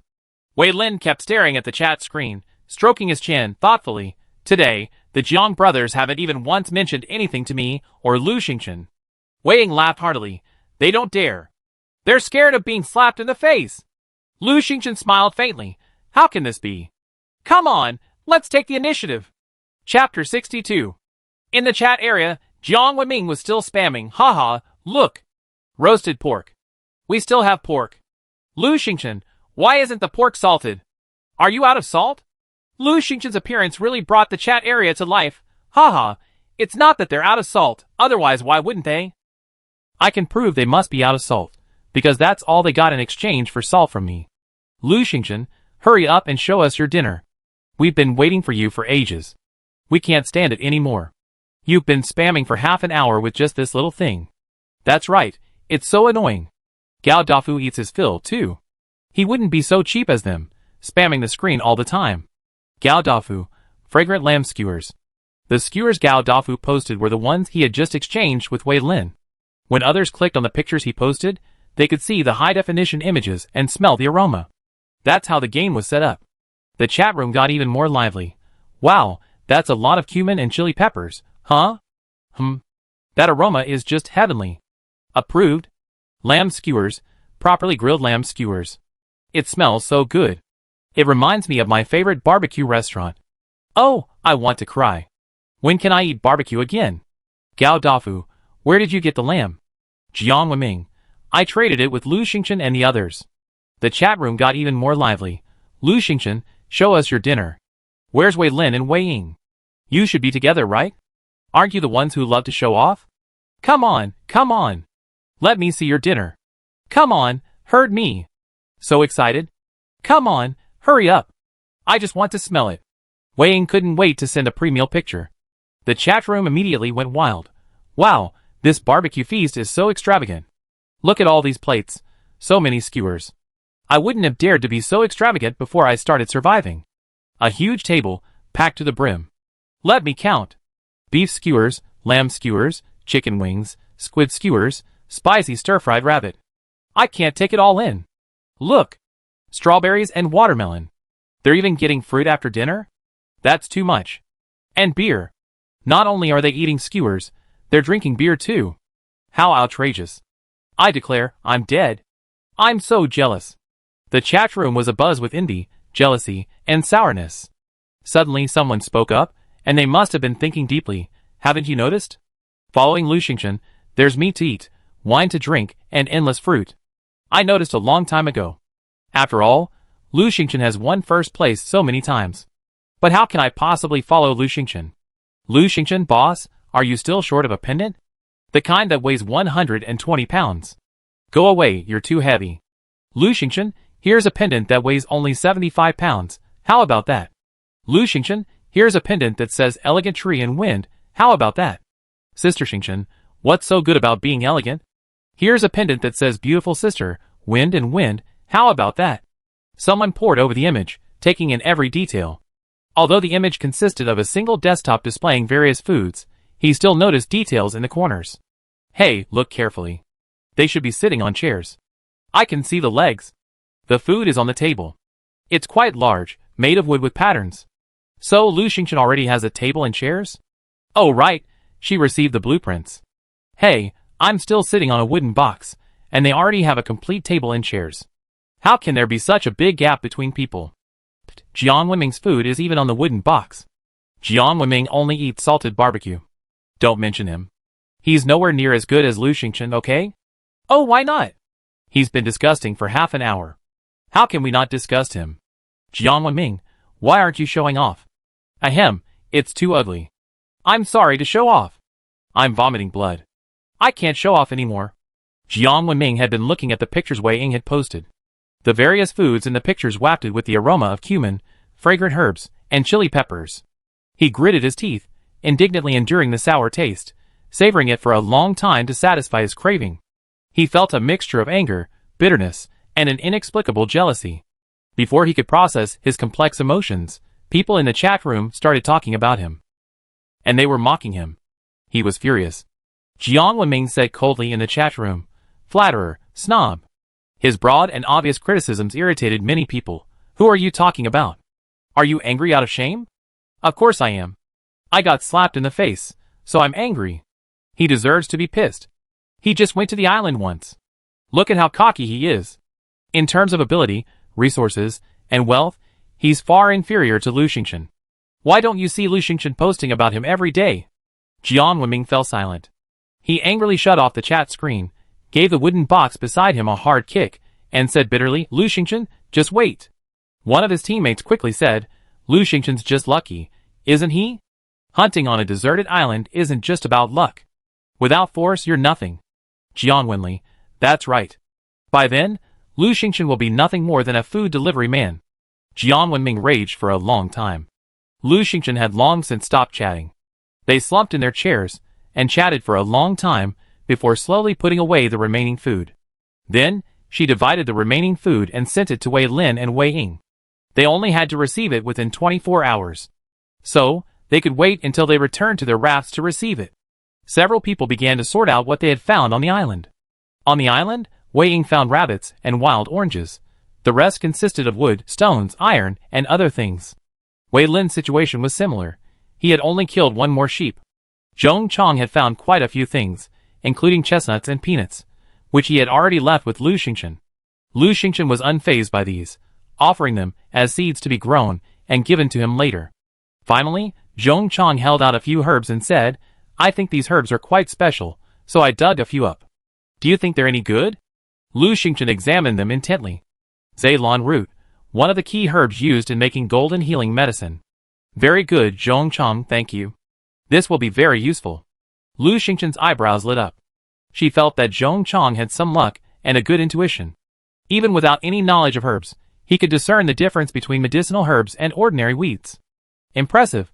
Because of the presence of outsiders, Lu Xingchen couldn't enter the peach blossom land, so she had to temporarily plant the Ceylon roots in the rare soil. By the time they finished, it was already past 9 o'clock in the evening. After a day on the island, everyone had been digging rocks, chopping trees, and battling wild beasts. Their clothes were already filthy.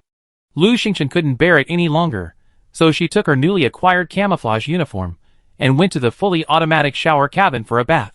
Her bathroom was well sealed, and with the curtain drawn, nothing outside could be seen. Lu Xingchen finished washing up, changed, and emerged. It was already past 10 o'clock. Wei Ying touched her newly acquired fan camouflage uniform, eager to try. Xingchen, can I take a shower here with you? I haven't showered in 7 days, and I stink. Chapter 63. Lu Xingchen smiled and said, of course you can. My fully automatic shower cabin has an advanced disinfection function. It automatically disinfects after each use. You can use it with confidence. Wei Ying cheered and rushed into the shower cabin with her clothes in hand. At this moment, Zhong Chang and Wei Lin strolled around the raft for a while. The two of them noticed that the rabbit and chicken coops were too crude, so they renovated them. Lu Xingchen had nothing to do, so he went to open the boxes. Today was a day of great luck, and there were many boxes. Lu Xingchen opened them one by one. Opening the wooden box, he received the blessing of good luck today and received 3 steamed dumplings in a basket and 12 yeasts. Lu Xingchen was surprised to find yeast. She already had flour, and with yeast, she could make even more delicious dishes, such as steamed buns, and meat patties. 3 baskets of steamed dumplings stacked together were like 3 free steamer baskets. Lu Xingchen continued unpacking. Open the wooden box, good luck today, blessings from heaven. And receive a stainless steel pot with steamer X1. This stainless steel pot is quite large, perfect for steaming buns. Open the wooden box, good luck today, blessings from heaven. And receive a light blue cotton cloth X1, a lotus pink cotton cloth X1, a set of needle and thread, and a pair of scissors. Surprisingly, there's a needle and thread, a scissors, and 2 pieces of cloth inside. Lu Xingchen thought, with all these things, he could make clothes. Open the wooden box, good luck today, blessings from heaven. And receive a pair of red lanterns. Lanterns? Lu Xingchen took out 2 lanterns. The lanterns were round, with tassels hanging from the bottom and rope handles, making them easy to hang anywhere. It was night, and Lu Xingchen and his friends had lit a few torches so everyone could see around them, but the torches were dim, so the view was still blurry. But as soon as the lantern was taken out, an orange-yellow light shone from within. It looked soft, but the illumination was intense, instantly brightening Lu Xingchen's surroundings. This also startled Wei Lin and Zhong Chang. Wei Lin, who had been holding Tuanzi, saw this and hurried over, his face filled with surprise. Lantern? Xingchen, you actually found a lantern? Yes, come on, help me hang it up. Lu Xingchen handed the lantern to Wei Lin and picked up another. The 2 lanterns together illuminated most of the raft. Wei Lin stepped on the wooden box and hung the 2 lanterns on the eaves of the wooden raft. Because the raft was the highest, the eaves were just large enough to hold the lanterns. With the 2 lanterns hung, Lu Xingchen's boat was bathed in orange light. The sea demon Vine was delighted. Wow, what beautiful lanterns. I love them. Even the red-billed blue magpie flapped its wings in surprise. Excellent. Your raft looks even more beautiful now. Wei Lin exclaimed heartily. Lu Xingchen jumped off the wooden box and looked up at the 2 lanterns, also very satisfied.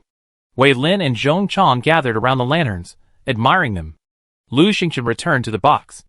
Opening the box, good luck today blessed. Received a pair of red lanterns. Another lantern? Opening the box, good luck today blessed. Received a pair of red lanterns. Another lantern?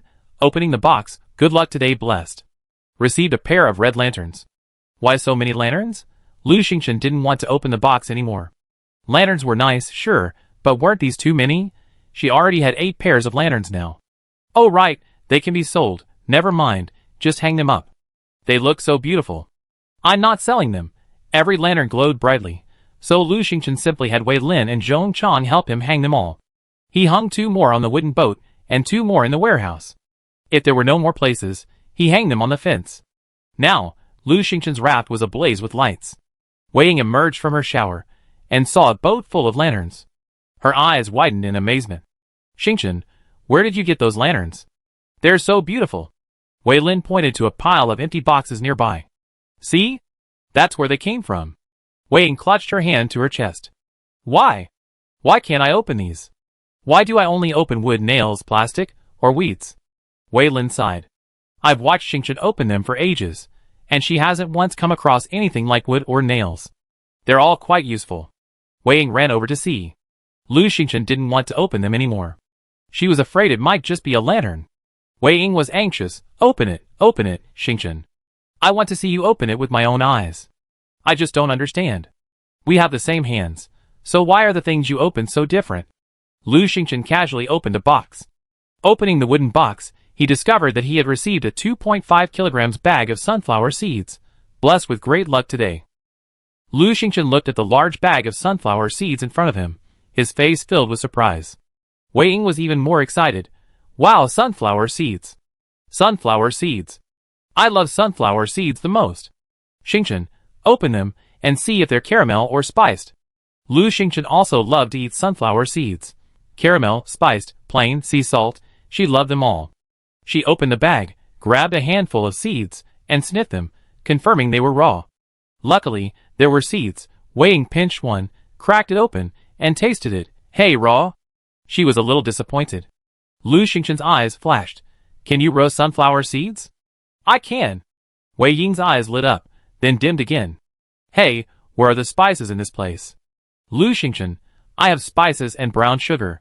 Wei Ying clapped her hands excitedly. Xingchen, whatever flavor you want, I make it. When Lu Xingchen got the seasonings, they included things like cinnamon and star anise. She only used some for stewing meat, and she still had some left.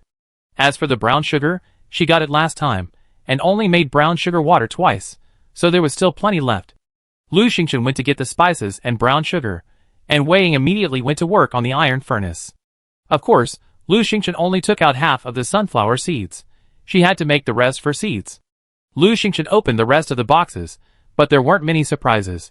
They were just the usual ingredients. Now it was the last box. Lu Xingchen rubbed her hands. No matter what, today was already a day of great luck. Wouldn't it be a stretch if she didn't get some goodies? Unboxing, opening the wooden box, the aura of great luck was bestowed upon her today, revealing 1 white ceramic teapot and 6 white ceramic teacups. Lu Xingchen pulled out the teapot and cups, bewildered. There's even this? Remember, she just got the fireside and smokeless charcoal blueprints, plus the melon seeds, peanuts, and chestnuts. Is this the prelude to brewing tea around the fire? Ding, survival mission announced. Fireside chat. Sit with friends around the fire, eat, drink, and gossip, enjoying the most leisurely and quality life. Mission reward. 2 rare level plots of land. Rare level plots increase plant growth by 20 times. Plants grow very quickly, and a harvest can be obtained in just a few days. Lu Xingchen already had 1 plot. This is a great item. Lu Xingchen was overjoyed, but she soon frowned. This quest. It seems like rescuing the little monkey is a prerequisite for this quest. The reward is 2 rare pieces of land, which is quite generous. Now, it seems simple, since we have everything we need to make tea around the fire. But it shouldn't be that easy. The highest quality? You still want quality? What quality is considered good? Chapter 64. White ceramic teapot. Teacup? Wei Lin walked over, picked it up, and examined it, praising it endlessly. Exquisite workmanship, meticulously carved and polished, superb craftsmanship. Wei Ying, roasting sunflower seeds, stretched her neck to look at it. I'm addicted again. What's the use? Do you have tea? Wei Lin shook his head. What a shame. Lu Xingchen's eyes flashed. You actually have tea. After helping the little monkey, she got 2 bags of tea and a tea tree. She still has the tea tree in her backpack, waiting for them to leave tomorrow, so she can plant it in Peach Blossom Land. The tea leaves were stored in wooden boxes in the warehouse. Lu Xingchen went to the warehouse, and took out the black and green tea. Wei Lin had been waiting. He opened the paper package, pinched a few leaves, and looked at them. His eyes lit up. Great tea. It smells similar to Kimon black tea. Wei Ying, come and take a look. Wei Ying wiped her hands, rushed over to smell it, and nodded. Yes, and it's very high quality. Lu Xingchen smiled faintly. Then you better hurry up and roast the melon seeds. We have tea, eat them, and chat later. Wow! Wei Ying cheered. Xingchen, it's so nice to be with you. Wei Lin's eyes also smiled. Only with Lu Xingchen could he feel comfortable and happy. It was a shame he had to go back tomorrow. Lu Xingchen continued to pack up, figuring out how to make a quality tea around the stove. With the help of Wei Lin and Zhong Chang, she put everything into the warehouse and sorted out her supplies. She discovered that not only Zhong Chang had given her chestnuts and peanuts, but Wei Lin and Wei Ying had also put some things into her warehouse. Wei Ying gave Lu Xingchen almost all the wild oranges she had picked, as well as half of the rabbit meat. Wei Lin placed half a piece of mutton and some small red fruits, though he didn't know what kind of plant they were. Lu Xingchen was sorting through his supplies when the chat screen suddenly opened, revealing a new system announcement. The first quality life competition for survival at sea has begun. Districts 31 to 40 are the fourth competition zone. Players from districts 31 to 40 are encouraged to participate. The rules are as follows. 1. Participants may upload 1 to 3 images, along with their server, region, name, and entry title. Players from districts 31 to 40 will vote, and the winner will be the one with the highest number of votes. 2. To protect participants' privacy, participants may choose to hide their server and region. 3. Entry deadline, 12 p.m. today. Voting deadline, 10 p.m. tomorrow. 4. The winning player will receive 5 top-level plots of land. 2nd to 5th place players will receive 2 high-level plots of land, and 6th to 10th place players will receive 1 mid-level plot of land. The prizes are generous, so please give it your all. As soon as the announcement was made, the regional chat room erupted in excitement. Wow, the competition is here, and it's happening across all 10 districts simultaneously. With around 100,000 people per district, there must be at least 700,000 or 800,000 people. What a grand spectacle. The rewards are pretty good. Top-tier land increases plant growth by 10 times, and high-tier land by 4 times. Even mid-tier land is good, at least you can grow things. Yeah, land is a valuable resource. It's been 7 or 8 days, and I haven't seen anyone even get a single piece of land, even ordinary land. I'm going to work hard. Even 10th place would be pretty good, haha. Am I the only one who thinks the rewards aren't that great? Winning among 700,000 or 800,000 people is incredibly difficult, and the reward is just 1 or 2 pieces of land. Don't talk nonsense. With land, you can grow things, solving the food problem. Isn't that a great reward? However, it's really difficult. I guess it's going to be a competition of financial resources. Wei Lin and the others had also seen the announcement, and were discussing it. Wei Lin, hey, that's great. We can participate. Wei Ying, haha, I think our quality of life is the best. It's a shame not to come in first. Wei Lin shook his head. It's hard to say. After all, we're comparing 10 districts together. Maybe there are some extraordinary people in other districts. Wei Ying curled her lips. Could there be someone more extraordinary than Xingchen? I don't believe it. Lu Xingchen didn't participate in the discussion. She stared at the announcement, reading every word. Quality of life competition? Isn't this similar to the most quality leisurely life in the Fireside Teamaking quest? Fireside Teamaking is a survival system quest, while the quality of life competition is held in the sea survival game. Lu Xingchen thought about it, and felt that his cheat code was too powerful. Perhaps the survival system was too smart, too high-tech. In any case, she just had to focus on completing the task of brewing tea around the fire. As long as she performed the task with high quality, she would rank highly in the quality life competition. Wei Ying saw her dazed and nudged her. Hey, Xingchen, do you want to join? Lu Xingchen nodded. Of course. She stood up. Wait for me. She went to the warehouse, found the fire plan, and went to the tool bench. Fire, barbecuing warmth, gathering friends around the fire, drinking tea, and chatting. Wouldn't that be wonderful? Required materials. 2 pieces of wood, 3 pieces of iron, 2 pieces of clay. Want to make it? Lu Xingchen paused for a moment before remembering she still had 10 pieces of clay. She immediately said, yes. Success? A fire pit. A fire pit appeared on the raft. It was actually a small, yellow clay stove with 4 short legs, an iron grate on top, and an insulating pad underneath. It held charcoal, and was only about 20 centimeters tall. It was quite delicate. It looked much better than a brazier. Wei Ying and the others gathered around. Xingchen, we already have a brazier. Why did you make this? Wei Lin was pleasantly surprised. What a nice fire pit. Perfect for brewing tea. It creates a great atmosphere. He then glanced at Wei Ying. Can a brazier be the same? A fire pit has better control over the fire, and it looks great. This fire pit can even be placed on a table. Wei Ying suddenly realized, oh, so we're going to make tea. Oh, are we going to compete? Of course we are. Lu Xingchen shared her plan with the others. She planned to build a tea house. Her raft was now 7 meters wide, with several wooden boats, a kitchen, a warehouse, and a bathroom lined up front to back, making it quite long. This made it easier to navigate. The tea room naturally needed to be closer to the bedroom boat, so it had to be placed in front of it. So, she extended the raft forward 10 meters, and built a wooden pavilion 2 or 3 meters away from the boat. The pavilion, like the boat and warehouse, was 5 meters wide and 3 meters long. Next, she built a wooden table and 4 wooden chairs, placing them one by one inside. The space was just right. This time, she used ironwood for the table and chairs, which provided insulation and moisture resistance, and their reddish-brown color matched the pavilion perfectly. Watching Lu Xingchen build the pavilion and the tables and chairs, Wei Lin, Wei Ying, and others went over to help arrange the tables and chairs. Wei Lin, Wei Ying, and others took 4 red lanterns down from the fence and hung them on the pavilion's eaves. Zhong Chong placed the fire pit in the middle of the table.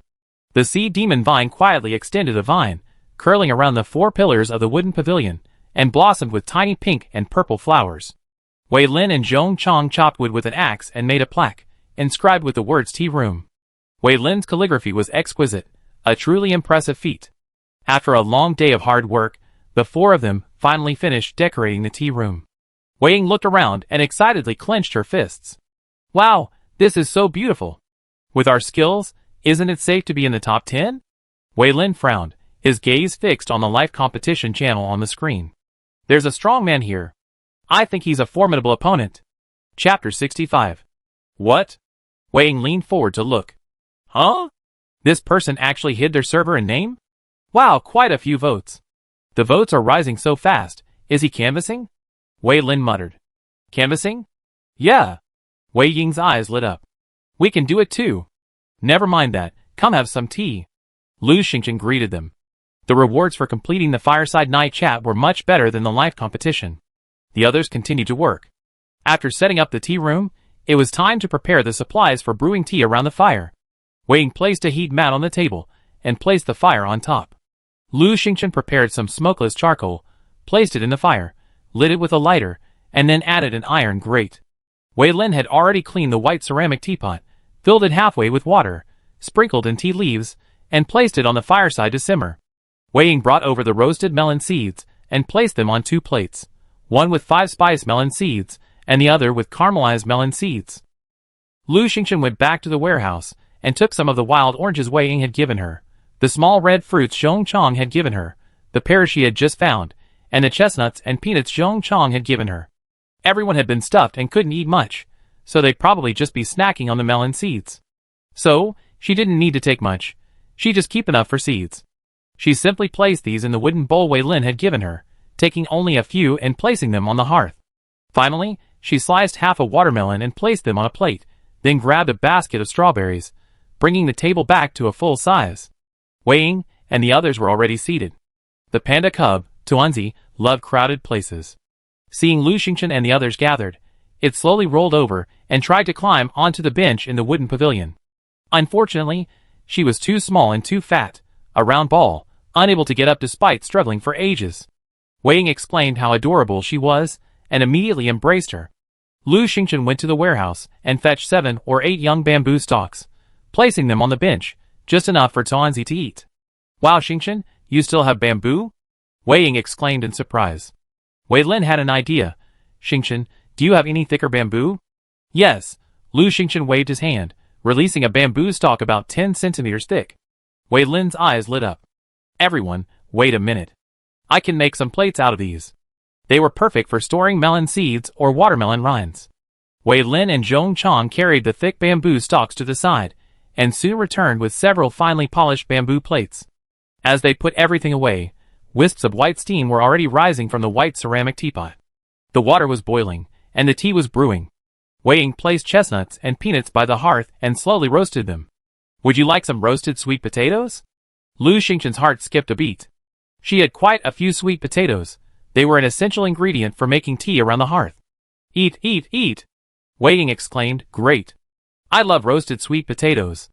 Lu Xingchen took 7 or 8 smaller sweet potatoes and roasted them by the hearth. Wei Ying looked at the table full of food and the overflowing hearth, rubbing her stomach in distress. Oh no! I regret eating so much. Now there's almost no room in my stomach. What should I do? Lu Xingchen's eyes flickered. Want to trade for some hawthorns to help with the digestion? Wei Ying and Wei Lingji both agreed. The 3 of them opened their chat rooms almost simultaneously. Lu Xingchen, buy hawthorns in exchange for water and food. Wei Ying, who has hawthorns? Private message to trade. Wei Lin, buy hawthorns. The 3 of them working together to buy hawthorns immediately attracted everyone's attention. Gao Dafu, Wei Lin, Wei Ying, Lu Xingchen, what do you want hawthorns for? Wei Ying, burp, I'm full. Gao Dafu, if you're full, move a little. What's the point of eating hawthorns? Wei Ying, I'm going to eat more. Gao Dafu, Wei Ying was too high profile. It was hard for the others not to notice. See, they're all stuffed when they're with Lu Xingchen. Nonsense. Didn't you see all the skewers on the table just now? So much, and so deliciously grilled, it's surprising they're not stuffed. Stop talking. I can't sleep anymore. Lu Xingchen, I'm your long-lost brother. Stop collecting hawthorns for Wei Ying, and give me the leftovers. The chat was a chaotic mess, with everyone making jokes, but sadly no one mentioned hawthorns. Jiang Wenli couldn't stand it any longer. Jiang Wenli, the quality of life competition has already started for an hour, and ends at 12 o'clock today, and there are still people who are only focused on eating. What a loser. Jiang Wenming, seeing Jiang Wenli's words, couldn't help but kick him. Why are you reminding them? I'm just worried they remember. I haven't canvassed for votes yet. Jiang Wenli was unconvinced. So what if they remember? I think our work is the best. Jiang Wenming ignored his silly brother. Just based on the pile of skewers that Lu Xingchen and the others had prepared before, they were far superior to them. How could Jiang Wenli be so clueless? Since Jiang Wenli had said so, he stopped hiding it and started canvassing for votes. So Jiang Wenming said in the chat channel, we've uploaded our entry. It's ID 5443, titled A Beautiful Life. Please vote. Jiang Wenli, yes, we won the award, and it's a great honor for our District 33 chief. He simply sent a link. Clicking it revealed a scene. They were in a wooden pavilion. Jiang Wenming, Jiang Wenli, and another person sat on wooden boxes. In front of them was a table made of 4 wooden boxes. On the table lay various food, water, and other items. In addition, there were wooden plates and bowls. Beside the table, there were even 2 pots of flowers, 1 rose, and 1 pot of green ivy. It was unclear where they got them. The photo even included a mid-level seawater filter and a fishing net. Also, from the pavilion, a large raft could be seen. It's clear that this photo captures nearly every valuable item on the raft. The other 2 pictures are similar, but each shows 2 pots of flowers. It's easy to imagine that these 2 pots of flowers are the Jiang brothers' most prized possessions. Lu Xingchen was surprised that the Jiang brothers had something to offer, having actually received potted plants. Jiang Wenli, we're representing District 33. Everyone, please vote. Unfortunately, the 2 brothers were so fond of spamming, and their rudeness meant that the chat channel was practically ignored. They spammed several times before someone finally asked, why should we vote for you? What's the benefit? Yes, I don't even know you. Okay, we know you're participating. We even participated. Why should we vote for you? How do you get to represent District 33? Jiang Wenming patiently said, remember when District 33 had the most survivors last time? Everyone benefited. I imagine it will be the same this time, so please, everyone. It was a rare moment of politeness. And he even knows how to use bribes. After he said that, some people were actually tempted. After all, some people didn't live well, couldn't even talk about quality of life, and they didn't even participate in the competition. However, some people objected. It was Lu Xingchen who led us to profit last time, not you. Yes, Lu Xingchen, did you participate? What's your entry ID? Let's go vote. Lu Xingchen, enter quickly. With you here, maybe District 33 can take first place again. Chapter 66. Many people called out to Lu Xingchen, instantly silencing the Jiang brothers' words. Everyone's attention was diverted. The Jiang brothers were furious. Wei Ying looked at Lu Xingchen with shining eyes. Xingchen, have you submitted your photos? Have you entered the competition? Lu Xingchen had already taken many photos and selected 3. She was now looking at the photos of the other contestants. Many, whether they didn't understand the purpose of the competition or simply had nothing to show, were unsatisfactory. They simply set up a large table of food and took photos of a high-end building or high-end equipment, mostly flaunting their wealth. However, their financial resources were not abundant, far less than Lu Xingchen's. After hearing Wei Ying's words, Lu Xingchen showed everyone the photos she had selected. The first was her current desktop, the second was a picture of the tea house's exterior, and the third was of her archery range. Next to the target stood a purple bamboo pole, above which hung a red lantern, swaying in the wind. Beyond it lay the boundless ocean. Wei Lin nodded. The atmosphere in these pictures was pleasant. Wei Ying stared at them for a long time, then suddenly asked, Xingchen, why don't you include a picture of your fully automatic shower cabin? This is the ultimate in quality of life. Lu Xingchen shook his head, that one doesn't quite fit. Wei Lin's eyes flickered. He realized that Lu Xingchen had posted these pictures. First, none of their faces were shown, yet a hand or a foot was just the right amount of detail to show them partying. Second, her pets and the vines covering the boat were not clearly visible. Lu Xingchen was being cautious, perhaps not wanting to reveal too much. You can post an announcement when you obtain the fully automatic shower cabin. It's too revealing. Wei Lin nodded. Xingchen, I think these are pretty good. Wei Ying didn't think much about it. Seeing Wei Lin agree, she nodded repeatedly. I think they're pretty good too. With just these few things, we're much better than them. Keeping a low profile is good. Lu Xingchen uploaded 3 of her own photos, titled Fireside Night Chat. She also chose to hide her server and name because, just before, she had received a reminder from the survival system. Survival tip. It's recommended to hide your server and name during the Quality Life contest, otherwise there will be endless trouble. Since the survival system prompted her to hide her server and name, she couldn't use any photos that could reveal her. That's why Lu Xingchen chose the 3 photos she had just uploaded. After receiving the reminder, she carefully considered it. The upcoming deserted island hunt revealed that this game doesn't prohibit players from killing each other. If I'm right, this wouldn't be the first time. As the number of players decreases, zones will inevitably merge. Zones 31 to 40 are adjacent, so they're likely to merge closer together. If I were to be exposed in the Quality Life competition, it would be like being exposed in front of millions of people in all 10 zones. The first bird to stick its head out gets shot. The competition rules allow players to hide their zones and names. There must be a reason for that. So, she followed the system's advice. After uploading the photos, Lu Xingchen left them alone. The 4 of them leisurely drank tea, chatted, cracked sunflower seeds, and ate fruit.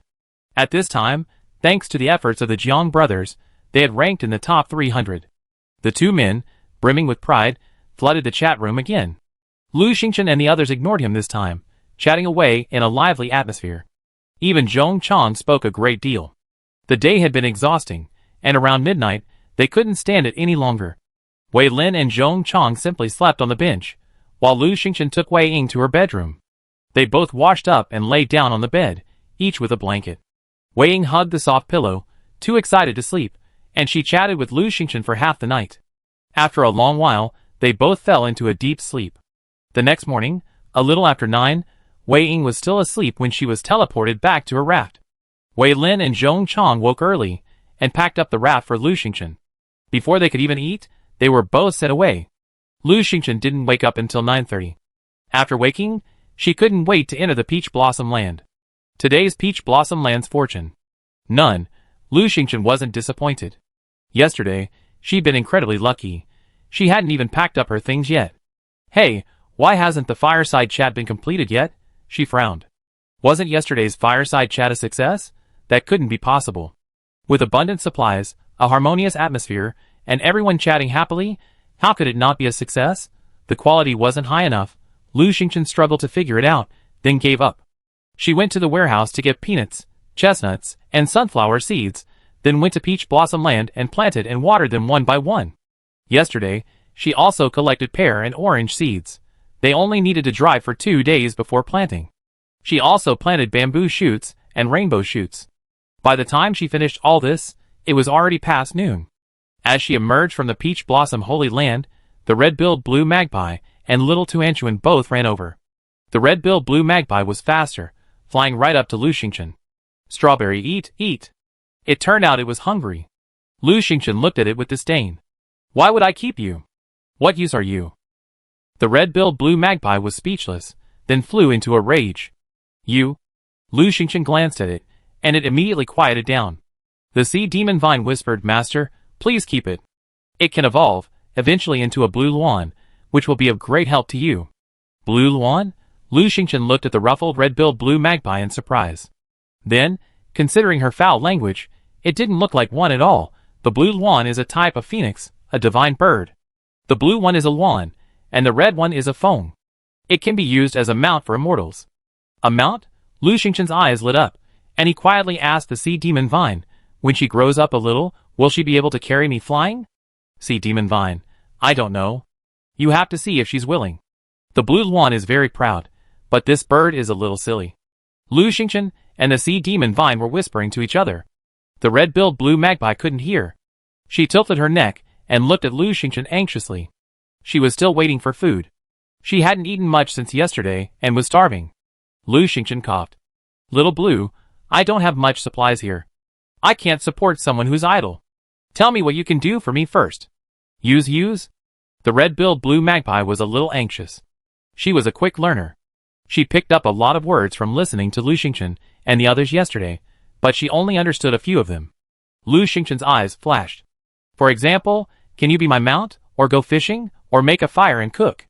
Red-billed blue magpie, mount? Fishing? Cooking? She blinked her red eyes, trying to understand Lu Xingchen's words. She couldn't fish, she couldn't cook, so what was a mount? Red-billed blue magpie tilted her head, hesitating. Mount? Lu Xingchen grinned.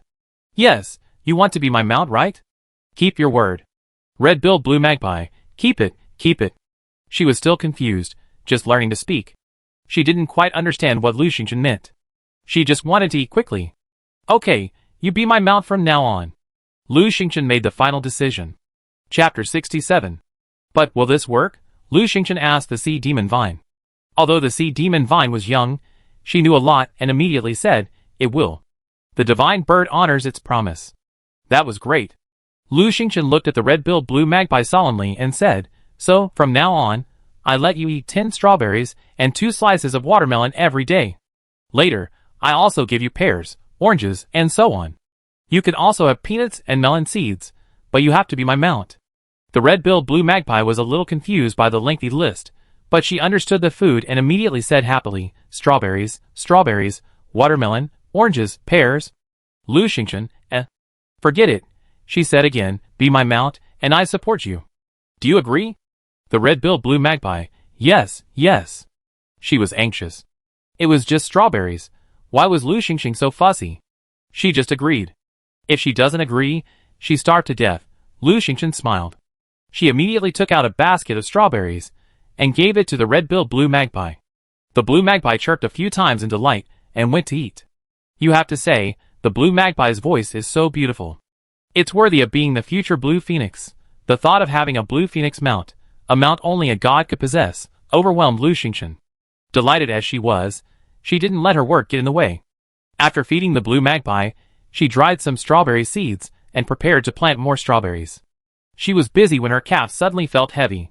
It was Tuanchuan, hugging Lu Xingchen's calf and whimpering. He looked so adorable. Aw, you haven't eaten yet. I forgot.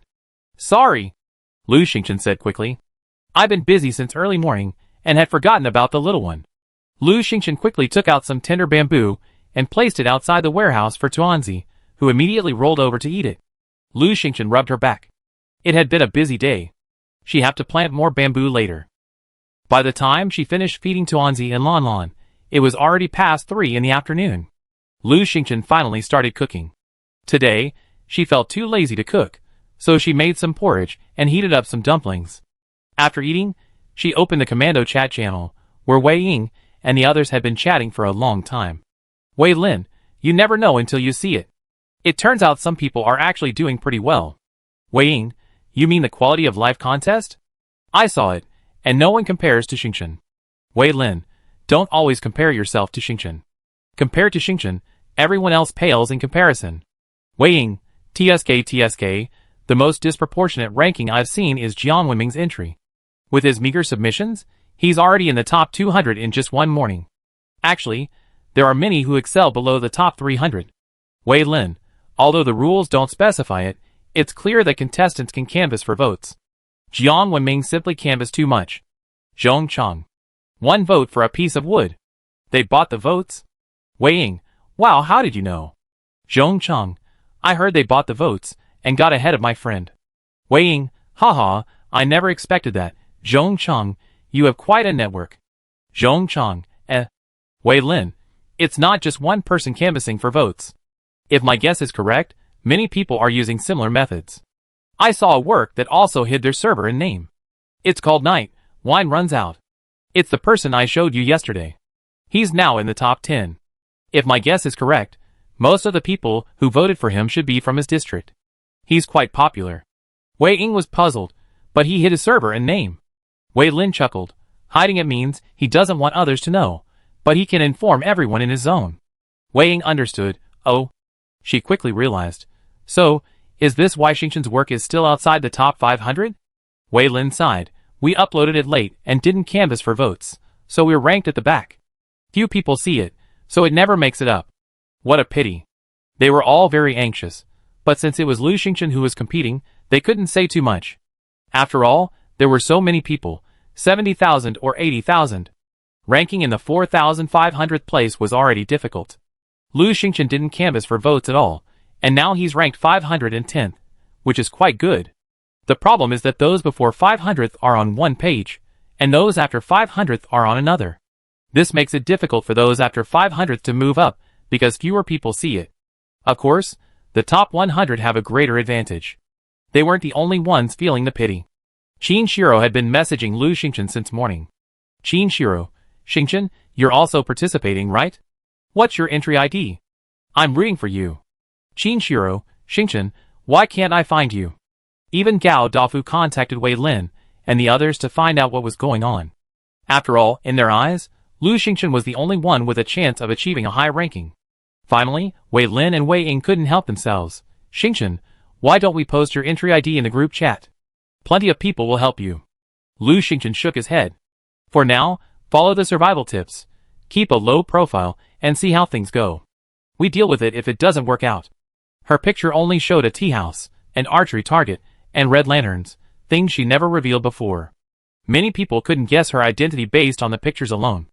The region and name of the contestant were hidden in the entry. Unless someone deliberately revealed themselves, no one would even know which district the contestant was from. If she wanted to hide it, she could definitely do so. But she absolutely had to be in the top 10 of this district. Because perhaps being in the top 10 was related to the fireside chat mission. Currently, Zheng Yuan was the most popular contestant. His entry, Late Night, Wine Runs Out, happened to be in the top 10 and was trending upwards. At this moment, the chat room in District 34 was buzzing with discussion about him. Zheng Yuan was cautious. He wanted to get first place, but he didn't want everyone in all 10 districts to know it was him, so he hid his district and name. However, he was campaigning in District 34, revealing his entry only to those in District 34. Thanks to his previous efforts, the people in District 34 had a good impression of him, so almost half of them voted for him. It was precisely because of this that his work was able to achieve such a high ranking. It's still not enough. Unfortunately, the districts can't communicate right now, so he can only mobilize the people in District 34. Besides him, there's another person who holds considerable prestige in District 34. Zheng Yuan thought for a moment and sent a message. Wei Ting, if you, the Wei family, help me get first place, I can give you a piece of prime land. Wei Ting's message arrived quickly. Not a big deal. Zheng Yuan frowned. Wei Ting, you have 3 members of the Wei family in District 34, but one is disabled or injured, and you're not worried. A piece of prime land could save your life, and the lives of your entire Wei family. Wei Ting sneered.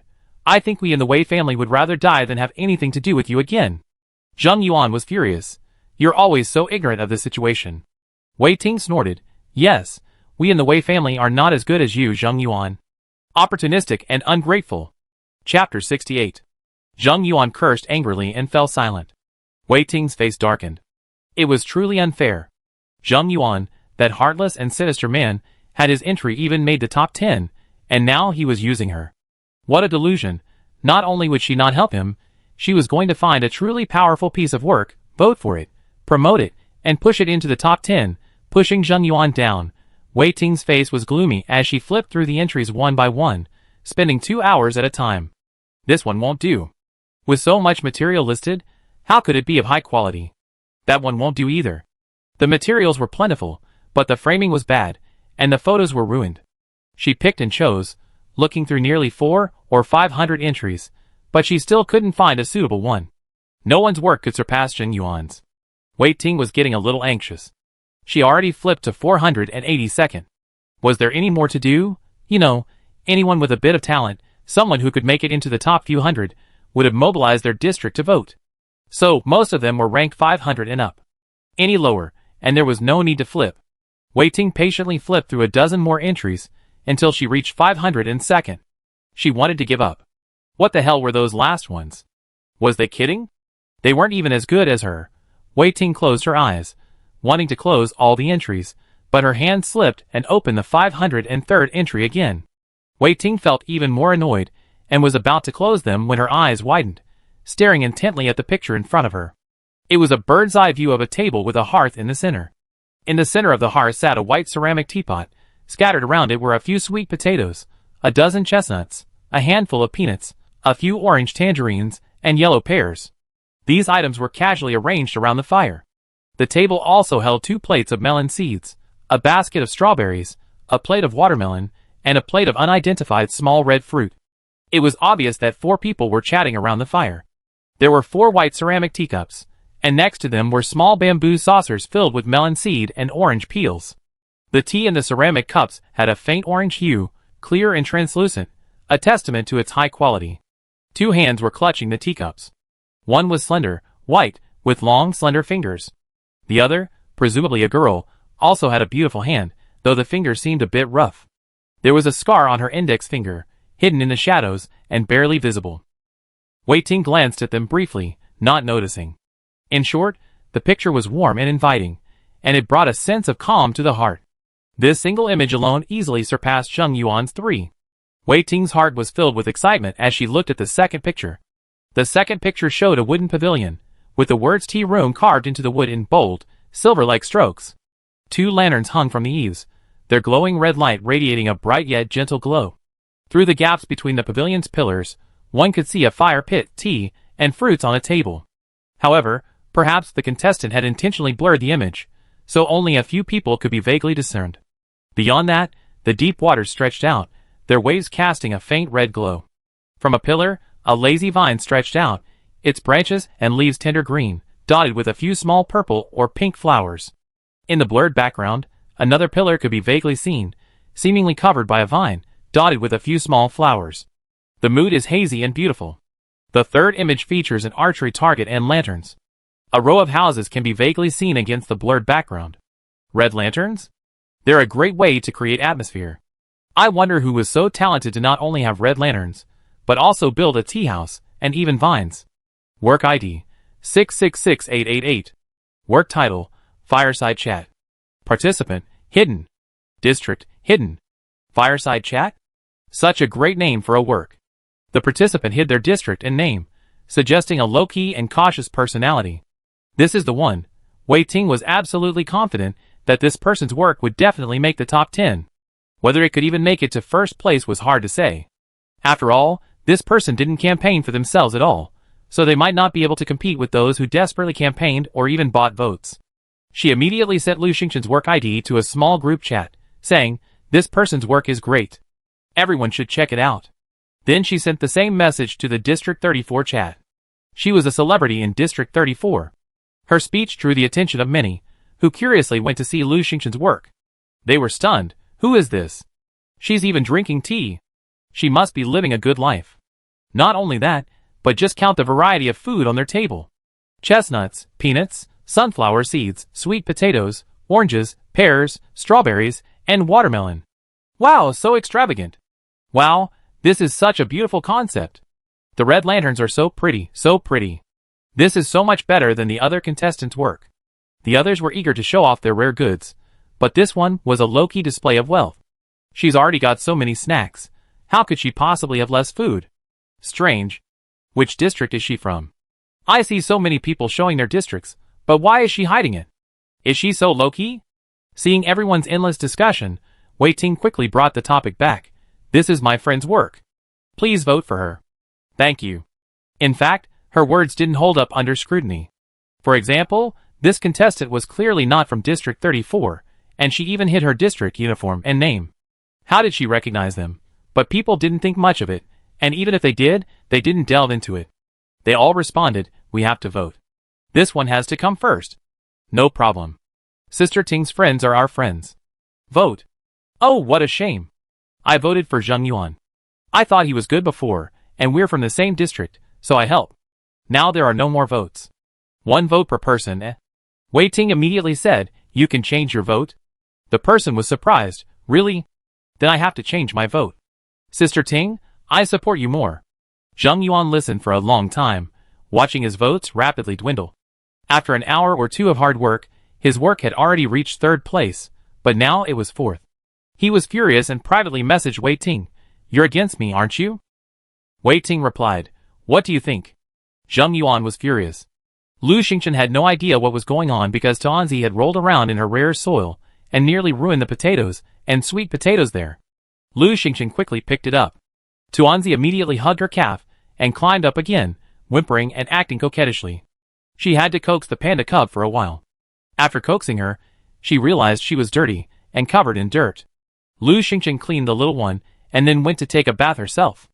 After the bath, she changed her clothes and emerged. By then, it was sunset. She washed her hands and prepared to cook. She was heating up the dumplings when Wei Ying's messages kept popping up, a constant ding-dong sound. Lu Xingchen opened the commando group chat, and Wei Ying was all over the screen. Wei Ying, Xingchen, what are you doing? Xingchen, answer me. You're famous. Chapter 69. Wei Ying, Xingchen, you're amazing. Your work is now in the top 400. Wei Ying, Xingchen, your work is in the top 300. So fast, so fast. They say that above the top 500, the more people see it, the higher it goes. It's true. See? We've got that traffic, and we've become popular. Wei Ying, Xingchen, it's already in the top 200. Wow, it's skyrocketing. Lu Xingchen only then saw that her work had skyrocketed to number 187. What happened in just 2 hours? She hadn't even had time to figure out a solution. Who had helped her solve her problem? Lu Xingchen was bewildered. Wei Ying burst into laughter. Wow, Xingchen, your work's ID is 666888, right? You're currently ranked 177th, just one spot above Jiang Wenming. Haha, Jiang Wenming worked all afternoon to move up a few spots, finally reaching 178th, and you just passed him. Haha. Wei Lin, too bad Jiang Wenming doesn't know. He'd be furious if he knew. Wei Ying, haha, he's probably pissed off right now, because Xingchen's work suddenly became popular, and all the votes went to her, so everyone else's vote growth has slowed. Jiang Wenming was indeed furious. 2 hours ago, his vote count had been steadily increasing, albeit slowly, but after a while, he always surpassed 1 or 2. In the past 2 hours, his rank hadn't improved, and he even dropped 1 spot. Furious, he opened the work of the person immediately preceding him. Jiang Wenming opened the work of the person immediately preceding him. Work ID 666888. Work title, Fireside Chat. Contestant, hidden. District, hidden. Jiang Wenming looked at it for a long time, then snorted disdainfully. It's just tea, isn't it? So flashy and useless? Better off eating meat and drinking wine. I don't understand why it has so many votes. By comparison, he preferred Night and Wine's work.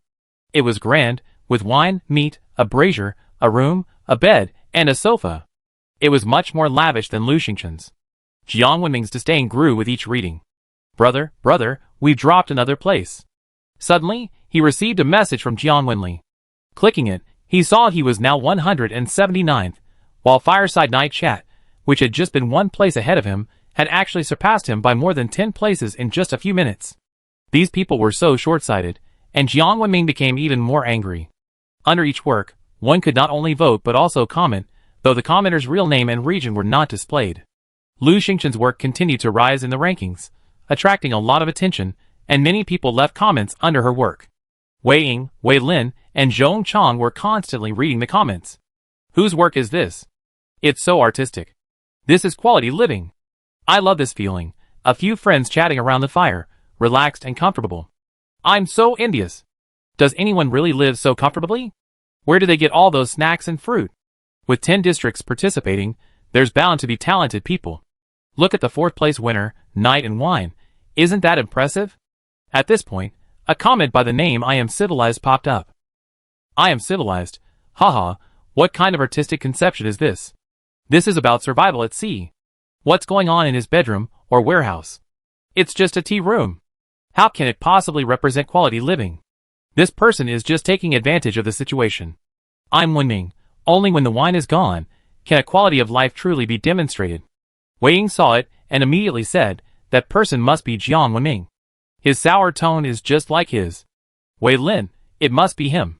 Lu Xingchen took a look. This Jiang Wenming really knows how to give himself away. Even his online name is so careless. I don't want to bother with him. Lu Xingchen ignored the nonsense in the comments and went to the warehouse to take out her 12 secret whip techniques. Tomorrow was the deserted island hunt, and she had to prepare well. Those people weren't worth her time. She had good luck and plenty of supplies, but her fighting skills weren't top-notch. The deserted island hunt clearly allowed players to kill each other, and tomorrow would be extremely dangerous. Strength was the most important thing. Would you like to learn the 12 secret whip techniques?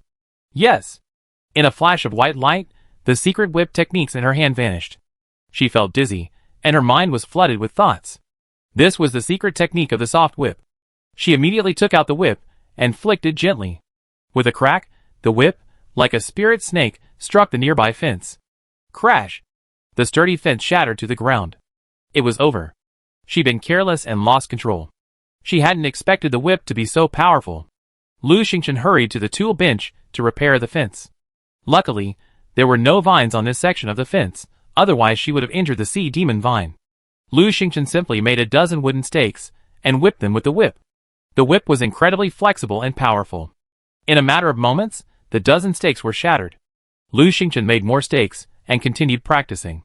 By around 7 o'clock in the evening, she had finally mastered the whip technique. Of course, she'd been keeping an eye on her ranking. Her ranking was rising faster and faster.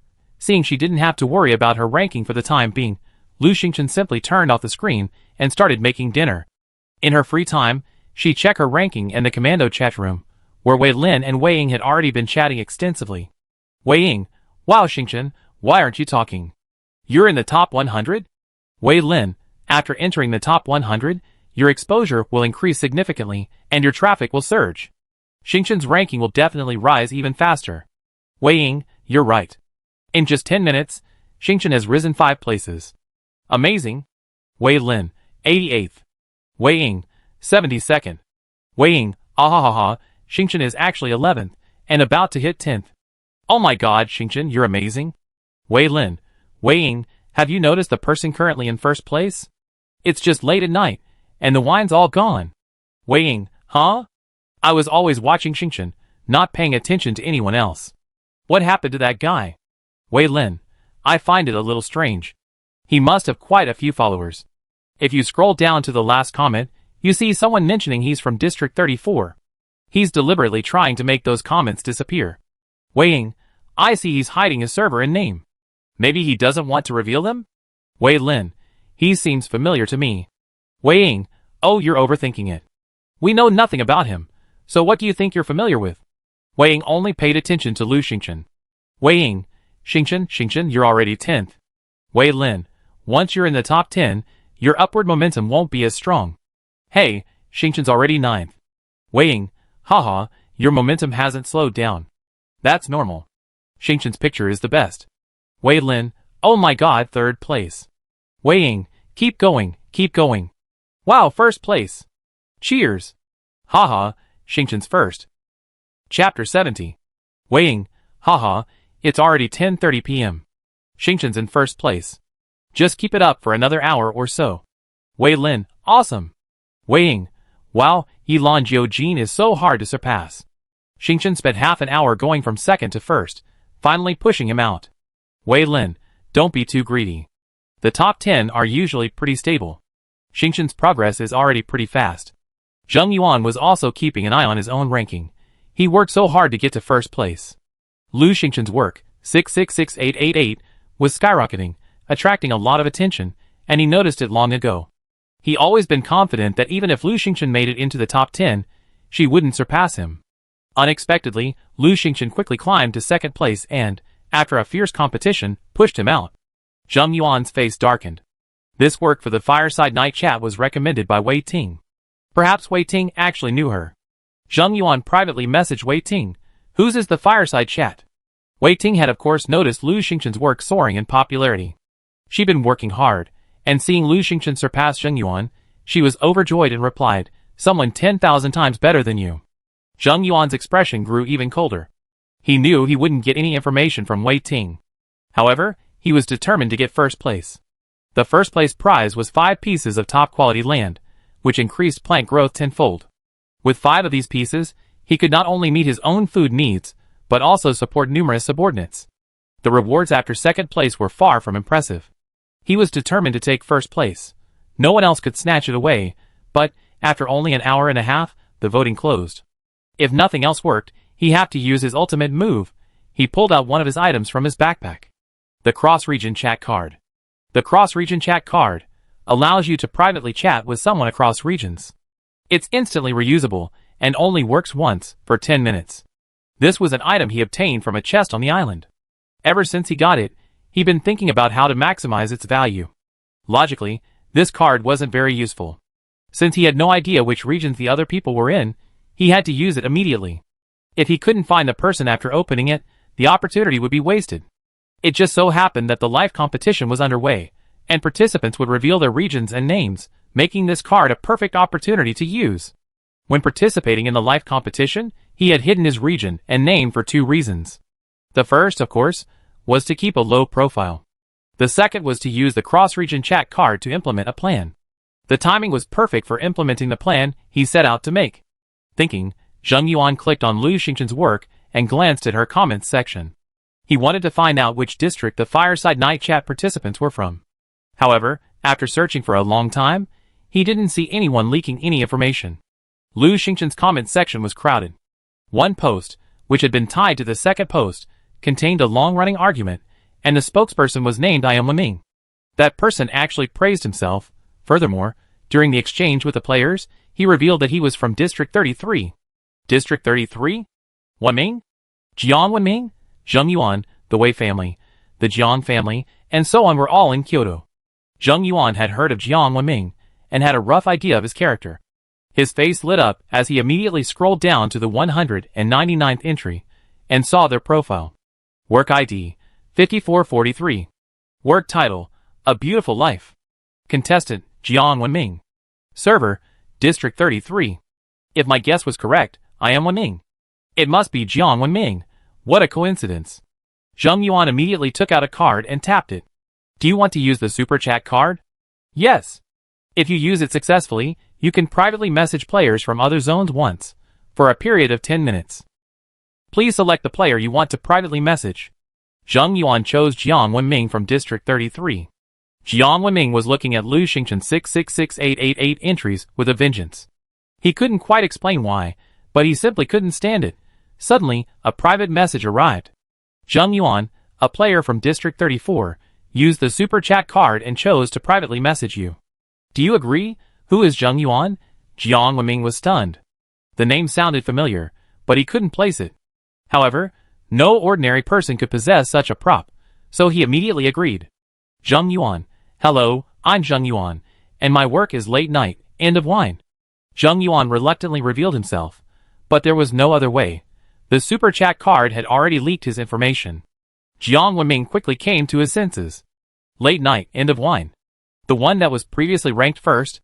Now it seems to have been pushed down to second place. Jiang Wenming immediately perked up. He had already idolized the author of Late Night, End of Wine. After all, the content depicted in Late Night, End of Wine was the life he longed for. Moreover, he felt that Late Night, End of Wine was far superior to Fireside Night Chats. But was what this person said true? Zheng Yuan quickly dispelled his doubts. Here's my proof. He displayed his entry page, which clearly displayed his hidden information. Now, Jiang Wenming believed him. He excitedly yet cautiously asked, I'm Jiang Wenming from District 33. Boss, what do you want to talk to me about? Because of Zheng Yuan's demonstrated strength, Jiang Wenming had unknowingly placed himself in a lower position. Zheng Yuan's heart skipped a beat. Just as he guessed, the next step would be easy. After all, Jiang Wenming was a bit of a fool. He said, I make a deal with you. If you help me win first place in the competition, I give you one of the 5 plots of land I earn. Really? No problem. Jiang Wenming was overjoyed, but then his concerns returned. But how can I help you? Zheng Yuan secretly scorned him. Jiang Wenming was indeed foolish. He agreed to help without even considering how they could trade land, one in District 33 and the other in District 34. Zheng Yuan asked, Isn't there a Lu Xingchen in your district? I saw the world announcement. She won the first kill reward, right? Huh? You knew that too? Jiang Wenming didn't want to mention Lu Xingchen. He was surprised for a moment, then realized. Lu Xingchen's story had been announced to the world, so it wasn't surprising that Zheng Yuan knew about it. Zheng Yuan's eyes froze. Of course he knew. Ever since Lu Xingchen stole his first kill reward, he remembered her. Originally, he only needed a few minutes to kill that first-level mutant beast. If it weren't for Lu Xingchen, the first kill would have been his. What Zheng Yuan didn't know was that besides him, several others had also nearly gotten the first kill. Even without Lu Xingchen, it wouldn't have been his turn. Zheng Yuan asked directly, "Is Lu Xingchen very prestigious in District 33? Jiang Wenming reluctantly said, "I guess so. She made the greatest contribution in the survival test a few days ago. So many people like her." He added disdainfully, "They're just snobs." Zheng Yuan's eyes flashed. He had guessed right. Chapter 71. He was the top contributor in District 34, tied with Wei Ting. It was because he helped so many people during the third day's survival test that he earned the trust of many in District 34, and was able to easily win votes. Lu Xingchen had helped so many people, so she must have considerable prestige in District 33. That was just the right thing to take advantage of. Zheng Yuan explained things to Jiang Wenming, then concluded, after the deserted island hunt, the number of players in each district has plummeted, and a merger is definitely necessary. Districts 33 and 34 are closest to each other, so it's likely they merge. After the merger, come to me, and I help you grow. Jiang Wenming nodded excitedly, feeling like he found a golden leg. He thought for a moment, and immediately followed Zheng Yuan's instructions. It was already 9 o'clock in the evening, and Lu Xingchen had already held the top spot for half an hour. No matter how the others rose and fell in the rankings, she remained unmoved. The voting was about to end in an hour. Wei Lin, Wei Ying, and the others excitedly watched the entry page. Lu Xingchen played with Sea Demon Vine and Tuanzi for a while. Then, she went to Peach Blossom Holy Land to collect the bok choy, scallions, and strawberries. She also took out some strawberries, and gave them to Tuanzi and Lan Lan. Lan Lan was the red-billed blue magpie. Lu Xingchen had chosen a name of his own, and red-billed blue magpie didn't care, as long as they had something delicious. Of course, she kept an eye on her ranking. Suddenly, Wei Ying spoke in the commando group chat.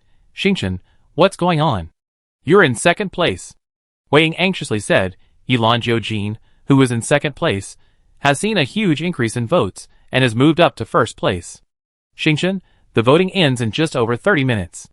Wei Lin, Yilan Jiujin's vote count is abnormally high. What did he do?" Wei Ying was also anxious. "Yeah, in just half an hour, his vote count has increased significantly. Who knows what he did?" Lu Xingchen frowned and checked the competition page. She saw that Yilan Jiujin had gained 20,000 votes in a short period of time, surpassing her Fireside Night chat by over 10,000 votes, and now taking first place. What happened? She checked the time. Only half an hour remained. She was in second place. The reward difference between second and first place was huge. On top of that, there was also a Fireside Night chat quest. She wondered if that had anything to do with it. No matter what, she had to come in first. If that didn't work out, she would have to expose herself and have the people in District 33 vote for her. But first, she had to think of other options. Lu Xingchen immediately clicked on the comments section for Yilan Jiujin. The comments at the front were all trending, clearly hand-selected. She scrolled down, flipping through several pages until she finally came across a comment. "Haha, someone from District 33 is number 1 again." District 33? Yilan Jiujin is from District 33? From the same district as her? Impossible. There are only so many talented people in District 33. Wei Lin, Wei Ying, Qin Shiro, Gao Dafu, and so on, but there's definitely no one like him. She hurriedly flipped back, flipping through a few more pages, and found a comment. "Keep going, Lu Xingchen." Someone immediately replied, "What nonsense? Delete it." Huh? Why did this person mention me in the comment? Isn't Yilan Jiujin related to me? Could it be? Something's wrong. Lu Xingchen's face darkened, and she immediately asked in the commando group chat, "Have you heard any messed up news lately?" Wei Lin, what? Wei Ying, huh? I was focused on the competition results, and didn't pay attention to anything else. Zhong Cheng, I think there's something fishy going on in our district chat. They seem to be secretly doing something. Lu Xingchen frowned. Qin Shiro had traveled extensively, and knew many people, so she must have heard something from her. She immediately asked, "Shiro, you just..." Qin Shiro interrupted her, her voice aglow with joy and pride. "Xingchen, I voted for you too. Not only did I vote myself, but I also mobilized all my friends and family to vote for you. Hee, you got first place, aren't you happy? You voted for me." Lu Xingchen was surprised. "Do you know my work?" Qin Shiro smiled and said, "Sure, I know. Isn't your work night after drinking? Xingchen, you not only have a bed, but you also have a sofa. Amazing. Lu Xingchen's face changed. Night after drinking isn't my work, Shiro. Have your friends withdraw their votes immediately. Qin Shiro, huh? But I wasn't the only one who voted. I think many people in District 33 voted. Lu Xingchen asked, what's going on? Qin Shiro panicked. Just over half an hour ago, everyone in District 33 was privately chatting about your work being Yilan Jiujin. Someone said they were secretly helping you and wanted everyone to vote, but they wanted to keep it a secret. So, everyone spread the word privately, and one person spread it to 10, and 10 spread it to 100, and it spread a lot. Qin Shiro was frustrated. Xingchen, Yilan Jiujin has a bed, just like yours. I thought he was you. Lu Xingchen understood. So that's how the votes for Yilan Jiujin came about? How shameless. She had a suspicion, but it seemed impossible. Districts 33 and 34 couldn't communicate at all. Even in the contest comments, people couldn't use their real names, instead choosing pseudonyms similar to online usernames. What was going on? However, none of that mattered for now. What mattered was that she had to quickly dispel the rumors. Lu Xingchen quickly shared this in the commando group chat, then said in the regional chat, I heard everyone is voting for Yilan Jiujin. Just to be clear, that's not my work. Everyone, please withdraw your votes. She sent this message 3 times in a row. In the area chat, many people were stunned. Huh? Lu Xingchen, that's not your work? Then my vote was in vain. Who's lying? They said Xingchen's work, Night Late, Wine, is in 2nd place. I hope everyone can help and get it to 1st place. Yeah, and they said it had to be kept secret, otherwise Xingchen wouldn't be happy. Yeah, I was thinking, finally, I can help Lu Xingchen out, so I vote now. Of course, some were still stubborn. Hey, Lu Xingchen, don't be polite. It's just a vote. You're such a jerk. What's wrong with canvassing for votes in District 33? Yeah, don't be polite. It's just a piece of cake. Gao Dafu quickly said. Lu Xingchen has solemnly refuted the rumors 3 times. Everyone, withdraw your votes now. Don't make things worse. Hurry, withdraw your votes first. Gao Dafu knew more and had a guess, so he quickly withdrew his vote. There was no way to withdraw his vote. He could only change his vote. He randomly voted for someone after the 100th place. People were furious. Who is this? So wicked. This isn't the way to canvass for votes. It's a ripoff. Where did this rumor come from? They even said Xingchen wanted everyone to vote in secret. That doesn't sound plausible. Haha, the person spreading the rumor must be connected to Yilan Jiujin. Shameless. They're using us. It was Yilan Jiujin who was using us. This person shouldn't be in District 33. Change it now. You can't withdraw your vote, you can only change it. So who should we vote for? The runner-up? Gao Dafu responded enthusiastically. Yes, of course we vote for the runner-up. We push that despicable Yilan Jiujin out. Chapter 72. Seeing everyone wanting to withdraw their votes, Jiang Wenming panicked. Don't panic, everyone. Lu Xingchen didn't say what her work was anyway.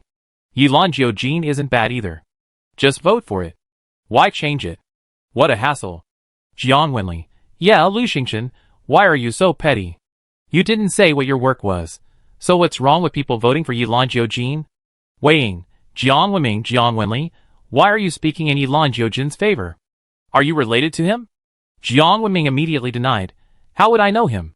He's not from our district. Wei Lin, how do you know he's not from our district? Have you been in contact with him? Jiang Wenming panicked. Nonsense. I just think Lu Xingchen is petty. Let's vote for whoever we want. Lu Xingchen sneered. Vote for whoever you want.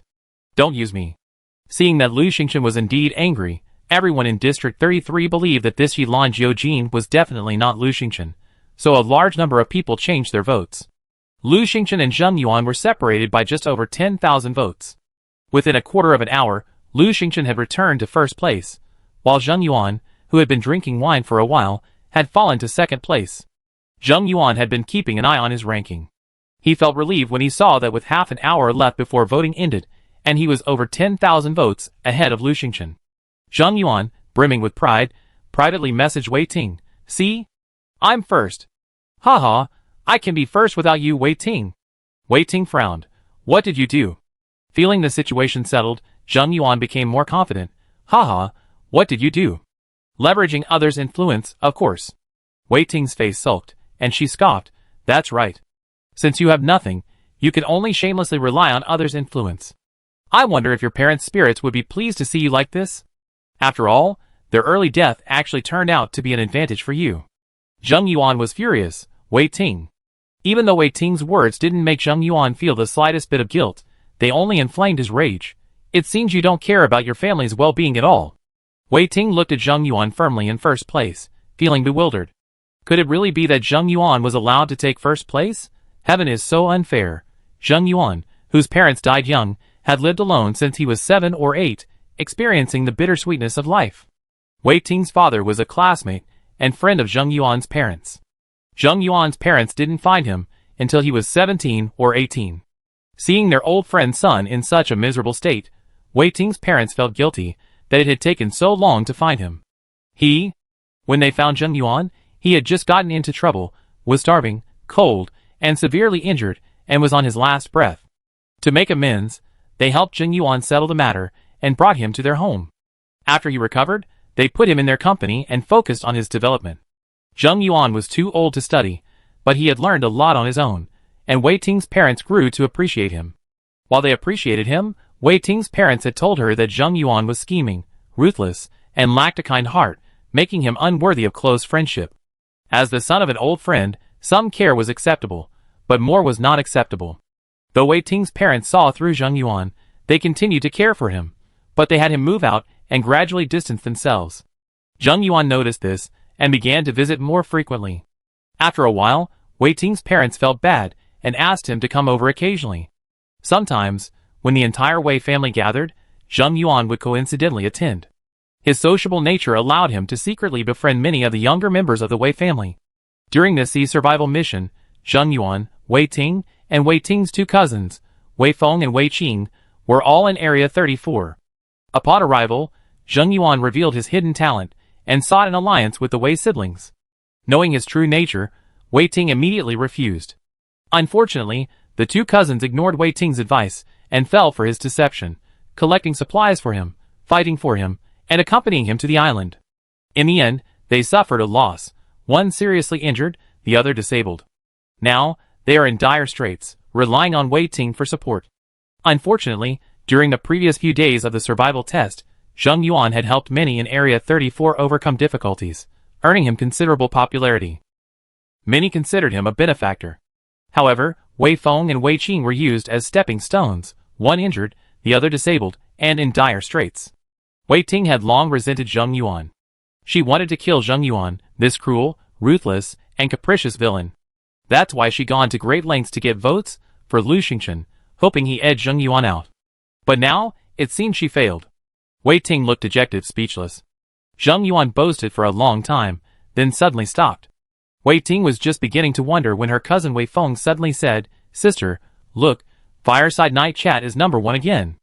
Wei Ting hurried to check, and sure enough, Fireside Night Chat had shot to the top again. A closer look revealed that Yilan Jiujin had seen a significant drop in votes. What was going on? Zheng Yuan was also puzzled. Unfortunately, he couldn't contact Jiang Wenming right then, so he could only open the comments section for his own work. Someone inside was cursing, and his followers were losing control. What shameless thing. How dare you impersonate our district's Lu Xingchen? Bah, bitch! You dare to trick me into voting? Just wait. Brothers, he's in 2nd place. Now let's vote for the 3rd place and push him out. Yes, push him out. Let's make him lose more than he gains. Anyway, we have no choice but to change our vote and vote for him. Haha, he's in 3rd place. The rest of us can continue to vote for the 4th place. Yes, don't waste any votes. Pay attention to the vote count. Zheng Yuan's face changed. He hurried to check. In just over 10 minutes, his Yilan Jiujin had already reached 4th place. No, he was anxious. Since he couldn't contact Jiang Wenming from District 33, he could only ask for help from the players in District 34. He quickly chatted in the area chat. Anyone still here who hasn't voted? Please vote for me now, and I reward you handsomely later. Wei Feng, how do you reward me handsomely? Did you cripple someone? Wei Ting, please vote for Fireside Night Chat for 1st place. It's my friend's work. Please. In District 34, Wei Ting and Zheng Yuan had similar prestige. With both of them campaigning, many people hesitated. Who should I vote for? Honestly, I'm grateful to both of them. Yeah, they don't get along. And that Wei Feng always says Zheng Yuan ruined him, but he's a really good person. There's nothing I can do. I can only vote for my favorite. I still prefer Fireside Chat. Yeah, me too. The atmosphere at Fireside Chat is so great. I agree. I just vote for my favorite. I love Fireside Chat too. Wei Ting, who are your friends? Can you introduce us to them when the time comes? Zheng Yuan was anxious. Fireside Chat is already in first place. There's no need to vote. My Yilan Jiujin is in critical condition and has already fallen to 5th place. Please, everyone. Wei Ting, I hope everyone will vote for Fireside Chat. It's not stable right now. Thank you all. Zheng Yuan was furious. Wei Ting, are you doing this on purpose? Chapter 73. Wei Ting said in a sly tone, You're such a weird person. What's wrong with me canvassing for my friend? Zheng Yuan suppressed his anger and said to everyone, I'm canvassing for myself, and Wei Ting is canvassing for her friend. You should all know who's closer, right? Wei Ting immediately said, Fireside Night Chat is also my sister's work.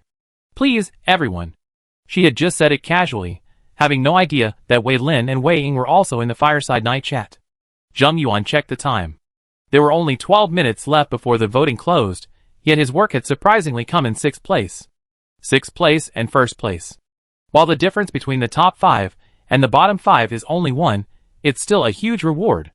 That means 1 less piece of land. Zheng Yuan became even more anxious. His eyes turned red with anxiety, and he kept canvassing for votes in the area chat. However, those who favored him had already voted. Those who thought the Fireside Chat was good didn't bother to change their votes, and those who favored Wei Ting ignored him. Zheng Yuan was truly anxious. Please vote for me. After you vote, you can come to me to claim the 5 pieces of wood. Really? I give it to you right away after you change your vote? Someone asked hurriedly.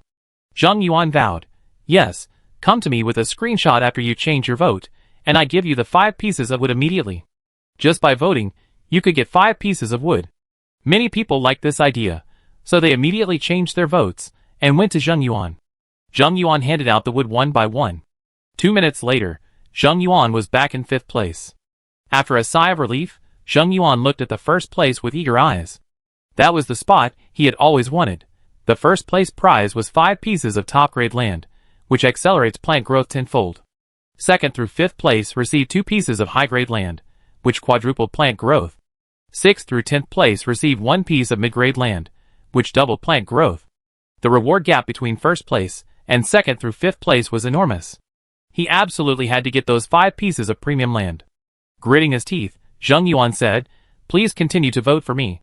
After you vote, take a screenshot and send it to me. I give you 10 pieces of wood.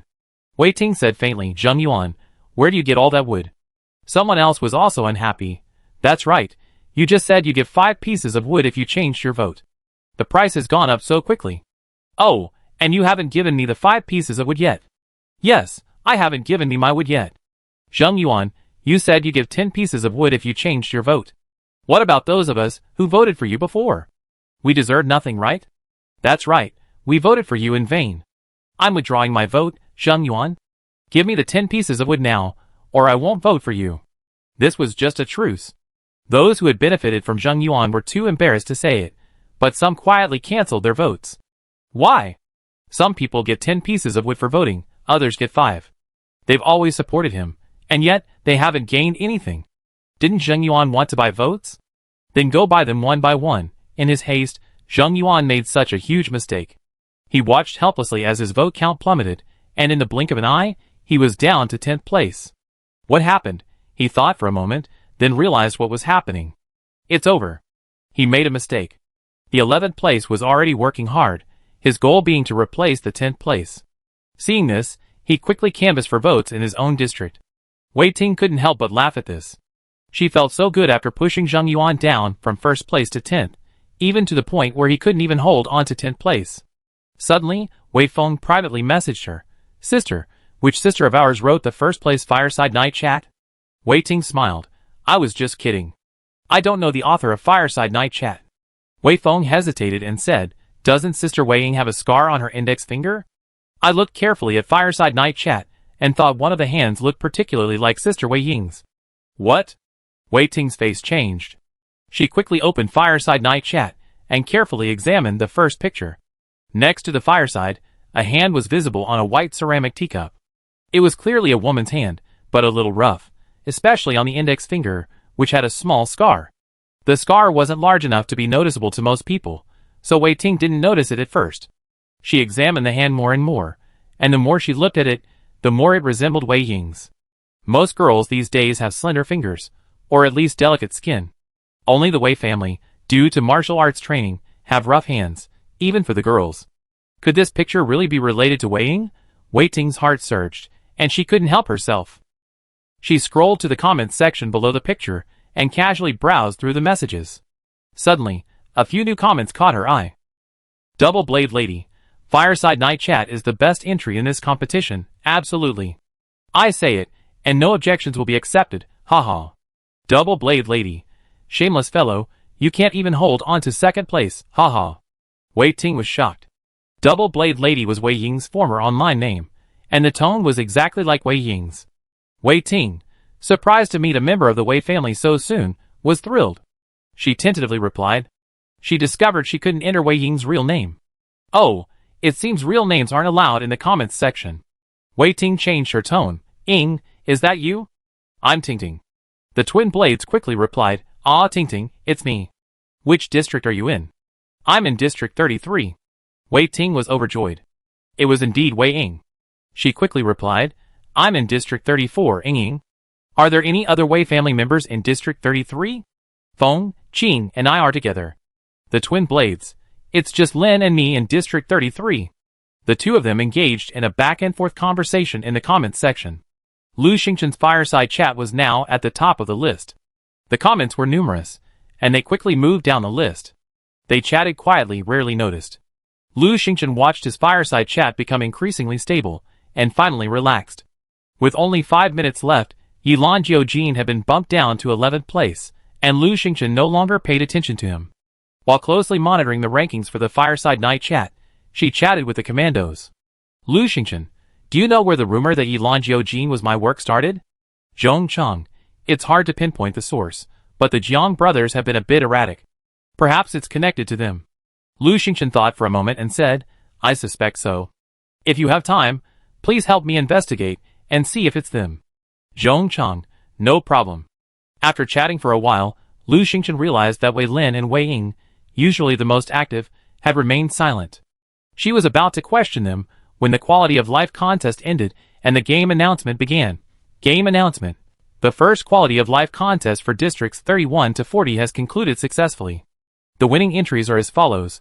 First place, Fireside Night Chat, awarded 5 pieces of premium land. Second place, XXX. Third place. Fifth place, XX, awarded 2 pieces of premium land. Sixth place, XXX.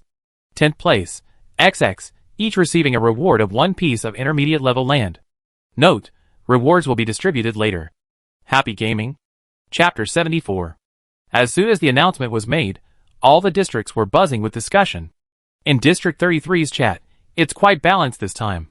In the top 10, Districts 31, 32, 35.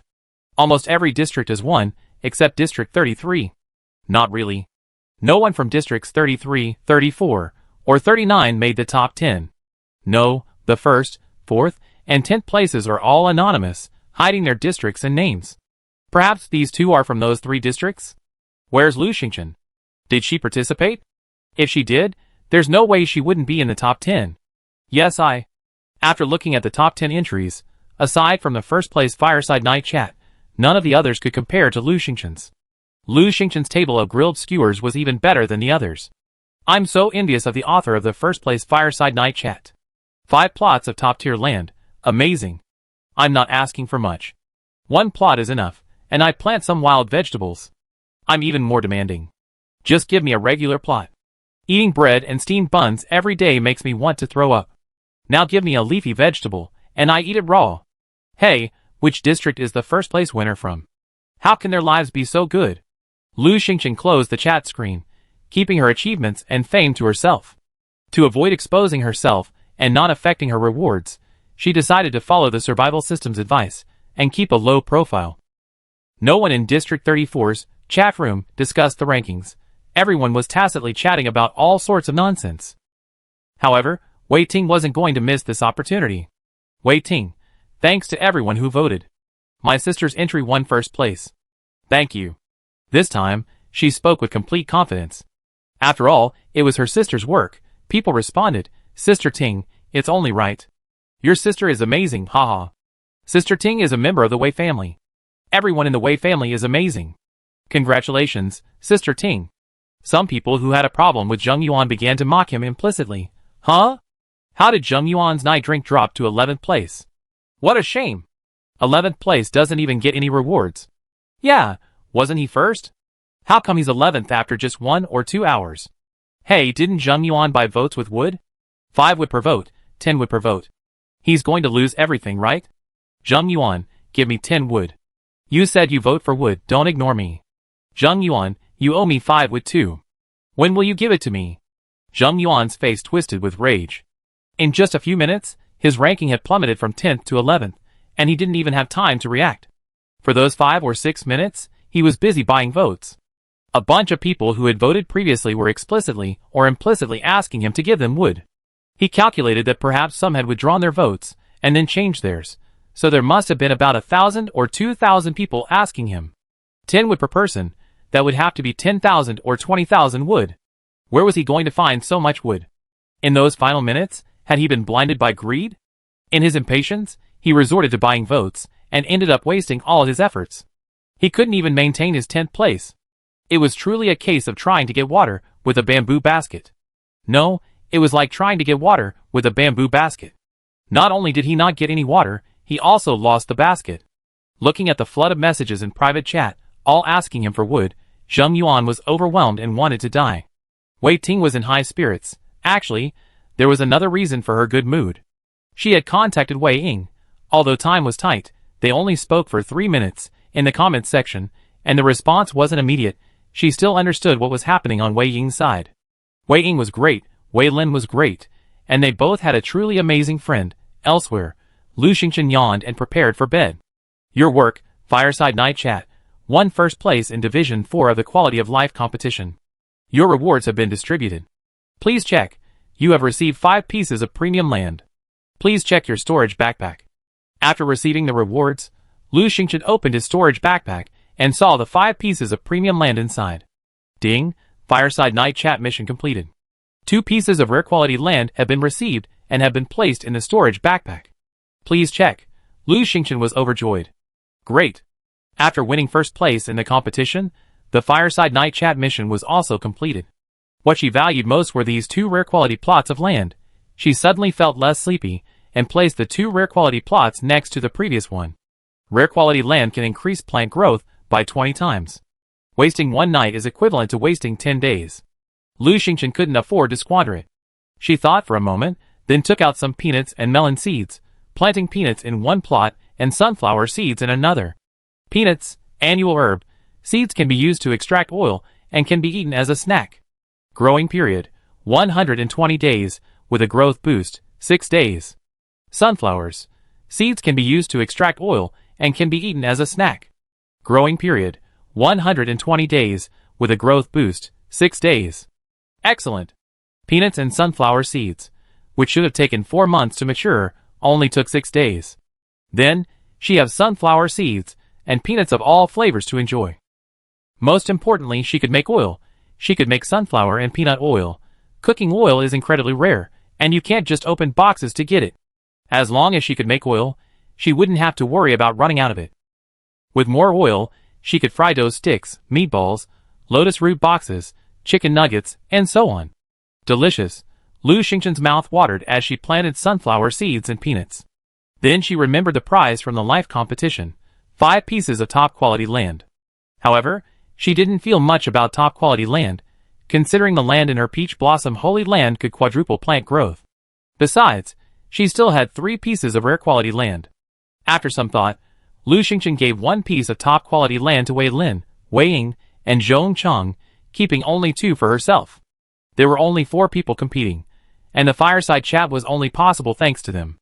They also provided a lot of ingredients and ideas, so she had to show some appreciation. The 3 of them were still awake.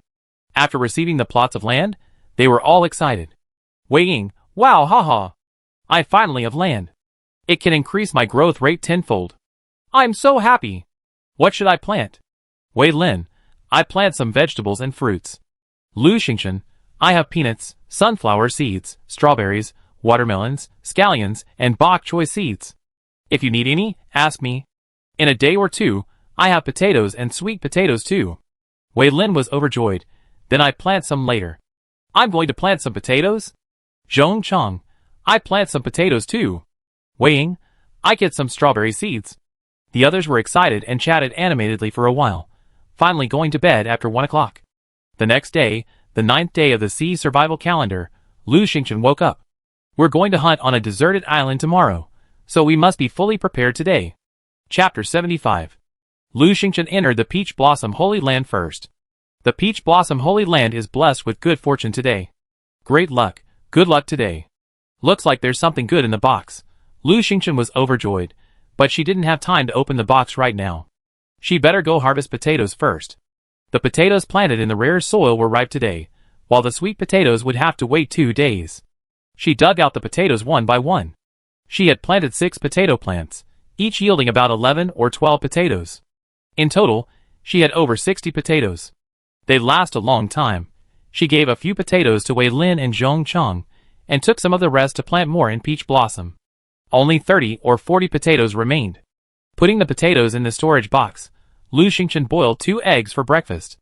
It was unavoidable. Eating alone made her lazy. If only her grandparents were here. They wouldn't hesitate to make all sorts of delicious dishes for her, even spending hours stewing a small pot of soup. Lu Xingchen sighed and began to prepare supplies for tomorrow's hunt on the deserted island. The first category was tools. An iron axe, a shovel, a pickaxe, and a lighter were essential, along with a few traps. The second category was weapons. A whip, a bow and arrow, a dagger, and a spear. The third category was food and water.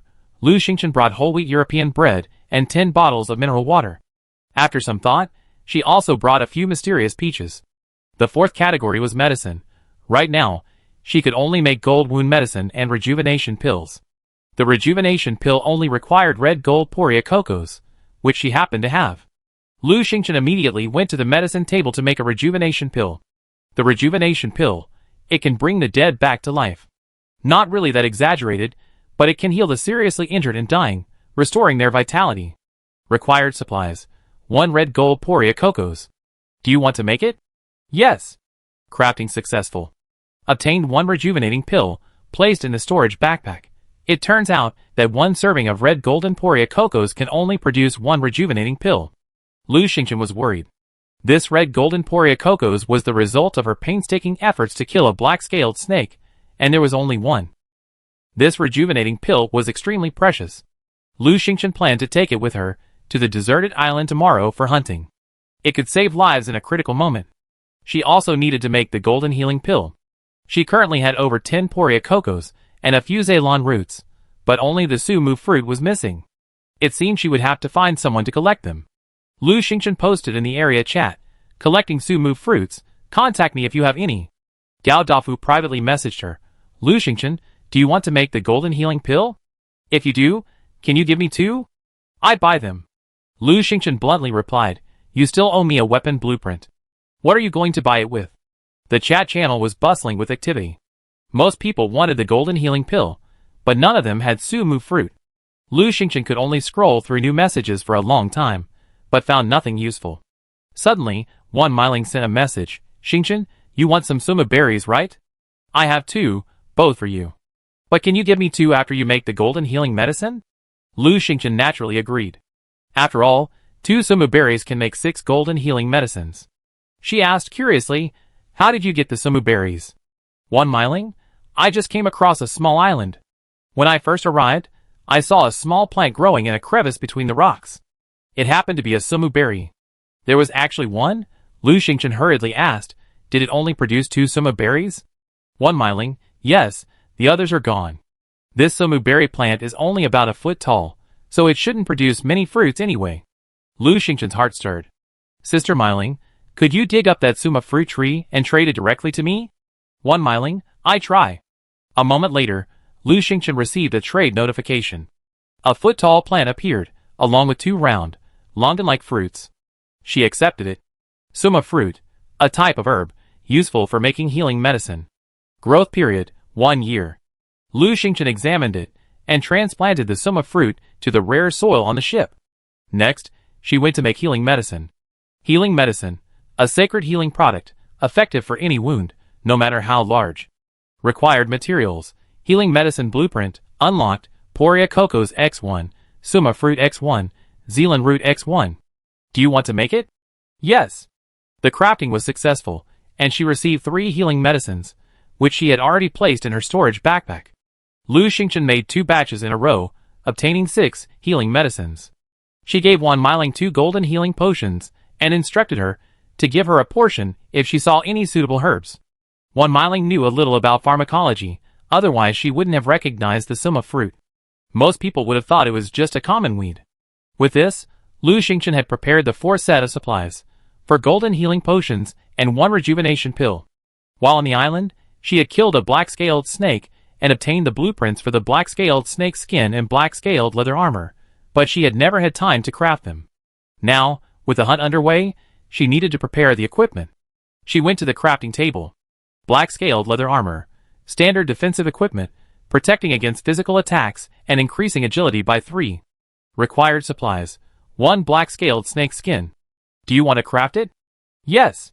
Crafting was successful, and she had obtained the black-scale leather armor, which she had already placed in her storage backpack.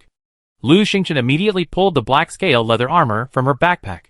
It only covered her upper body, reaching just below her hips, like a long vest.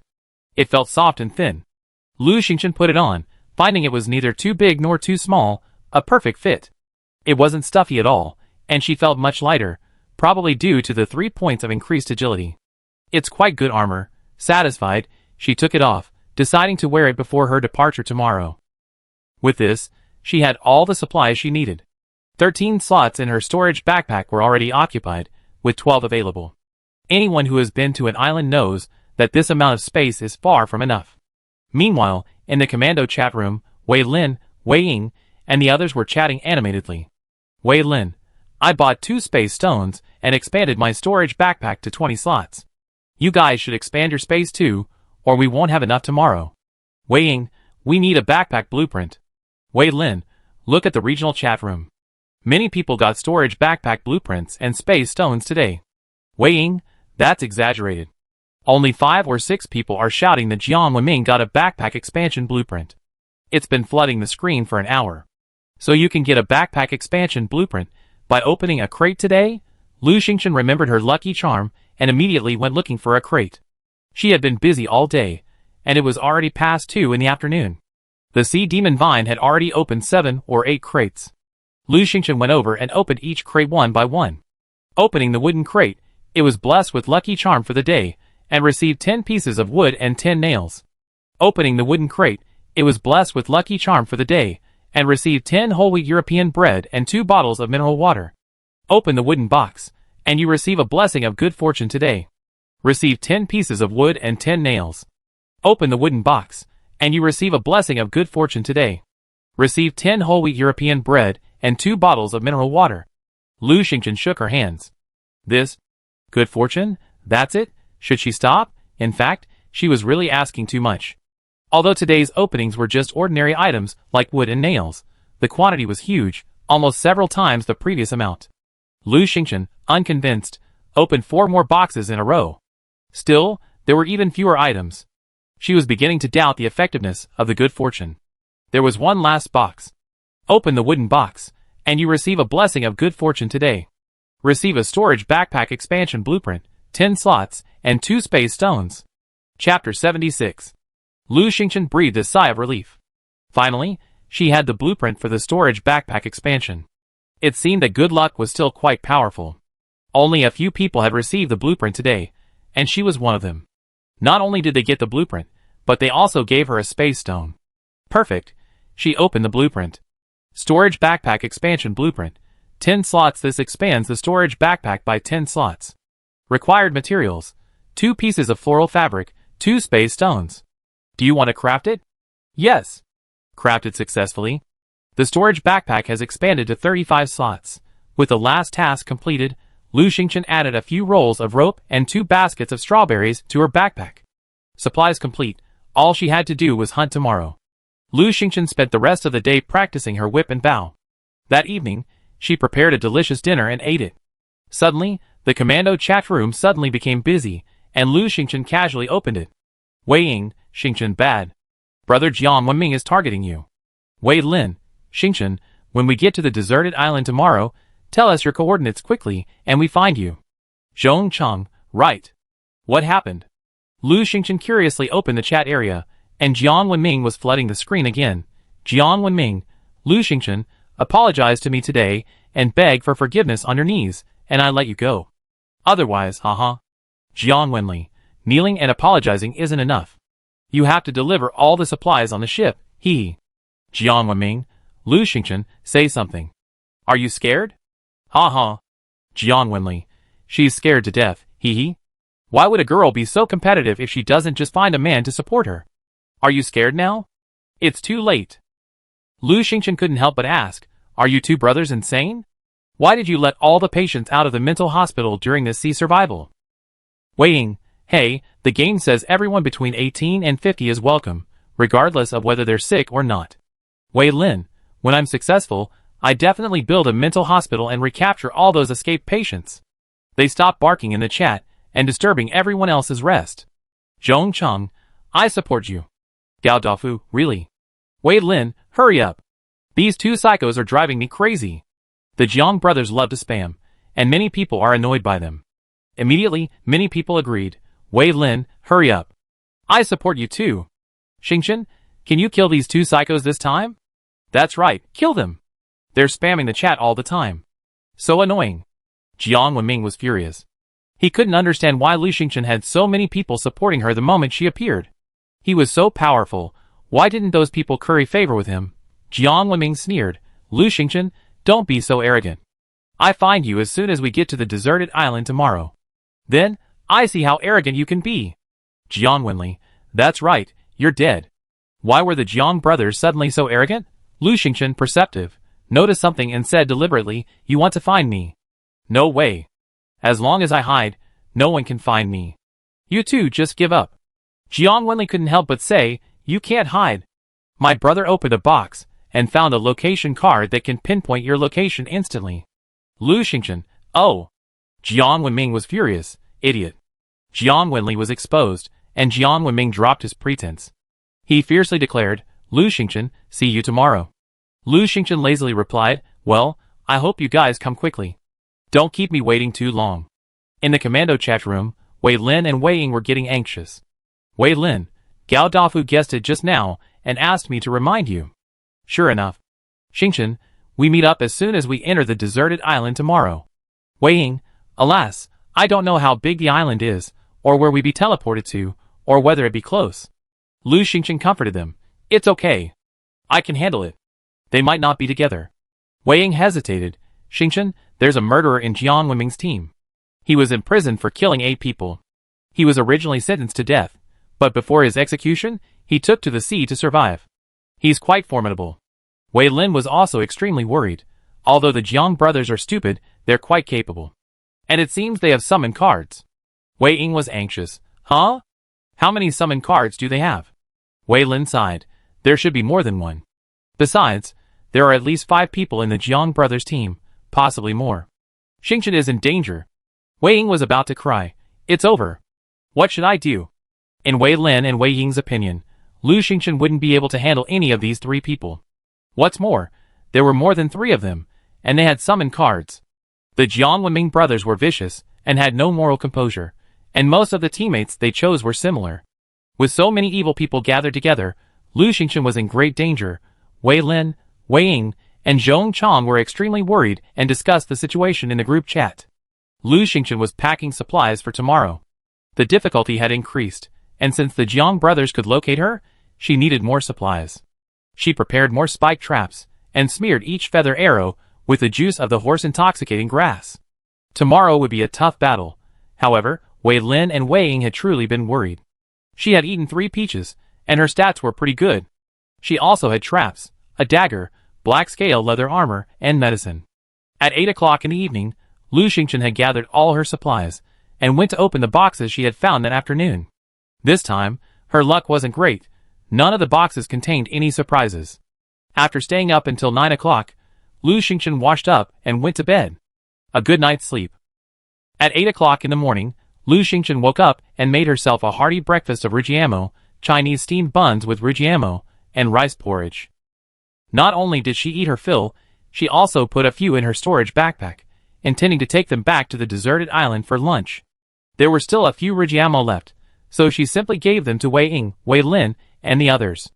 Opening the commando group chat, she discovered that Wei Lin and Wei Ying had been talking a lot again, all worried about her.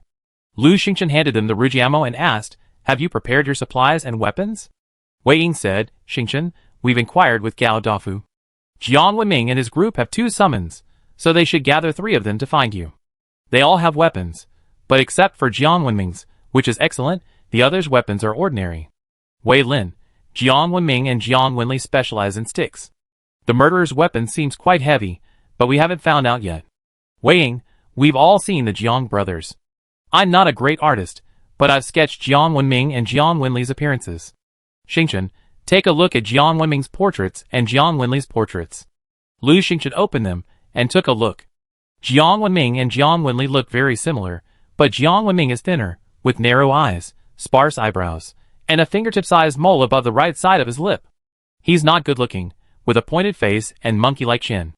Jiang Wenli is similar, with a smaller mole and larger eyes, which makes him look younger. Wei Ying's painting skills aren't great, but hers are quite lifelike, showing she put a lot of effort into it. Lu Xingchen was touched. She said, "Okay, I make a note of that. Thank you, Wei Ying." It was almost 9 o'clock. Lu Xingchen put on her black scaled leather armor and double-checked her supplies. All packed. Just then, she suddenly noticed a wooden box on the edge of the raft, which she must have forgotten yesterday. Since she had some time, why not open it and take a look? Chapter 77. Lu Xingchen opened the wooden box. Opening the box, he obtained 1 location card, which he placed in his storage backpack. Location card? The thing Jiang Wenming obtained yesterday? Lu Xingchen pulled the location card from his storage backpack. Location card can determine a person's location. Uses 5 times.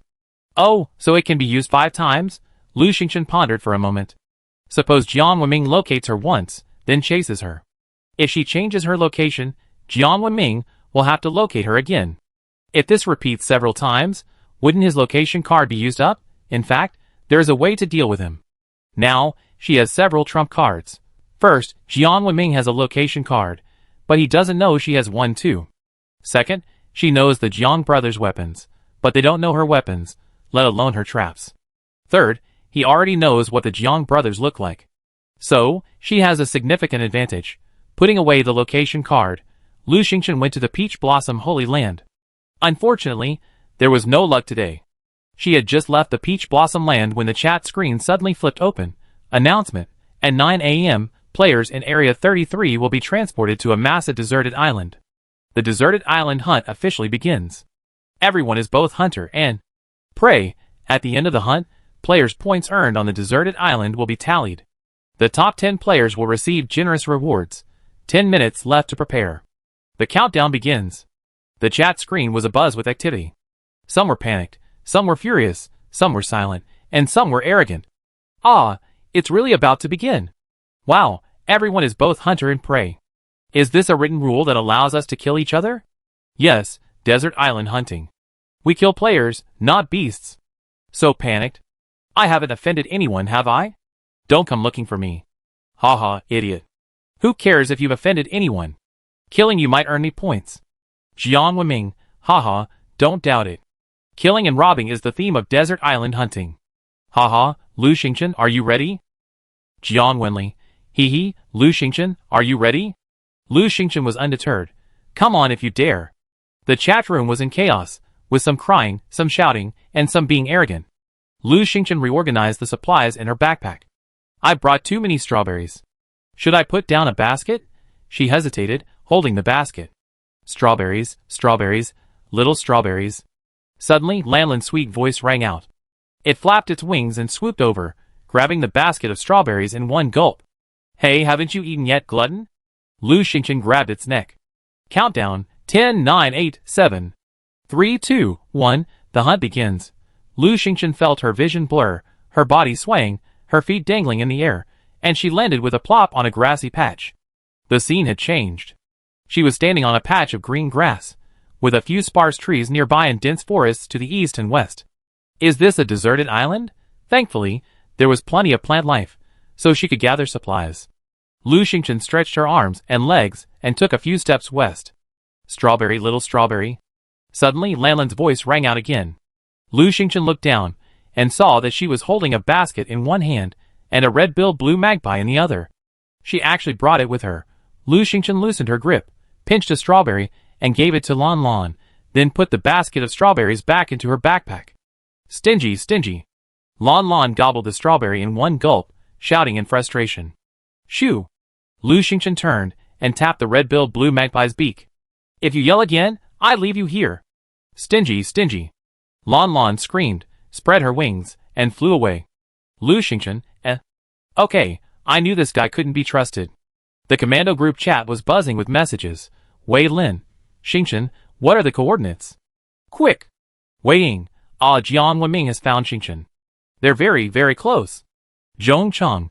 Xingchen, check the area chat. Lu Xingchen casually gave him the coordinates, then opened the area chat. Jian Wenming was flooding the screen again. Jian Wenming, haha, Lu Xingchen, I found you. Ma Air, go over there. You're only a dozen meters away. Ma Air, right away. Jian Wenli, hee Ma Air, you go first. I'd be there in half an hour. Jian Wenming, haha, God is helping me. Lu Xingchen, just wait. Lu Xingchen was startled. Ma Air was nearby, only a dozen meters away. How could he be so close? She looked around. If Ma Air was nearby, he'd be in the woods to the east or west. There was a vast plain to the north and south. If there was anyone there, she would have seen him long ago. If it's in the east woods, it's fine. It's farther away from her. But if it's in the west woods, it's too close. Not good. Lu Xingchen's heart sank, and he turned to look west. The weeds at the edge of the woods parted, and a figure rushed out. He was a burly man, about 1.9 meters tall, a sturdy, powerfully built man, even in such cold weather, wearing a short-sleeved t-shirt. As he ran, the ground practically thumped. What a freak! Lu Xingchen guessed it must be Ma Air. Ma Air spotted Lu Xingchen immediately and burst into laughter. Eureka! Haha, Jian Wenming. Lu Xingchen is only a dozen meters away. I found her. With that, he charged forward like a cannonball, at breakneck speed. Lu Xingchen immediately retreated cautiously, her right hand already quietly grasping the whip at her wrist. She stared at Ma Air intently. Ma Air had nothing in his hands, and it was still unknown what weapon he held. Ma Air rubbed his hands and laughed heartily. A little chick. I can handle this little chick alone. Haha, Lu Xingchen, your time has come. He reached out to grab Lu Xingchen.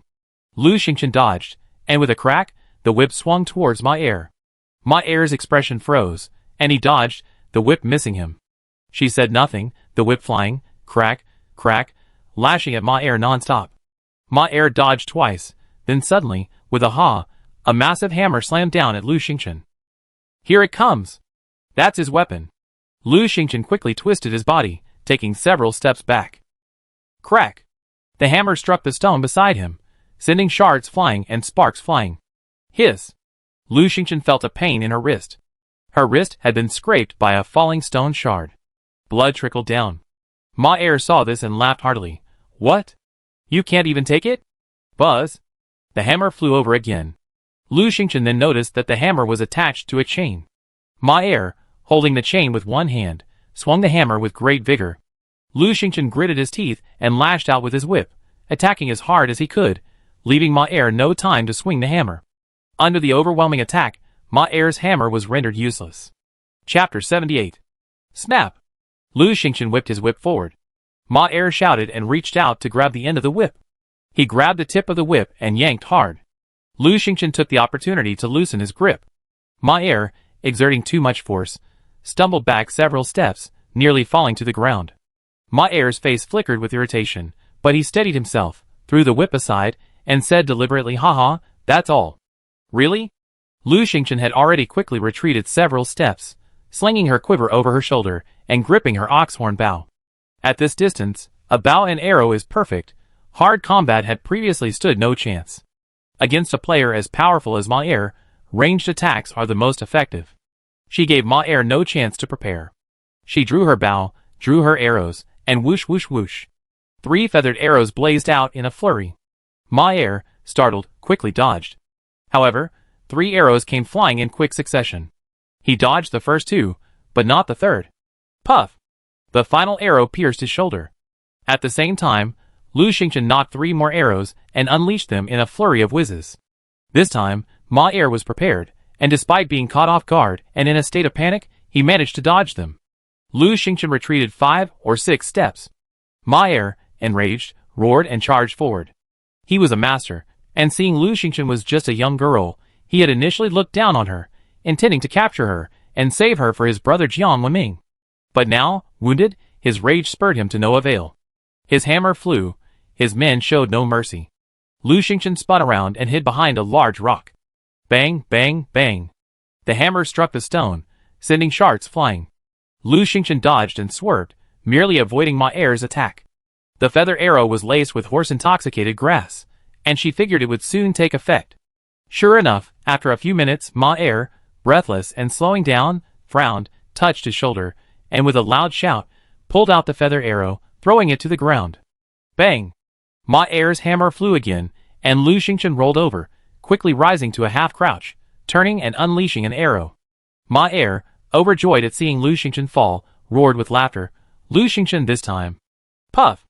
Before Ma Er's laughter faded, the arrow struck his left chest. Ah! Ma Er screamed, grasping the feather arrow's handle with ferocious force and pulling. His force was too great, and with a crack, the arrow broke. The arrow had lodged deeply in his left chest. Lu Xingchen! Ma Er yelled, charging forward. Lu Xingchen noticed that he had slowed considerably, which was why she had shot him earlier. Good, the Ma Zui Chao was working. Within half a minute, Ma Er, panting heavily, stopped in his tracks. Now, he finally realized something was wrong. His slowness wasn't from fatigue. He feared it might be the poison on the feather arrow. For the first time, fear flashed in Ma Er's eyes. He panted heavily, opened the small group chat, and breathlessly said to Jiang Wenming and the others, "You. Hoo-hoo, Lu Xingchen." Swoosh. A feather arrow, like lightning, pierced Ma Er's heart. Aye. Oh. Ma Er's eyes widened, and he tried to say something, but no words came out. He cried out in pain, his eyes rolled back, and he fell to the ground. It was Lu Xingchen. She didn't want Ma Er to reveal any information about her, so when Ma Er was about to speak to Jiang Wenming, she seized the opportunity and dealt him a fatal blow. Fearing he wouldn't be completely killed, Lu Xingchen quickly approached Ma Er, drew her dagger, and struck him a few more times. Kill Ma Er, get 20 points. Do you want to pick up Ma Er's supplies? Suddenly, the game prompt sounded. 20 points? Lu Xingchen immediately said yes. Receive 1 popular hammer, 1 iron axe, 2 mineral waters, 5 steamed buns, 1 telescope, and 1 bronze ring. They've already been placed in the storage backpack. Without giving it any time to think, Lu Xingchen immediately ran to a nearby location, grabbed her whip, and rushed into the woods. In the woods, she hid behind some large rocks and breathed a sigh of relief. Only then did she feel a wave of dizziness, her arms ache, and even her legs lost their strength. Just now, it had been a fierce battle.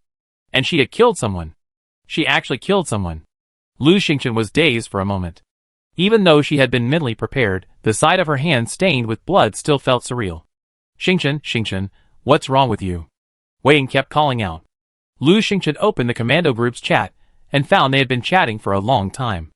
Wei Ying, oh, it's over. I'm so far away from Xingchen, about 40 miles. How long will it take to walk? Wei Lin, even further. Zhong Chang, I estimate it will take 4 or 5 hours if we walk fast. Wei Ying, Jiang Wenming said Xingchen is injured. They said Ma Er has found her. Xingchen, how are you? Tell me.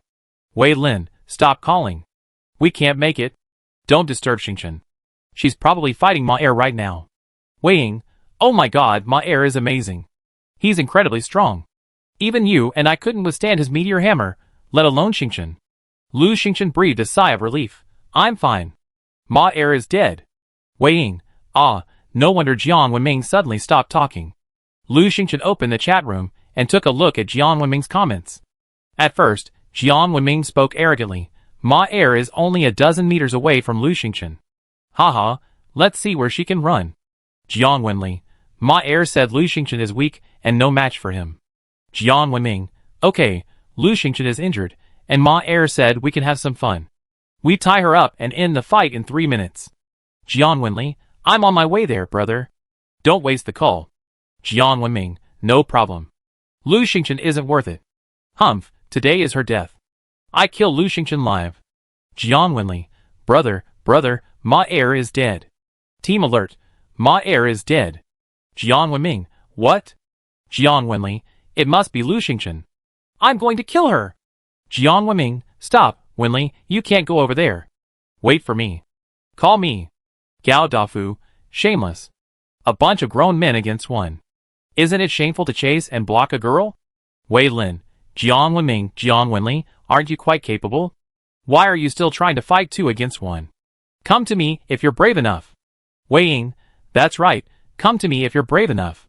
The Jiang brothers watched their screens scroll by for a while, then everyone understood. Jiang Wenming wants to gather several people to hunt down Lu Xingchen, right? That's right. Seeing he couldn't handle it alone, he just resorted to a group fight. Shameless. Oh, Jiang Wenming was whining for so long, but it turns out his people lost. Not lost, they died. Killed by Lu Xingchen. Bah! A bunch of grown men attacking a girl. How pathetic. Jiang Wenming ignored the other's sarcasm. He gritted his teeth and said to Jiang Wenli, I give you the summons. Gather us immediately.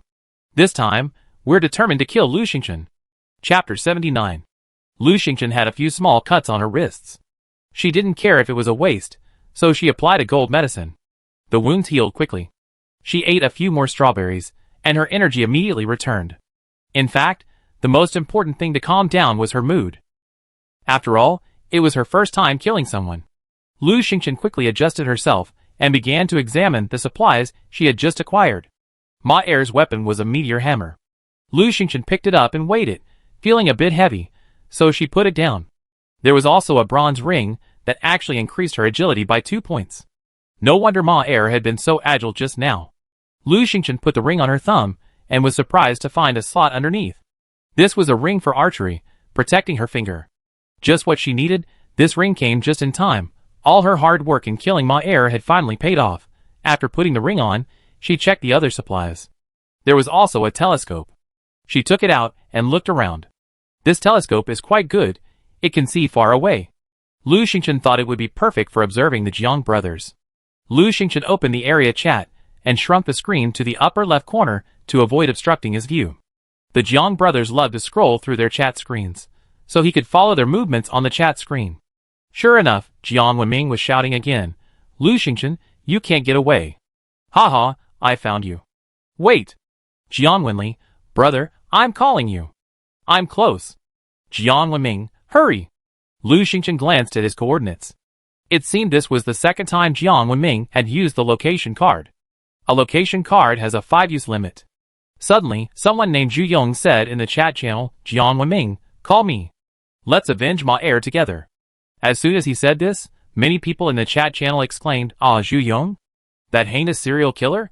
Yes, he killed 8 people in a row a while ago. I heard he used to kill several every year. Oh my god, he's here too. Lu Xingchen is in danger. That guy is vicious and very strong. Even several special forces soldiers are no match for him. Lu Xingchen, run. Lu Xingchen picked up the binoculars and looked around. There was no one in sight. She paused for a moment. It looked like 3 people would be arriving soon. Jiang Wenming and Jiang Wenli were both skilled in martial arts, and Zhu Yong was also incredibly powerful. They couldn't be confronted head-on. Jiang Wenming's location card still had 3 uses left. No force was available, only wits. So, wear them down. Lu Xingchen made a quick decision.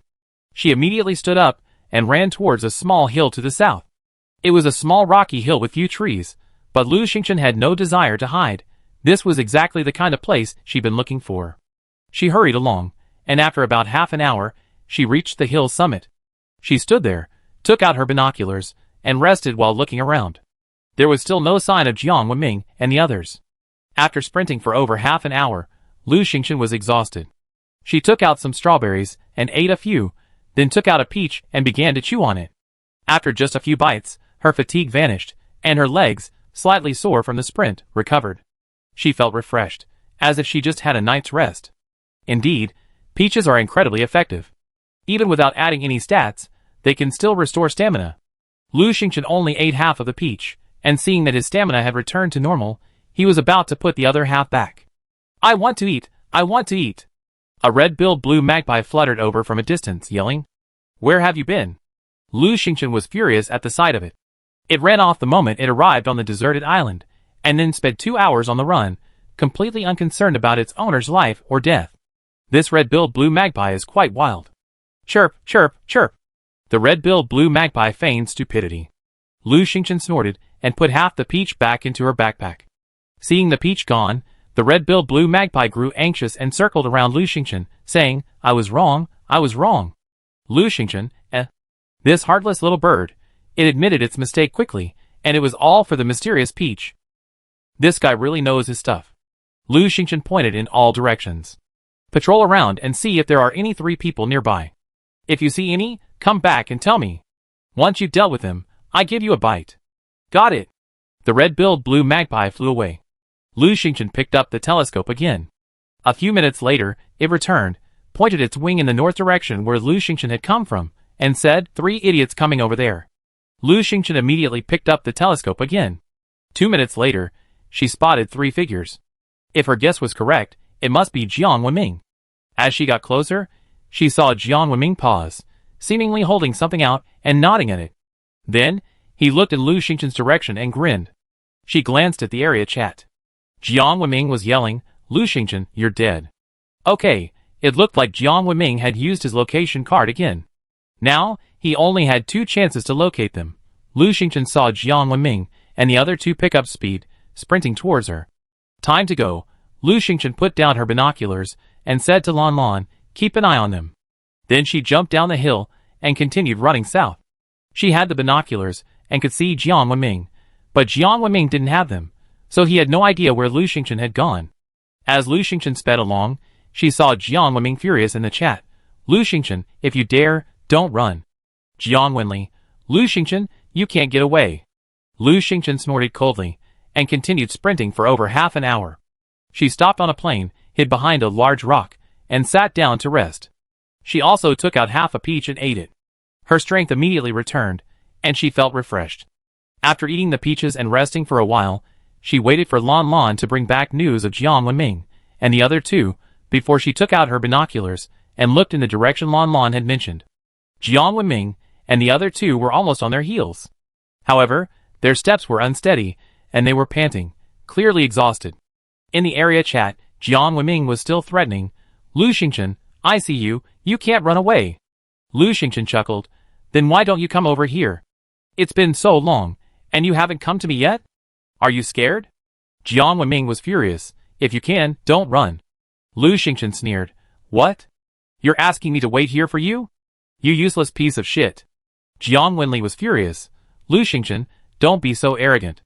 We already know your coordinates, and we be there soon. Lu Xingchen smiled faintly. Okay, they've used their positioning once more. Only one more chance to locate. She picked up the binoculars and continued running until she saw the figures of Jiang Wenming and the other 2. In this way, Jiang Wenming and the other 2 exhausted their chance to locate each other, and Lu Xingchen also passed through a dense forest. After passing through the dense forest, there was an open space. After walking a little further, Lu Xingchen saw several large rocks. In the cracks between the rocks, a pine tree, about 2 meters tall, grew. The flat ground was covered with weeds.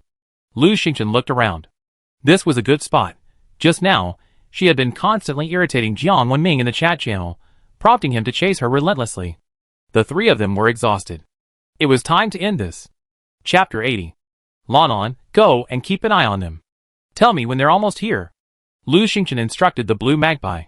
The poor little bird followed Lu Xingchen back and forth, keeping an eye on Jiang Wenming and the others. After a long time, it was exhausted. But Lu Xingchen always refused to give her peaches, which made her so greedy. She was about to go on strike. Lu Xingchen glanced at her sideways. Are you going or not? If not, there will be no peaches. Go, go! The blue magpie flew away helplessly. Lu Xingchen rested against a rock for a while. This time, she didn't eat the peaches to regain her strength. She figured Jiang Wenming and the others wouldn't catch up so quickly. Before, when Jiang Wenming had a tracking card, she had always headed south. This time, without one, she changed direction and headed west. Due to inertia, Jiang Wenming would probably continue chasing south. If he couldn't catch up after a while, he would search the surroundings. By the time they found him, it would probably be an hour later. As expected, Jiang Wenming was furious. Lu Xingchen, if you can, don't run. Lu Xingchen rested, not forgetting to goad them. Hey, you losers. It's been so long, and you still can't catch up. Jiang Wenming, just wait, huh? Lu Xingchen, I'm tired of waiting. If you don't come, I'm leaving. Jiang Wenming angrily asked, where are you? Lu Xingchen chuckled, useless. Go find me. Lu Xingchen patted his head. What was going on? Why did he keep calling Jiang Wenming a loser this time? Had he caught the blue magpie's bug? Gao Dafu laughed heartily. Jiang Wenming, you guys are such losers. The three of us have been chasing for 2 or 3 hours, and haven't even seen a single person. Haha, shame on you. Wei Ying, that's right, it's so embarrassing. Gao Dafu, hey, I saw Jiang Wenming, and you're taking a break? Are you afraid of Lu Xingchen and don't dare to chase us? Lu Xingchen, Jiang Wenming, you're not brave enough to come? Jiang Wenming held his breath. Who said we weren't? Just wait, Lu Xingchen. Lu Xingchen said impatiently, hurry up. Jiang Wenming was furious. He pulled Jiang Wenli, hurry up. Don't rest. Lu Xingchen will get far away. Jiang Wenli was about to cry, brother, I'm exhausted, and we don't have the GPS. How are we going to find her? Jiang Wenming kicked him. That's why we have to hurry up. Otherwise, Lu Xingchen will get far away, and we'd be even more lost. Zhu Yong stood up. All right, let's go. As long as we find Lu Xingchen, I can crush her with a single finger. Jiang Wenming nodded. Yes, if we find her, we succeed. The three of them stood up and continued their search. Lu Xingchen jumped off the rock and dug a deep circle of traps around it. She placed spike traps inside, then covered them with dead branches and gently covered them with grass. From the outside, it looked like weeds. She looked at it, then took out her whip and chopped the pine branches into a mess. Branches fell one by one and landed around the rock, camouflaging the traps.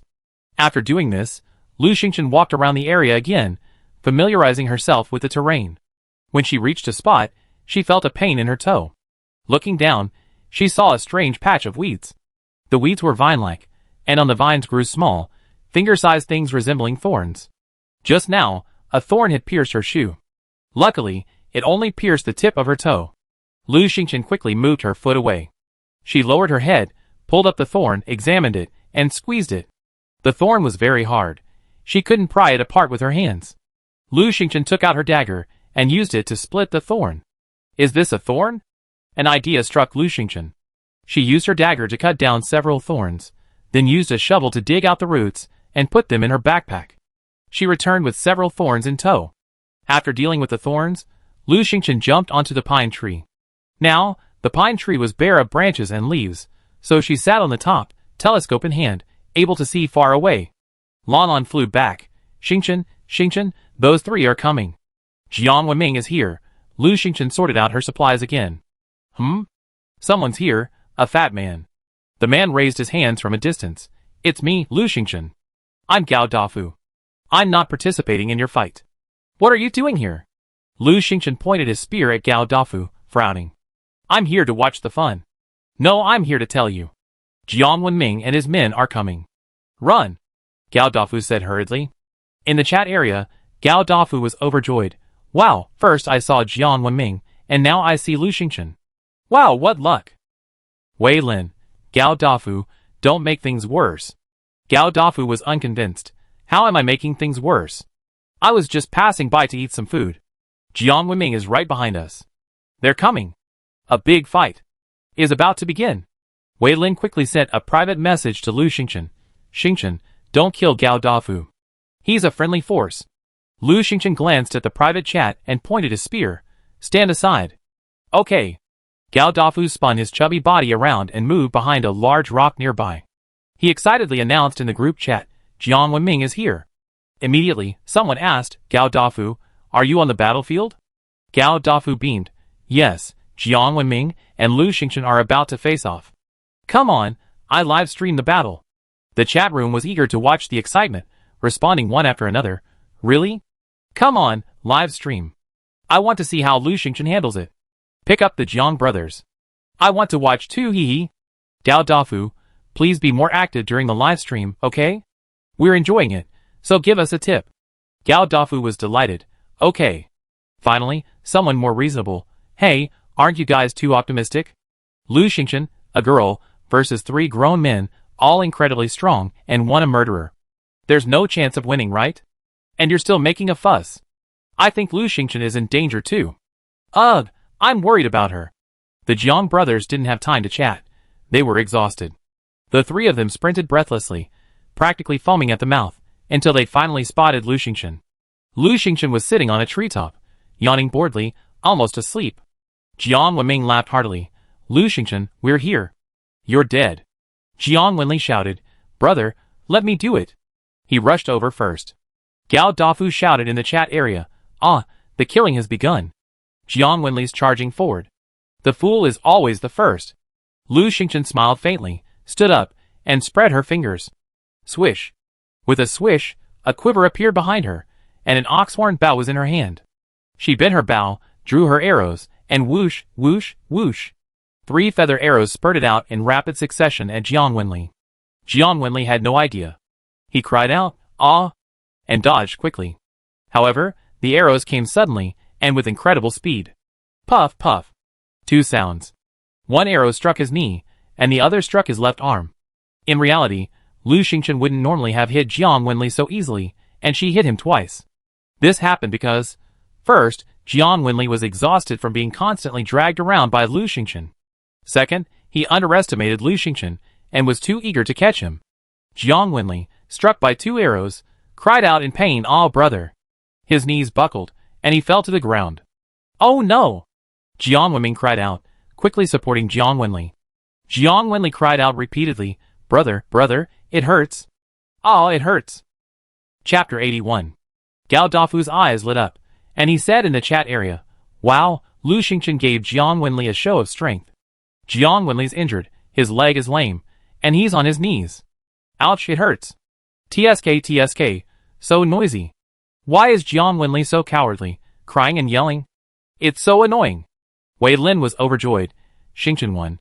Gao Dafu, we won the first round. Jiang Wenli is useless anyway. But he's the worst of the bunch. We still have Jiang Wenming and Zhu Yong. Lu Xingchen is still very dangerous. Wei Ying, haha, Xingchen is amazing. He wiped them out in 1 round. Wei Lin, Xingchen, keep going. Wei Ying, where's Jiang Wenming? Isn't he the one who loves to post messages? Why isn't he talking? Gao Dafu, he's helping his brother. He's been walking around like a dog, so tired, he doesn't have time to talk. Jiang Wenming had indeed not spoken in the chat area in a long time. He was indeed exhausted from being walked around like a dog. He lifted Jiang Wenli to his feet, told him to step back, and said to Zhu Yong, Lu Xingchen has a bow and arrow. Let's rush over. Once we get close, her arrows will be useless. The 2 of them rushed forward. Lu Xingchen continued to draw his bow and shoot arrows. However, Jiang Wenming and Zhu Yong were much more formidable. They ran and dodged, and Lu Xingchen's arrows missed. Lu Xingchen remained unfazed, simply firing arrows to stop them from advancing. Jiang Wenming, convinced his strategy was sound, shouted to Zhu Yong, I protect you. Charge forward and kill her. Zhu Yong nodded and rushed forward. Jiang Wenming, holding his sword, blocked Lu Xingchen's arrows. He saw that Lu Xingchen was clearly panicking. Jiang Wenming gloated, Lu Xingchen, what good are those few bows and arrows of yours? Just wait. Seeing Lu Xingchen panic, Zhu Yong also grew proud. I'm coming, he shouted, charging forward with a massive iron axe. Plop. Zhu Yong cried out in agony, ouch. He had fallen into a trap. The sharp spikes in the trap pierced his left calf, causing him to wince in pain. However, Zhu Yong was incredibly brave. He only cried out, endured the pain, and stood up, struggling to climb out of the trap. As he jumped out, he stepped on a nearby caltrop. A sharp pain shot through the sole of his foot, and he groaned. His leg gave way, and he slipped back in, dragging a caltrop vine with him. The caltrop clung to his calf, scratching his way along. Ah! It hurts. Zhu Yong finally couldn't help but cry out. He stood trembling in the trap, enduring the excruciating pain as he hand-picked the caltrops impaled on his leg one by one, finally throwing the entire caltrop far away. Jiang Wenming stopped in shock, not daring to move forward. He, too, understood there was a trap ahead. Gao Dafu poked his head out, excitedly watching the scene, and said in the chat area, "Wow, Zhu Yong is halfway down. Lu Xingchen is amazing." Wei Ying was even more excited. "So fast. It's only been a minute." Gao Dafu, "Yeah, they're just that incompetent." Someone started to get anxious. "Gao Dafu, aren't you live streaming? Give us more details. What happened?" "Yeah, Zhu Yong is a serial killer. How did he get down? Is Lu Xingchen really that amazing? He's already down 2 people in less than a few minutes?" Gao Dafu shook his head. "Hey, Zhu Yong is injured anyway." Jiang Wenming and the other 2 didn't even get a smidgen of Lu Xingchen's clothes. Someone asked, "How did Lu Xingchen injure Zhu Yong and Jiang Wenli?" Wei Lin coughed. "Gao Dafu, there are things you can say, but there are things you can't." He didn't want Gao Dafu to expose Lu Xingchen's hidden weapons, like the bow and arrows and traps. Gao Dafu understood. Haha, Jiang Wenming is so scared he can't move. What a coward. Jiang Wenming gritted his teeth. He was indeed a little scared. After all, Zhu Yong was in such a state of distress. Lu Xingchen didn't give him time to hesitate. Her feather arrows whizzed towards him. Zhu Yong climbed up again. He roared, sweeping away the caltrops and dead branches in front of him. Gripping the pain, he rushed towards Lu Xingchen. He raised his axe and chopped at Lu Xingchen. Jiang Wenming regained his composure and carefully jumped over the trap Zhu Yong had tripped. "Lu Xingchen, you die!" Jiang Wenming, his courage soaring, shouted, and thrust his sword at Lu Xingchen. Gao Dafu panicked. "Oh my! Zhu Yong and Jiang Wenming are besieging Lu Xingchen. We're done!" Wei Lin panicked. "Isn't Zhu Yong injured?" Gao Dafu clapped his hands in surprise. "Sure enough, he's so fierce. He's just slashing people with blood all over his body. Lu Xingchen is in danger." Wei Ying also panicked. "Xingchen, run!" Lu Xingchen jumped off the pine tree, then onto the rocks, turned and ran. Of course, she avoided her own traps as she ran. She only left a small gap. The rest was empty. "Lu Xingchen, if you dare, don't run!" Zhu Yong yelled, chasing after him. Plop! Ouch! Zhu Yong cried out in pain again. This time, the spike trap pierced his left thigh. "Ah, Lu Xingchen!" Zhu Yong screamed in pain. Gao Dafu felt pain just watching, his face twisted as he live-streamed. "Oh, it hurts so much. Poor murderer, this is horrible. Ouch! That leg, that foot, that arm, that face. The blood is all over it. It's horrible. Oh, it hurts so much." Although Gao Dafu didn't reveal any details, his voice was so emotional and powerful that everyone who heard it felt the pain. Jiang Wenming's face was pale. He carefully avoided Zhu Yong's trap and jumped over it. Zhu Yong climbed up with a grunt. His brow furrowed in pain, and after only a few steps, he stopped, gasping for breath. "What's wrong with you?" Jiang Wenming asked fearfully. It's poisonous." Zhu Yong felt his legs go numb, and his movements slowed. Brother, I can't move." Jiang Wenli cried out in tears. He was struck by a feathered arrow, which also contained horse-intoxicated grass. "Lu Xingchen!" Zhu Yong shouted. Lu Xingchen turned. Swoosh, swoosh, swoosh. 3 feathered arrows pelted Zhu Yong, and one of them struck him in the shoulder. "Hurry!" Zhu Yong turned and roared at Lu Xingchen. While roaring, he charged at him, iron axe raised. Knowing his immense strength, Lu Xingchen retreated several steps. This Zhu Yong was truly fierce. Even poisoned, he remained so formidable. Lu Xingchen had no choice but to sheath his bow and arrows and unsheath his whip. Snap! The whip swung at Zhu Yong. The 2 men engaged in a fierce struggle. Watching Lu Xingchen's deft swing of the whip, Jiang Wenming's expression grew increasingly grim. He had to admit that Lu Xingchen was quite skilled in combat. They had been careless before. Now, they had no choice but to charge. Jiang Wenming didn't retreat. He charged, long sword in hand, and joined the fray. Gao Dafu stepped off the boulder and enthusiastically continued broadcasting to the chat channel. Haha, now it's really Jiang Wenming and Zhu Yong besieging Lu Xingchen. Lu Xingchen is amazing, 1 against 2, no problem at all. Hey, Zhu Yong is already crippled, why is he still fighting so hard? TSK, this Zhu Yong is even more ferocious than Jiang Wenming. But still, he's losing speed. He must be seriously poisoned. In the chat channel, countless people were watching, many of them puzzled. Is Lu Xingchen really that amazing? Zhu Yong is incredibly fierce. He can't even handle several special forces soldiers, so how can Lu Xingchen fight two at once? Zhu Yong isn't even that strong? Lu Xingchen is incredibly strong. Gao Dafu, record the video, quick. Chapter 82. Gao Dafu actually started recording the video.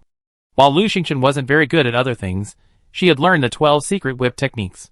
It was a game-made technique, so it was quite powerful. Relying on the 12 secret whip techniques, Jiang Wenming and Zhu Yong hadn't been able to gain the upper hand. Zhu Yong felt his movements were growing slower and slower. If he couldn't handle Lu Xingchen, he'd probably collapse here. Zhu Yong was anxious. Lu Xingchen swung the whip, and Zhu Yong, utterly furious, threw down his iron axe and reached forward, grabbing the whip's tip. He knew he was stronger than Lu Xingchen, so he tried to wrest the whip away. But as he grasped the whip, he felt excruciating pain. He screamed and let go. Several caltrops were visible on his hands. The pain was so intense that a cold sweat broke out on his head.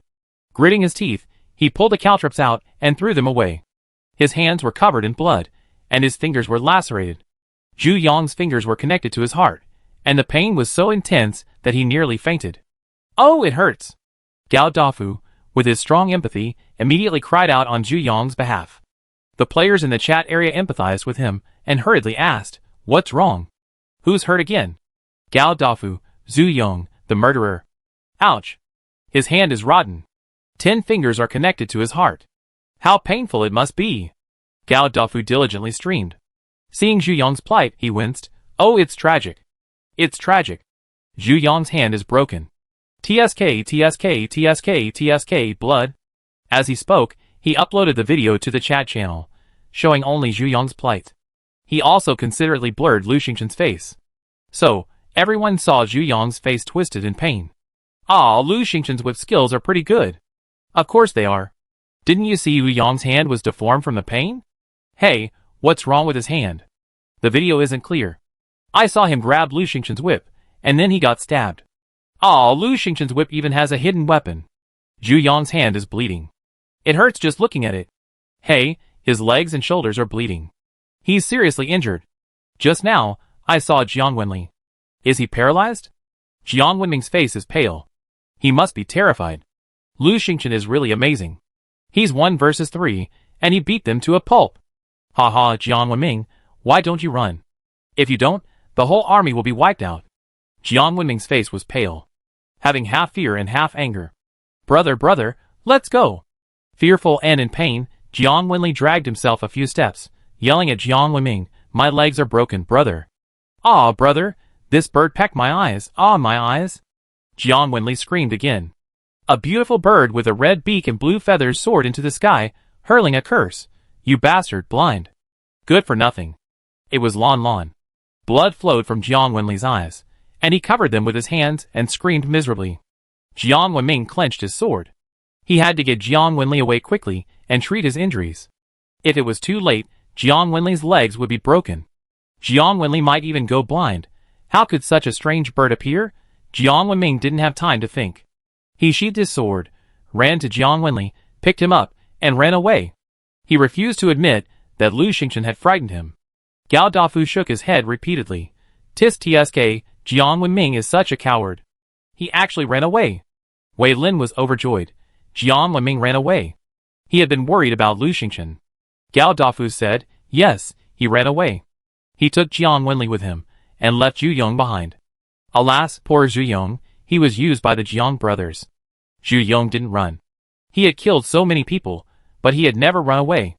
Although seriously injured, his ferocity was aroused. Zhu Yong roared, grabbed the iron axe fiercely, and rushed towards Lu Xingchen. Lu Xingchen retreated a few steps, wielding his whip like a dancing snake, attacking Zhu Yong with a sharp sound of wind. This Zhu Yong was much more ferocious than Jiang Wenming. However, he was injured, and the horse-drunk grass was slowly taking effect, and his physical strength and energy would only decline. Lu Xingchen only fought from the periphery, trying to avoid facing Zhu Yong head-on.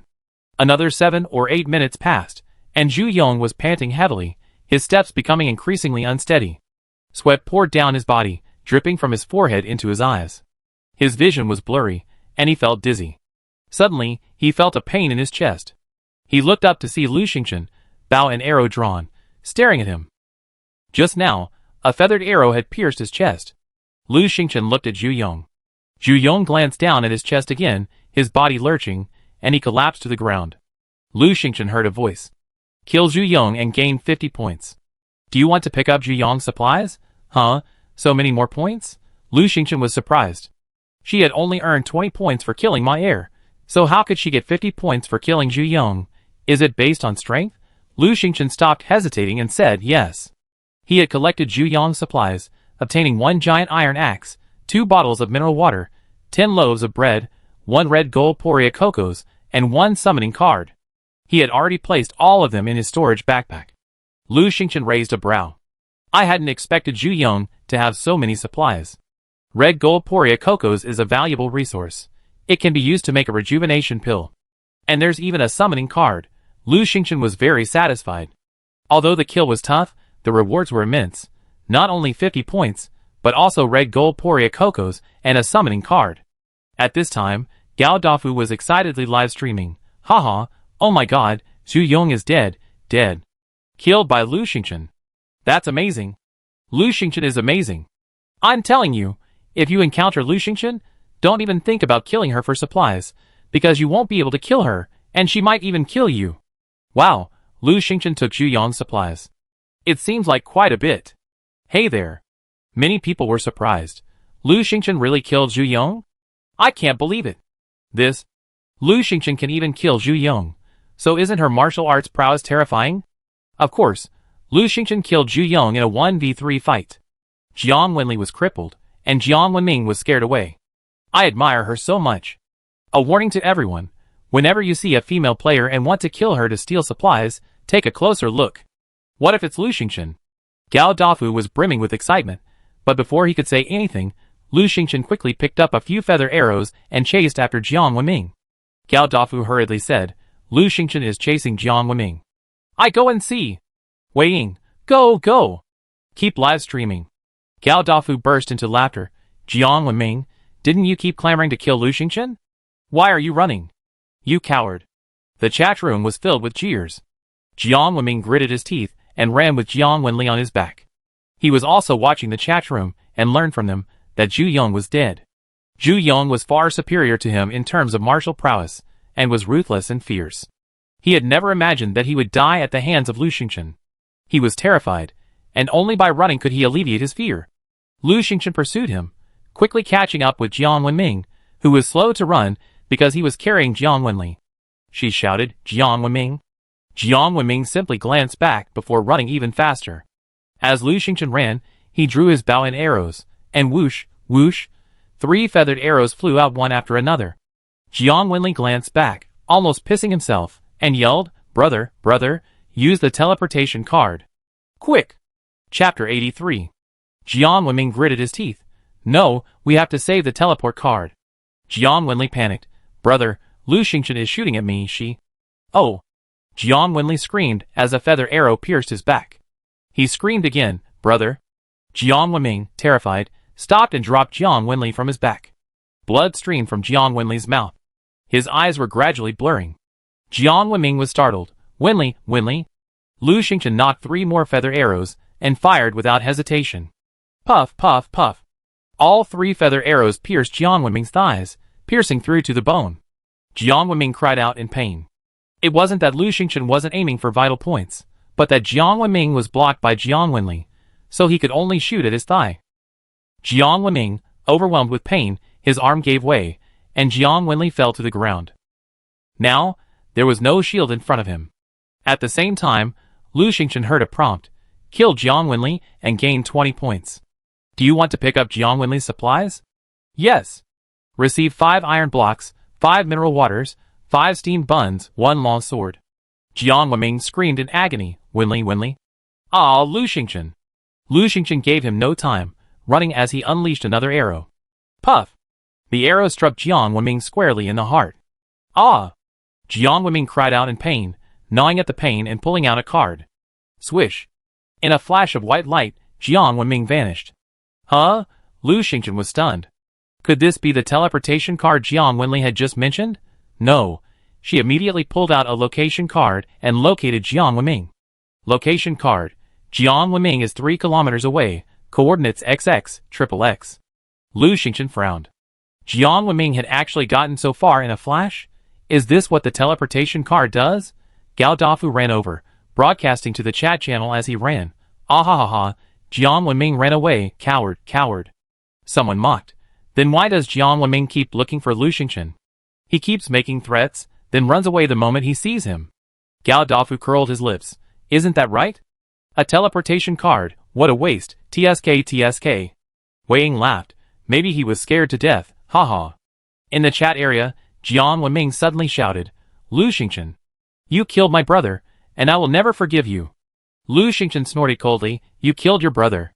You knew I had a bow and arrow, yet you still carried him on your back as a shield. Wasn't that intentional? Jiang Wenming was furious. Lu Xingchen. Lu Xingchen sneered. If you had used the teleport card a few seconds earlier, your brother wouldn't have died. Who told you to be so reluctant? Perhaps your brother's life wasn't worth a teleport card. Jiang Wenming collapsed. No, no. Lu Xingchen, you know it clearly. Jiang Wenming fell silent. He hadn't done it on purpose, but Lu Xingchen's every word was heartbreaking, leaving him with deep regret. Yes, why had he carried Jiang Wenli on his back? Why hadn't he used the teleport card sooner? The guilt only lasted a few seconds before he gritted his teeth again. Hadn't Lu Xingchen killed Jiang Wenli? No matter how wrong it was all Lu Xingchen's fault. He said harshly, Lu Xingchen, just wait. Wei Lin tooted twice. Hey Jiang Wenming, that's enough. Lu Xingchen is right here, and you ran away, didn't you? Why are you still waiting? Wei Ying scoffed. That's right, you only talk big. But when they actually meet, you're more cowardly than anyone else. Gao Dafu, enjoying the fun, said, yeah, if he hadn't been so cowardly, his brother wouldn't have died, haha. Jiang Wenming sat dejectedly on the ground, pulling out a round wooden plaque from his chest. It had been pierced by a feather arrow. Just now, it was this plaque that neutralized the force of the feather arrow. It had nearly killed him. The plaque was a gift from his parents, one for each of him and Jiang Wenli. Thinking of Jiang Wenli, Jiang Wenming burst into tears. 3 arrows had struck his leg, each one penetrating deep enough to reveal the bone. Adding to the wound in his chest, the pain was unbearable, and he lay groaning on the ground. Jiang Wenming, overcome with pain and hatred, sat up and pulled out the 3 arrows from his legs. He couldn't help but lash out in the chat. Lu Xingchen, just wait. One day, I tear you to pieces. Really? Suddenly, a voice rang out. Jiang Wenming was startled. He looked up to see Lu Xingchen standing before him, a spear in hand. Jiang Wenming's face paled, and he flinched in fear. Why are you here? Lu Xingchen smiled faintly. I collect your body. With the last word, she thrust the spear forward, piercing Jiang Wenming's left chest with a whoosh. Jiang Wenming's mouth opened wide, he uttered 2 ho-ho sounds, and his body slumped to the ground. Kill Jiang Wenming and earn 40 points. Do you want to collect Jiang Wenming's supplies? Lu Xingchen breathed a sigh of relief. He was finally dead. Jiang Wenming was incredibly lucky. If she hadn't had the location card, he might have gotten away. The 3-kilometer distance only took her 7 or 8 minutes at full speed. Kill Jiang Wenming and earn 40 points. Do you want to collect his supplies? Yes. Get 1 longsword, 3 bottles of mineral water, 5 steamed buns, 1 teleport card. Teleport card? Lu Xingchen was delighted and immediately pulled the teleport card from her backpack. Teleport card.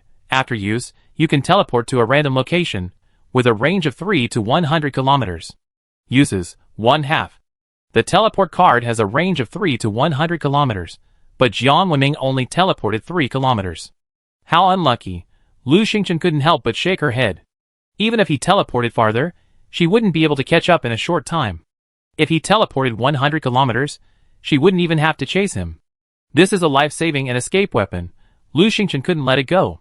The teleport card still had 1 use left, enough for her to hunt on the deserted island. Speaking of which, Ma Er, Zhu Yong, Jiang Wenming, and the others had all dropped some pretty good items, so she made a killing this time. Lu Xingchen happily returned to the scene of the previous battle. There were her feather arrows and traps, which she had to collect for future use. Gao Dafu followed eagerly, picking up feather arrows one by one and handing them to Lu Xingchen flatteringly, saying, Hey, boss, your arrows. Gao Dafu wanted to follow Lu Xingchen. Lu Xingchen declined, accustomed to adventuring alone. Gao Dafu had no choice but to leave. Lu Xingchen found a dense forest and slipped inside. She found a corner and sat down. In truth, she was exhausted. She hadn't wanted to show it, having Gao Dafu around. She wasn't a master, and she had no combat experience. Killing 3 people in a row, battling 3 others, and then sprinting after Jiang Wenming had already left her exhausted. Moreover, her wrists and arms were covered with small wounds. While not fatal, she was worried about infection. She took out a golden medicine and carefully applied it to her wounds. All the while, she kept the chat screen open, watching the area chat. By now, the deserted island was in chaos. Ah, someone wants to kill me. I don't even know them. Ah. Chapter 84. Everyone was discussing the current situation. Many people have started killing people. My friend is already dead, woo. Hey, killing a beast with all that effort only gets 5 points, but killing a person gets 10 points. What do you think everyone will choose? Plus, if you kill a person, you get all the supplies they have. Are they all beasts? Hee, survival of the fittest, everyone's used to it. Lu Xingchen was stunned.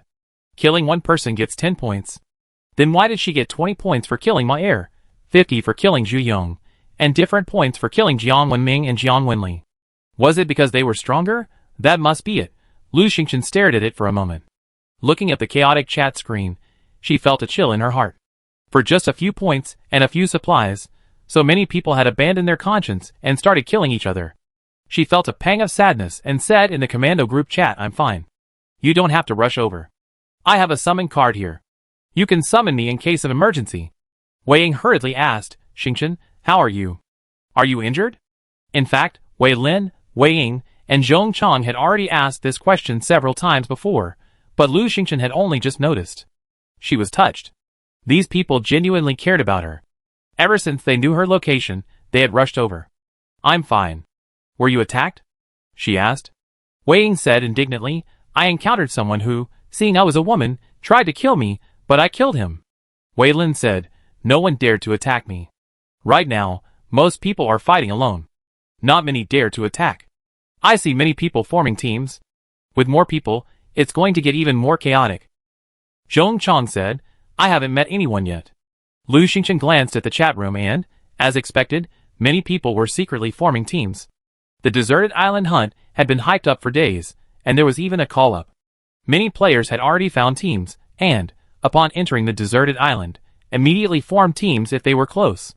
Wei Lin was a little worried. Why don't we regroup quickly? What if we run into a group of 5 or 6? That would be too dangerous. Zhong Chang, I think we should regroup too. Wei Lin, let's regroup, Xingchen, what do you think? In reality, Lu Xingchen wanted to scavenge for supplies, but the deserted island hunt was indeed dangerous. One-on-one was fine, but one versus multiple was the real issue. 2 fists can't defeat 4 hands, and a mighty warrior can't stand up to a large force. What if one of them makes a mistake? Finally, Lu Xingchen said, gather. Everyone, share your coordinates. Several people shared their coordinates. Lu Xingchen looked and saw that they were still quite far apart, so she chose a central location and asked everyone to gather there. Gathering together, they formed a powerful force, and others wouldn't dare to attack. Unfortunately, it would take her at least 3 hours to get there. Never mind, let's get going. Lu Xingchen rested for over half an hour, sorted her supplies, and ate some strawberries. Lon Lon flew over and nuzzled her affectionately. This creature had finally been useful, and Lu Xingchen generously gave it a few strawberries and half a peach. The red-billed blue magpie happily began to eat. Let's go! Lu Xingchen stood up and patted Lon Lan's wings. Go patrol the area. Tell me if you see anything unusual. Got it. Lon Lon was unusually well behaved. It spread its wings and flew away. Lu Xingchen determined the direction and headed west. This was the direction they were supposed to meet. After walking for just over 10 minutes, Lon Lon returned, waving its wings at Lu Xingchen. Abnormal, abnormal, something abnormal. Lu Xingchen frowned. What did this guy even know what abnormal was? Never mind, she follow and see. She patted Lon Lon. Lead the way. Following the red-billed blue magpie, she entered a forest. Hearing what sounded like voices up ahead, she slowed her pace and gestured to Lon Lon, who quietly flew away. After a few more steps, she heard a voice. Mei Ling, why are you still so stubborn? Survival of the fittest, that's the law of survival these days. Mei Ling? One Mei Ling? Lu Xingchen paused. Sure enough, one Mei Ling's voice rang out. You kill anyone you see? Are you still human? A male voice said, Myling, this is a survival world, different from the old one. You should learn to adapt. Gao Dafu has a lot of supplies. Kill him, and we get a lot of goodies. Gao Dafu? Gao Dafu's voice rang out, and he said flatteringly, Hey, don't be like that. I only have bread, mineral water, an axe, and other things. I give them all to you, okay? Spare my life, sir. The man's voice sneered, That's all you have? Who would believe it? A sweet female voice said, That's right, coming to a deserted island to hunt. Can you not bring something to protect yourself? Gao Dafu said weakly, I really don't have anything. The man said, Haha, if I kill you, everything will be revealed. The girl's voice was sweet, but her words were incredibly cruel. That's right. Killing you will not only give me all your supplies, but also points, huh? Lu Xingchen peered through the branches, and saw 4 people standing not far away. One was Gao Dafu, hunched over, his face wrinkled with a smile, as he fawned over a man and woman before him. The man was about 27 or 28, about 1.80 meters tall, with thick eyebrows and large eyes. He was quite good-looking. He carried a bow and several arrows, and held a polished wooden stick. The girl was about 24 or 25, with a pointed chin, curved eyebrows, and narrow eyes. She was pretty. She was hugging the man's arm, and looking at Gao Dafu with a rather arrogant expression. One Myling stood to the side, holding an iron axe for felling trees, her brow furrowed. The man stopped talking and swung his stick, striking Gao Dafu hard. Gao Dafu cried out, tumbling and scrambling to hide behind One Myling, shouting, Help, lady.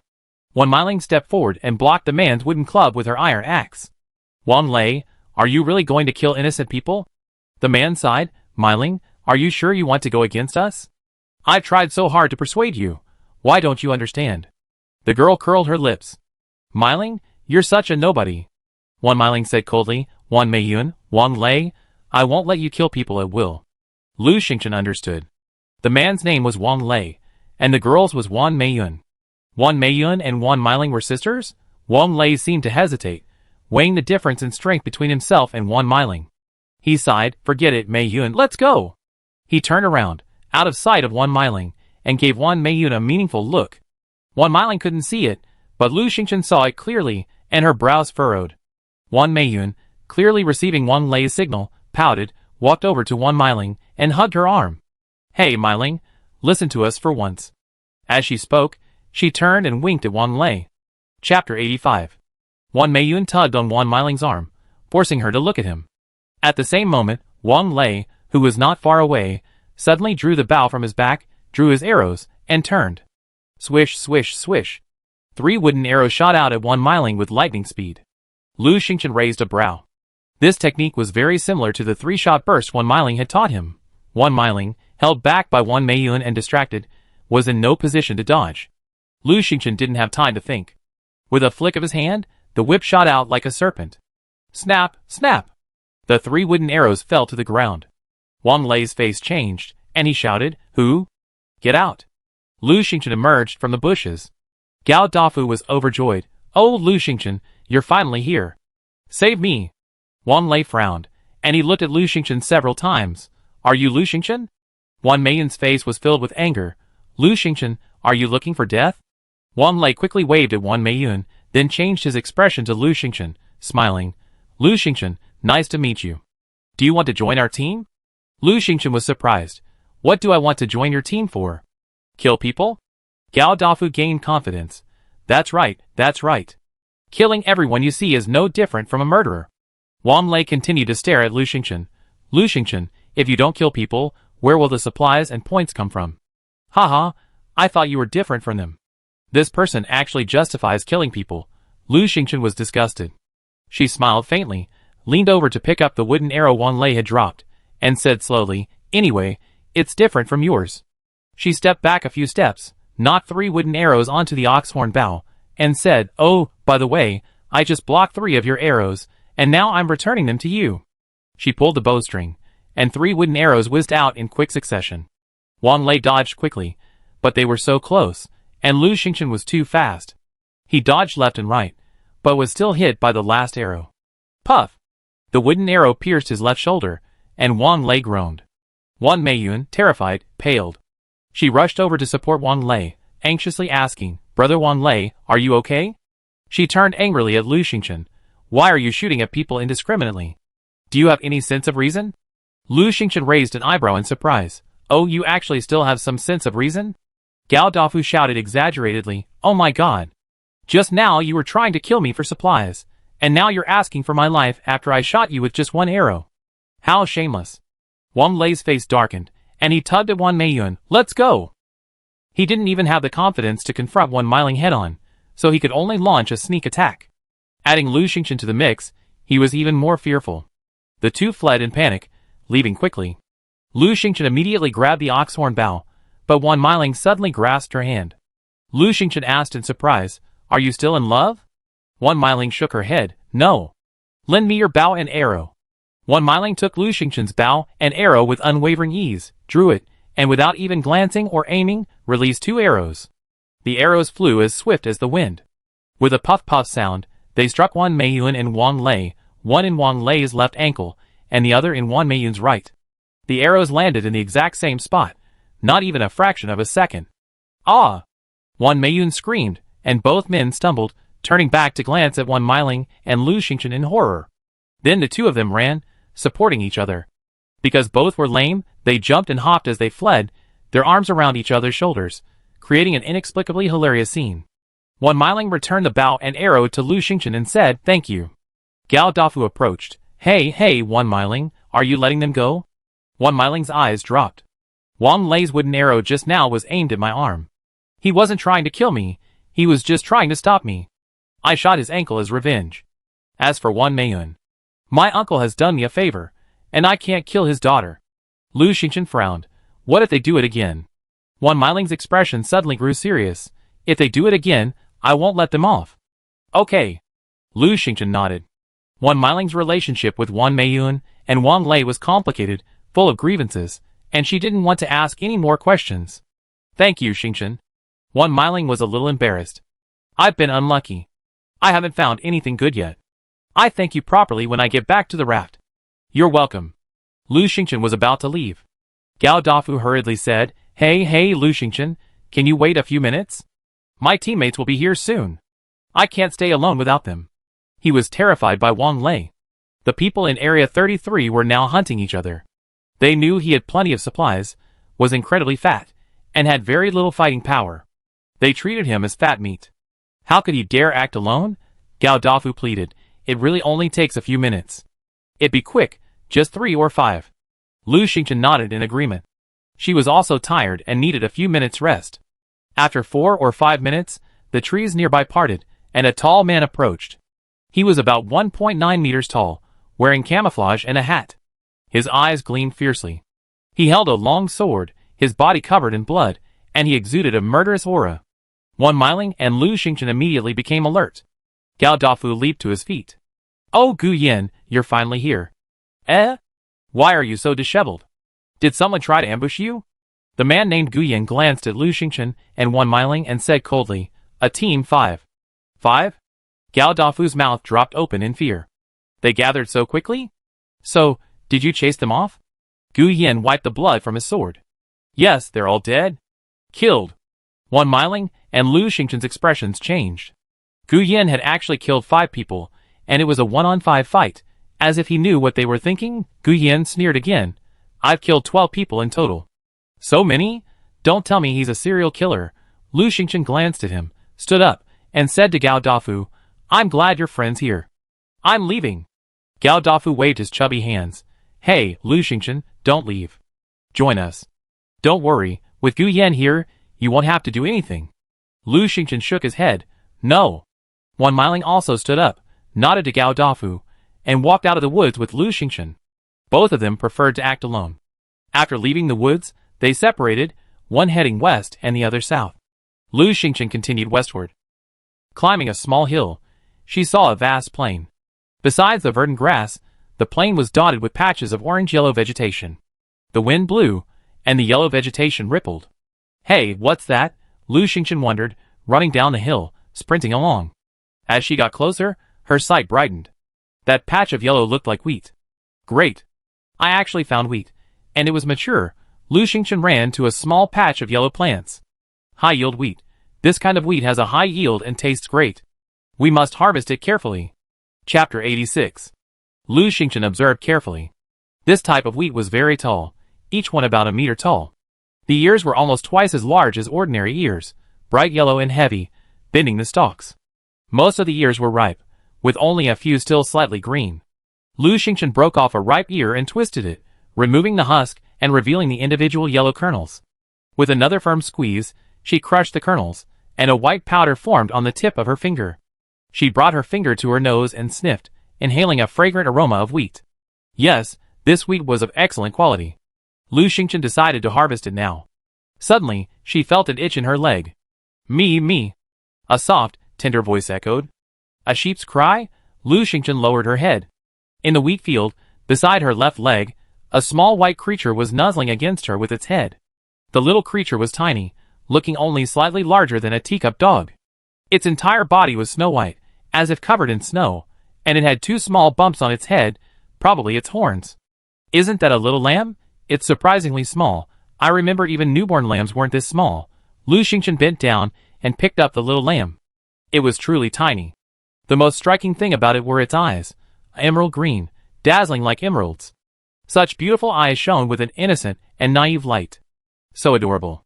Mia. The little lamb nudged Lu Xingchen gently with its newly emerged horns, making another childish sound. It moved its legs slightly, its head desperately trying to lower itself.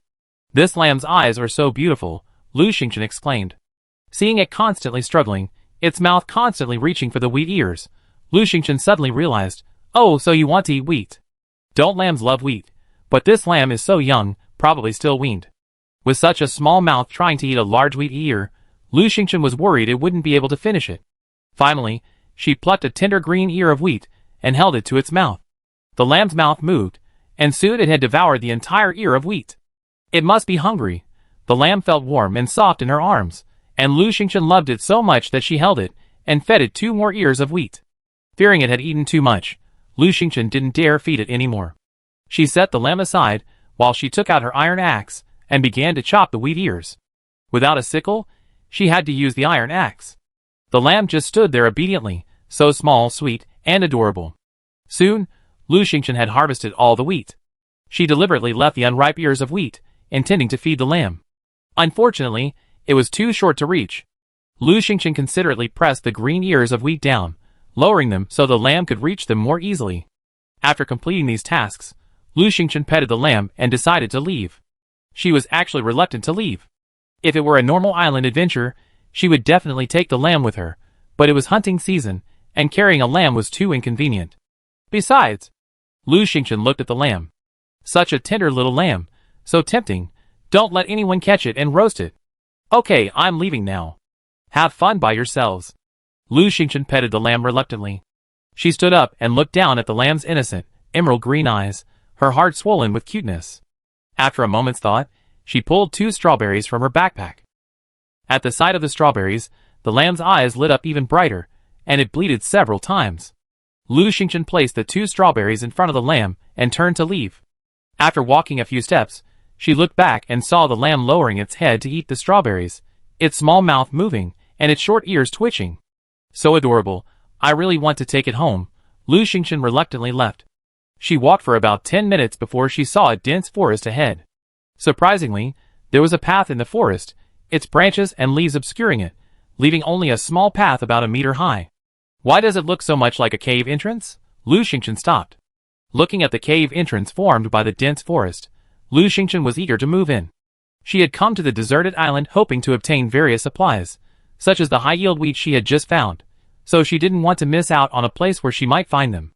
After a moment's thought, she took out her spear, tapped the front with it, and slowly walked in. The dense trees, their intertwined branches and leaves, blocked out the sunlight, making it somewhat dim inside. Lu Xingchen continued to use her spear to scout the path. After walking about 10 meters, a wide field suddenly opened up ahead. She saw several banana trees, each bearing bunches of bright yellow bananas. Not far from the banana trees, many green vines snaked around, with large yellow pumpkins tumbling down their vines. Wow, bananas! Pumpkins. Lu Xingchen's eyes lit up. She said it before, places like this must hold goodies, and sure enough, they did. The pumpkins were ripe. All she had to do was pick one, remove the seeds, and plant them. Pumpkin is delicious. It can be steamed, stir-fried, made into pumpkin pancakes, pumpkin rice, and so much more. There are so many ways to enjoy it. Lu Xingchen was eager to try. But she quickly calmed down. Based on her experience, she knew there must be some wild beast guarding this place. And when the wind blew, she smelled a foul odor. There really is a wild beast. Lu Xingchen pondered for a moment, stepped back a few steps, bent down, picked up a stone, and threw it with all her might at the round pumpkin. Pa! The stone struck the pumpkin, causing it to sway slightly. Lu Xingchen held her breath, staring intently ahead. Huh? No movement. Impossible. After waiting a moment, she picked up a larger stone and threw it at the banana tree. Bang! This time, the sound was even louder, and the banana tree even shook violently, causing a bunch of overripe bananas to tumble from its surface. Still no movement. Lu Xingchen was surprised. Was she being too cautious? Never mind, let's go and take a look. Lu Xingchen gripped her spear tightly and took a few steps forward. A soft rustle of fallen leaves rustled beneath her feet. Squeak! Suddenly, there was a commotion. A nearby branch shook, and a monkey swung over, clutching it. It landed beside the banana tree, howling angrily, its head swiveling from side to side, as if searching for something. Squeak! A series of cries followed, and several more monkeys scurried over. Most of them were adults, standing about a meter tall, each one barking furiously as they guarded the bananas. Lu Xingchen noticed that these monkeys were all black, their fur sleek and shiny, their teeth sharp, and their claws razor-sharp. But their eyes were all around golden yellow, each one possessing a fierce, sinister look. Looks like they're a bit tough to deal with. Golden-eyed black-leaf monkey, a level 2 mutation. Exceptionally brave, and will actively attack humans. Stay away if you encounter one. Level 2 mutation? Lu Xingchen gasped. She previously struggled to kill just one level 2 mutant beast, but now, with so many coming at once, she couldn't handle them. No, we had to leave now. Chapter 87. Lu Xingchen stepped back. The leaves rustled beneath her feet, and the monkeys looked over. Squeak, squeak, squeak. With a howl, they charged forward. They were fast. Lu Xingchen quickly sheathed his spear, flicked his whip, and with a crack, lashed out at the monkey in front. Squeak! The monkey screamed, scratched itself, and continued charging. The whip had left only a shallow mark on him. He was not injured at all. Lu Xingchen was startled, waving her whip as she retreated. She had to get out of the dense forest. This was the monkey's territory, and they had the upper hand. Lu Xingchen swung her whip, blocking 3 monkeys. The other 2 monkeys darted through the brush, attacking from either side. One extended its claws, and with a swish, it ripped Lu Xingchen's sleeve. The other leaped onto a tree and flew down. Oh no! Lu Xingchen quickly drew her dagger and slashed upward. Puff! The dagger sliced through the monkey's front leg. Squeak, squeak, squeak! The monkey cried out in pain, but instead of retreating, it charged forward again, fiercely charging forward. Danger! Lu Xingchen quickly retreated a few steps, but monkeys were naturally agile, and these monkeys were even more nimble and ferocious. They attacked from 5 directions. Lu Xingchen was in agony. One of the monkeys leaped down from the tree again, charging towards Lu Xingchen's head. Lu Xingchen felt overwhelmed and almost wanted to use the teleport card. Suddenly, a small white shadow came sprinting towards her, leaping about 3 or 4 meters high, and slamming head-on into the swooping monkey. With a loud bang, the monkey was sent flying, rolling several times on the ground. It stood up, confused, motionless. Me! A tender voice echoed, and at the same moment, a lamb landed in Lu Xingchen's arms.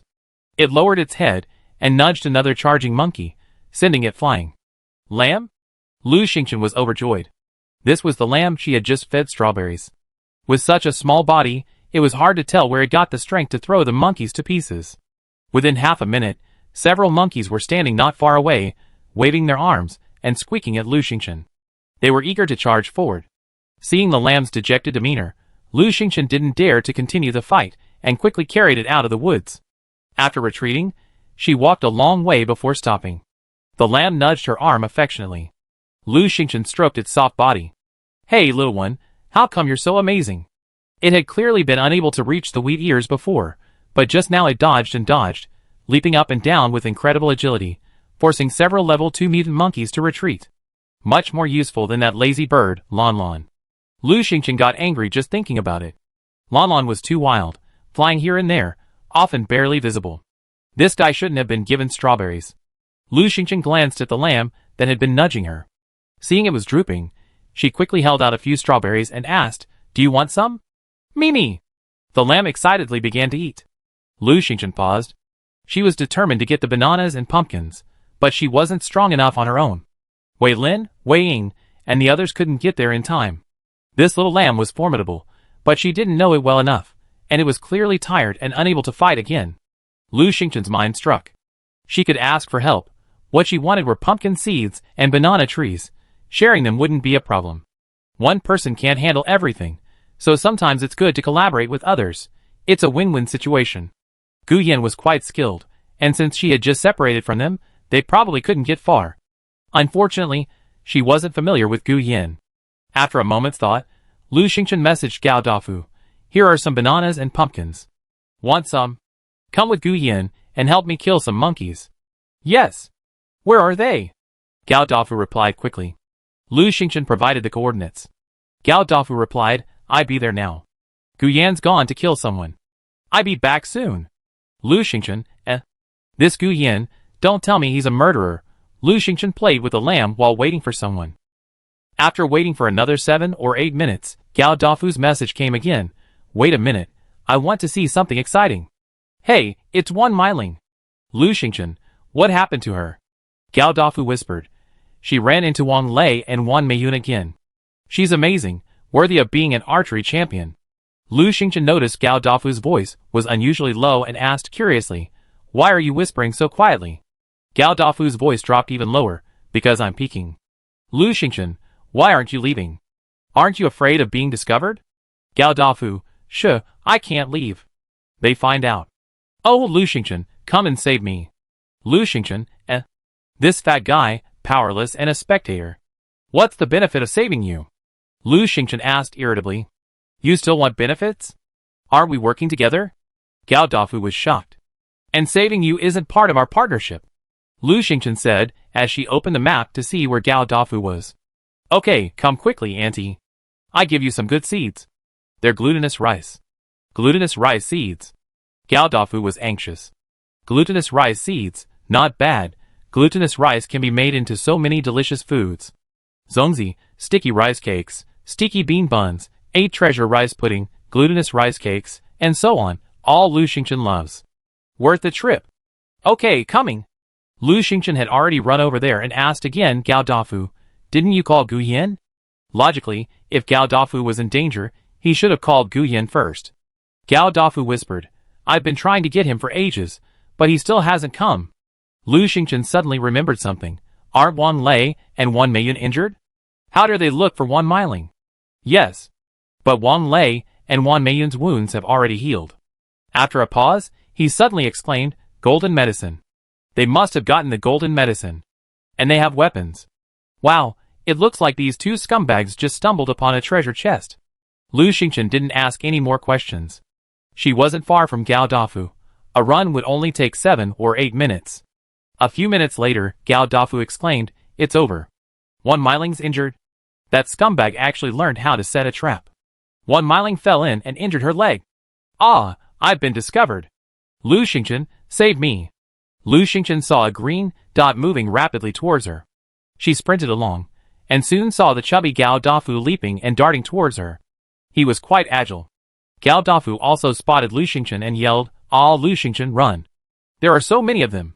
Whoosh! A steel arrow flew past Gao Dafu's ear, and he screamed, Ah!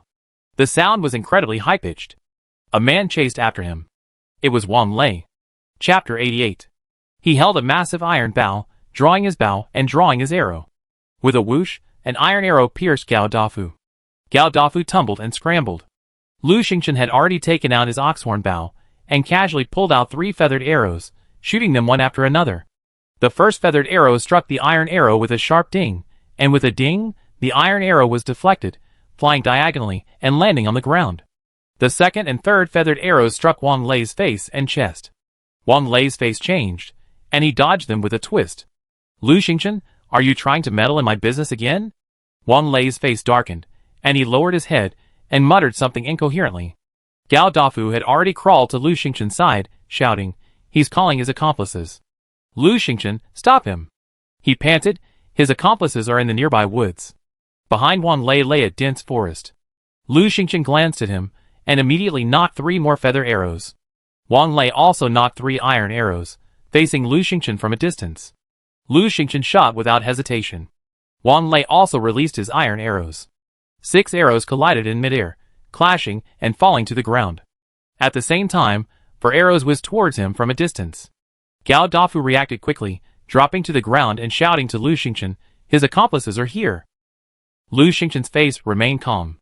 He flicked the whip in his hand, and with a few cracks, the 4 arrows fell to the ground. 2 more people emerged from the dense forest. One was Wan Meiyun, holding a wooden bow and carrying several wooden arrows on her back. These were exactly the weapons Wang Lei had used before. Lu Xingqian glanced at Wang Lei, who was now holding a massive iron bow and a quiver of iron arrows. Have they upgraded their equipment? That's why they're so arrogant? Wan Meiyun turned around, yanked the rope in her hand, and cursed softly. Lu Xingqian then saw that she was also holding a girl, Wan Meiling. Wan Meiling's face was pale, her arms and body bound by ropes. Her left leg was covered in blood, and she stumbled as she walked, apparently seriously injured. Finally, a fair-skinned young man emerged. He was short, his eyes flickering, a faint look in his eyes. He, too, carried a quiver, a short bow in his hand, and several wooden arrows slung across his back. Gao Dafu approached Lu Xingqian and whispered, "These 3 are from the archery team. Except for Wan Meiyun, they're all very skilled. Lu Xingqian, a true warrior never gives up. Let's run." Wang Lei sneered, "Run? How can you possibly run?" Wan Meiyun, Wang Lei, and the short young man stood in a row, all 3 of them raising their bows and arrows. Gao Dafu said with a grin, "Hey, we're all in Area 33, so we can talk it out. Wang Lei, I even went to watch your match. We're friends, right?" Wan Meiyun scoffed, "Oh my, Gao Dafu actually considers us friends. That's really unusual." Wang Lei sneered, "Friends? Sure, hand over all the supplies in your backpack." Gao Dafu flattered, "Okay, no problem." He turned to look at Lu Xingqian, "You go first. I get them some supplies." Wang Lei said coldly, "Who said I let her go?"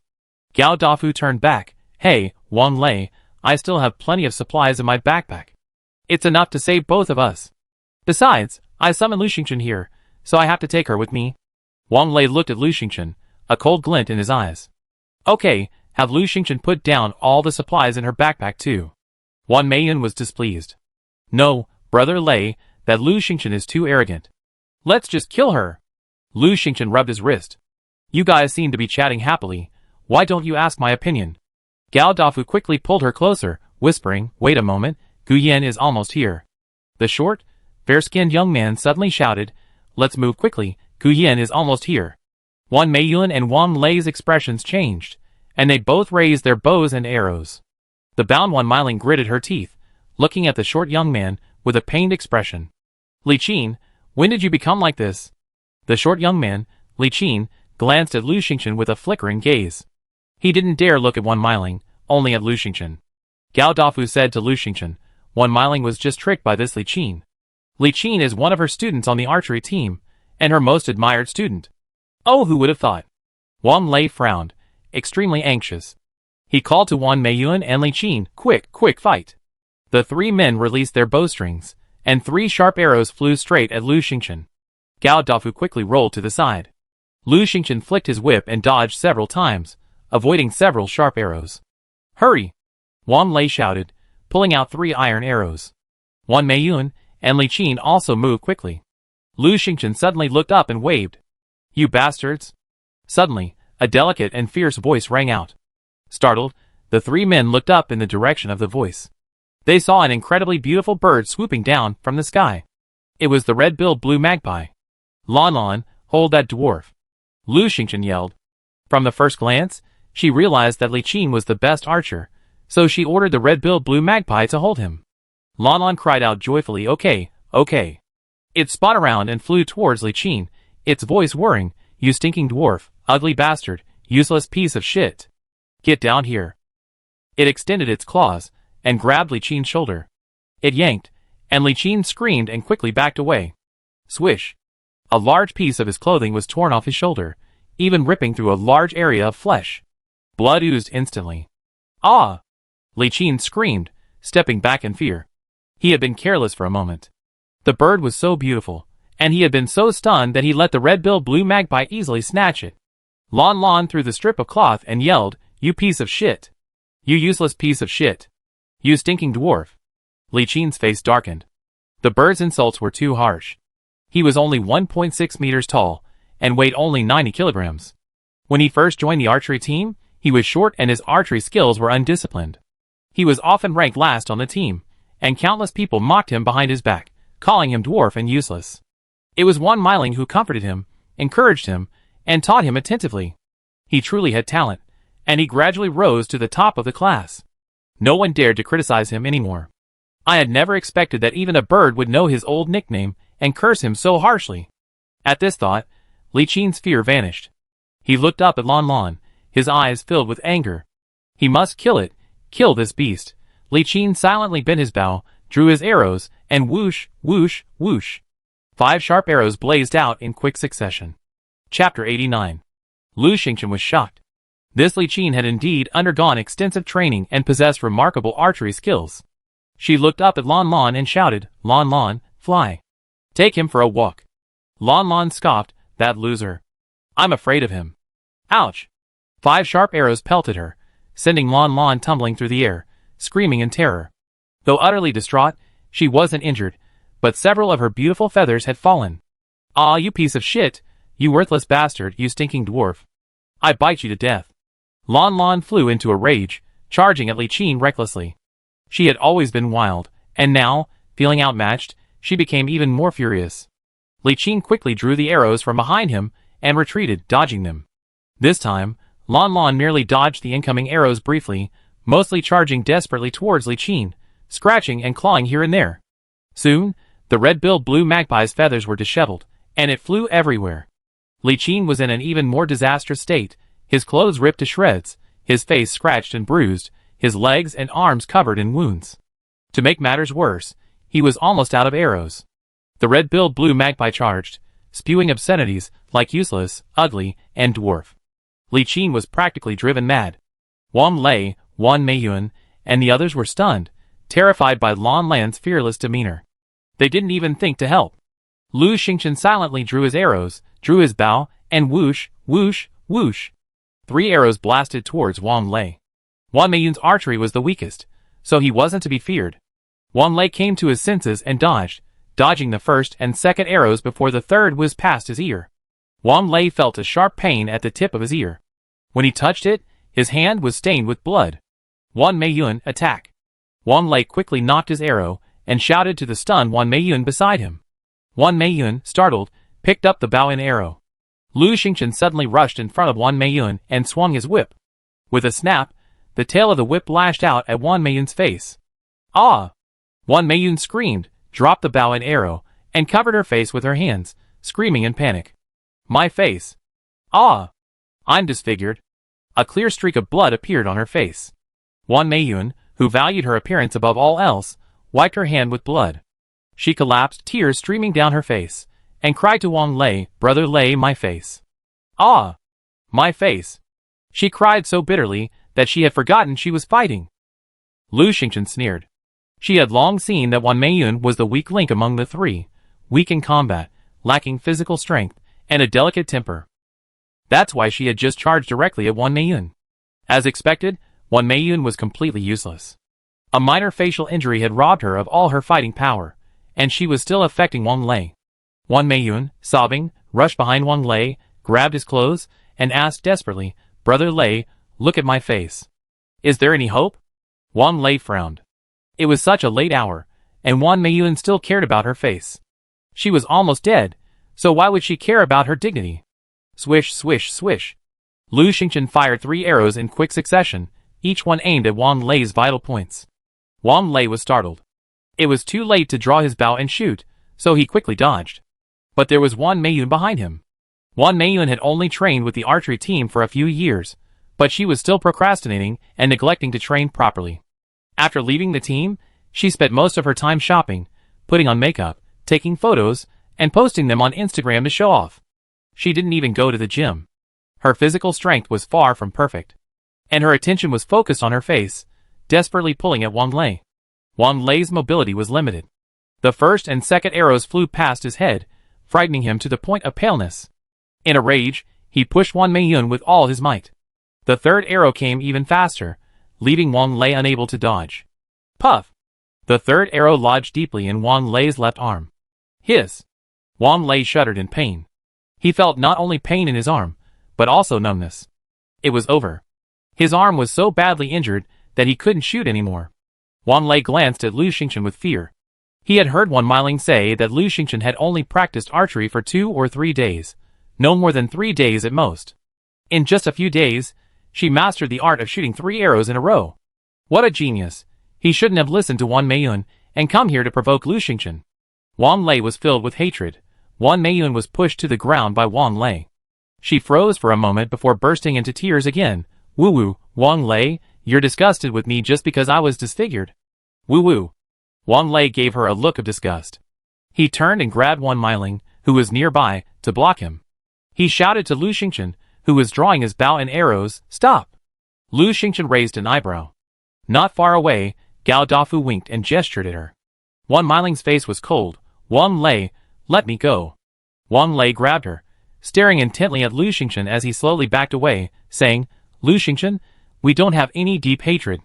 If you let me go, I let Wang Meiling go. Lu Xingchen sneered, raised his oxhorn bow, nocked an arrow, and aimed it at Wang Lei. What if I say no? Wang Lei gritted his teeth. Did Wang Meiling teach you archery? Lu Xingchen raised an eyebrow in surprise. She only taught me 2 or 3 days. How long has she taught you? Gao Dafu tooted. Wang Lei, I heard Wang Meiling taught you for years, and you treat her like this? Wang Lei blushed slightly, but quickly regained his composure. He pulled an iron arrow from his back, pointed the tip at Wang Meiling's throat, and fiercely declared, Get out of the way, or I kill her immediately. Gao Dafu looked at him with disdain. How cruel. You don't even recognize your own family. Lu Xingchen silently raised the oxhorn bow, and Wang Lei immediately thrust the iron arrow at Wang Meiling's neck. Wang Meiling frowned in pain. Lu Xingchen raised an eyebrow. Wang Meiling. She loosened her grip, and the arrow flew off the string, shooting towards Wang Lei like lightning. At the same moment, Wang Meiling lifted her bound hands, the rope falling to the ground. She leaned back, stretched out her left hand, grasped Wang Lei's wrist, and pressed hard. Wang Lei screamed, his grip loosened, and the iron arrow fell. Wang Meiling reached out with her right hand and caught it. Still holding his wrist, Wang Meiling twisted it back, then took a few steps back. Ouch! Wang Lei was dragged back a few steps.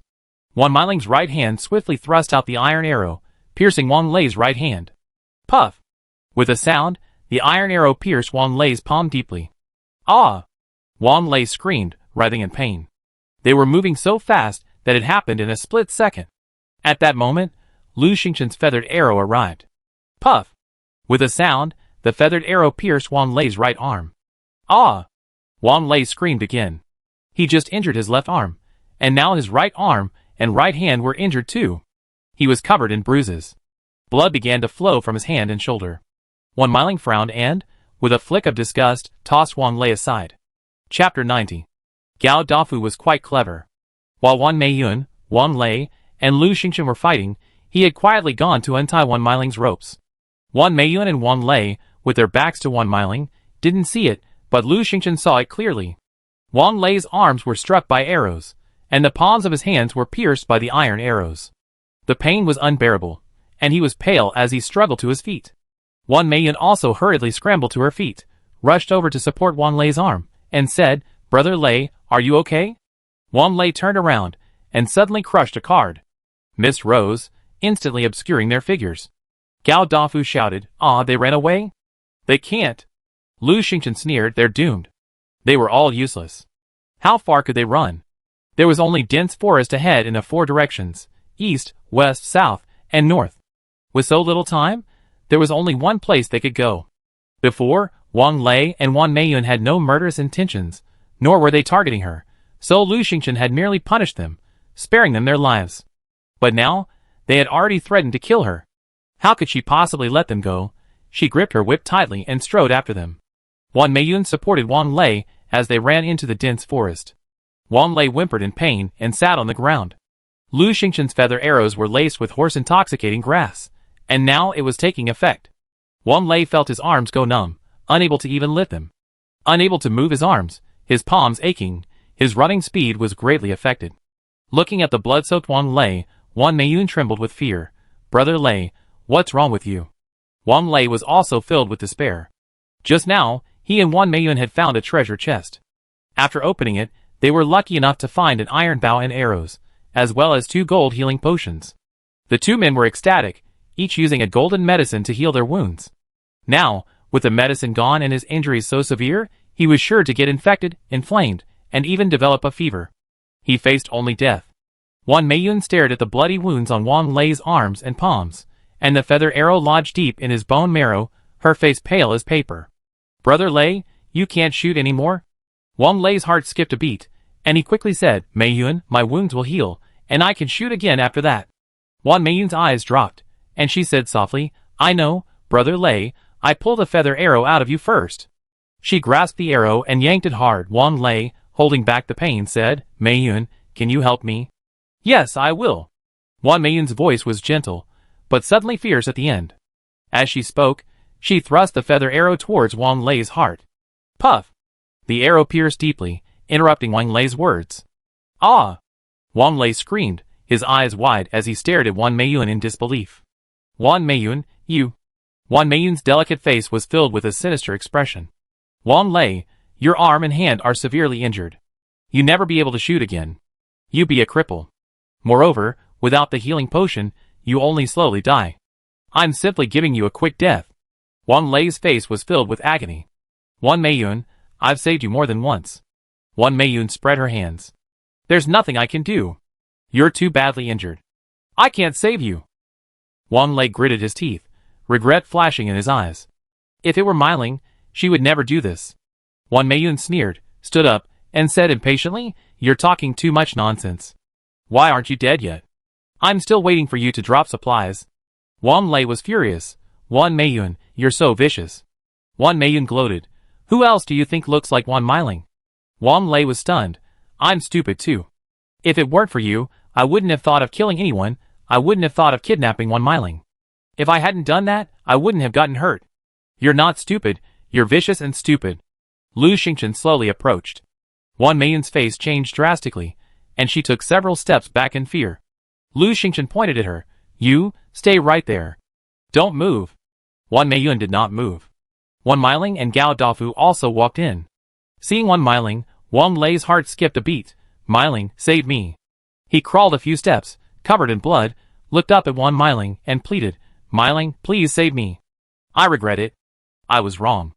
I shouldn't have been with Wan Meiyun. Meiling, please forgive me." Wan Meiling looked at him coldly, saying nothing. Wang Lei saw hope and took another step forward. "Meiling, I..." Lu Xingchen kicked him in disgust. "Scumbag, you won't die even with an arrow stuck in your heart. Kill Wang Lei and gain 20 points. Do you want to pick up Wang Lei's supplies?" Lu Xingchen, ? She just gave Wang Lei a light kick, and he died? That's unsatisfying. That's right, Wang Lei was already on his last legs, barely a minute left, and with just a light kick, she sent him to the afterlife. Yes. Receive 1 iron bow, 6 iron arrows, 2 mineral waters, 2 breads, 200 lumber, and 1 fog card. Fog card instantly creates a large fog, trapping enemies. 1/3 of the time. It turns out Wang Lei had just used the fog card. This card is quite good, it might be useful in the future. Wang Lei has made a small contribution. Wang Lei had quite a few pieces of wood and iron in his hands. Lu Xingchen had reaped a good harvest. Wan Meiyun watched Lu Xingchen with her eyes wide open. Then she glanced at the clearly dead Wang Lei and asked anxiously, "Wang Lei's supplies?" Lu Xingchen glanced at her sideways. "Are you still thinking about his supplies?" Wan Meiyun came to her senses and waved her hands repeatedly. "No, I don't want them." "Ha!" Lu Xingchen sneered, and with a swish, she swung out her whip. The whip whistled past Wan Meiyun with a crisp sound. "Ah!" Wan Meiyun immediately covered her face with her hands in fear. "What else is in your backpack? Take it out," Lu Xingchen said coldly. "If you're missing anything, I smack your face." Wan Meiyun shuddered in fear. "No, no," Lu Xingchen shouted. "Take it out," he shouted. "Woo woo, I take it, I take it." Frightened, Wan Meiyun hurriedly dumped out the contents of her storage backpack. She held a large amount of wood, iron, food, water, and so on. Lu Xingchen glanced at her. Frightened by Lu Xingchen's gaze, Wan Meiyun covered her face. Lu Xingchen, I gave you everything. There's nothing left. Please let me go. Woo woo. Lu Xingchen nodded to Wan Meiyun. Wan Meiyun, as if she had been pardoned, turned and stumbled out. After she had run about 30 or 40 meters, Lu Xingchen suddenly raised his hand, drew his bow, and shot an arrow. Whoosh! A feathered arrow shot out. Puff! The sound pierced Wan Meiyun's back. Oh! Wan Meiyun fell to the ground. She turned around and gave them a hateful look. Lu Xingchen, you're so vicious. Lu Xingchen was surprised. You're talking about me? Wan Meiyun looked at Wan Meiling again. Wan Meiling, just wait, my father. Wan Meiyun could no longer speak. She clutched her chest and struggled a few times. Her eyes rolled back and she died.